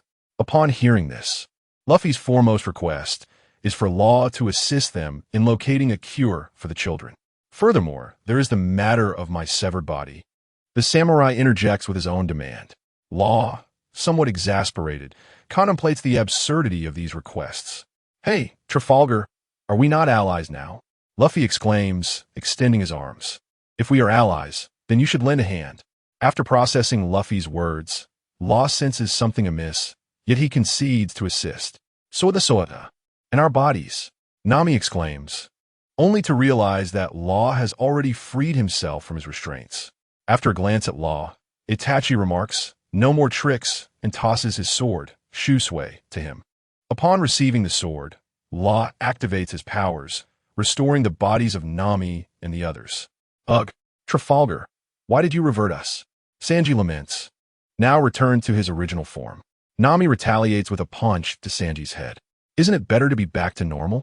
After completing this task, Law sheathes Shusui and states, "I have a general idea of where the research materials for these kids are, but I am uncertain about the cure. I can assist in the search. However, I cannot be responsible for the samurai's whereabouts."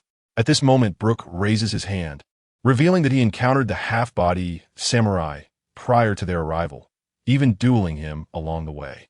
"Then it is up to you to locate him," Law declares. "Now, let the plan commence." He surveys the Straw Hat crew, noting that their current strength is sufficient to launch a direct assault on the island. "I shall destroy the laboratory, as there are troublesome individuals that require resolution, while simultaneously retrieving the children's research materials. You all will clear the enemies surrounding the laboratory. However, before that, Caesar will undoubtedly unleash relentless attacks upon you, as you have been designated as intruders and targets for elimination. By the way, the ship's doctor, Law directs his gaze toward Chopper. You should accompany me. It will be more convenient than if you go alone. Oh, that works. Chopper replies, though he is hindered by bandages that restrict his movement. As Luffy imagines tying Chopper atop Law's head, Itachi gestures dismissively. I will go with you. Chopper should remain here to look after the children, preventing any further chaos. At this proclamation, the group turns their attention to Itachi. Law's expression toward Itachi is one of complexity, mirrored in Itachi's gaze toward Law. After a moment, Law speaks. You are concerned that I may harbor ulterior motives. Are you not? Indeed. Itachi nods in agreement. I see. Law exhales, a smile gracing his face. Very well. You shall accompany me. Chapter 59. The route is determined. Each departing ultimately, the Straw Hat Crew's assignments are as follows. The first route is to be undertaken by Brook, who previously encountered the half-body samurai, alongside Sanji, to search for the upper half of the samurai's body. The reason for reallocating Zoro was that Nami found him too idle as he was sleeping. It was fitting to assign him to work alongside Sanji, where their bickering would keep him awake. As expected, the two ran while hurling insults at each other. Stinky Cook, Green Algae Head, Lecher's Kappa, Wild Dog Swordsman. What did you say? Zoro, you're going the wrong way. Brook shouted from behind. The second route, composed of Law, Itachi, and Chopper, was designated to enter the laboratory to find research data and destroy the main equipment. Originally, Chopper was unable to move and needed Itachi to carry him. But Luffy and Usopp felt that the hat atop Law's head was better suited for Chopper to rest upon. Ultimately, it resulted in Chopper dragging Law along, with Itachi following closely behind. Luffy laughed uncontrollably at Law's utterly shocked expression. How could you think of that? Law's breath nearly froze in disbelief. The third team, composed of Luffy, Robin, and Frankie, was tasked with apprehending Caesar, as Law's intel indicated that Caesar was heading towards the laboratory's main entrance, seemingly to summon something. Finally, Nami and Usopp remained behind, having secured the sleeping children with iron chains. Usopp was prepared to use the sleeping flower again to prevent the children from awakening in a frenzy. All right, let's move, Luffy declared, waving his hand as he ran toward the laboratory's main entrance. Shall we proceed as well, Itachi? Law inquired, glancing at the individual who had been specifically assigned to guard against him. He balanced Chopper on his head and walked with Itachi into the laboratory. At the same time, Caesar indeed approached the laboratory's main entrance, having received prior intel from Law that Smoker had been subdued. At the entrance, Smoker, who had exchanged bodies with Tashigi, awoke and began directing his troops of Marines into two teams, one to breach the laboratory's main door, and the other to attempt to break through the defenders on the island to signal for help. Currently, under Tashigi's suggestion, Smoker's primary target was no longer the Straw Hat Crew, but rather the giant children they had previously seen. This realization struck Smoker and Tashigi as they recalled that nearly all of these children had been featured in missing person notices and requests for assistance from the Navy to locate them. Seen near the island of Punk Hazard, at the back door of the laboratory, Law summoned a force field. With a gesture, he, Itachi, and Chopper arrived at an open side door. There is no need to be so wary of me, Itachi, Law remarked, observing Itachi forming hand seals. It's inevitable. Itachi momentarily lowered his hands from his seals. By the way, are you really a ninja? Law couldn't help but ask. What kind of devil fruit did you consume? Why do I feel you possess so many abilities? Itachi replied succinctly, I am a ninja. Indeed, Itachi brother is truly a ninja. Chopper chimed in. Upon hearing Chopper's affirmation, Law stared blankly at Itachi for a moment, struggling to suppress the excitement in his eyes. The term ninja held immense allure for him, as he had adored various heroic comics since childhood. The Straw Hat Crew is indeed becoming increasingly talented, Law remarked as he pushed open the door to the laboratory. Itachi, too, was curious about Law. How did you break my illusion? Can you truly wield illusions? Upon hearing this, Law became more convinced that Itachi was not a devil fruit user. Well, although I am unsure how you executed it, I could initially counter your move with haki. However, that subsequent technique proved quite troublesome. I could not dispel it with my haki. Ah, I see, Itachi understood. Realizing that the haki Zoro and Luffy had previously mentioned not only possessed enhancing, defensive, and perceptive capabilities, but also had the potential to repel mental attacks such as illusions. This led Itachi to ponder that haki must also involve some degree of mental fortitude training. By the way, Itachi, do you know how to use haki? Chopper inquired. But before he could finish, he covered his mouth in alarm. Oh, it seems I said too much. Chopper glanced nervously at Law below. To his surprise, Itachi simply shook his head. No, Law's reaction remained steady, yet Itachi's declaration astonished him. You cannot use haki? Law gazed incredulously at Itachi, who had just effortlessly defeated him moments ago. What's wrong? Itachi looked puzzled by Law's reaction. Nothing. Law shook his head, still in disbelief. The three had now entered the laboratory. If Caesar is out, there is still his secretary, Monet, Law stated. She is a snow fruit user, which could complicate matters. The rest are merely lackeys. Before we sabotage the laboratory's equipment, we must first deal with her. Law outlined the plan, instructing Chopper not to remain on his head any longer. Instead, Law stowed Chopper inside a bag, and, upon reaching the research room, tossed Chopper inside. Meanwhile, Itachi concealed himself in the ventilation duct, preparing to confront Monet first. After listening to the plan, Itachi deemed it feasible, and Law nodded in agreement. Having frequently seen news of the Straw Hat crew, particularly during their encounter with the celestial dragons at Sabaody Archipelago, Law had always perceived them as a rather peculiar group. However, now it seemed they had gained a member of more conventional stature. What do you mean by that, you fool? Chopper exclaimed angrily. Shoo, keep your voice down. Law had already secured Chopper in the bag. Itachi had leapt onto the ceiling, and while Law was astonished at how Itachi was walking on the ceiling, Itachi himself was curious. Why aren't you moving? No reason, Law replied, concealing his shock as he made his way toward the laboratory. Itachi had hidden himself, yet his gaze remained fixed on Law through the open door. Monet was inside her office, taking notes, and upon spotting her, Chopper could not help but exclaim, "There's a bird person." "Ah, Law, you're back," Monet greeted, adjusting her thick glasses. Law got straight to the point. "I'm leaving this island." Monet paused in surprise. "Oh, is that so? It seems it will become quiet here." "Ah, if you're leaving, I will need to borrow your abilities." Law indicated Monet's wings. Of course," she replied. Monet rose to her feet, her lower body devoid of legs, replaced instead by a prosthetic crafted from sword. She followed Law as they exited the door. However, just as Law stepped outside, he suddenly recoiled and fell to his knees. "This is—" Law gazed at Monet in shock. Yet he found her still smiling at him, her hands empty. At that moment, a voice echoed from the far end of the corridor, one that Law recognized all too well. "It's been years since we last met. You've grown quite a bit, Law." As the figure approached, he toyed with Law's heart in his hand. With the slightest pressure, Law convulsed in agony. Chapter 60.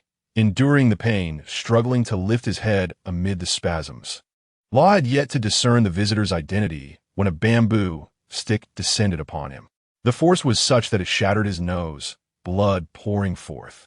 "Virgo, how did you come to be here? I've long known you were untrustworthy.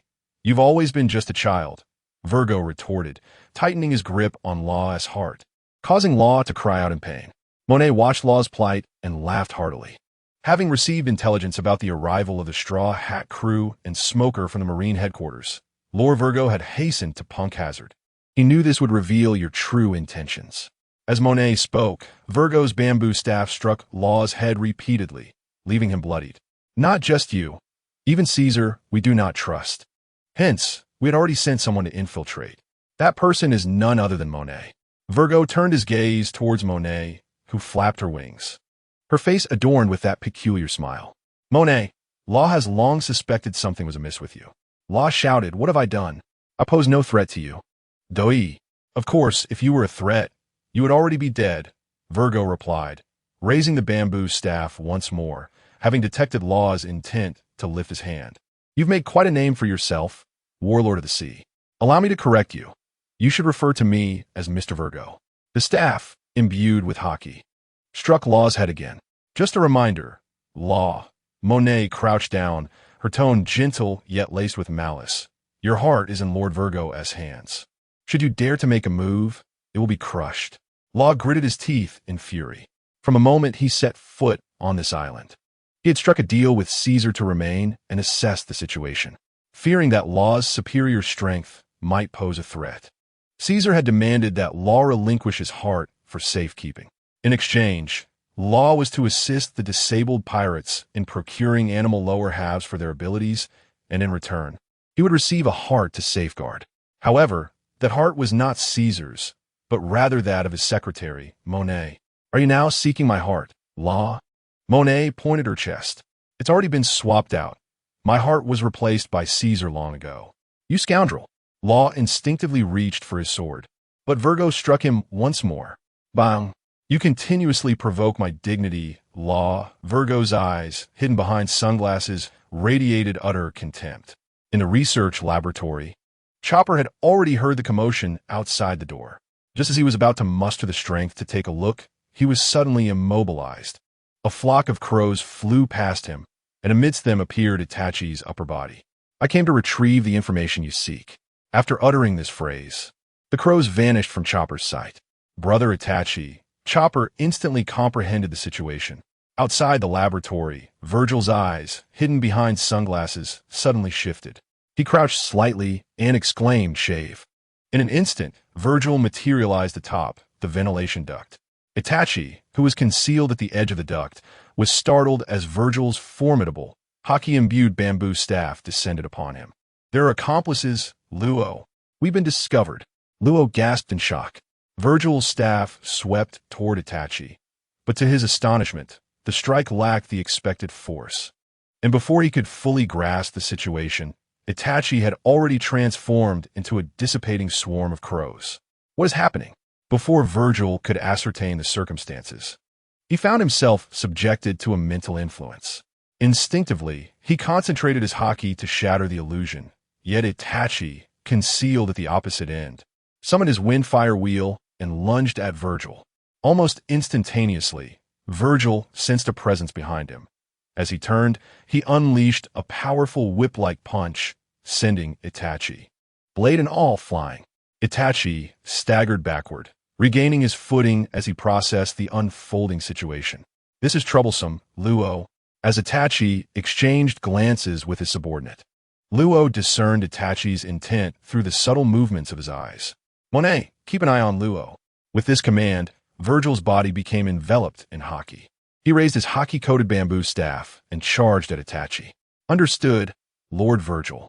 Monet swiftly transformed into a snow woman, encasing Luo's body in ice and immobilizing him. Simultaneously, Itachi raised his wind-fire wheel to clash with Virgil's staff. Yet, as they engaged, Itachi realized that his strength was being suppressed, unable to lift his blade. He attempted a counterstab, but Virgil was quicker, delivering a powerful kick to Itachi's chest. Bang! The force of the haki-infused kick sent Itachi hurtling through the air. Upon landing, Itachi quickly steadied himself, astonished by the opponent's immense strength. However, Virgil offered him no respite, charging at him once more. Is this all you've got? You're truly seeking your demise. Virgil raised his bamboo staff, preparing to strike down upon Itachi. At that moment, Itachi's Sharingan activated. Tsukuyami. As a Sharingan world, Virgil suddenly froze in place, finding himself enveloped in a blood-red world illuminated by a crimson moon. He was bound to an execution rack. Before him stood countless versions of Itachi, each one a reflection of himself bound to the same rack, as they raised their blades and relentlessly pierced his chest. Virgil gradually collapsed to the ground. Monet, who had been controlling Luo, gasped, "Lord Virgil." Luo, equally astonished, quickly realized that this was undoubtedly Itachi's illusion. Upon witnessing Virgo collapse, Itachi approached him. He crouched down, prying open Virgo's hand in an attempt to extract Law's heart. Just as he was about to seize it, Virgo's hand, still enveloped in haki, suddenly recoiled violently. Law let out a painful scream. Itachi, momentarily bewildered, had not yet comprehended the situation when Virgo, previously prone, surged back to his feet, and launched a punch that sent Itachi flying several meters away. The impact from that blow nearly caused Itachi to spit blood, and after tumbling several times upon landing, he finally regained his footing. Virgo too had risen, though the haki surrounding him had faded. His pallid countenance betrayed his evident weakness. What was that just now? Virgo gasped for breath, acutely aware that he bore no physical wounds, yet felt as if he had been pierced countless times. Itachi shared the same astonishment, but he quickly grasped the truth. This individual had withstood the psychological assault of Tsukuyomi purely through sheer willpower. With this realization, Itachi lifted his blade once more. He had not anticipated that the physical prowess and capabilities of individuals in this world would be so formidable. This necessitated a change in strategy. Itachi had retracted his Manjiki Sharingan, his eyes now reflecting the ordinary Sharingan. Chapter 61. Mastery of Haki. Though uncertain of the peculiarities at play, it was evident that you are a Paramecia-type Devil Fruit user. Virgo spun his bamboo staff, having regained his ability to harness Haki. As he crouched, Itachi, in his Sharingan state, immediately recognized Virgo's rapid stomping. Was he resorting to that technique again? Sure enough, Virgo charged towards Itachi with great speed. Itachi raised his blade to block. Virgo's staff techniques were intricate yet immensely powerful, and after several strikes, Itachi found himself at a disadvantage. During the clash of weapons, Virgo seized the opportunity to thrust forward with a powerful punch. Itachi attempted to parry with his blade, but he was unable to withstand Virgo's might, and once more he was sent staggering back several meters. Just as Itachi steadied himself, Virgo launched a kick that was already en route. The two were again entangled in combat. Although Itachi reacted with remarkable speed, Virgo's strength overwhelmingly suppressed him, forcing Itachi into a continuous defensive stance. This scene elicited a bemused smile from Monet. Your companion appears rather ordinary. A typical Paramecia user would be utterly incapable of withstanding Lord Virgo's prowess. Enveloped in ice and snow, Law watched intently as Itachi battled. He understood that Itachi's abilities were far from limited. However, he surmised that Itachi was reluctant to unleash his ninja techniques within this confined passage, fearing they might harm Law's heart, which Virgo held in his grasp. Law's anxiety grew. Virgo's confidence soared. Though he was unaware of how Itachi evaded his prized punches and thrusts time and again, disdain for Itachi began to fester within him. Law's ally, indeed, they were merely a gaggle of children. With that, he swung his staff down fiercely, knocking Itachi into a half-kneeling position as he struggled to rise. Itachi noted Virgo's lifted leg. In this position, he could only attempt to stand. Yet, in the very instant he began to rise, Virgo's leg connected with his chest. Bang! Itachi was once again sent flying, this time landing directly beside Law. Itachi, Law bellowed. It seems you are not his match. You should depart swiftly. After rising, Itachi felt blood trickling from the corner of his mouth. Yet he paid it no heed and charged forward once more with his blade. A powerless and obstinate rodent, perhaps. Virgo advanced with his staff, but upon locking eyes with Itachi, he found himself immobilized once again. However, this time Virgo swiftly shattered Itachi's illusion with his domineering aura. Yet, Itachi had already raised his blade high before him. Virgo raised his staff to block Itachi's assault, discarding the heart of Ro, and with his freed hand, he seized Itachi. Itachi was utterly unprepared for Virgo's swiftness. Though he attempted to struggle, Virgo's strength far surpassed his own. How could this be? Itachi endeavored to pry Virgo's fingers apart, but Virgo exerted a sudden force, smashing Itachi into the ground. Crash! Itachi was left completely devoid of the ability to resist. Virgo held Itachi firmly with one hand, while retrieving Ro's heart with the other. The disdain in his eyes bore down upon Itachi's Sharingan. I reiterate, Ro, your companions are merely children. The game of playtime has concluded. It is time to perish. Virgo extended his finger, clenching it into a sharp point, and swiftly pierced Itachi's heart. Itachi, the leader! Ro could scarcely believe the scene unfolding before him. Just then, taking advantage of the illusion, the real Itachi had leaped into the ventilation ducts, calling out to Virgo, "You spoke too soon." Virgo's expression shifted. The Itachi in his grasp transformed into a wisp of smoke, leaving only the blade behind. For a moment, Virgo was bewildered. He had struck what he believed to be a tangible body. Yet how could this be? Before he had a chance to evade, Itachi raised his fist and charged at him. Once again, this insipid assault. Virgo's words were cut short as Itachi's strike connected with his head, sending his body flying at an odd angle. Bang! Virgo was launched several meters away, his head scraping the ground, carving a long fissure before he landed on his back. Ro watched as Virgo was sent flying. He was horrified to discover a dent on Virgo's face, which was covered in armament haki, and the bones of Virgo's left cheek had shattered. Lord Virgo! Monet screamed in alarm, quickly blanketing the entire ground in snow. Virgo, in shock, shifted his gaze to Itachi, but upon seeing Itachi's arm, his eyes widened. There, on Itachi's fist, was a layer of dark purple armament haki. Itachi, you claimed you could not harness haki. Ro shouted. Yet, Itachi's gaze remained as serene as an iceberg. I just learned it. From this person. Itachi gestured towards the fallen Virgo, and with a slight exertion, his entire arm was enveloped in armament haki. Just moments ago, as Virgo stood to reapply his haki, Itachi, in the state of Sharingan, had observed the flow of energy within Virgo and the method of coating his body with haki.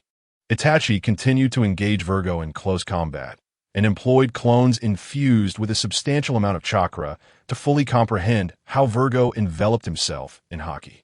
As Itachi reached a thorough understanding, he discerned that the method of exerting his domineering aura bore a striking resemblance to the activation of chakra enveloping his body. The sole distinction lay in the source of power employed. Though uncertain of how he came to possess such an ability, he now found himself in mastery of it. Itachi sensed that his aura coalesced as if chakra itself was amalgamating and cloaking his form. He brandished the wind-fire forest, which he could now effortlessly envelop with his aura. Are you jesting? Law gazed at Itachi in disbelief. At that moment, the fallen Virgo had risen once more. His tone was both labored and filled with ire. Who are you truly?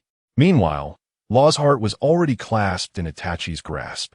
Just as he had launched his attack on Virgo, Itachi had deftly found the angle to strike the heart from Virgo's hand. Ignoring Law, Itachi swiftly formed seals and surged towards him. Fire release. Phoenix fire technique. How can it still breathe fire? Monet exclaimed, witnessing the dense fireballs descend upon her snow. Although she possessed a physical form of natural composition, the flames, once they enveloped the snow, could indeed inflict harm upon her. However, causing harm to Monet was not Itachi's objective. His true aim was Law, ensconced within the snow. The phoenix fire accurately encircled Law's figure, the explosion of flames melting the ice and snow surrounding him. Yet Law himself remained unscathed. Now able to move, Law swiftly raised his hand. Slaughterhouse. In an instant, Law switched places with a stone beneath Itachi's feet, appearing by his side. Itachi handed the heart to Law, stating, Now, you needn't hold back. Thank you immensely, Itachi. Law replied gratefully as he restored the heart to the vacant cavity of his chest. This scene caused Virgo's brow to furrow in concern. Law had lifted the blade, known as the onigiri, a smirk gracing his lips. Now it is my turn. Chapter 62. Projection to the world in the corridor leading to the laboratory's main entrance. Caesar was arriving with a large contingent. He. Look what I brought back, Monet. Speaking of which, didn't you mention Virgo was coming? Where's he? Bring him to see what treasure I've captured, along with his dear subordinates. They are utterly oblivious to my capabilities. That straw hat-wearing fool dares to babble about capturing me. What a delusion. He. As Caesar laughed heartily while rounding the corner, he suddenly caught sight of Virgo's face. Ah, Virgo, you've arrived. Come take a look. Caesar gestured behind him, and his bioengineered troops stood in shock. They were carrying none other than Luffy, who had succumbed to Caesar's gas, along with Smoker and Tashigi. What a pity. I was hoping to capture them all at once. But I'm still missing a few from the Straw Hat crew. He. While chuckling, Caesar abruptly sensed something amiss. He spun around and realized that the Virgo he had seen was being held by Law. Virgo's head had been cleaved in two, one half in Law's grasp. while the other lay scattered among fragments of his body. His aide, Monet, had also fallen beneath the blade of cloaked figure. Indeed, it appears that individuals endowed with natural abilities can indeed be harmed by haki. Itachi has sheathed his blade. Ah, Itachi, the esteemed leader. I never imagined you were someone who grasped concepts so effortlessly, remarked Law with a smile directed at Caesar. What's the matter, Caesar? Are you yearning for Virgo? Law. Caesar's eyes nearly bulged from their sockets. You're your heart. Law opened his coat, gesturing to his unscathed chest. Caesar exclaimed in shock as Law raised a finger. Slaughterhouse. Both he and Itachi swiftly exchanged positions with the unconscious Luffy and Robin, now standing behind Caesar. Just as Caesar contemplated unleashing his abilities, Itachi, empowered by the innate haki of the Windfire Forest, struck Caesar's chest with a single blow. This is Soru. In his astonishment, Caesar was unable to activate his powers before being cleaved down. Itachi, what was that just now? Law, having sliced through several members of the biochemical brigade, turned back in surprise. Itachi replied nonchalantly, I just learned it a moment ago. More than 10 minutes later, Luffy and the others gradually regained consciousness. I know. Luffy sprang up, glancing left and right. Where is Caesar? That rascal, where did he go? Robin and Frankie had also awakened, with Robin noticing that Smoker and Tashigi were bound by iron chains. At that moment, they suddenly heard Law's voice. I'm right here. They beheld Caesar, rendered powerless and shackled with sea prism stone beneath Law's feet, as Luffy and his companions struggled to comprehend the unfolding events. Lore recounted what had transpired. In summary, although the execution of the plan encountered some peculiarities, it was thanks to Itachi that the operation concluded ahead of schedule. I see. Robin nodded, while Luffy leaped to Caesar's side. Caesar, weak and furious, continued to curse. Damn you, Law. You've ruined my entire plan. Do you have any idea how long I prepared for this? My child, I spent 3 years on this. Law abruptly brandished his blade before Caesar. If you wish to be cleaved in two, then speak up. Please spare me. Caesar cried out in desperation. What on earth is this guy's ability? Why did I suddenly lose consciousness? Luffy asked, pointing at Caesar in confusion. I neglected to mention, Caesar possesses a technique that siphons the air around him, causing anyone who approaches to suffocate and faint. The solution is quite simple. Just keep your distance and take a breath. Why didn't you say so earlier? Luffy shouted. I forgot, Law shrugged. By the way, where is Itachi? Robin looked around, failing to spot him. Itachi has gone to seek research materials with the ship's doctor, Chopper. Law explained. All right, there is also a creature that Caesar summoned from the depths of the lake, Frankie added, extending his iron wall to its maximum length. It's a monster. A monster? Law inquired, perplexed. Oh, it resembles a slime, Frankie stated, as the group deliberated over the colossal toxin summoned by Caesar. He realized that his plans had completely unraveled.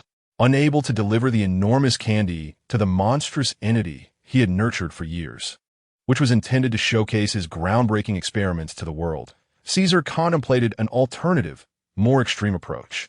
It seems my fate is either to be slain by those despicable pirates or to be handed over to the Navy. Although Caesar had previously escaped from the Navy's clutches, he did not believe that the same Navy, now aware of his escape tactics, would allow him to elude them a second time, thus failing to astonish the world and achieve fame. Therefore, he resolved to adopt an alternative approach. With that, Caesar pressed the concealed projection remote he had on him. His initial intention was to connect to the screens of various traders in the underground black market. But now his target was every location across the globe capable of receiving signals. This included the Navy and the 4 emperors of the New World. As Caesar activated the remote, every image-transmitting snail on the island was initiated, and the nearest one in the laboratory approached him. Attention, all spectators capable of receiving this signal. Behold, I am Caesar, the world's foremost genius scientist. His sudden exclamation drew the attention of all present. Law immediately sensed something was amiss and rushed forward, kicking Caesar over. What in the world are you doing, Caesar? However, in a stark departure from his usual cowardice, Caesar remained fixated on the image snail, shouting incessantly. Look, right here on this island in the New World, the very place where Akiji and Akainu clashed, Punk Hazard. the genius scientist, the notorious pirate of the new era, and the warlords of the sea, along with the vice admiral of the Navy's 5th Division, are all gathered here. The image snail's feed shifted dynamically, showcasing the most significant and largest one documenting the malevolence of a colossal toxin. This gigantic poison was continuously splitting into smaller forms, eroding everything in its path. This masterpiece, the culmination of my life's work, possesses the power to annihilate the world. Super. Once it detonates, the entire new world will be obliterated. Before Caesar could finish, Law had already leaped to the image control center, severing the main connection in one swift motion. Caesar was also incapacitated by a powerful kick from Luffy, rendering him unconscious and wedged into a crevice of the wall. Chapter 63. A Conversation with Akainu. The appearance of the pink dragon across the new world. Even though the broadcast signal Caesar had emitted lasted only a brief minute, that minute was sufficient for everyone to ponder its implications. The Straw Hat crew, after assembling at Sabaody Archipelago, had already arrived in the new world. Trafalgar Law, one of the warlords of the sea, was in Punk Hazard. And what exactly was that biochemical weapon? In the former Navy's 1st Division, now the Navy headquarters, within the office of the Fleet Admiral, Akainu Sakazuki, after viewing the minute-long transmission 3 times, removed the cigar from his mouth. What in the world are those damned pirate brats and that escaped scientist plotting? Enraged, Akainu's fist transformed into surging magma. Are they intending to cause chaos again? The Straw Hat crew has only just relocated to the new world. What kind of spectacle do they wish to create to humiliate the Navy? With a furious shout, Akainu smashed his fist down onto the desk, shattering it. At that moment, the phone on the corner of the desk suddenly rang. Akainu picked it up. Who is this? Ah, Sakazuki. I presume you have seen the projection. I imagine you are quite furious right now, aren't you? What do you want to say? Akainu clenched his scorching magma fist. I am currently near Punk Hazard. Just arrived, and I received reports from the 5th Division about Vice Admiral Smoker setting out on his own to pursue pirates, as well as the 5th Base Commander Virgo abandoning his post to head to Dressrosa. And now, we have this situation arising, which is quite alarming. Are you over there now? Akainu's tone softened slightly. Yes, Sakazuki. Regarding the pirates and the bioweapons on that island, do you think I should take a look? After a moment's contemplation, Akainu replied, It is indeed necessary for us to investigate. Regardless of the truth behind that mad scientist's claims, there are undoubtedly extremely dangerous individuals and events on that island. If you're going, then capture the Straw Hat crew and that mad scientist. Also, do you require reinforcements from headquarters? If that island proves to be troublesome, we can initiate the extermination order. The voice on the other end pondered for a moment before responding. No need for that. Let's temporarily dispatch the Marines from the 5th Division. That should suffice. Exercise caution, Akainu concluded, hanging up the phone. He gazed out at the vast sea, a renewed anger flickering in his eyes. Once again, it was those vicious pirates and that cursed lineage. On Punk Hazard Island, within Caesar's laboratory, this time, Itachi carried Chopper in a bag, and the two of them were traversing various labs. The materials have been thoroughly collected. I should be able to develop the antidote for the children. Shall we return then? Itachi pointed ahead, where their path ended at a dilapidated gate. Let's take one more look, Itachi brother. Oh, is there no path ahead? Then perhaps. Chopper's words were cut short, as Itachi swiftly cleaved the gate open. It's fine now. Chopper perched on Itachi's shoulder. It seems to lead underground. Itachi peered down. If they were to proceed, they could only descend through this pipe. Can't we go? Just as Chopper finished speaking, Itachi, with chakra enveloping his feet, descended effortlessly into the pipe. It's fine now. Chopper followed closely behind Itachi as they ventured downward. Upon reaching the bottom, they discovered it truly was an abandoned laboratory. Chopper began searching for any materials, but aside from the enormous instruments and pipes, there was nothing else. It seems there is nothing left here, Chopper sighed, glancing at his notes. According to this, it should be about right. At that moment, Itachi suddenly became alert. Someone is coming. Where? Chopper, feeling anxious, crawled out of the bag. Itachi swiftly leaped with him into a shadowy corner. As the figure approached, Itachi suddenly lunged, pressing his blade against the person's face. Not a human.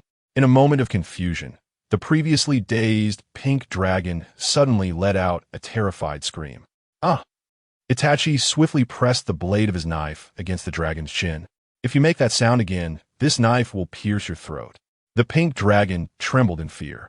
Chopper, who had scurried out of a bag, exclaimed, "Oh, it's not human. Who are you?" The pink dragon stammered. "That is a question I should be asking you. Who are you and why are you here?"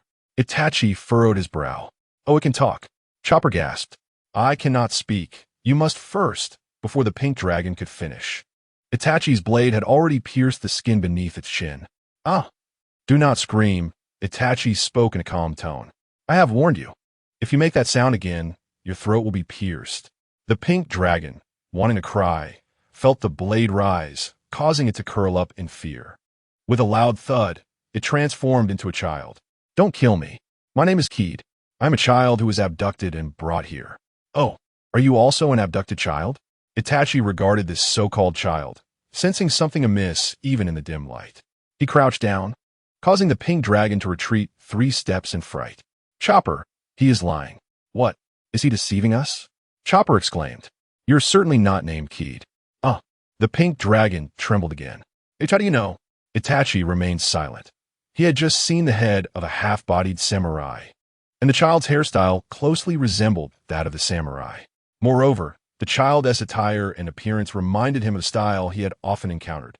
A person dressed in such a manner would never bear the name Keed. "A samurai cannot lie," Itachi stated. This statement struck the pink dragon like a bolt from the blue.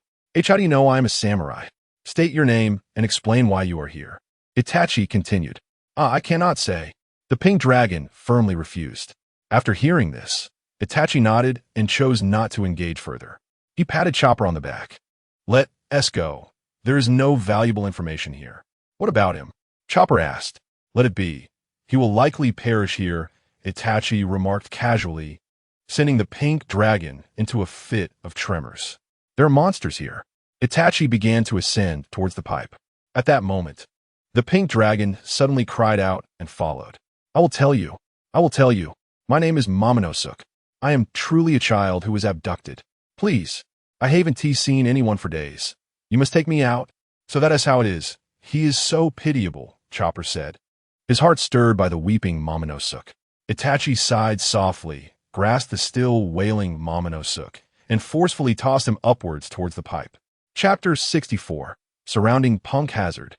Admiral Kizuru lands Itachi. "Did you go a bit too hard?" "It was merely a simple throw. I did not foresee this." Chopper remained sprawled on Itachi's back, while Itachi crouched down, gently prying open the eyelids of Momonosuke. The boy's eyes rolled back, having succumbed to unconsciousness. Little did he expect that merely tossing the child onto his back would render him faint. According to Itachi's recollections, the physical condition of the inhabitants here should be commendable. What had gone awry in this instance? Was it due to the child's tender age? With a resigned sigh, Itachi grasped one of Momonosuke's legs and began to carry him back. "Itachi, why not place him in the pouch on my back? He seems quite uncomfortable in that position," suggested a voice. "No worries," Itachi replied, lifting the boy a few more times, who remained deeply unconscious. "This will suffice. He likely won to awaken for a while." Meanwhile, inside the laboratory, Zoro and his companions had arrived, having reunited with Kinemon and Luffy, who were now assembled. Itachi soon returned as well. Upon seeing Momonosuke, Kinemon was overcome with emotion. "My son, at last, I have found you," he exclaimed. "What has happened to you?" Realizing this was his son, Itachi casually tossed Momonosuke to Kinemon. However, Kinemon, still in a state of shock, was unprepared for the suddenness of the gesture. He reached out to catch him, but the already unconscious boy's head struck the ground once more. "So," Kinemon cried out in despair, pointing an accusatory finger at Itachi. "How could you be so barbaric?" Sanji, hearing this, delivered a swift kick to Kinemon's face. "Foolish samurai, how could Itachi have known this was your son?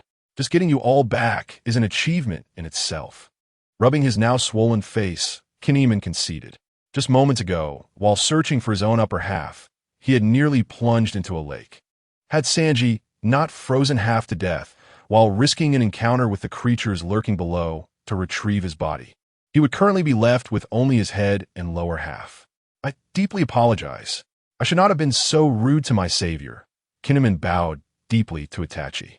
Itachi merely acknowledged him with a slight grunt, offering little further response. For reasons unknown, he held a rather unfavorable first impression of this father-son duo. At that moment, Luffy and Law, having transitioned to the laboratory above, returned via the slaughterhouse. "Everyone, we must take our leave," Law announced, promptly reporting the current situation, complemented by Luffy's vivid depiction of the colossal creature. Firstly, on the island, the giant slime summoned by Caesar is approaching the laboratory. Outside the island, the surrounding waters have drawn a multitude of warships equipped with sea stone treads, responding to the distress signals of the 5 Marines attempting to escape.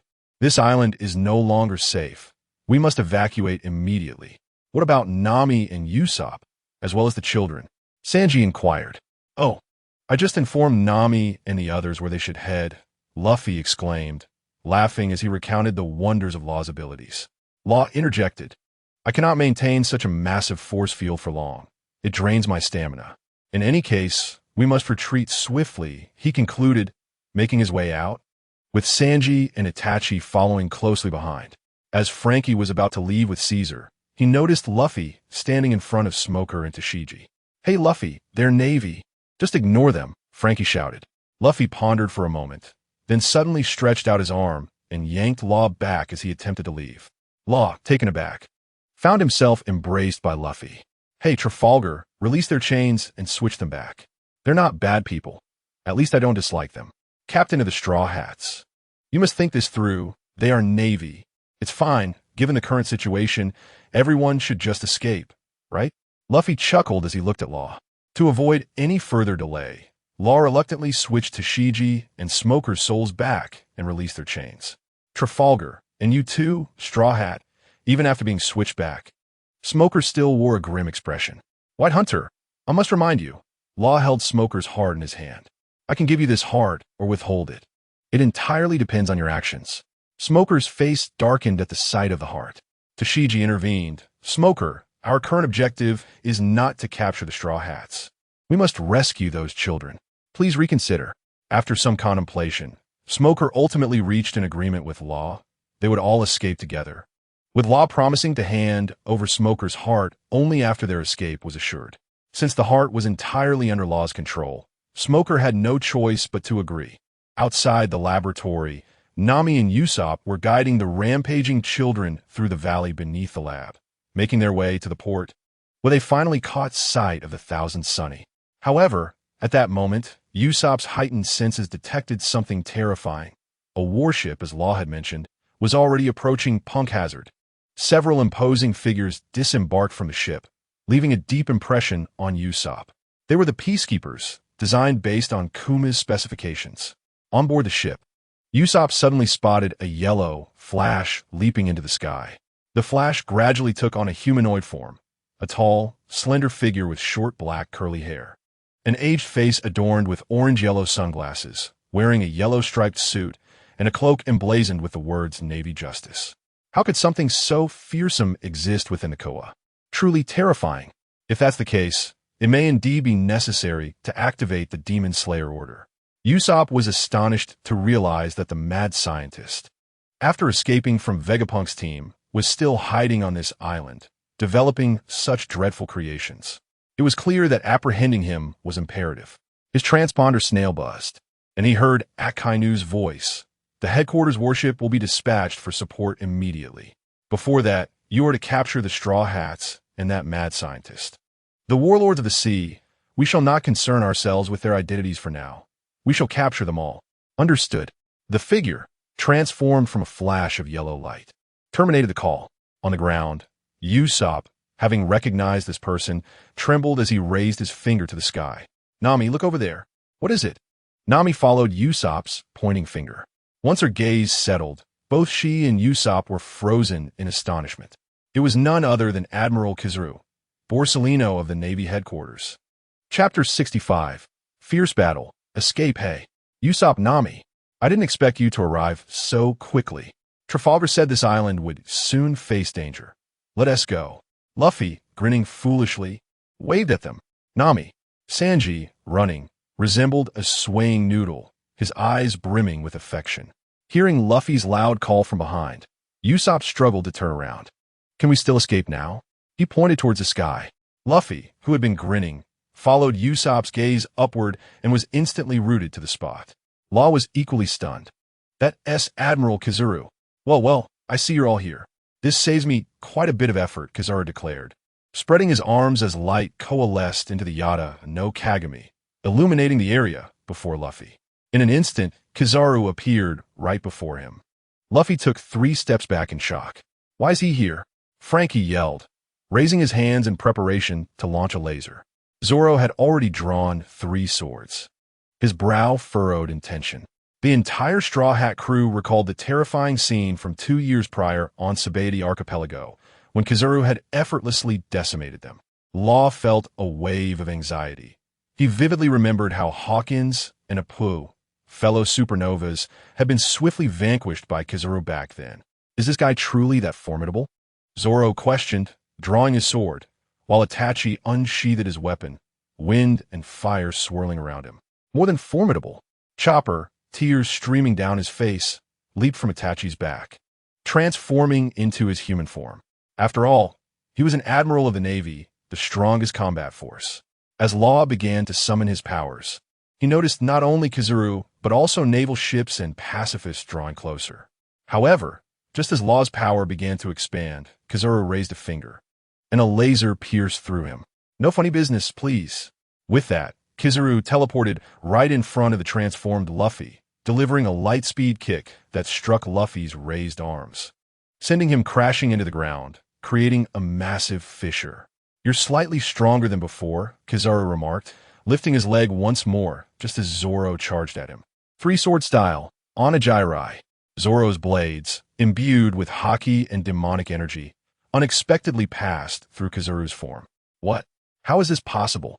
Zoro quickly realized that Kizaru had anticipated his attack through observation haki and had phased his body. Kizaru's gaze, concealed behind his sunglasses, slanted slightly. Long time no see. You don't even say hello? As he spoke, Kizaru instantaneously appeared before Zoro and sent him flying with a swift kick. Zoro staggered back several meters before regaining his footing, which surprised Kizaru slightly. It seems you're not the same as before. With that, Kizaru leaped gracefully to evade Sanji's diable jam. Just as Frankie prepared to unleash a laser at Kizaru, the arriving pacifista initiated a laser assault on the group. Frankie pivoted to engage in a laser duel with the pacifista, while Nami and Usopp were blasted away, and Itachi swiftly arrived to rescue them. Since you are no longer a naive child, prepare to endure my baptism. Kizaru soared into the sky, raising his hands to unleash a torrential rain of photonic energy. The pacifista simultaneously launched its lasers. In an instant, the Straw Hat crew was thrown into disarray, just as they intended to retaliate against Kizaru. Robin had already launched a massive tree towards the encroaching navy. We are completely surrounded. Zoro raised his twin swords and cleaved a navy ship attempting to dock. Sanji, utilizing his sky walk, dashed before a pacifista and obliterated it with a powerful kick. There are far too many Navy soldiers here, Sanji remarked, deftly avoiding several Navy sword strikes. Usopp and Chopper also joined the fray against the Navy. Luffy engaged Kizaru in fierce combat, using Gear Second and Haki. But just as Luffy's punch was about to land, Kizaru vanished and reappeared behind him. Bang! Luffy was sent flying by a blinding kick. Groaning from the rubble, Luffy raised his arm, beginning to inflate it. Kizaru had locked his laser sights on Luffy. But at that moment, Luffy vanished. Huh? Kizaru pondered as Zoro, having felled a pacifista, also disappeared. Kizaru quickly grasped the situation. Before him stood Law, exhausted from rapidly expanding the room, as he transported each member of the Straw Hat crew onto the Thousand Sunny. You are quite troublesome, kid. Kizaru instantly appeared before Law. Itachi, with his Sharingan activated, raised his Susanoo-encased fist to block Kizaru's blinding kick. Simultaneously, blood streamed from Itachi's eyes. Amaterasu, in his confusion over the unyielding force that blocked his kick, Kizaru was suddenly engulfed in black flames of Amaterasu, He was completely surrounded by the dark fire. I am the light. How could? Kizaru had no time to ponder, as the searing pain of the flames consumed him. Seizing this opportunity, Law quickly transported everyone onto the Thousand Sunny. Frankie, set sail, set sail, set sail. Quickly. Use the wind cannon. Nami herself leaped onto the helm, while Luffy, Zoro, Sanji, and Chopper all rallied to hoist the sails. We need to gather energy first. Frankie prepared to unleash the maximum wind thunderjet to escape Punk Hazard. Meanwhile, Usopp, observing the coastline, shouted, Kizaru has been burned to death. Nanny? The crowd paused momentarily, and Luo quickly shouted, hurry. At the port, the Navy was gasping in astonishment. Admiral Pauliusolino, what is this? Before they could fully express their surprise, the dazzling yellow flash that had been engulfed in flames from Amaterasu suddenly reformed. It was truly terrifying. The suit worn by the yellow flash had been charred beyond recognition. Although his tone remained as playful as ever, the gaze behind his sunglasses had transformed into something exceedingly fierce. Who was that earlier? How could flames possibly harm Admiral Pauliusolino? The Navy stared in shock at the still smoldering black flames on the ground. Admiral, are you all right? Before they could finish their sentence, the yellow flash leapt into the sky once more. Simultaneously, a towering figure who had just disembarked from a penguin gazed at the distant flash and exclaimed, "Ah la la la! How'd that guy get here?" Chapter 66, Itachi and Luo's Backup. Luffy's resolute roar, the yellow flash has not perished. He has risen again. Upon hearing Usopp shout, everyone except Frankie turned their attention to the high skies above the island. They beheld the yellow flash soaring once more, ahead of the Thousand Sunny. 7 warships had completely surrounded the ship. Frankie was firing the laser cannons and heavy weaponry of the Thousand Sunny in a fierce exchange with the warships. Did Amaterasu not kill him? Itachi surmised that this user of the flash fruit must have evaded the flames through some form of reconstitution ability. Itachi, it seems we must execute the plan we discussed earlier, Luo remarked, to which Itachi resolutely nodded. Just moments ago, Luo had outlined his strategy to Itachi. First, while fending off the yellow flash, Luo would create space to expend his lifespan and unleash a massive field, transporting everyone to the Thousand Sunny. Subsequently, they would split into 2 groups. Any capable individual with the ability to withstand the yellow flash will buy time for the Thousand Sunny to escape. Meanwhile, the Thousand Sunny would engage and cripple the warships encroaching from one side, ensuring a safe route and time for those staving off the yellow flash. Once the Thousand Sunny had successfully fled, Luo would devise a means to escape using the force field. Need I say more? I'll take the lead, Luffy declared, charging forward. Hey, Trafalgar, transfer me to the island. I'll hold off the yellow flash. Let me do it, Zoro said, his anger directed at the yellow flash. No, Itachi and I have already made a decision, Luo responded firmly, addressing the Straw Hat crew. Itachi and I will complete this task. You all are responsible for clearing the warships behind us. Wait, Luo, that's... Before Usopp could finish, Itachi interjected, do not worry, I will not perish. With that, Luo activated the force field, while the yellow flash rapidly approached the skies above the Thousand Sunny. Trafalgar, absolutely not. Itachi has just boarded. Luffy stretched out his arm to grasp Luo, but Itachi was already beside him. This was the first time Luffy had seen such tumult in Itachi's eyes. Luffy, if you wish for my survival, I leave the warships to you. Itachi, in the past, I always believed that an individual could bear any burden to achieve their goals. However, I later realized that one cannot shoulder everything or solve all problems. Their strength is inherently limited. It is only through collaboration with companions that one can unleash greater power. As this thought crossed his mind, Itachi summoned the Black Fire Crow. This will be my last use for now, he remarked. Ah, it's nothing. In the midst of their conversation, Law had already unleashed the slaughterhouse, instantly transporting the Thousand Sunny to the port's exit, escaping the encirclement of the naval fleet.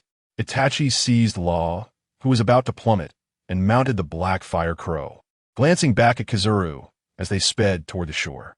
Trafalgar, it's you again, you troublesome little brat.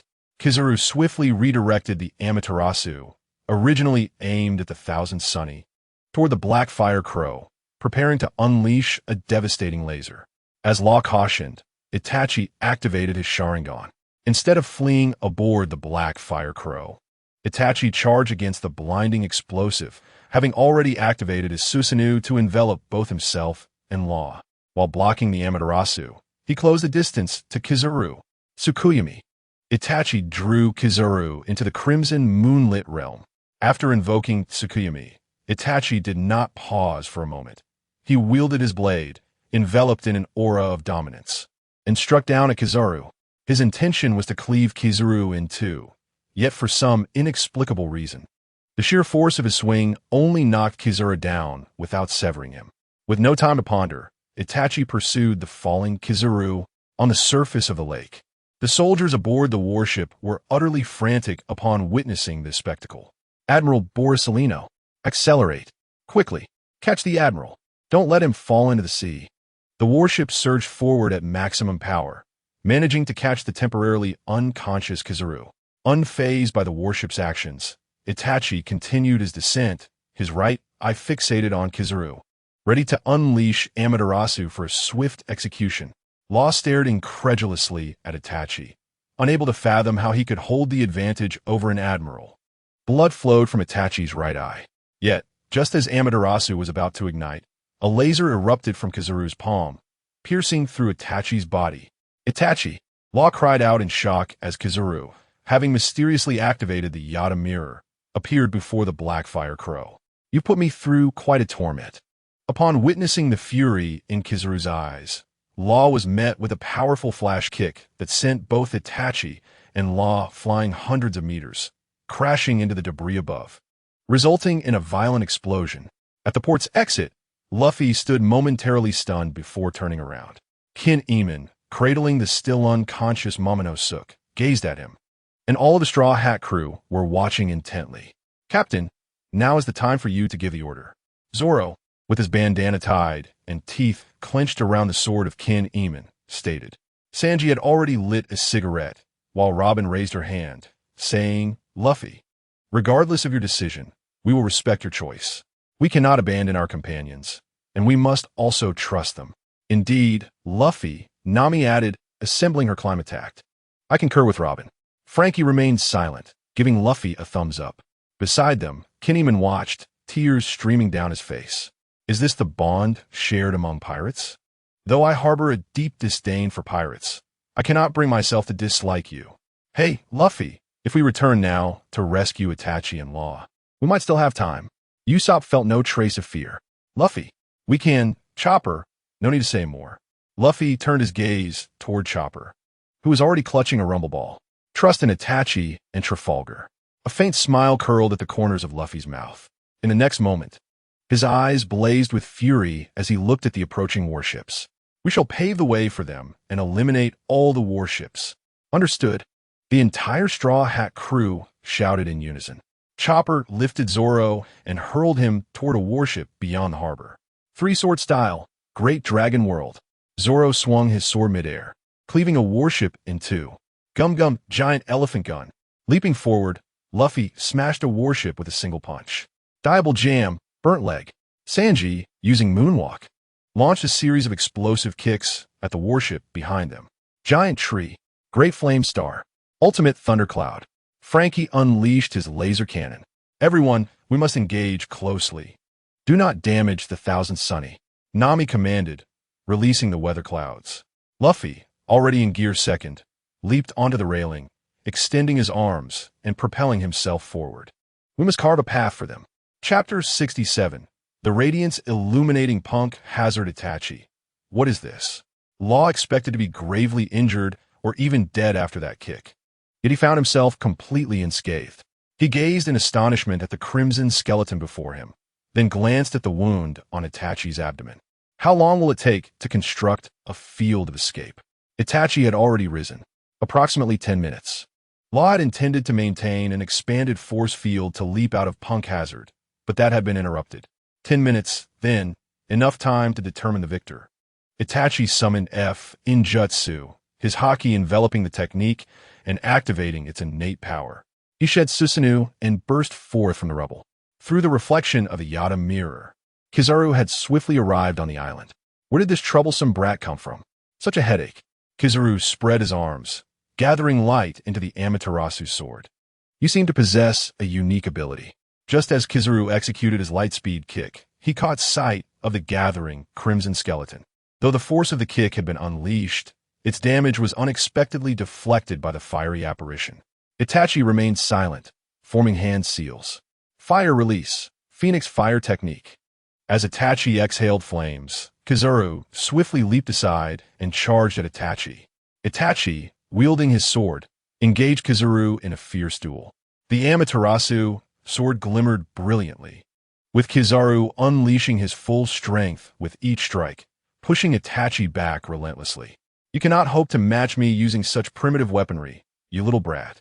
As Kizaru spoke, he swung his sword, but Itachi deftly sidestepped with his blade. Yet, in an instant, Kizaru had already appeared behind him. The dazzling kick surged forth once more. Boom! Oh! Kizaru pondered as the flash exploded, yet Itachi remained unmoved in his position. This was because Susanu's skeletal form had manifested behind him. What did this be? Why did even the dazzling kick fail to inflict harm? In his moment of confusion, Kizaru found himself locking eyes once again with Itachi's Sharingan. Tsukuyami. Twice he unleashed it. A searing pain coursed through Itachi's eyes, while the Susanoo rapidly extended its colossal hand, capturing Kizaru within its grasp. The Crimson Bones, could they still be used for assault? As Law, who was regaining his strength, remarked. Kizaru's haki had already sensed Itachi's intentions, and almost simultaneously, he concentrated all of his energy, shattering the Tsukuyami. Kizaru had come to understand the effects of Tsukuyami. Moments ago, he had endured significant mental trauma within the Blood Moon realm. Even though Kizaru had nearly broken free in an instant, his senses had still been pierced repeatedly by Itachi within Tsukuyami. This pain was something Kizaru wished to avoid experiencing again. However, in that fleeting moment of hesitation, the Susanu's hand had already crushed Kizaru into a burst of light. Itachi frowned at this scene, drawing his blade and charging towards the brilliance. Emerging from the flash was Kizaru's upper body, raising the Amatsuke to deflect the strike. You little brat, have you awakened some devil fruit power? Kizaru's gaze was fierce as he raised his hand, unleashing a beam of light that pierced through Itachi. Yet, what unfolded next was beyond Kizaru's expectations. The Itachi before him transformed into a mass of crows. Simultaneously, Kizaru suddenly realized that the ground beneath his feet had become soft and sunken. Earth release, mud flow. As Kizaru sank into the earth, Itachi surged from the soil, swinging his blade toward him. However, Kizaru swiftly countered with the Amatsuke, blocking the blow. What nonsense are you up to, brat? Kizaru shot 2 beams of laser at Itachi. But once again, Itachi morphed into crows. In his moment of confusion, Kizaru's haki foresaw yet another Itachi preparing an attack from below. He leapt swiftly, his fingertips releasing a dazzling flash that detonated the entire patch of earth. Itachi, concealed within the mud, raised his Susanu's fist, surging toward Kizaru. Futile. Kizaru did not even flinch, raising the Amatsuke to cleave at Itachi. But boom! Kizaru was sent soaring into the air by the Susanu's fist. He had not realized that the crimson skeletal form capable of blocking his dazzling kick also possessed such strength. He began to transform into light. But then an even more shocking scene occurred. The fiery skeletal giant hand instantly morphed into an armored hand, seizing him as he turned to light. Kizaru was captured. How could this happen? Law was already generating a tremendous force field. After seizing Kizaru, Itachi released the Susanu's hand, forcefully slamming Kizaru into the ground. How could this be? In astonishment, Kizaru found himself crushed to the point of spitting blood. Simultaneously, Itachi clenched his fist tightly, and the Susanu's hand followed suit. Tightening its grip, the sunglasses of the yellow ape were utterly shattered by the immense pressure, and his body began to contort. He attempted to escape through naturalization. Yet, even after achieving this transformation, he found himself ensnared. After subduing the yellow ape, Itachi offered him no opportunity for a counteraction. Blood streamed from Itachi's right eye once more. Amaterasu. The black flames of Amaterasu rapidly engulfed the luminescent yellow ape, and despite the blaze, Itachi did not relinquish his grip on Susanoo until he witnessed the luminous figure reduced to ashes by the flames.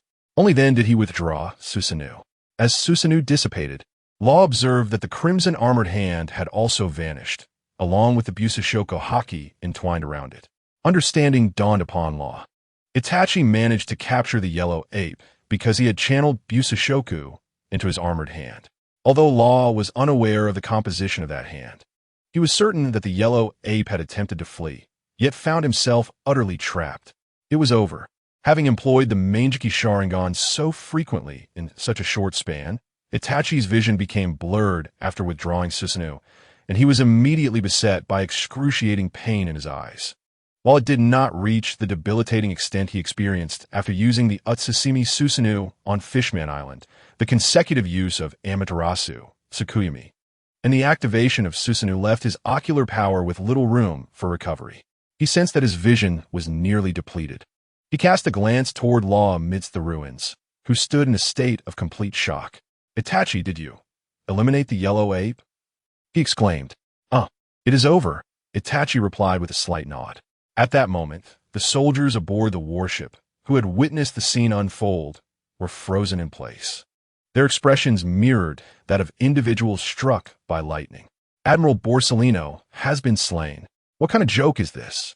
He is the strongest force of the Navy headquarters. An admiral, how could he be killed by a pirate?"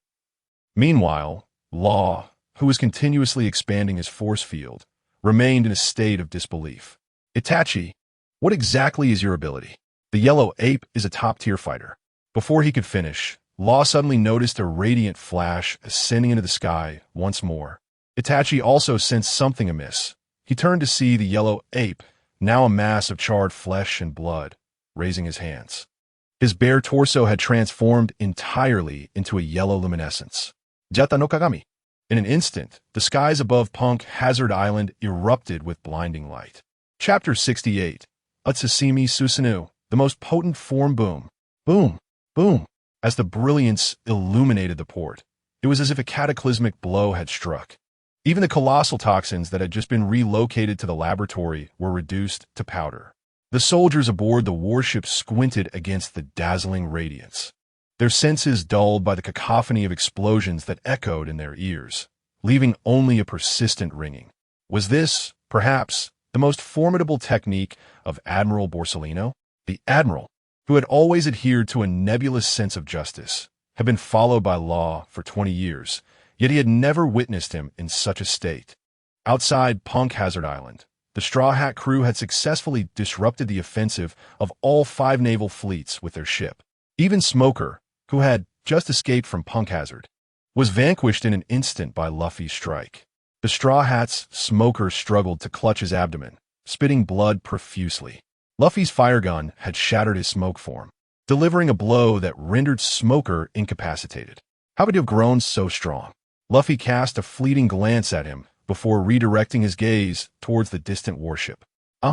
Because there are people I must protect, I have no time to chat with you." Luffy swiftly leaped onto another warship.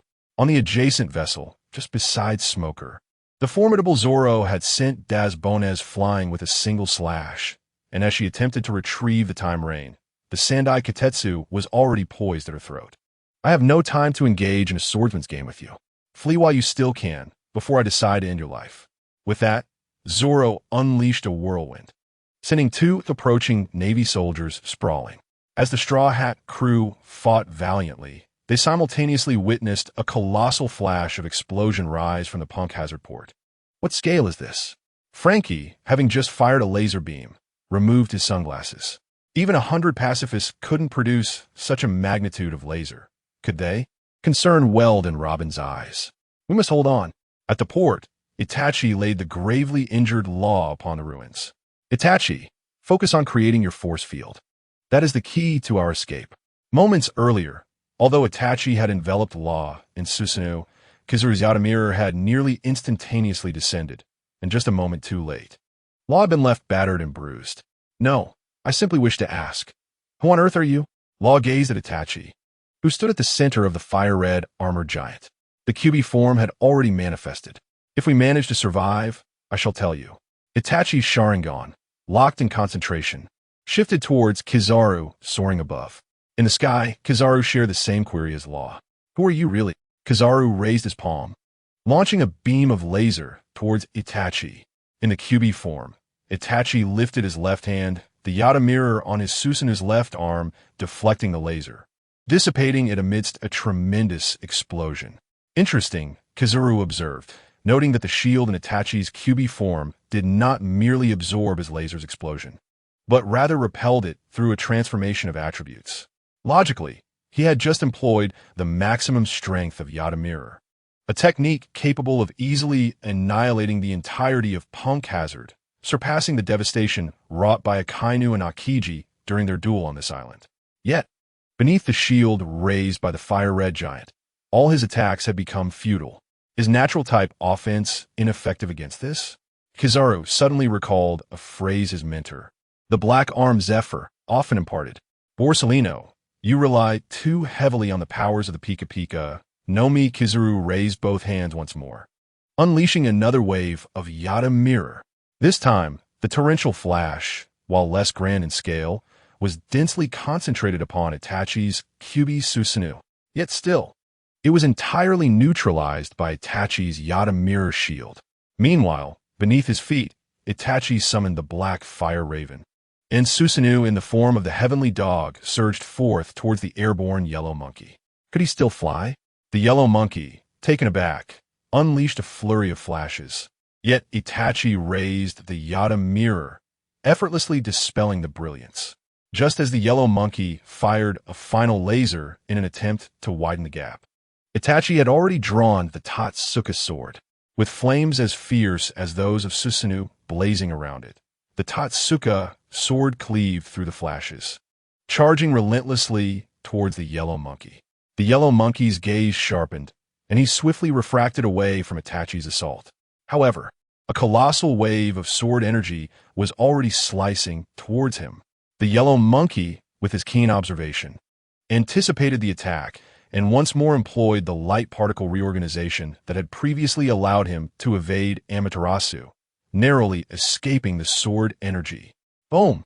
The sword energy surged toward the sea, obliterating 3 warships that were closest to the port. The Yellow Monkey was momentarily stunned, but another wave of sword energy was soon upon him. Desperately, he unleashed his most potent laser, managing to repel the sword energy just as it detonated, sending him tumbling hundreds of meters, crashing heavily onto the already shattered ground. Meanwhile, Itachi lunged at him once more. The Yellow Monkey, witnessing this, fired lasers in rapid succession. But they were utterly ineffective. Itachi raised the Yata Mirror shield, effortlessly deflecting the beams. At that moment, the Yellow Monkey suddenly noticed something amiss with Itachi. Encased within the form of the Heavenly Dog, Itachi was now half-crouched on the ground, panting heavily and struggling to keep his eyes open. From this, the Yellow Monkey inferred that maintaining this fiery skeletal form demanded an immense toll. Ascending once more into the skies, the Yellow Monkey distanced himself from Itachi's range. Damn it! Itachi, whose ocular power was nearing its limit, gazed helplessly at the Yellow Monkey hovering above. His chakra was almost depleted, and pushing his ocular abilities beyond their limits was taking a severe toll. However, the Yellow Monkey, who had been suspended in the air, suddenly descended as well.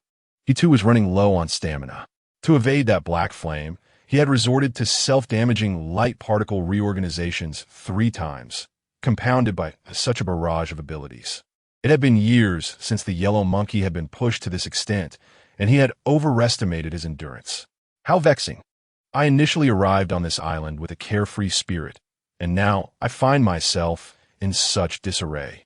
Since it has come to this, allow me to send you off in style, the Yellow Monkey declared, gathering the most powerful laser he could muster. Recognizing the distance was too great, Itachi concentrated the last of his ocular power, retracting both the Tatsuka sword and the Yata Mirror. The Susanoo in the form of the Heavenly Dog spread its arms wide, intertwining 3 Magatama to channel chakra. At the same moment, the Yellow Monkey's laser was unleashed. The immense beam, once fired, instantly fractured into countless streams of laser, converging from all directions towards Itachi. In response, Itachi hurled the Yasaka Magatama. The Yasaka Magatama collided with the central laser, resulting in a violent explosion. Yet, in the aftermath of the blast, the Yasaka Magatama inexplicably broke through the laser pillar, hurtling towards the yellow monkey. The yellow monkey's expression shifted. He had not anticipated that Itachi possessed such a long-range attack. He attempted to revert to his natural form, but the speed of the Yasaka Magatama's flight surpassed his expectations. A resounding explosion from the Yasukune's Magatama reverberated against Kizuru. Simultaneously, Itachi, having exhausted both his chakra and ocular power, was pierced through his body by the laser of the rapidly dissipating Susanoo. Chapter 69. The Rescue by Aokiji off the coast of Punk Hazard. In front of a warship belonging to the 5th Division, a towering figure clad in a deep gray coat and round-framed sunglasses, with a backpack slung over his shoulder, pondered aloud, is this the only ship left?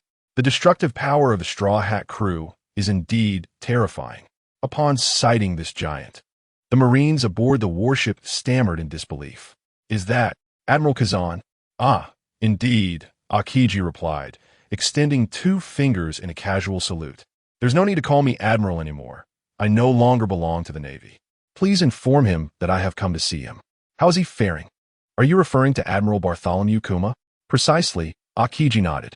Also, please convey to Vice Admiral Smoker that I had intended to reminisce with him. But alas, plans have changed. His injuries are quite severe. Right away, sir. As a Marine turned to leave, he was startled to see Kizuru, wrapped in bandages and draped in a Navy coat. Emerging from the cabin, adjusting his spare sunglasses, Kizuru leaped off the warship. Aokiji, what brings you here? Just passing by, Aokiji replied, glancing over Kizuru's injuries.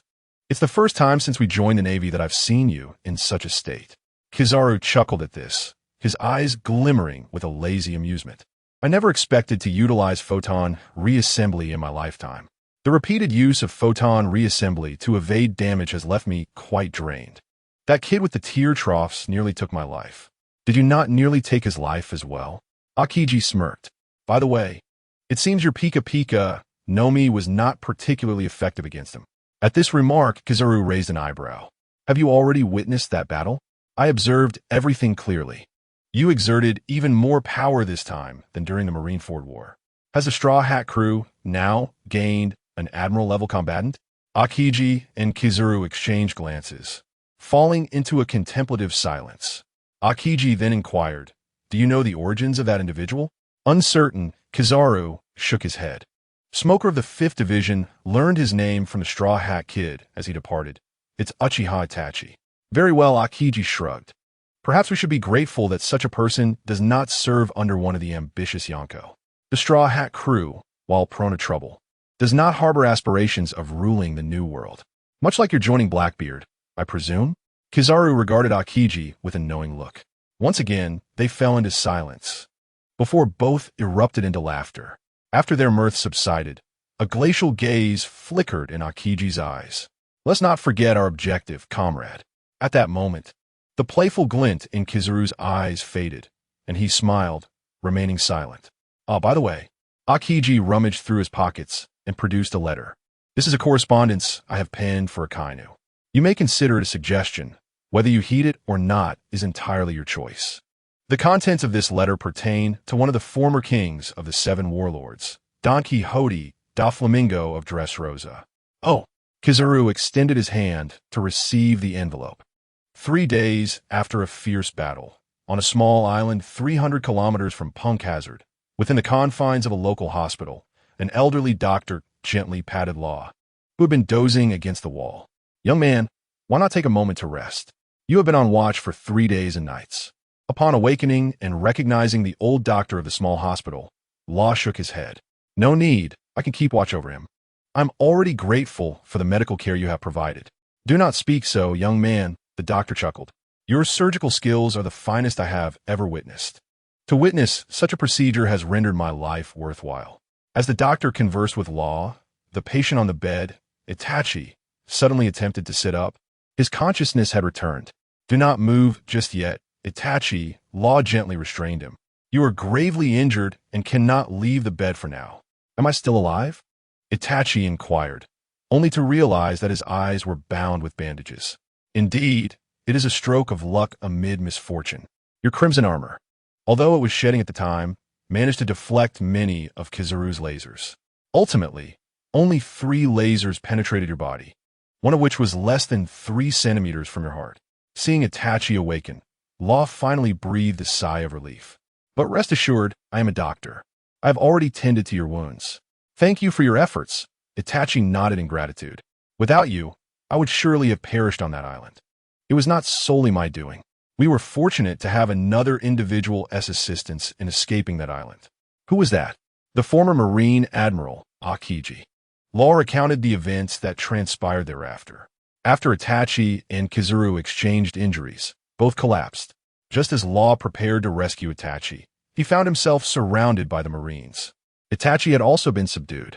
In that dire moment, Akiji suddenly intervened from an unknown direction. He first froze the naval vessels at the port, and then encased all approaching Marines in ice. Seizing this opportunity, Law managed to utilize his powers to escape to the outskirts of Punk Hazard. When Law reached the exterior of Punk Hazard, Luffy and his crew had already annihilated the 5 surrounding warships. Law had established contact with Luffy, and just as he instructed the Polar Tang to enter the force field, the vanguard of the Marine Headquarters fleet arrived.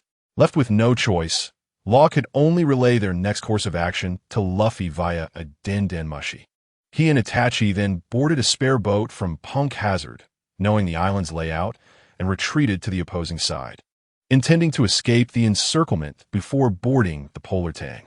However, upon reaching the southernmost end of the frigid Punk Hazard, Law discovered that the area had also been surrounded by the Marines.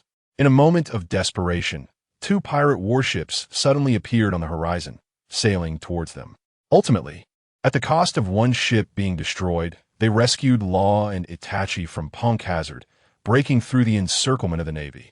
The crew remains anchored off the island, proclaiming that you are their deity, for you saved them at Fishman Island. To avoid disturbing the islanders, and to spare me any inconvenience, I have taken the liberty of issuing commands on your behalf, instructing them to dock at the harbor and stand by. Upon finishing his account, Law finally sank into a chair, the fatigue of recent days washing over him. Itachi, upon hearing this, could not help but marvel at the multitude of events that had transpired. Yet, as he reflected, he suddenly sensed an unusual change within his own body. Chapter 70. Transformation of Itachi's body. Law, have you done something to me? Itachi inquired abruptly. The once exhausted Law was jolted to attention by this question. Have you noticed so soon, Itachi? Law chuckled softly. I apologize, Itachi. This was a unilateral decision on my part. Itachi could now feel that as his ocular power gradually restored, his body's chakra had somehow connected with his vision. However, after examining your physique, I found that this alteration would yield only benefits, not drawbacks. I was surprised to discover that the energy supply to your eyes and that of your body were 2 entirely separate closed loops. While performing surgery to treat Itachi's wounds, Law was astonished to uncover that Itachi possessed 2 distinct sources of power. One resided within his body, while another was located in his brain. Yet, he noticed that the recovery rates of these 2 powers differed significantly. The energy cycle of Itachi's body was 1, while the brain operated on a separate cycle, independently replenishing energy. However, the disparity in recovery levels between the 2 was vast. Thus, Law utilized the precision of his surgical fruit to direct the energy supply from the blood vessels in the body to the brain, ensuring both could operate on a level of recovery. What you mean to say, Itachi, is that with your ability to transform, I can now use the strength of my body to substitute for the ocular power of the brain? Precisely. This means that it is no longer solely reliant on the energy of the brain, Law remarked, stroking his chin thoughtfully. So, Itachi, if I understand correctly, when you employ that Crimson Giant or the skeletal form, it will primarily deplete your ocular power. Indeed, that is the power of the Mangeki Sharingan, Itachi affirmed. Let me take a guess. Do any of your family members possess this power?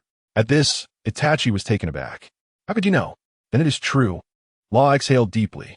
If that is the case, I can confirm that your family, along with those who inherit your bloodline, including yourself, suffer from a hereditary condition. A hereditary condition? Indeed. Law set aside his blade, Ghost Cry, and elaborated to Itachi. Based on your affirmation of my previous statements, your reaction, and my analysis from a surgical experiment conducted on your brain, a portion of your lineage is likely to inherit such formidable power. However, this gene is not dominant. It is recessive. Not all of your kin possess this strength as you do. Indeed, Itachi nodded. Yet this power is flawed. Those endowed with this recessive gene experience a disconnect between their mental and physical strengths, as I previously mentioned, two closed loops. This condition is a hereditary affliction exclusive to individuals with your recessive gene. It results in significant disparities in recovery. The restoration of mental strength lags far behind that of physical strength. Under such conditions, if one excessively utilizes their mental power, the recovery rate will fail to keep pace, leading to potential damage. Upon hearing Luo's words, Itachi exhaled deeply. Just as you have said, with Itachi's affirmation, Luo continued. Over time, individuals with this recessive gene, after overexerting their mental power, will suffer considerable side effects, causing severe damage to the brain, manifesting various ailments, particularly affecting the eyes where this power is most pronounced. If this continues, the excessive strain on the brain could ultimately lead to brain death, and once brain death occurs, physical death follows. After listening to Luo, Itachi was momentarily taken aback. He had not anticipated that the secrets of the Uchiha clan Sharingan could be unraveled by Luo during a mere procedure. Currently, your hereditary affliction has been eradicated.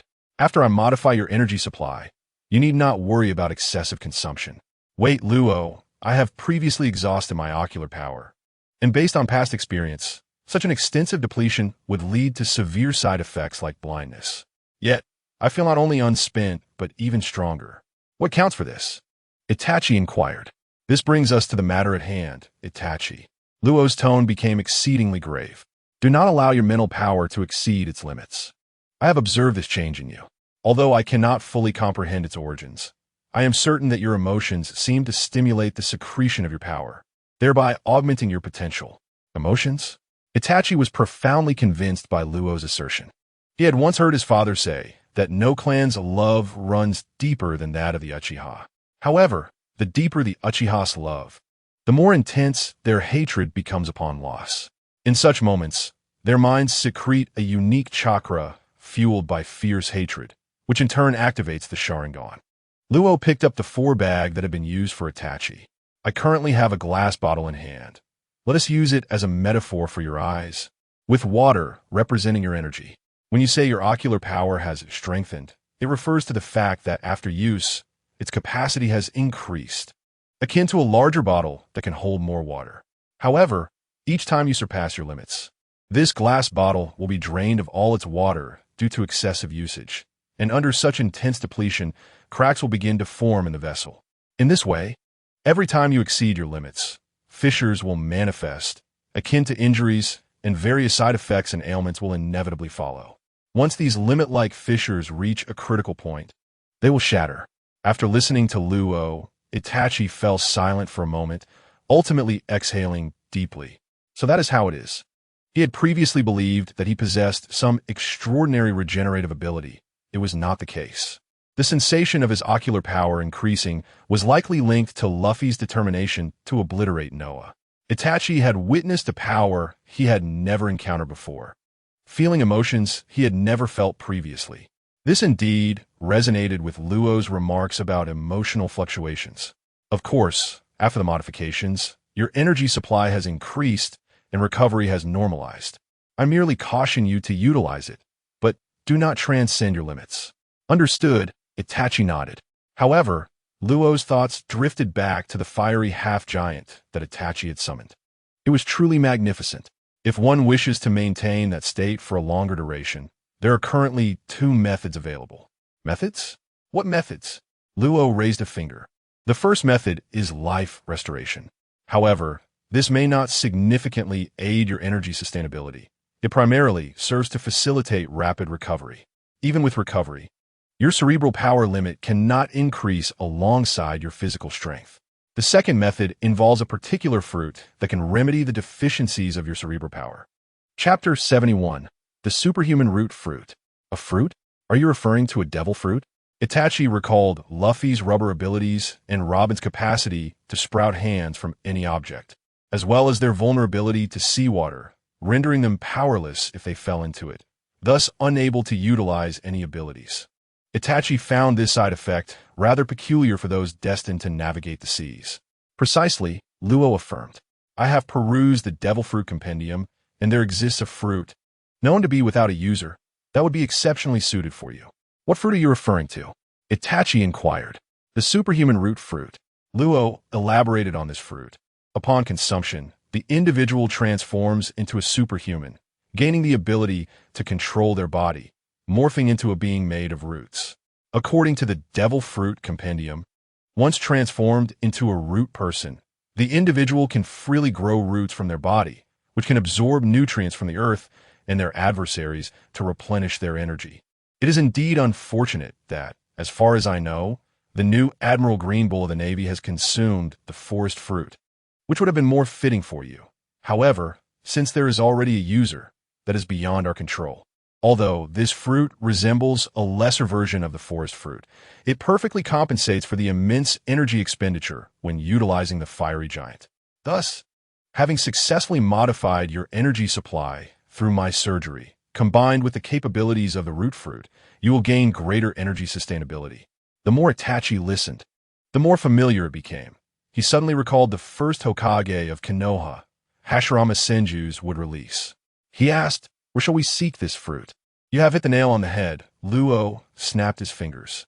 In general, it is quite challenging to seek out a singular devil fruit, and to this day, no one knows the origin of these enigmatic fruits, which are scattered across the vast oceans. However, I bring forth the mention of this particular devil fruit because it has appeared. It resides in the New World, on an island shrouded in darkness, inhabited by individuals engaged in unspeakable dealings, Ryurukaland. Law continued to recount the tale to Itachi. This matter was made possible thanks to a pirate captain named Fryce, who claimed to have been rescued by Itachi from Fishman Island. Prior to relocating Itachi to this island, Law had inquired of Fryce how he had arrived there. After escaping Fishman Island, Fryce, along with two other pirate captains who were also imprisoned there and forced into slavery under Hody, formed an alliance to evade the onslaught of the Navy. Fryce, being astute in navigating the currents, did not follow the conventional route upward to Fishman Island. Instead, he utilized the current known as the White Dragon of the Sea, which carried them several hundred kilometers away. They continued their voyage and eventually arrived near Punk Hazard. Upon nearing Punk Hazard, they witnessed a fierce battle involving the Thousand Sunny and a naval warship. Furthermore, they spotted additional naval vessels approaching in the distance. After deliberation with the other two pirate captains, Fryce decided against directly intervening to aid their benefactor, the Thousand Sunny. Instead, they resolved to maneuver around and launch a counter-surprise attack when the reinforcements arrived, aiming to ambush them from behind. Just as Fryce and his crew were about to execute their plan, they noticed Itachi and Law on Punk Hazard Island. Simultaneously, the naval warship detected their presence. The original course for Fryce was indeed Ryurukaland, where they intended to trade a bounty of medicinal herbs and a devil fruit in the black market. According to Fryce, a significant trading event was currently underway in the black market of Ryurukaland, with the centerpiece of this event being a collection of devil fruits. The root fruit was among this batch of trading devil fruits. As Law spoke, a sudden commotion erupted outside. The old doctor, upon seeing the pirate crew again, was so frightened that he sat down abruptly. The young physician had declared that they were not to be disturbed by anyone at that moment. Upon hearing this, a burly pirate stepped forward and hoisted the old doctor up. Old man, whether you see them or not is up to our god Itachi and brother Trafalgar. Your opinion matters not. With that, the giant was about to toss the old man aside. At that moment, Law stepped out. Hey, you can't be so unreasonable. Upon seeing Law, the burly pirate hastily set the old doctor down. I dare not, brother Trafalgar. The burly pirate stammered as an even larger pirate with eyes as small as mung beans stepped forward. This pirate was none other than Phraise. After the deaths of the other 2 pirate captains during the clash with the naval ships, he had now become the leader of these hundreds of pirates. Brother Trafalgar, it's been 3 days. We wish to see our god Itachi. How is he faring? As he spoke, Phraise blinked forcefully. Did I not mention that we shouldn't be seen now? Luo's expression was dark as he gazed at Phraise. How is Itachi faring? Is he better? Blink. Phraise blinked again. Ah, to what extent has he improved? Have his injuries been fully attended to? Blink. Before Phraise could blink again, a frown creased Luo's face. You can blink all you want, but why verbalize it? That is truly irritating. Oh, I see, Phraise replied, pointing at his small, bean-sized eyes. I am a distant observer by nature. My eyes tend to dry out after using my abilities, so I must constantly remind myself to blink. Blink. Suit yourself, Luo said. Turning away. Itachi has awakened, but he cannot get out of bed yet. You all are too noisy, and it's disrupting his rest. Ah, no. Brother Trafalgar, blink. Phraise produced a newspaper. We did not come merely to visit Itachi. We also bring crucial intelligence. This is earth-shattering news. Crucial intelligence? Luo glanced at the blinking Phraise. Phraise hastily handed the newspaper to Itachi. The most prominent headline read, Evil scientist Caesar conspires to create world-destructive bioweapons on Punk Hazard Island, now halted by the Navy. The bioweapons have been eradicated, and the whereabouts of evil scientist Caesar remain unknown. Another common propaganda tactic of the Navy, Luo continued to read. The second headline stated, Admiral Kazuru endures severe injury alone to destroy a massive bioweapon. The accompanying image depicted Kazuru, gravely injured, leaping into the air alongside a photograph of the obliterated weapon. Luo chose not to comment and continued reading. The third headline immediately captured Luo's attention. The notorious New Age pirates, the Straw Hat Crew, sighted at Punk Hazard. They have since escaped. The bounty on the Straw Hat Crew has been announced. At this point, the bounty listed the photo of Itachi at the very top. Chapter 72. Hellfire Uchiha Itachi in the New World. Aboard the Thousand Sunny en route to Dressrosa, the Straw Hat Crew was having lunch. But today's meal was unusually subdued. Everyone wore a sorrowful expression as they stared at their plates. Even the typically boisterous Luffy silently gnawed on a hefty piece of 60-pound sea beast meat without uttering a word. It was Chopper who finally broke the silence. He sighed deeply, tears welling up as he said, I wonder how Brother Itachi and Luo are faring. This single remark cast a pall over the crew's faces. As the shadows of despair enveloped the Straw Hat Crew, they had indeed cleared the surrounding naval ships, yet they had not awaited the return of Itachi and Luo. Ultimately, they should be safe. Nami produced the life card that Luo had given her. It was still gradually pointing towards the direction of the Thousand Sunny. Their current route was aligned with the life card in search of Luo and Itachi. Just as the atmosphere was thick with gloom, Kinemon entered the dining room, leading Momonosuke by the hand. Upon witnessing the despondent state of the Straw Hat Crew, Kinemon stood in stunned silence. Fear not, for Lord Luffy, Lord Itachi, and the 7 warlords of the sea shall surely be unharmed, he proclaimed. However, a frown creased Momonosuke's brow as he interjected, that may not be the case. That man in black is rather unpleasant. He clutched the swelling on his head, muttering, to be honest, I truly despise him. Ah, my son. Kinemon suddenly sensed a distinct aura behind him. The Straw Hat Crew nearly chorused, if you two are unwilling to remain aboard this vessel, then kindly disembark. Gah, my son is still young, ill-tempered, and uncommunicative. I beg your forgiveness. Kinemon hastily bowed in apology. Momonosuke pouted, tilting his head. Throughout the fierce battle, he had been in a state of unconsciousness, with his last memory being Itachi tossing him into the air, rendering him dazed. I am not incapable of speech. I merely detest him. Curse you, Luffy exclaimed, extending his arm to seize Momonosuke and leaping from the dining area to the deck, intent on tossing him overboard. Kinemon grasped Luffy's leg in an attempt to restrain him. Lord Luffy, my son truly is. Ah, he is simply born foolish. He cannot articulate his thoughts. No, I simply loathe him. I loathe him. A samurai does not lie. Baka, Luffy declared, swinging Momonosuke in a full circle, while Kinemon desperately urged him to temper his anger. In the dining room, Robin and Nami wore solemn expressions. Initially, I found this child rather endearing. Now, I find him quite bothersome, Robin remarked. I share that sentiment. Nami sighed, just as Luffy and Kinemon tussled over Momonosuke. A seagull above unexpectedly dropped a newspaper and a bounty notice. Luffy paused, staring at the paper, his heart brimming with anticipation for news from the world. Could there be news of Itachi? He picked it up, but, finding the newspaper cumbersome, focused instead on the bounty notice. However, upon glimpsing the notice, Luffy was taken aback. In the next moment, he burst through the dining room door and rushed to the table. Everyone look! What is it, Luffy? The crew inquired, their eyes narrowing in curiosity. Instantly, a wave of excitement surged among them. A bounty notice? That means Itachi is still alive.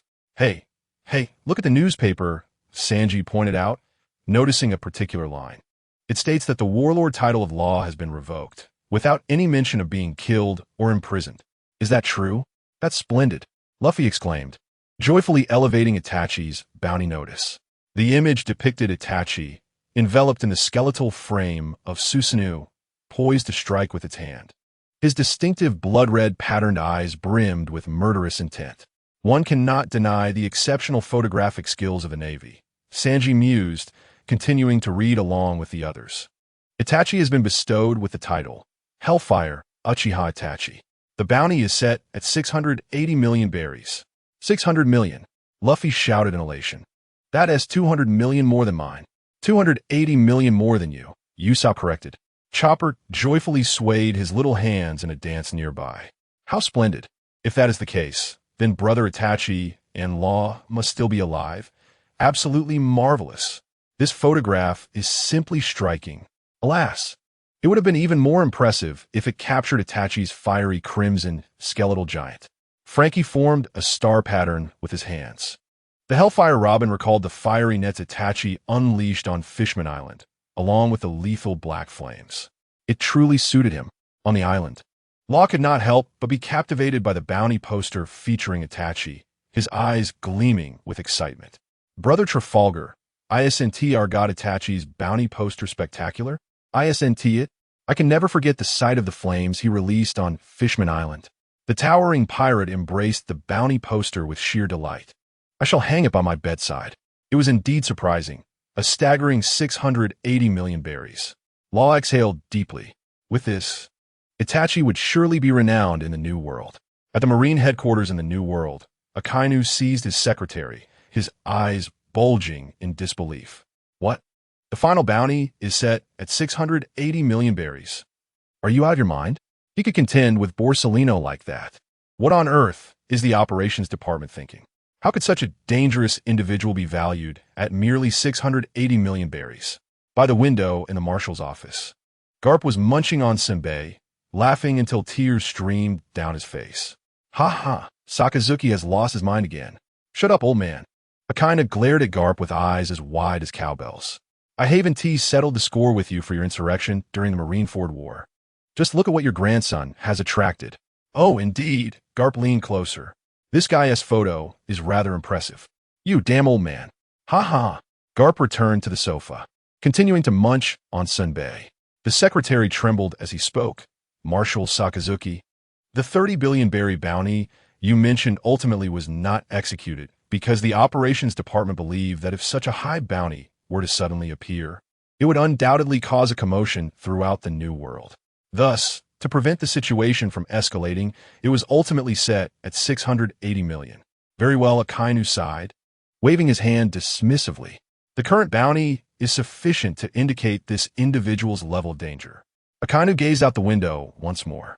Compared to the matter of Uchiha Itachi, he was more concerned about the meeting between Borsalino and Kazan on Punk Hazard. Chapter 73. Split Actions. Itachi and Law head to Ryuka Land 3 days later. On the eastern shore of the island, where the Freeze pirates were docked. Come on, Itachi, give your new powers a try. Law darted aside, clearing a spot near the surface of the sea for Itachi. Behind them, in the dense grass, dozens of pirates from the Freeze pirates, including Freeze himself, were watching stealthily. Has he really recovered from his injuries in just 3 days? No, our god Itachi is still wrapped in bandages. I told you not to call him god Itachi. You must call him brother Itachi. That is what he emphasized. You lot, stop the chatter. Trafalgar D. Water law explicitly instructed us not to follow. Should he discover our presence, we would undoubtedly be driven away once more. The throng of pirates promptly ceased their discussions. Upon the coastline, Itachi closed his eyes, extending his hands from the cloak draped over his shoulders. Abruptly, he opened his eyes, revealing the kaleidoscopic Sharingan. The skeletal Susanoo swiftly enveloped his form, gradually evolving into the armored half-oni shape. Clenching his right hand, the manifestation of his haki became apparent as he summoned all his strength. The Susanoo's right hand becoming ensnared in the flowing aura of his haki. Itachi drew the Tenketsu blade, further enhancing the haki's influence, which now enveloped the blade as well. Law, observing nearby, was taken aback by the sight. Could the haki now be potent enough to reach the fiery red giant? Under the influence of haki, the Tenketsu blade transformed into a black sword, ablaze with crimson flames and enveloped in black haki. With a swift motion, Itachi swung the blade towards the sea, cleaving it with such force that the ocean floor was laid bare. Boom! The ensuing explosion was more colossal than the island itself. Magnificent! Itachi-san, the pirates, witnessing this spectacle, could not contain their elation, erupting from the underbrush in cheer. Amidst their celebration, Itachi had already shed the Susanoo's Oni form. As he reflected on his ocular power, he realized that summoning the Oni form had not only drained his visual strength, but had also consumed his chakra. Just as you mentioned, Law, the surgical modifications have proven exceedingly successful. Thank you. There is no need for such formality, Itachi. We are allies now, Law replied with a smile. The next step in our plan is to thoroughly address your stamina issues. Let us proceed according to our strategy. Our first destination is Railcaland, where the Straw Hat crew has arrived and will remain in Dressrosa for a few days to acclimate. Just yesterday, Law had established contact with Luffy and the others, who were advancing towards this location. Why? Why must we head to Dressrosa first? Would it not be better for all of us to seek the root fruit together? Please, Straw Hat Captain, listen to me. Railcaland is far from what you envision. It is a no-man's land adjacent to the Revolutionary Army, rife with the tentacles of the four emperors, the remnants of bygone monstrous factions wandering the underworld, and various nefarious individuals who cling to the vast underground kingdom. It is far too chaotic. Should so many of us venture there, with your propensity for causing upheaval, we would find ourselves ensnared. Trafalgar, I don't care. I am going. Stay put there and do not move. I'm coming to find you. Usopp took the phone, whispering, Hello, Trafalgar, I have a question. Do you believe that if we directly proceed to Dressrosa, Luffy will not cause a ruckus? With his penchant for trouble, before Usopp could finish, Luffy snatched the phone back. Trafalgar, wait for me. I absolutely must go on this adventure. Without a doubt, Dressrosa is renowned for its skewers and barbecued meats, which should suit your palate splendidly. This was the final persuasive nudge that led Luffy to be captivated by the allure of Dressrosa's culinary offerings. Ultimately, it was Nami who answered the call. After a discussion with Law, they resolved to split into two groups. The Straw Hat crew would first seek refuge in Dressrosa, gathering intelligence on the current state of affairs. Meanwhile, Itachi and Law would follow the Freeze Pirates to Rilkeland, aiming to procure the root fruit, and then swiftly return to Dressrosa to reunite with the Straw Hats. At this juncture, Law summoned Freeze and inquired, You mentioned yesterday that the root fruit has always existed? What is the story behind that? Freeze blinked and replied, I've been at sea for 7 years now, and I attend the underground trading convention in Rilkeland each year. It seems that the root fruit is always among the selection of devil fruits available for trade. For some unknown reason, it has never been auctioned off. Have you ever seen this root fruit? Law questioned.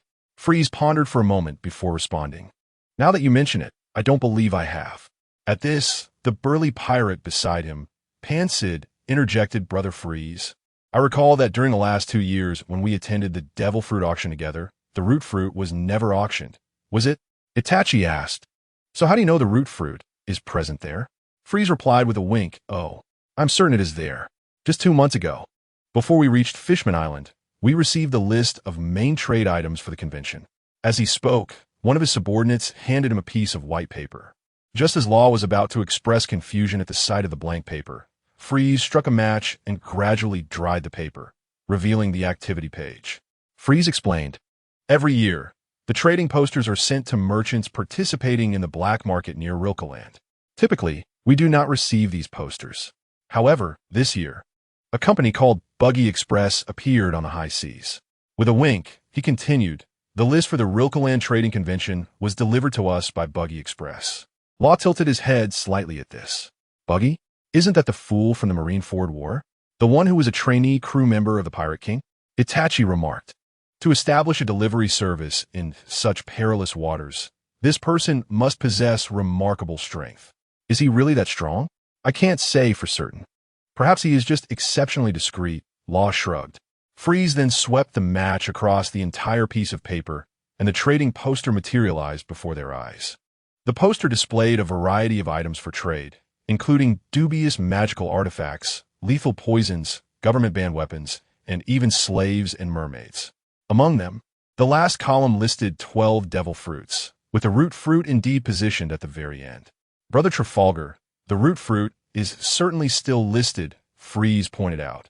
"I see that the date indicates there are less than 6 days remaining until it begins," Law declared as he prepared to gather his belongings. "Captain Itachi, let's set forth." Chapter 74. The armed town comparable to the Navy headquarters, Brother Trafalgar. I can't see it now. Just 200 more kilometers, and we shall arrive. Blink of an eye. Due to the use of extreme long-range vision, Fryce's eyes had grown weary to the point of closing. Fryce was indeed correct. As Pansy gazed at the eternal pointer directing them toward Rilkeland, he surveyed the surrounding waters, feeling an increasing sense of familiarity. Just after they had navigated approximately 10 kilometers, Itachi and Law suddenly discovered that this expanse of sea was home to at least hundreds of ships. At this moment, these vessels were embroiled in a fierce melee. "What on earth is happening?" Itachi queried. Law was aware that Rilkeland was an underground kingdom, yet he was equally perplexed by the situation. Sensing the escalating tension, Pansy hastily shouted, "Prepare for battle, lads." Wait. Are we really going to engage without understanding the circumstances?" Law exclaimed, observing the scale of the chaos, which rivaled that of a grand naval battle. "Brother Trafalgar, you may be unaware," Pansy began to explain to Itachi and Law. "Every year, when a trading convention at Rilkeland commences, all underground traders from the New World converge in droves. Although there exists a vast gang that wields dominion over Rilkeland, their role is merely to maintain order within the island, leaving the outside matters unattended. Consequently, every ship arriving here, whether laden with treasures or not, will find itself participating in a fierce contest. Then how have you managed to partake in these trades multiple times?" Itachi inquired. Through his interactions with the crew over the past few days, Itachi had discerned that, despite their ferocious pirate tendencies, they harbored no deep-seated malice towards their own kind. Moreover, upon learning of his bounty, Law had enlightened Itachi about the threat mechanism represented by such rewards. Among the crew, not to mention the pirates below deck, Captain Fryce's combat prowess was estimated to align with a bounty of 50 to 60 million. The reason we consistently reach Rilkeland is primarily due to Brother Fryce," Pansy revealed. "Each time we arrive at Rilkeland, Brother Fryce equips the ship with a coated bubble, activating his ultramicroscopic vision to observe the underwater currents. We then navigate through these currents to access the entrance of Rilkeland, and similarly, when departing, we make our escape first." After Pansy concluded his explanation, Itachi and Law exchanged glances, their faces etched with resignation. "A ship is approaching us," one of the pirates below suddenly shouted. On the opposing vessel, a one-eyed captain wielding a cannon was laughing heartily. "Such a large ship must surely harbor treasures. Lads, charge forward. This is bad. Brother Fryce can't open his eyes, and we can't escape." Pansy exclaimed. Quickly, prepare to confront them. As he brandished his sword, the pirates took their positions on the cannon platforms. Just as they were about to unleash a barrage, a blazing sword aura surged toward the incoming pirate ship, obliterating the entire vessel in a single strike. Holding the wind and fire wheel, Itachi, cloaked in the bones of the domineering Susanoo, soared into the sky atop the black fire crow, while Law constructed a massive battlefield for him. The two swiftly exchanged positions with the crew of a pirate ship engaged in combat with the Freeze fleet. After the swap, Itachi unleashed a powerful sword aura that shattered one of the pirate vessels, swiftly following up with another strike. With a series of devastating slashes, the pirate ship ahead was entirely dismantled. On the very ship they had swapped with, the pirates had already been cleaved in two by Law. You. The pirate captain immediately recognized Law as a former warlord of the sea. How dare you treat my crew this way? I have a bounty of 100 million. Before he could even showcase his devil fruit abilities, Law had already executed a gamma ray swap attack, leaving the captain severely injured and unconscious. Pansy and the pirates were driven to madness at this scene. They fervently expressed their gratitude to Itachi and Law, hastily dispatching small boats to salvage treasures from the wrecked ship. Ultimately, aside from the 3 fishmen Itachi insisted on releasing and the 7 slaves left on the ship to unlock their shackles, Pansy and his crew amassed enough treasure to fill half the deck. We've struck it rich. We are wealthy. Pansy gazed dreamily at the trove. I still can't help but wish to call you God, Itachi. In an instant, Freeze seemed to be on the verge of confessing as he half-kneeled before Itachi. Itachi, however, dismissed him and approached Law. This works out well. If we auction off that root fruit, we will have the capital without needing to expend theirs. Indeed, Law replied. But before he could finish his sentence, Itachi as Sharingan manifested. Incoming attack. After uttering these 2 words, he formed seals, and the black fire crow surged into the sky. Law shouted desperately from below, "Hey, Itachi, it would be quicker to approach the enemy using my ability." Hearing this, Itachi pivoted and rejoined Law. "Apologies, I forgot. Your reflexes are just too swift." Sweat beaded on Law's forehead.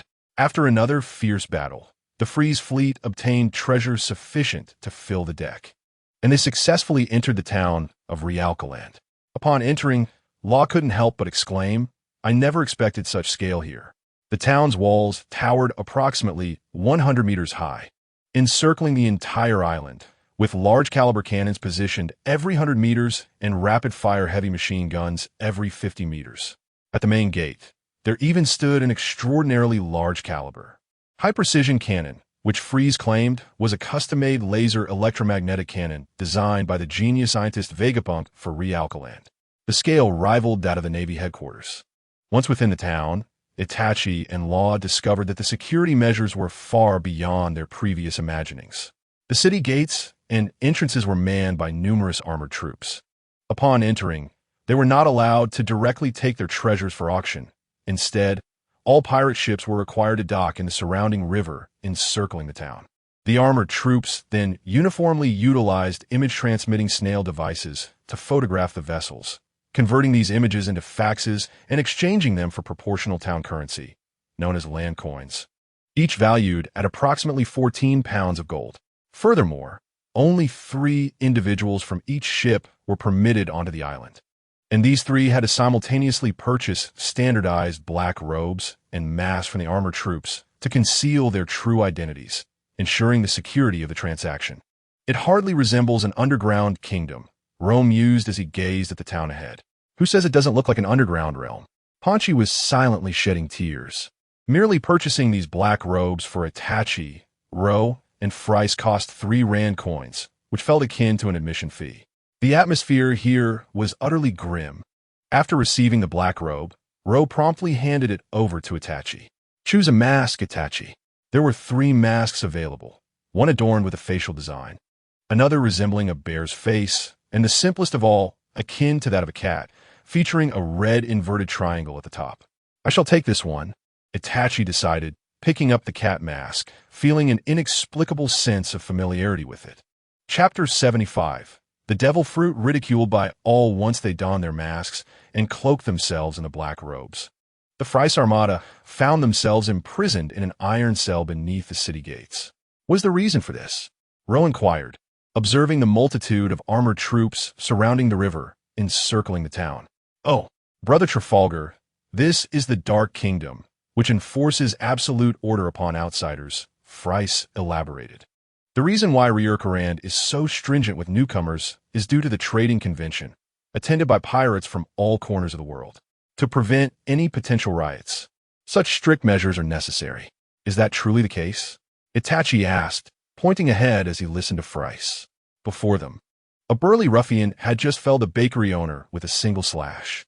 The baker's wife, brandishing a rolling pin, unleashed her haki and aimed a powerful blow at the ruffian's head. The two engaged in a fierce struggle, yet the surrounding shops and passers-by remained oblivious. Hey, you two can brawl, but don't damage my vegetables. They're worth 4 rand coins. Fries stammered, momentarily at a loss for words. Such was the nature of this underground kingdom, where the residents revered strength and survival of the fittest reigned supreme. Here, gangs thrived, and as long as one adhered to the most basic of rules, the locals would turn a blind eye to any chaos. As Fries spoke, a horde of gang members arrived, swiftly dismantling the ruffian with ruthless efficiency. Following their grim task, they tidied up and, after a brief exchange with the bakeress wife, carried away the remains. That must be the gang behind them, Fries remarked. Rowe watched in astonishment, now convinced that not bringing Luffy along was indeed a wise decision. Otherwise, securing the root fruit and making a safe return would have been nearly impossible. We 3 should tread carefully, Rowe said, adjusting his polar bear mask.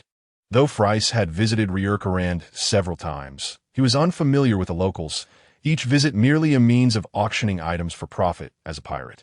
Given the circumstances, the trio had no choice but to probe the hardened residents for information regarding the auction. Excuse me, sir. I've heard this root fruit has been at the auction for several years now. Is that true? Rowe inquired. Hello, sir. Are all the devil fruits at the auction pre-prepared by Reincarnations? Is the last one indeed the root fruit? Why is it that every promotional poster features this peculiar fruit? It remains unsold? Oh, proprietor, I would like to place an order. Might you share some tidings regarding the auction? Winks what? A pot of mixed stew costs 2 rand coins? My apologies. I shall refrain from further inquiries. Winks, however, upon further investigation. The information regarding the root fruit astonished the trio. A compilation of responses from the proprietors and local residents revealed the root fruit? Ha! You must be outsiders. Do you desire that fruit? How utterly amusing. You shall see it when you reach the auction venue. That fruit is truly laughable. Who would covet such a fruit? It transforms into roots. What is the benefit of absorbing energy? I could easily knock you down with a single punch. A profoundly foolish individual, clutching what he deems a treasure in the form of that absurd fruit. It is evident you are newcomers. Such knowledge is common among those who have visited Reincarnations more than once. Robbery. Ultimately, the last robber did not withstand the spiritual torment of Tsukuyomi. Unlike the Yellow Monkey and Virgo in Punk Hazard, he succumbed to Itachi's Tsukuyomi, experiencing a succession of extreme tortures for 72 hours before collapsing into an unending unconsciousness. After gathering information, the trio reconvened and exchanged their findings, realizing that the only reliable intel was that one could ascertain the whereabouts of the fruit upon arriving at the auction. Beyond that, they discovered nothing, and the locals could only respond with ridicule and contempt when the root fruit was mentioned. Logically, the strength of a devil fruit hinges upon the development by its user, devoid of any absolute measure of power or weakness. Yet, why do the locals exhibit such disdain for this particular devil fruit? Unclear. Itachi shook his head, having received similar reactions from several individuals. He himself possessed little understanding of this devil fruit. He merely gathered from law that this fruit could potentially resolve his stamina issues entirely. It is quite perplexing, Winks. Freeze surveyed their surroundings. They had now arrived at the town center. Regardless of whom they inquired, the responses were nearly identical. It appeared that to comprehend the true nature of this fruit, attending the auction was their only recourse. Law stated. Just then, Freeze pointed towards a distant tower. A familiar landmark. I recall a certain place. Wink's place? Just as Law was about to ask, Freeze continued. This tower is known as Moral Black Tower, constructed entirely from an exceptionally hard mineral material. It is said that nothing in this world can destroy this iron tower. Law pointed at the base of the tower. You claim this tower is indestructible. Yet what are they doing? Below Moral Black Tower, a group of masked pirates clad in black robes were attempting to demolish the tower with knives, axes, and fists, striving to shatter it. Furthermore, a giant amassed his haki and hurled a fist towards the iron tower, causing the ground to tremble. However, they were swiftly apprehended by the armored troops. It is said that every year, pirates who arrive here endeavor to strike the tower, seeing who can break it or even chip off a brick. Over time, this place has transformed into a prominent landmark. However, thus far, no one has been able to inflict even the slightest harm upon this tower. Such a mundane endeavor. Luo glanced elsewhere. Seeing this iron tower suddenly reminds me of someone. Fries remarked. Someone? Indeed, a kindly uncle who sells sticky rice and fried rice. He's absolutely wonderful. His prices are reasonable and the food is delightful. I always dine there whenever I visit, and it's south conveniently close to the auction house. Then let us go there, Itachi suggested. If he is a person of straightforward character, we might uncover some useful information. Both Luo and Fries nodded, and the trio proceeded in that direction. The stall of the fried rice uncle, as described by Fries, was situated on a street directly south of the Iron Tower, given its proximity to the auction house. The place was indeed bustling with business. Despite the lively atmosphere, disputes remained commonplace. Just as the three of them arrived at the entrance of the fried rice stall, they overheard a commotion from a neighboring shop. What do you mean, boss? You wanting to pay 1 rand coin for a portion of eel noodles? Do you have any idea how much gold 1 rand coin is worth? Is the eel bone made of gold, or is the meat golden as well? How infuriating! Watch as I take you down with one strike. As soon as the masked pirate finished his tirade, he was swiftly taken away by a gang that surged forth from the back of the shop with overwhelming force. Fries swallowed hard at the sight. This was the nature of the place. Each year, they maintained order to ensure the allure of the auction. Yet once one set foot on this island, danger lurked at every corner. How nerve-wracking, Luo sighed. Let us just pay more and avoid trouble. Their ship's treasures had been exchanged for 230 rand coins, which, after accounting for the auction expenses, should suffice for a day's expenditure. Fries hurriedly followed Luo and Itachi into the fried rice stall. Upon entering, he couldn't help but shout, "Hey, boss, long time no see," before he could even remove his mask. The uncle in the center of the shop greeted him with a smile. It was a familiar voice. Evidently, he was a regular customer. Indeed. Your establishment is always so inviting, with reasonable prices and delicious food." Just as Fries was about to approach the ordering area, a large hand blocked his path. He looked up to find a towering figure wearing a brown beast mask standing before him. "Friend, I was here first." "Oh, my sincerest apologies. Please, you go ahead," Fries replied, stepping aside. Thank you, my friend." The large man chuckled heartily. He turned to the fried rice uncle, who nodded in acknowledgement of him. After perusing the menu, the large man waved his hand decisively. "I'll have 3 servings of fried rice, 3 jugs of your signature strong liquor, and 10 cherry pies." Chapter 76. The crooked old man beneath the auction house. Once the large man finished placing his order, the 3 who had been waiting behind him approached the uncle. Itachi and the large man brushed past each other, both instinctively turning their heads to exchange a glance. Was it merely an illusion? Why did I feel that this large man was no ordinary individual? The weasel gazed at the towering figure retreating into the distance, while he and the 2 masked individuals settled into a corner. This place is teeming with pirates of all kinds. Surely, there must be many formidable warriors here, remarked Law. Fleece had already requested a meal from the proprietor. "Oh, I would like a portion of purple rice with seaweed and escargot fried rice," he exclaimed, blinking. "Gentlemen, what would you like to order?" Fleece inquired of Law and the weasel. Law had previously emphasized that they had just been mentioned in the world news, and it would be best not to address them directly here. "I shall have the same dish as him," Law replied, glancing at the menu. The weasel also perused the menu and asked, "Are those 3-colored dumplings made of glutinous rice?" "Indeed, young man," the proprietor responded with a hearty laugh. "Very well. I shall have a portion of that," he said. "That will be a total of 5 land coins." Although Fleece felt a pang at the price, equivalent to 6 or 7 pounds of gold, he acknowledged that the proprietor's offerings were relatively reasonable in this dubious establishment. Once the orders were placed, Law exchanged a significant glance with Fleece. Fleece promptly asked, "Oh, good sir, do you know about the root fruit?" Upon hearing this, half of the surrounding pirates turned their attention to Fleece. They all had their masks partially covering their faces while eating and could not help but chuckle at the inquiry.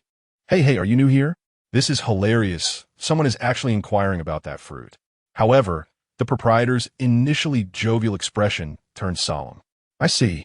What made you think to ask about that fruit?" "Oh, good sir, it's like this." Fleece began, but Law interjected. He explained that they had previously seen promotional posters for Rejuvenated and had noticed that the root fruit had been around for several years. They were merely curious about why this fruit had not been auctioned, whether it was due to its exorbitant price or some other reason.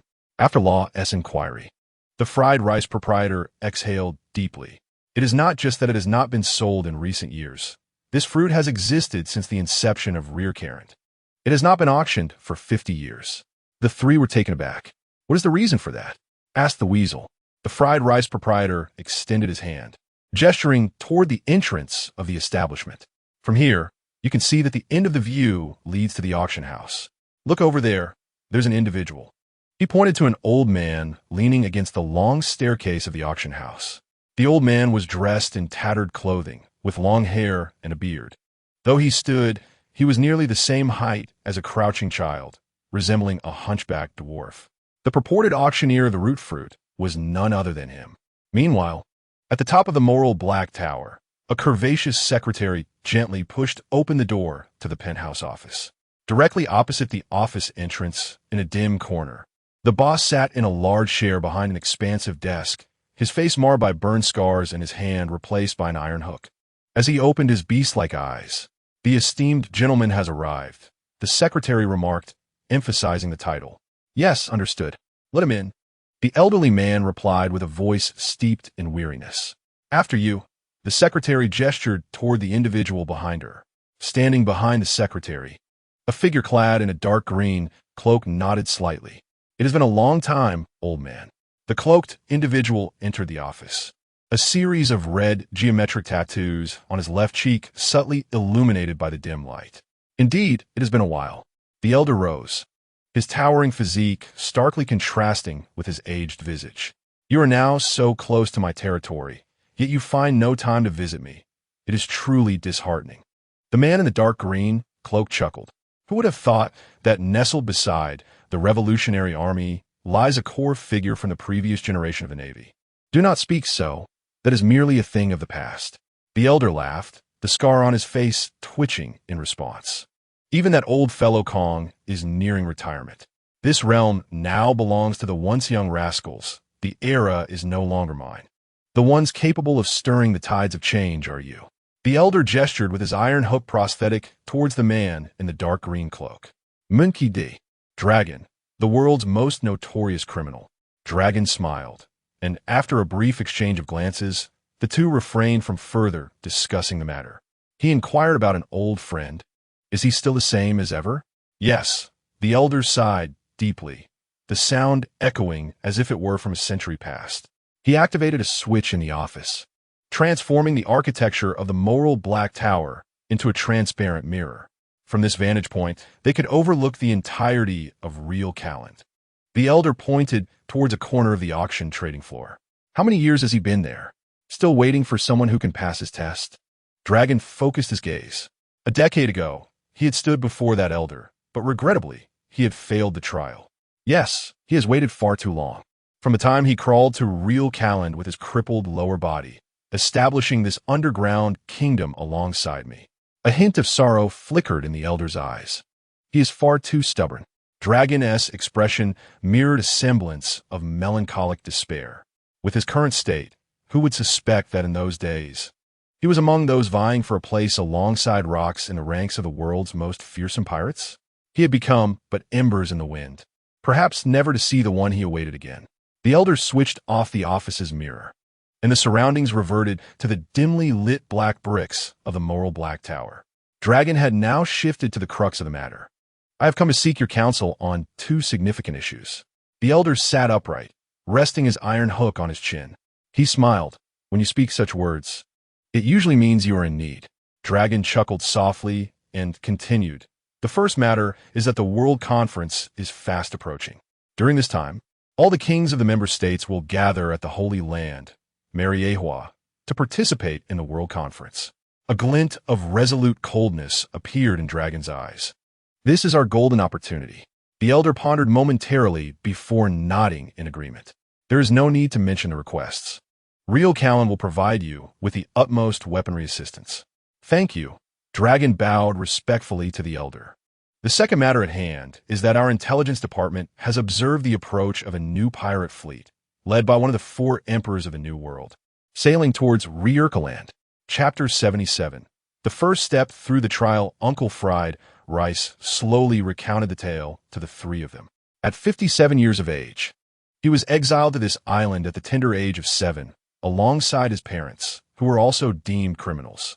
Initially, the island was a barren wasteland, designated by the former government for the exile of the irredeemable, yet formidable individuals who could not be easily executed. Over time, however, a formidable group of convicts managed to survive on this island, gradually transforming it into an underground kingdom specifically established for the exiled. Eventually, this underground realm expanded in scale, ultimately evolving into the present-day Rejuvenated. The hunchbacked old man at the trading house was one of the powerful convicts who had once contributed to the construction of this island. Regrettably, I do not know his name. In my youth, I often heard him refer to himself as the Redeemer, claiming that his survival was solely to atone for his painful past. After the island's construction was completed, he underwent a transformation. Uncle Fried Rice pointed toward the distant figure of the hunchbacked old man.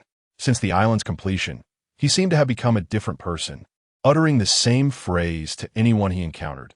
Would you like a root fruit? I have root fruits here, but you must first pass my trial.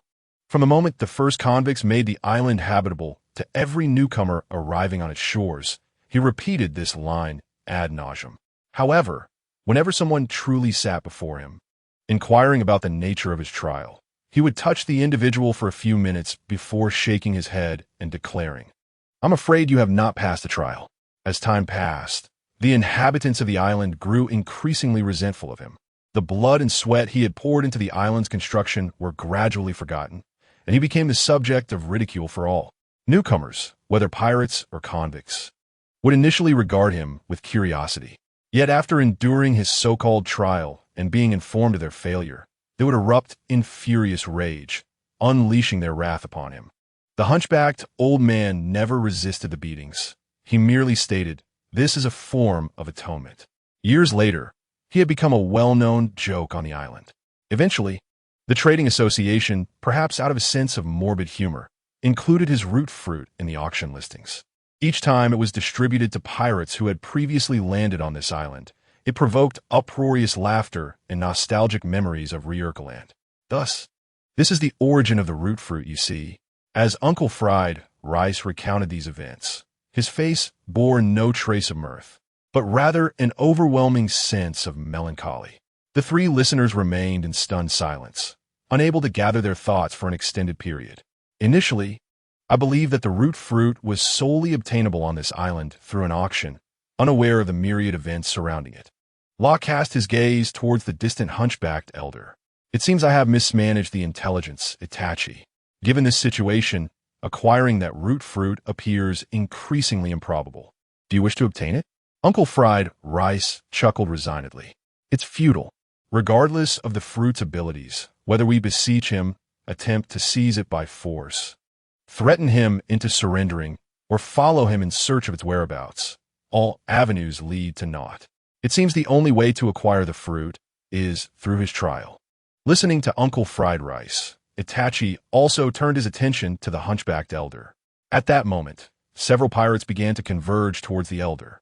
The hunchbacked elder struggled to lift his eyelids. His flesh had sunken into his eye sockets, revealing only a pair of jet-black orbs. Desire the root fruit? I possess it, but you must first pass my trial. As expected, I had heard whispers of a foolish old man residing here, and it appears to be true.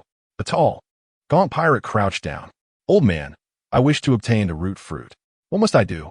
Please wait a moment, the hunchbacked elder said, extending his filthy hand, caked with dirt, to rest upon the pirate's shoulder.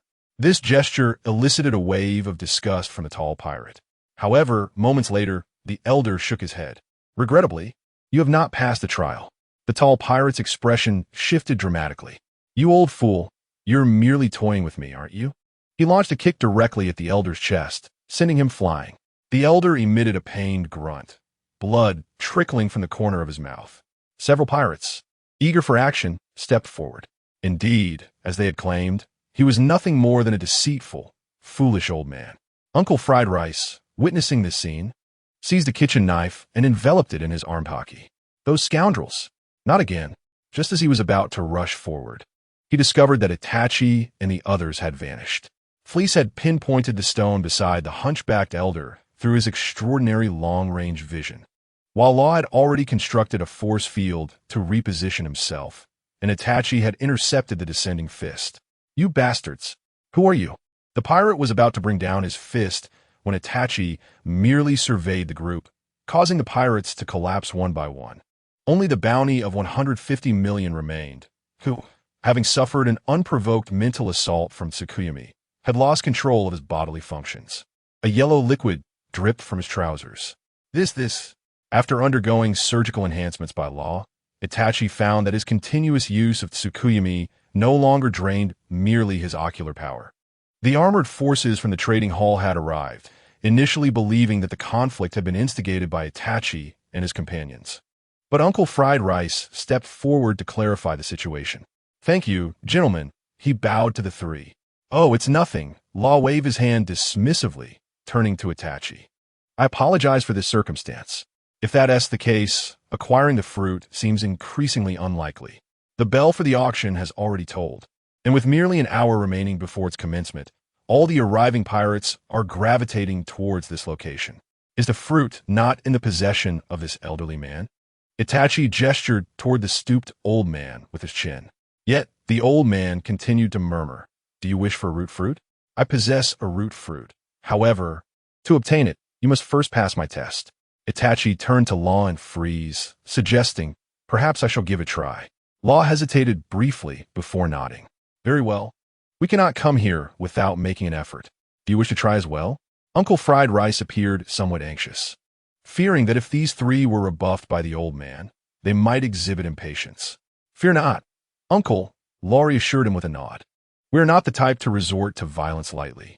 Indeed, these two gentlemen possess benevolence. Freeze interjected with a wink. I trust you. Uncle Fried Rice thought to himself, realizing that his concerns were unfounded. The mere fact that these individuals were willing to protect the old man indicated that they were entirely different from other pirates. Itachi crouched down and addressed the old man. Elder, did you not say that I must pass your test? I wish to attempt it. You wish to try? Very well, the old man replied, extending his grimy hand to rest upon Itachi's shoulder. Uncle Fried Rice sighed in resignation. To be honest, it's futile. Although I'm unaware of the nature of his test, no one has succeeded in passing it over the years. Law sighed as well, feeling a profound sense of guilt about the situation. Had it not been for his incomplete intelligence, they would not have needed to come here at all. However, just as they were watching the old man with dwindling hope, an unexpected scene unfolded. The old man struggled to lift his dark eyes, and a hint of a smile appeared on his wrinkled face. Congratulations, you have passed my test. We can now proceed to the true examination. This statement sent a shiver through Uncle Fried Rice, Law, and Freeze. Old man, are you saying that this young man has succeeded? Uncle Fried Rice could hardly believe it. In all the years, he had never heard the old man utter such words. Is there hope? Law inquired. Brother Itachi, Freeze began, but quickly covered his mouth, blinking in astonishment.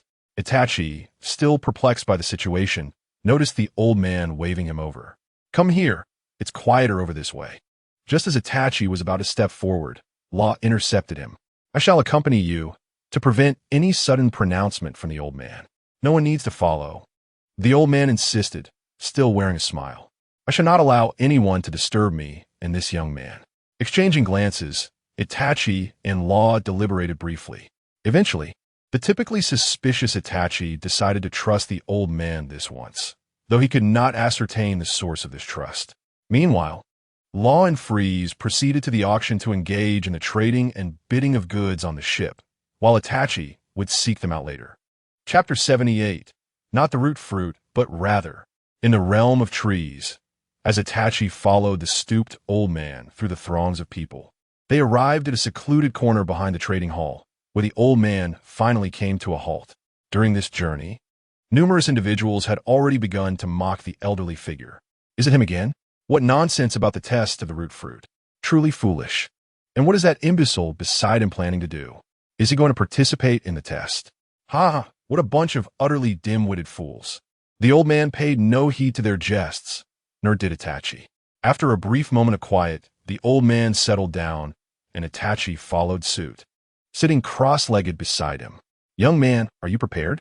he inquired, "for what lies ahead is the true test." "I am ready," Itachi affirmed with a nod. "However, I do have a question. How exactly will the test be conducted?" The old man raised 3 fingers, resembling withered branches. "You will witness 3 distinct scenes. After each scene, I shall pose a question, and you will share your reflections." "I see." Itachi nodded in understanding. "Elder, am prepared." "Very well, let us begin." The old man extended his hand, and suddenly a powerful aura enveloped both Itachi and him. In a moment of astonishment, Itachi felt the world around him spin, followed by an overwhelming darkness. "Elder, what is happening?" he questioned, yet the old man remained silent. After an indeterminate period, light gradually returned to Itachi's vision. Before him lay the familiar streets of a village. Alongside the entrance and courtyard he recognized all too well. Itachi stood frozen in disbelief. It was the place etched deepest in his memory, Konoha, the gathering place of the Uchiha clan's Konoha Guard. This was his home. Ni-san, Ni-san. Itachi suddenly heard a voice buried within his memories. He slowly turned to see Sasuke, with a small satchel slung over his shoulder, joyfully running towards him after a day at the Ninja Academy. "Ah, Sasuke is back," he exclaimed. Beside him stood his younger self, sweeping the courtyard. Upon seeing Sasuke return, he set down the broom and embraced him warmly. "How was your day at school?" "It was fine, brother. Will you practice Shuriken with me later?" "Of course. I have a day off today." The Itachi of his memories lifted Sasuke and headed towards the backyard. Witnessing this tender scene, tears cascaded down Itachi's cheeks like a broken dam. As memories flowed, time continued its relentless march. Itachi bore witness to the warmth of his family, subsequently entangled in the duality of his identity as a spy for the village and a member of the Uchiha clan, sharing cherished moments with Shursui, and ultimately accepting a mission that led him to ally with Tobi, bringing ruin upon his own clan. He had thrust Sasuke into an abyss of hatred, forcing him to endure a painful journey of suffering and vengeance. The memories swirled rapidly before him, joining Akatsuki teaming with Jay-Z, escaping after Orochimaru's failed attempt to seize his eyes, executing missions alongside Kisame, and returning to Konoha after the 3rd Hokage's death. At last, the memories froze at the moment he fell before Sasuke. Itachi awoke, tears having streamed down his face, falling to the ground like raindrops. The old man's smile reappeared before Itachi once more. After reflecting upon his experiences, Itachi found himself enveloped in a profound silence. Eventually, he spoke. "I apologize, but I cannot articulate my sentiments regarding my life. My past encompasses both right and wrong, darkness and light. Regardless of how I perceive it now, those events have transpired. The past is irrevocable and unalterable. The version of myself that existed then is forever fixed in time." The stooped elder, having listened intently, was silent for considerable duration before he raised 2 remaining fingers. "Let us proceed to the next question. I will randomly extract the experience of someone close to you. After viewing it, please share your thoughts." As the world around him spun once more, Itachi's vision faded to darkness. When clarity returned, he beheld Luffy, waving farewell to the villagers from a small boat. "Is it Luffy?" Itachi pondered as he observed the unfolding scene. Luffy, having vanquished a sea dragon with a single blow, drifted into the embrace of a ship, where he encountered Zoro, followed by Nami, Usopp, and Sanji. Together, they navigated the treacherous waters of the Grand Line.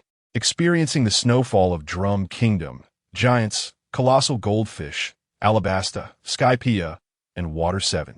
Luffy's adventures, his comrades' struggles, their encounters at Sabaody Archipelago, and ultimately, their reunion as they set forth towards their dreams unfolded before Itachi's eyes. Then came their confrontation with the threats lurking beneath the sea, the resolution of the Fishman Island crisis, and their arrival at Punk Hazard. As Itachi opened his eyes during a battle against Kazu, he noticed the elder's ever-present smile. "Now, please tell me your thoughts after witnessing this," the elder inquired. After a moment of contemplation, Itachi responded succinctly, "The strength of comrades binds all those they encounter." The elder nodded in acknowledgement, now left with but one finger. There remains one final segment. As before, share your thoughts after viewing it. The world spun again, fading to gray. When clarity returned, Itachi realized he was no longer observing a person's memory. Instead, he found himself above the clouds, gazing down at the entirety of the world. He witnessed centuries of transformation, the rise and fall of kingdoms, the resurgence of the world government, and the tumultuous tides of the pirate era. The interwoven conflicts of powerful factions, the ascendance and dominion of legendary figures, and the suffering of the populace amidst the flames of war unfolded before him. The grotesque visages of those who ruled the world and the unrelenting cruelty of the powerful flashed before his eyes in an instant, flowing like a mighty river. As his gaze settled, the elder's fingers were now withdrawn completely. "What are your thoughts after this revelation?" Itachi replied directly, "This world necessitates a force capable of absolute dominion." Upon hearing this, the elder's smile vanished, and the flicker of light in his eyes dimmed. As the old man posed these questions to Itachi, several pirates and an armored battalion had already collapsed, their eyes rolled back as they lay on the path leading towards him. After a prolonged silence, the old man inquired once more, "Is there anything you wish to add?" Itachi exhaled deeply and continued, "This force aimed at unifying the world must establish a realm of profound peace and love, where everyone can thrive through kindness. Otherwise, no matter the absolute strength of this power, it will ultimately be overthrown." The hunched old man, who had intended to rise, was struck by this statement as if by lightning. He slumped to the ground, paralyzed. "Are you all right, old man?" Itachi attempted to assist him, yet he noticed that the old man remained utterly motionless, staring blankly at Itachi for what seemed an eternity. A sound reminiscent of a cry from centuries past escaped the old man's parched throat. Suddenly, he knelt before Itachi with a thud. "Old man, what are you doing?" Itachi instinctively reached out to help him, but the old man shouted in anguish, "Uchiha Itachi." Taken aback, Itachi was bewildered as to how this elderly figure knew his name. "I have come to learn of your past and understand your vision for the future. Here, I must express my deepest apologies. As one who has borne the weight of endless darkness and walked a solitary path, I am profoundly sorry. Now, you are destined to bear a fate of immense gravity once again." "Old man, I do not comprehend your words." Itachi shook his head. Yet the old man disregarded Itachi's confusion and lifted his gaze. His obsidian eyes radiated a sapphire-like brilliance. "You have passed my trial. The root fruit shall soon be yours." No. The old man shook his head vigorously. "I must inform you of the true name of what you call the root fruit. To speak plainly, this so-called root fruit is not a devil fruit at all. It is not even called the root fruit. We have always referred to it as the spirit of the tree realm." "The spirit of the tree realm?" Itachi remained perplexed as the old man leaped into the air. While Itachi marveled at how this frail body could leap to such heights, the old man's gemstone-like eyes fixed upon the Morel Black Tower. He extended his hand, and a dark red aura coiled around it. With a swift motion, a bolt of lightning-like aura surged skyward, descending upon the Morel Black Tower, effortlessly tearing the formidable structure in two. Chapter 79. The sinner who failed twice within the top office of the Morel Black Tower, the scarred-faced elder, who had just concluded a discussion with Long, was about to instruct his secretary to escort the guest out when a powerful aura descended, cleaving his desk in half. The aura continued downward, and in an instant, the entire Morel Black Tower began to collapse, as if split apart. What is happening? The scarred-faced elder and Long exchanged astonished glances, suddenly realizing the implications. Has that old man found someone who can pass his trial? Even amidst the crumbling black tower, the dragon maintained his composure, grasping the hand of his secretary in high heels to prevent her from falling. Simultaneously, a tempest surged from all directions, propping up the fragile memorial tower. Just as the dragon was about to activate his observation haki to discern the identity of the individual undergoing the trial, a fruit emanating a verdant glow emerged from the depths of the memorial tower. He had concealed the root fruit here.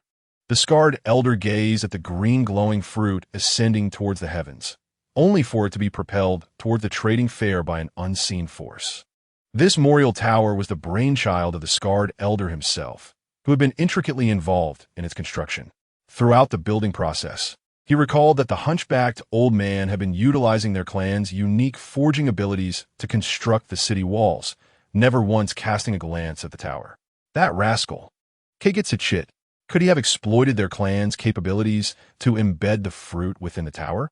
The dragon's gaze shifted towards the trading fair, recalling the words of the hunchbacked elder from when he had failed the second trial. I am a man who has failed twice, committing 2 unforgivable sins. Thus, I must seek someone wholly worthy of entrusting this fate. The dragon had also heard tales that the legendary ancient weapon, the king of the underworld, resided within Wano country. To awaken the king of the underworld, a key was essential. Who could it be? As the dragon prepared to leap from the memorial tower, an invisible force suddenly jolted him back, just as he was about to burst through the collapsing apex of the tower. This led to another moment of eye contact with the scarred elder. They both exclaimed in unison, "The shockwave field binds." How could this be possible? The scarred elder attempted to activate the tower's perspective mirror, but the equipment had been rendered inoperative. He was no longer the fruit's wielder. How could he still harness such power? Itachi observed a verdant fruit ascending from the memorial tower, eventually landing in the hands of the hunchbacked elder. As the elder descended to the ground, Itachi was overwhelmed with countless questions.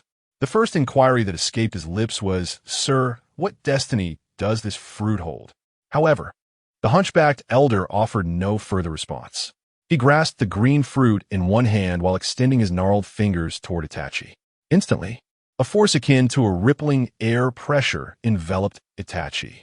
It was like an ancient tree standing firm for a century, unyielding to the tempest. A resilient pine forest amidst the snow, a summer tree reaching skyward with roots delving into the abyss, and the very seed of all hope and renewal. The hunchbacked elder swung his palm, piercing through Itachi's immobile chest with a single strike. Blood erupted before Itachi could even register the sensation of pain. The verdant fruit had already entered his chest. Upon entry, it rapidly grew within his wound, almost instantaneously filling the gaping hole with burgeoning woody connective tissue, swiftly healing into new flesh. After accomplishing this, Itachi witnessed the hunchbacked elder visibly age before his eyes, resembling a decaying tree on the brink of death. The spirit of this tree transcends mere root and fruit. Its power germinates within your being in the form of seeds. As you harness this energy, you'll feel it grow stronger. It fully acknowledges you as its new master. The old man struggled to lift his eyelids and met Itachi's gaze before kneeling before him with utmost reverence. I am one who has failed twice. I am the originator of 2 unforgivable transgressions. Now, I express my deepest apologies to you. Everything is entrusted to you. With a heavy thud of his forehead against the ground, the tearing force surrounding Itachi was released. He rushed forward to the stooped old man. "Sir, what do your words truly mean?" Itachi intended to assist the frail elder, but was taken aback by how easily he could lift him. The old man, noticing a flicker of anger on Itachi's face, smiled again, the wrinkles on his visage deepening. "My lord Itachi, please do not worry. Even if I do not entrust this fate to you, I can foresee that you and your companions will inevitably intersect with the events yet to unfold in this world. Fate may not dictate one's ultimate path, but one's choices can indeed shape their destiny. By the way, my lord Itachi, I have another matter of great importance." Ignoring Itachi's myriad questions, the old man tremulously retrieved a black, metallic token from within his robes. if you're fortunate enough to journey to the land of waves. I implore you to assist me with 2 personal matters. Personal matters? The land of waves? Itachi recalled hearing Robin and Brook mention this place before.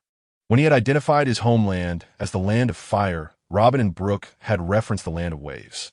The elder gently pushed the token, which naturally flew into Itachi's dark cloak. Keep this token. It will signify authority to my descendants when they encounter it. By the way, my surname is Kazuki. My personal requests are unrelated to the fate I have entrusted to you. They are matters I beseech you to consider solely for me. The old man spoke with a tone of utmost humility. If possible, I wish for you to inherit the forging skills of the Kazuki clan. This legacy has been passed down through generations, but is now nearly extinct. However, with this token, you will be able to locate its whereabouts. Forging skills? Just as Itachi began to ponder, the old man suddenly erupted into a desperate shout. And the second matter is, should you ever reach the land of waves, I beseech you, you must use this token. Abolish the Kazuki clan status in the land of waves. Reduce the Kazuki clan to commoners. If they protest, you have every right to eliminate those few fools still alive. Fools to the extreme, fools whose sins have enslaved, oppressed, and caused the deaths of countless citizens. Fools who have transformed the land of waves into its current wretched state. Chapter 80. The 4 Emperors. Blackbeard emerges gazing at the old man before him, who had voiced such a grave request without providing any rationale. Itachi remained silent for a moment. The weasel spoke. Dear sir, I implore you to answer my question. Otherwise, I shall never acquiesce to your requests. I have no desire to possess this so-called spirit of the tree realm, acquired without any just cause. As he spoke, the weasel raised his blade, poised to pierce his own chest. No, the frail old man's sunken eyes glistened with tears. In due time, you shall encounter the stories of this world that have transpired with your companions. The spirit of the tree realm has already chosen you. It will assist you and your comrades in the future. Regarding the Kazuki clan of Wano, that is solely my private request to you. The fate of the Kazuki clan shall be determined by your judgment of Wano. Yet, a glimmer of cold sorrow flickered in the elder's eyes. Regardless, the Kazuki clan is no longer worthy to rule over Wano. They have lost their legacy, their mission, their faith, and everything. No longer deserving. Those people are unworthy now. The old man slowly turned away, laboriously making his way into the dark shadows. I beg your forgiveness, Lord Itachi. I cannot elucidate the fate entrusted to you. I am profoundly sorry. I still possess a modicum of strength. I must perform one final task for you, the new bearer of the spirit of the tree realm. Should the day come when you arrive at that point, I believe you will comprehend your destiny. At that time, I shall convey everything to you, who have touched the gateway to a new world. As the old man's steps grew increasingly unsteady, the air before him seemed to tear apart, and gradually, he vanished entirely into the darkness. As he uttered these words, the binding force around Itachi's corporeal form was once again released. In the auction house, everyone heard a tremendous disturbance moments ago. The host, adorned with a jester's mask, after conferring with the armored guards, resumed speaking in his characteristically somewhat comical tone. Friends, what has transpired was merely a minor interlude unrelated to us, so there's no need for concern. Let the auction continue. With that, the jester proceeded to showcase the primary auction item of the evening, a total of 23 devil fruits. The fruit aboard the ship of Phrase was among them, confirmed to be the shield fruit. In the audience, Phrase was explaining to Luo, at every auction, the most significant treasures are sold first. Following that, other items, such as the herbs and jewels from our ship and the treasures we seized, will be traded in the free market of Rand coins after the auction concludes. Here, after each transaction, they deduct 10%. 10%, Luo remarked, that commission is indeed steep. Indeed, but we have no alternative. After all, this is the only place in the entire new world where fair trade occurs. If it were merely a one-sided exchange between pirates, then trading would be unnecessary, Phrase replied. At this moment, the individual beside Luo, wearing a black mask, chimed in, yes, otherwise, what would be the point of calling it a black market? Luo gazed at the individual before him, who possessed a remarkably youthful voice, clad in a mask and a black robe. What struck Luo as peculiar was the gentleman's hat perched upon his head, a black-top hat that seemed to denote noble status. Yet, strangely enough, a pair of adventure goggles was lodged upon the brim of this hat. While Luo scrutinized this figure, Itachi had already silently taken a seat beside Phrase. Brother. Phrase nudged Luo, and he realized Itachi had returned. So soon, Itachi merely nodded in acknowledgement. However, he suddenly added, "It is not as you initially presumed. It is not that item." "Not that item? What is it then?" "Essentially similar," Itachi replied succinctly. After a brief exchange of glances, Luo grasped Itachi's implication. This was not a suitable venue for such discussions. Surrounding them were countless pirates keenly observing the auction.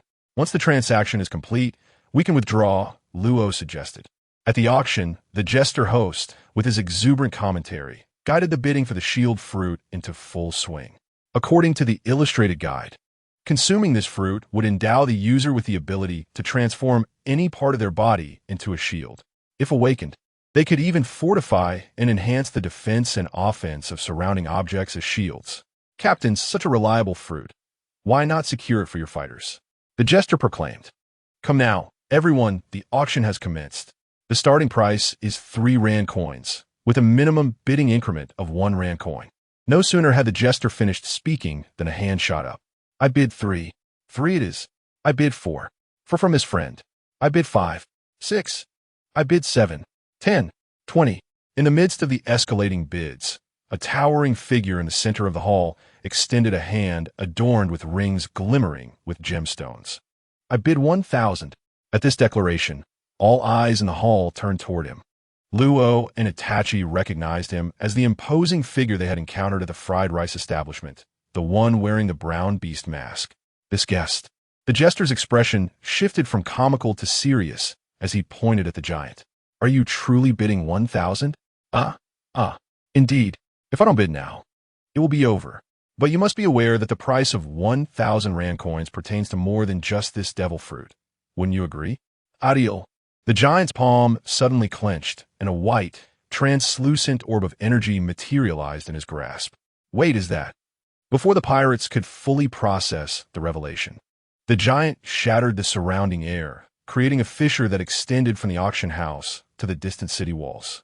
With the air rupturing, the very ground quaked beneath them. As the jester host stood in astonishment, the powerful shock wave spread, shattering the air and affecting the dozen or so pirates in the front row. Simultaneously, on the second floor of the trading hall, the scarred old man exchanged glances with the towering figure. "Marshal Teach, is it truly you?" he exclaimed. Adiel, I have long heard of your illustrious name." Blackbeard removed his beast mask, shocking all the pirates present. "This is the Emperor of the New World, Blackbeard. What brings him here?" Blackbeard continued to laugh maniacally. "Ha ha ha. Did you hear that, Ariel? They wonder why I am here. I'm far more curious as to why you, a former admiral of the Navy, are hiding here engaging in such dealings." As Blackbeard spoke, a shockwave surged toward the scarred old man. Chapter 81. The true intentions of Blackbeard. That old man was a former admiral? The pirates inquired. As they questioned, Ariel extended his prosthetic arm to block the shockwave, which spread from his hand and shattered the roof of the trading hall. "Blackbeard, while I do not know how you infiltrated, if you dare to provoke Rail Calland, then be prepared." Before Ariel could finish his sentence, he noticed a bullet hurtling toward him. He instinctively dodged, but it was a fraction too slow. A penetrating round had already pierced through his ribs. The bullet was utterly silent, and the pirates only saw Ariel, standing on the second floor, slowly kneeling down. On one side of the hall, the sniper from the Blackbeard pirates, Van Augur, still had smoke rising from the muzzle of his gun. Blackbeard erupted with laughter at the scene. "You have truly aged, relic of the previous generation. Now show yourself."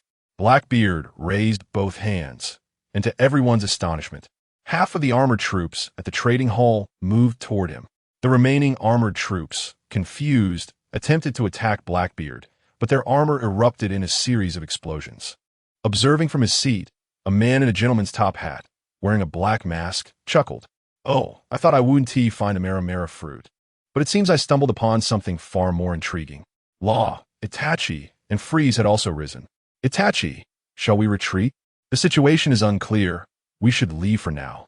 After exchanging words, they prepared to depart, but at that moment, one of the armored troops standing behind Blackbeard removed his helmet. Black wings sprouted from his back as he flew to the entrance. Apologies, everyone, but please do not move for the time being. Our captain has something to say. Upon removing his mask, several pirates immediately recognized him. This is Lafitte, the fifth captain of the Blackbeard Pirates. With pale skin, Lafitte smiled slightly, donning a black top hat and brandishing his familiar cane. On the second floor, Ariel, half kneeling, felt the fire scars on his face tremble with rage. Blackbeard, have you infiltrated Railcalent? Indeed. Did it take you this long to realize? Blackbeard laughed heartily, and with a sweeping gesture, he shattered the entire trading hall. Outside, the armored troops adorned with red armbands were fiercely engaged in battle with the original armored forces. They were acutely aware that clinging to the antiquated ideals of Realcaland heralded a future devoid of promise. You are but the embers of a bygone era, destined to sink beneath the waves. You scoundrel, the scarred elder bellowed, unleashing a barrage of violet beams directed at Blackbeard. However, Blackbeard extended his other hand, activating the power of the dark fruit. Dark water, a black vortex promptly absorbed and nullified the beams of light. With a swift motion, Blackbeard retaliated, sending forth a shockwave that struck Azrael, who attempted to evade it, while Van Oka landed a shot on his calf. Bang! The shockwave hit Azrael squarely. The armored troops aimed to assault Van Oka, but with a deft turn, he effortlessly downed 3 members of the armor division with a few well-placed shots. These armor-piercing rounds were especially prepared for you. Van Oka skoofd diste in fully. By the way, these armor-piercing projectiles hail from Realcaland. You ruffians, Azrael roared, filled with regret for allowing Long to depart moments earlier. He had adamantly insisted that Long conserve his strength to focus on expanding the Revolutionary Army's territory and influence during the World Conference. Yet now, chaos reigned within the trading hall, while outside, the armored troops clashed violently with Blackbeard's pirate crew. Just as the armored forces were about to deploy the weaponry atop the city walls, the malevolent King Pizarro, secretly among the armored troops as their captain, launched a counterattack against them. Observing the pandemonium among the pirates in the trading hall spiraling out of control, Blackbeard raised his voice. Silence. He surveyed the massed pirates surrounding him. Rest assured, my plan is not to annihilate everyone present here. We may indeed be an ambitious pirate crew, but we are not mindless marauders. I pose a simple question to you all. Blackbeard pointed at Azrael. Don't you think the transaction fees in Realcaland are exorbitantly high? His words instantly resonated with the disarrayed pirates. It does seem to make sense. Indeed, I have always thought the prices here were too steep. If there weren't this singular underground black market providing stable transactions, I wouldn't even consider coming here. That is precisely the issue. Blackbeard laughed heartily. I have come here to establish a new Realcaland, a new order for black market transactions. Now, I shall declare an ironclad rule. Under my governance, once Realcaland undergoes its reformation, all exorbitant fees will be abolished, and all pirates trading here will incur only a 3% fee on the total transaction amount. What do you think? Upon hearing Blackbeard's proclamation, the pirates exchanged glances and unanimously agreed. Truly, the 4 emperors speak with wisdom. Therefore, I now announce that our operation targets only the dissenters of Realcaland. You are in no way implicated, and we shall not bring harm to you. Then, Blackbeard proclaimed that anyone wishing to join his pirate crew would share in the spoils from the plunder of Railcaland. Naturally, for those who preferred not to join, they would be free to set sail once we had seized Railcaland, with the city gates wide open. Upon hearing these words, the pirates erupted in cheers. Blackbeard then set his sights on the wounded Ariel, leaping onto the auction platform to launch his attack. Even Fries was taken aback by Blackbeard's unexpected prowess as a pirate. Why does he seem so different from the rumors? Just then, Lafitte, guarding the entrance, flashed a sinister smile. Of course, before we proceed, we have a small request, he said. A request? What sort of request? Lafitte waved his cane, sweeping his gaze over all the pirates. To ensure the security of the goods in this transaction, The items you bring will be exchanged at 30% of their gold value. The remaining goods will be compensated with new trade currency based on their worth. When we reopen for business, you can use this new currency to enjoy discounted auction prices. What? Protested the pirate closest to Lafitte. Are you saying you will withhold our treasures? It is solely for your safety, Lafitte replied, a wicked smile on his face. Of course, those wishing to join Blackbeard's crew need not worry about their safety, as both you and your goods will be protected by us. This statement sparked a flurry of discussion among the pirates. At that moment, Itachi from the crowd spoke up, directing his question at Lafitte. When can we leave? Right now. But you must adhere to what I just stated, Lafitte replied. Frice, upon hearing this, panicked. What should we do, brothers? I certainly do not want my treasures withheld. Lafitte cleared a path for the departing pirates. However, if you choose to oppose Blackbeard's crew, be prepared to face the consequences. As Lafitte spoke, Law, having constructed a force field, instantaneously switched places with him. Lafitte's expression shifted, and before he could react, Itachi's blade was pressed against his neck. Do not move. This scene left all the pirates and the ironclad brigade momentarily stunned. Blackbeard, who had been relentlessly pushing Ariel back, turned to see what was happening. What does this mean? Upon spotting Itachi's cat-face mask, Blackbeard suddenly recalled having seen him at the fried rice shop. Chapter 82. The Clash of Dragon S-Claw and Blackbeard Lafitte, now in a different position, glanced at where he had been standing and chuckled. A position switch? It seems the former warlord of the sea, Trafalgar Law, is here. Trafalgar, the supernova who hunted down 100 renowned pirates and became a warlord of the sea? Many pirates turned to gaze at Law, who wore a bear mask. Lafitte drew his pistol from his waist, ready to fire, but in an instant, Itachi had twisted his hand behind his back, forcing the gun to clatter to the ground. I believe I've already made myself clear. Do not move. The blade at Lafitte's neck drew blood. He appears to be quite a troublesome character. Lafitte's uncontrolled hand was raised. Van Oka was adjusting his position, realizing that the angle of the cat-faced masked man holding Lafitte was remarkably precise, nearly completely obscuring him behind Lafitte, rendering him incapable of sniping. Blackbeard, having ascended to the second floor, delivered 2 devastating punches that severely injured Ariel, subsequently sending him crashing out of the trading venue. How dare you even consider yourself a general worthy of being compared to the former Marine Admiral Steelbone? Huh, truly laughable. At the trading venue, several elite cadres from Riel Calland were engaged in fierce combat against the Moonlight Hunter, Catherine, and the drunken Baschote, who had brought along the elite of the Blackbeard pirates, effectively stalling their progress. Blackbeard's policy of coercion had long been communicated to the various gangs entrenched in Riel Calland. Thus, when he struck, nearly all the gangs remained in a state of observation. Hey, you there. Take care of that cat-faced masked man in Trafalgar Law. We have no time to waste entangled with them. Blackbeard shouted downwards. Understood, Captain, Lafitte replied nonchalantly with a smile. Now, my dear friend, what do you propose we do? Quite simple, Itachi stated. Clear us a path. We do not accept your new trading rules, and we demand the release of our ship and cargo. As he spoke, Itachi continued to adjust his position to thwart Van Oka's sniping, while the venue descended into complete chaos. Is that all you demand? Quite feasible, Lafitte replied with a smile, as an armored soldier moved behind Itachi, preparing to launch a surprise attack. You scoundrel, take this. The armored soldier leaped, but before he could meet Itachi's gaze, a man donning a gentleman's hat and goggles suddenly emerged, his hand contorted in a bizarre claw-like form, which he used to crush the armored soldier's helmet, rendering him unconscious. This is becoming quite entertaining. I wish to partake, the man in the gentleman's hat chuckled. Yet, as he laughed, his eyes, concealed beneath the mask, bore a gaze filled with hatred directed at Blackbeard. I long to see this man dead. As chaos erupted within the trading venue, the majority of pirates chose to flee, though a handful remained, eager to witness the unfolding battle and its unpredictable outcome.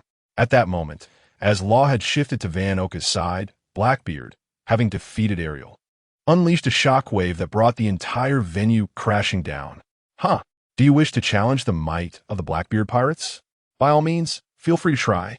Van Oka attempted to defend himself with his gun, but his response in close combat was far too sluggish, as Law swiftly cleaved him in half with a single stroke. Itachi, Law called out, and Itachi quickly released Lafitte, turning to stand before him. Just as Lafitte was astonished by Itachi's sudden release, their gazes met, locking eyes with Itachi's kaleidoscopic Sharingan. In an instant, Lafitte was drawn into the crimson realm of Tsukuyami, where mountains of blades and seas of fire lay beneath his feet, with axes and halberds poised to descend upon him. Lafitte instinctively sought to employ the haki he was not proficient in to defend himself, but in that fleeting moment, Itachi had already pierced his abdomen with a single strike. Lafitte succumbed into unconsciousness. Itachi kicked him into Frey's arms. Catch him. He is unconscious now.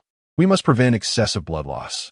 As Frey's grasped the ground with his front foot to avoid falling into the chasm, he swiftly extended his hands to receive the already fainted Lafitte. Understood. This is a hostage. In the blink of an eye, the half-remaining body of Van Oka drew his sidearm and fired at Frey's, only to have his bullet deflected by Itachi's blade. The armored troops advancing from the right were swiftly taken down, one by one, by a gentleman in a top hat. As he turned his head, he noticed Blackbeard charging toward Itachi. Be careful, cat-face guy. Itachi had spotted Blackbeard landing and immediately formed hand seals to unleash the Phoenix Fire technique. Seeing the fireball approaching, Blackbeard opened his other hand, utilizing the powers of the dark fruit to absorb the flames. Ha ha ha! You dare to eliminate Van Oka and Lafitte? You must be tired of living. Even the so-called impenetrable defense of Rail Calland was easily shattered by me. What are you for worth? Blackbeard raised one hand to the sky, employing the dark fruit to envelop the force field created by Law, while his other hand sent a shockwave directly toward Itachi. Having already witnessed the shockwave's capabilities, Itachi leaped into the air to evade, but he did not anticipate the shockwave's extensive reach, and one of his legs was struck. Blackbeard once again concentrated a shockwave, preparing to launch it toward Itachi, but Itachi, having been impacted by the shockwave, suddenly vanished with a resounding pop. What is this? In his astonishment, the gentleman in the top hat lunged at Blackbeard with his claw-like hands, imbued with armament haki. You scoundrel, Blackbeard! Blackbeard, seeing this, opened his hand, cloaked in dark water, to block the gentleman's attack, forcefully pressing the claw into the ground, causing an explosion. Claw. Why does that seem familiar? Just as the gentleman was about to strike with his other hand, he found it ensnared by the emanating dark energy. Observing this, he twisted his body, raising his claw directly toward Blackbeard's head. Dragon Hook Claw. But before he could reach Blackbeard, a shock wave erupted before him, shattering upon impact. The force sent him hurtling several meters away, the shock wave breaking his mask. Recognizing the figure amidst the battle with the armored troops, Law exclaimed, "That man is the captain of the Revolutionary Army. Is that guy named Sabo?" After sustaining severe injuries from Blackbeard, Sabo performed a quick recovery, blood trickling from his mouth. Damn, Blackbeard, what is this power? Why does it render me powerless? Sabo recalled Blackbeard's dual fruit abilities, one absorbing the powers of the Logia type, and the other releasing the shockwaves seized from Whitebeard. So this is who you are. The Chief of Staff of the Revolutionary Army. How did a scoundrel like you end up here? As Blackbeard spoke, he suddenly turned around. Wait, where's that cat-faced brat? Chapter 83. Breaking through physical absorption. As Blackbeard gazed around in search of Itachi, Law cast a perplexed glance at him. He had witnessed Sabo's recent attack, which was evidently a physical blow enhanced by haki. According to the capabilities of the dark fruit, such an attack should not have been absorbable. He recalled that the dark fruit could absorb energy from elemental attacks, and even Itachi's fire-based assault had been susceptible to absorption, rendering the powers of the devil fruit user temporarily ineffective. However, it did not extend to physical attacks. Had he fled already? Blackbeard boasted, currently, Rail Calland is surrounded by my fleet. I wonder where you could possibly escape. Amidst Blackbeard's laughter, Sabo charged at him once more. He engaged Blackbeard in close combat, but Blackbeard retaliated with a shockwave aimed at Sabo. Sabo deftly evaded, yet as he did, his dragon claws lunged toward Blackbeard. In an instant, Blackbeard raised his right hand, shrouded in dark water, for defense, and Sabo's claws were once again ensnared. Sabo felt the potent suction pulling him in, rendering him immobile. Wasn't he that ineffective before? Are we doing this again? Blackbeard lifted his fist, enveloped in shockwaves, to strike Sabo. Just then, the ground beneath him suddenly softened and collapsed. Earth-style mud flow. As Blackbeard pondered the peculiar situation beneath his feet, his fist, which had been wrapped in shockwaves, transformed into the dark water of the dark fruit. He grasped the struggling Sabo with one hand and absorbed the soft ground beneath him with the other. At that moment, on the second floor, Itachi ignited his hockey-enhanced wind-fire forest and charged at Blackbeard. Blackbeard, glancing sideways, blocked Itachi's assault. Even Itachi's wind-fire forest, shrouded in hockey, fell victim to Blackbeard's absorption. Where do you think you've been? Planning a sneak attack, were you? Blackbeard laughed as he seized both Itachi and Sabo, throwing them aside with tremendous force. Sabo was hurled toward Law, crashing into a seat before promptly leaping back up. In midair, Itachi executed several rolls to dissipate the impact before regaining his footing. Noticing Sabo beside him, Law immediately inquired, "Brother, you're not a devil fruit user, are you?" "Indeed, I have not consumed any fruit," Sabo replied, shaking his hand in confusion and assuming an offensive stance. He had originally intended to attend the auction to gather information about the flame fruit and had come without any weapons. "That is curious," Law mused as he swiftly displaced himself and kicked Van Oka to the ground. He had just disarmed Van Oka, who was left with only his upper body. He anticipated that Van Oka would attempt to retrieve his weapon. Law turned to Itachi, intending to suggest that they could not linger much longer. Their plan to escape involved abducting a member of Blackbeard's crew and leveraging that to facilitate their getaway. They were now only a step away from ensuring their safety at the port. However, Law noticed Itachi had raised his blade, his gaze directed at Blackbeard, filled with contemplation. "Ha ha ha," Blackbeard cackled, observing the temporary stillness of the two. "Do you think knowing the secrets of my fruit will be of any use to you? I can now confidently reveal that my dark fruit possesses capabilities beyond merely absorbing the energy of natural elements." Blackbeard's eyes gleamed with arrogance. "I am now able to absorb even physical attacks. My dark fruit has evolved to the point where it can absorb everything. Ha ha ha." Witnessing the preceding spectacle and then hearing Blackbeard's declaration sent a shiver down the spines of the pirates watching from the dilapidated trading venue.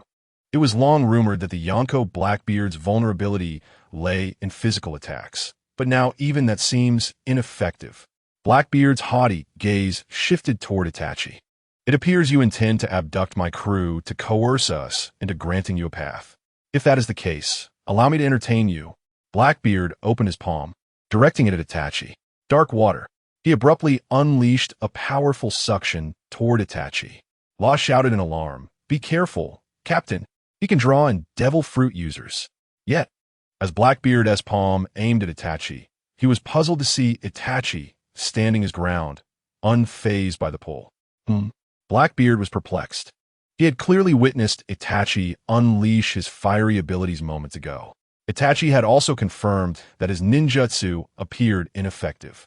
Raising his blade, he prepared to charge once more when Blackbeard suddenly lifted his palm high, releasing the stones he had absorbed from the ground. With a swift gesture, he hurled them directly at Itachi. Seeing this, Sabo launched another kick toward Blackbeard. However, the outcome was the same as before. Blackbeard opened his hand and ensnared Sabo. Subsequently, he captured Itachi, who had evaded the stones, and forcefully slammed the two together, sending them flying apart with a kick. Since Sabo was in front, most of the damage was inflicted upon him, causing him to cough up blood. Struggling to rise once more, Sabo wiped the blood from the corner of his mouth. Law, witnessing this, attempted to expand the battlefield, but the visibly potent force field was promptly absorbed by Blackbeard's dark fruit. Do you still wish to utilize your abilities?" Blackbeard aimed at Law, and the tremors of the tremor fruit began to manifest.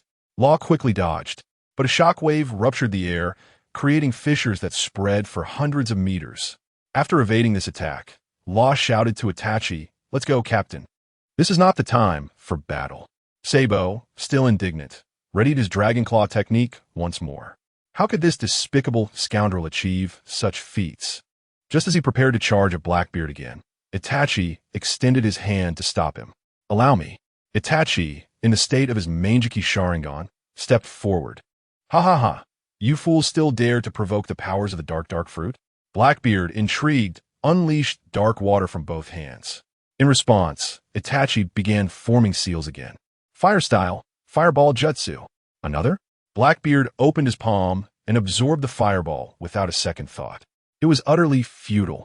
Blackbeard, with his rotund figure, charged forward, directly confronting the fireball. As Sabo stood in astonishment at Itachi's ability to conjure flames, he was taken aback to see a fiery red skeletal structure manifesting on Itachi's arm. At the moment the great fireball was completely absorbed by the dark water, Itachi, wielding the skeletal fist of Susanoo, raised his hand, appearing before Blackbeard. Another ability? How amusing! Blackbeard unleashed a torrent of dark water. I just mentioned that my fruit can boom.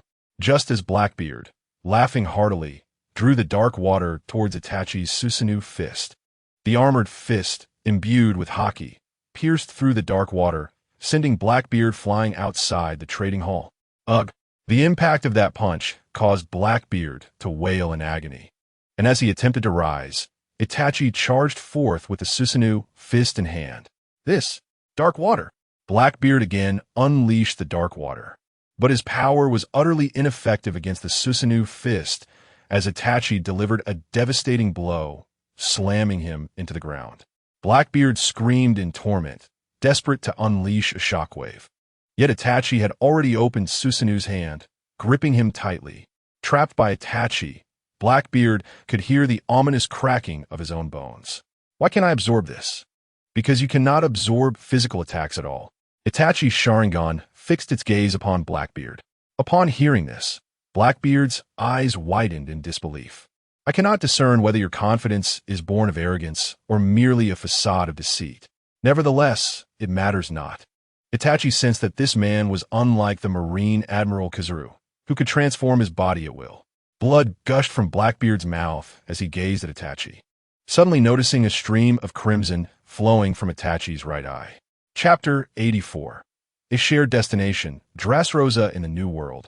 At the temporary trading outpost of the former underground kingdom of Rilkeland, the tyrant King Pizarro had just 10 minutes earlier seized control of the laser electromagnetic cannon at the city gates.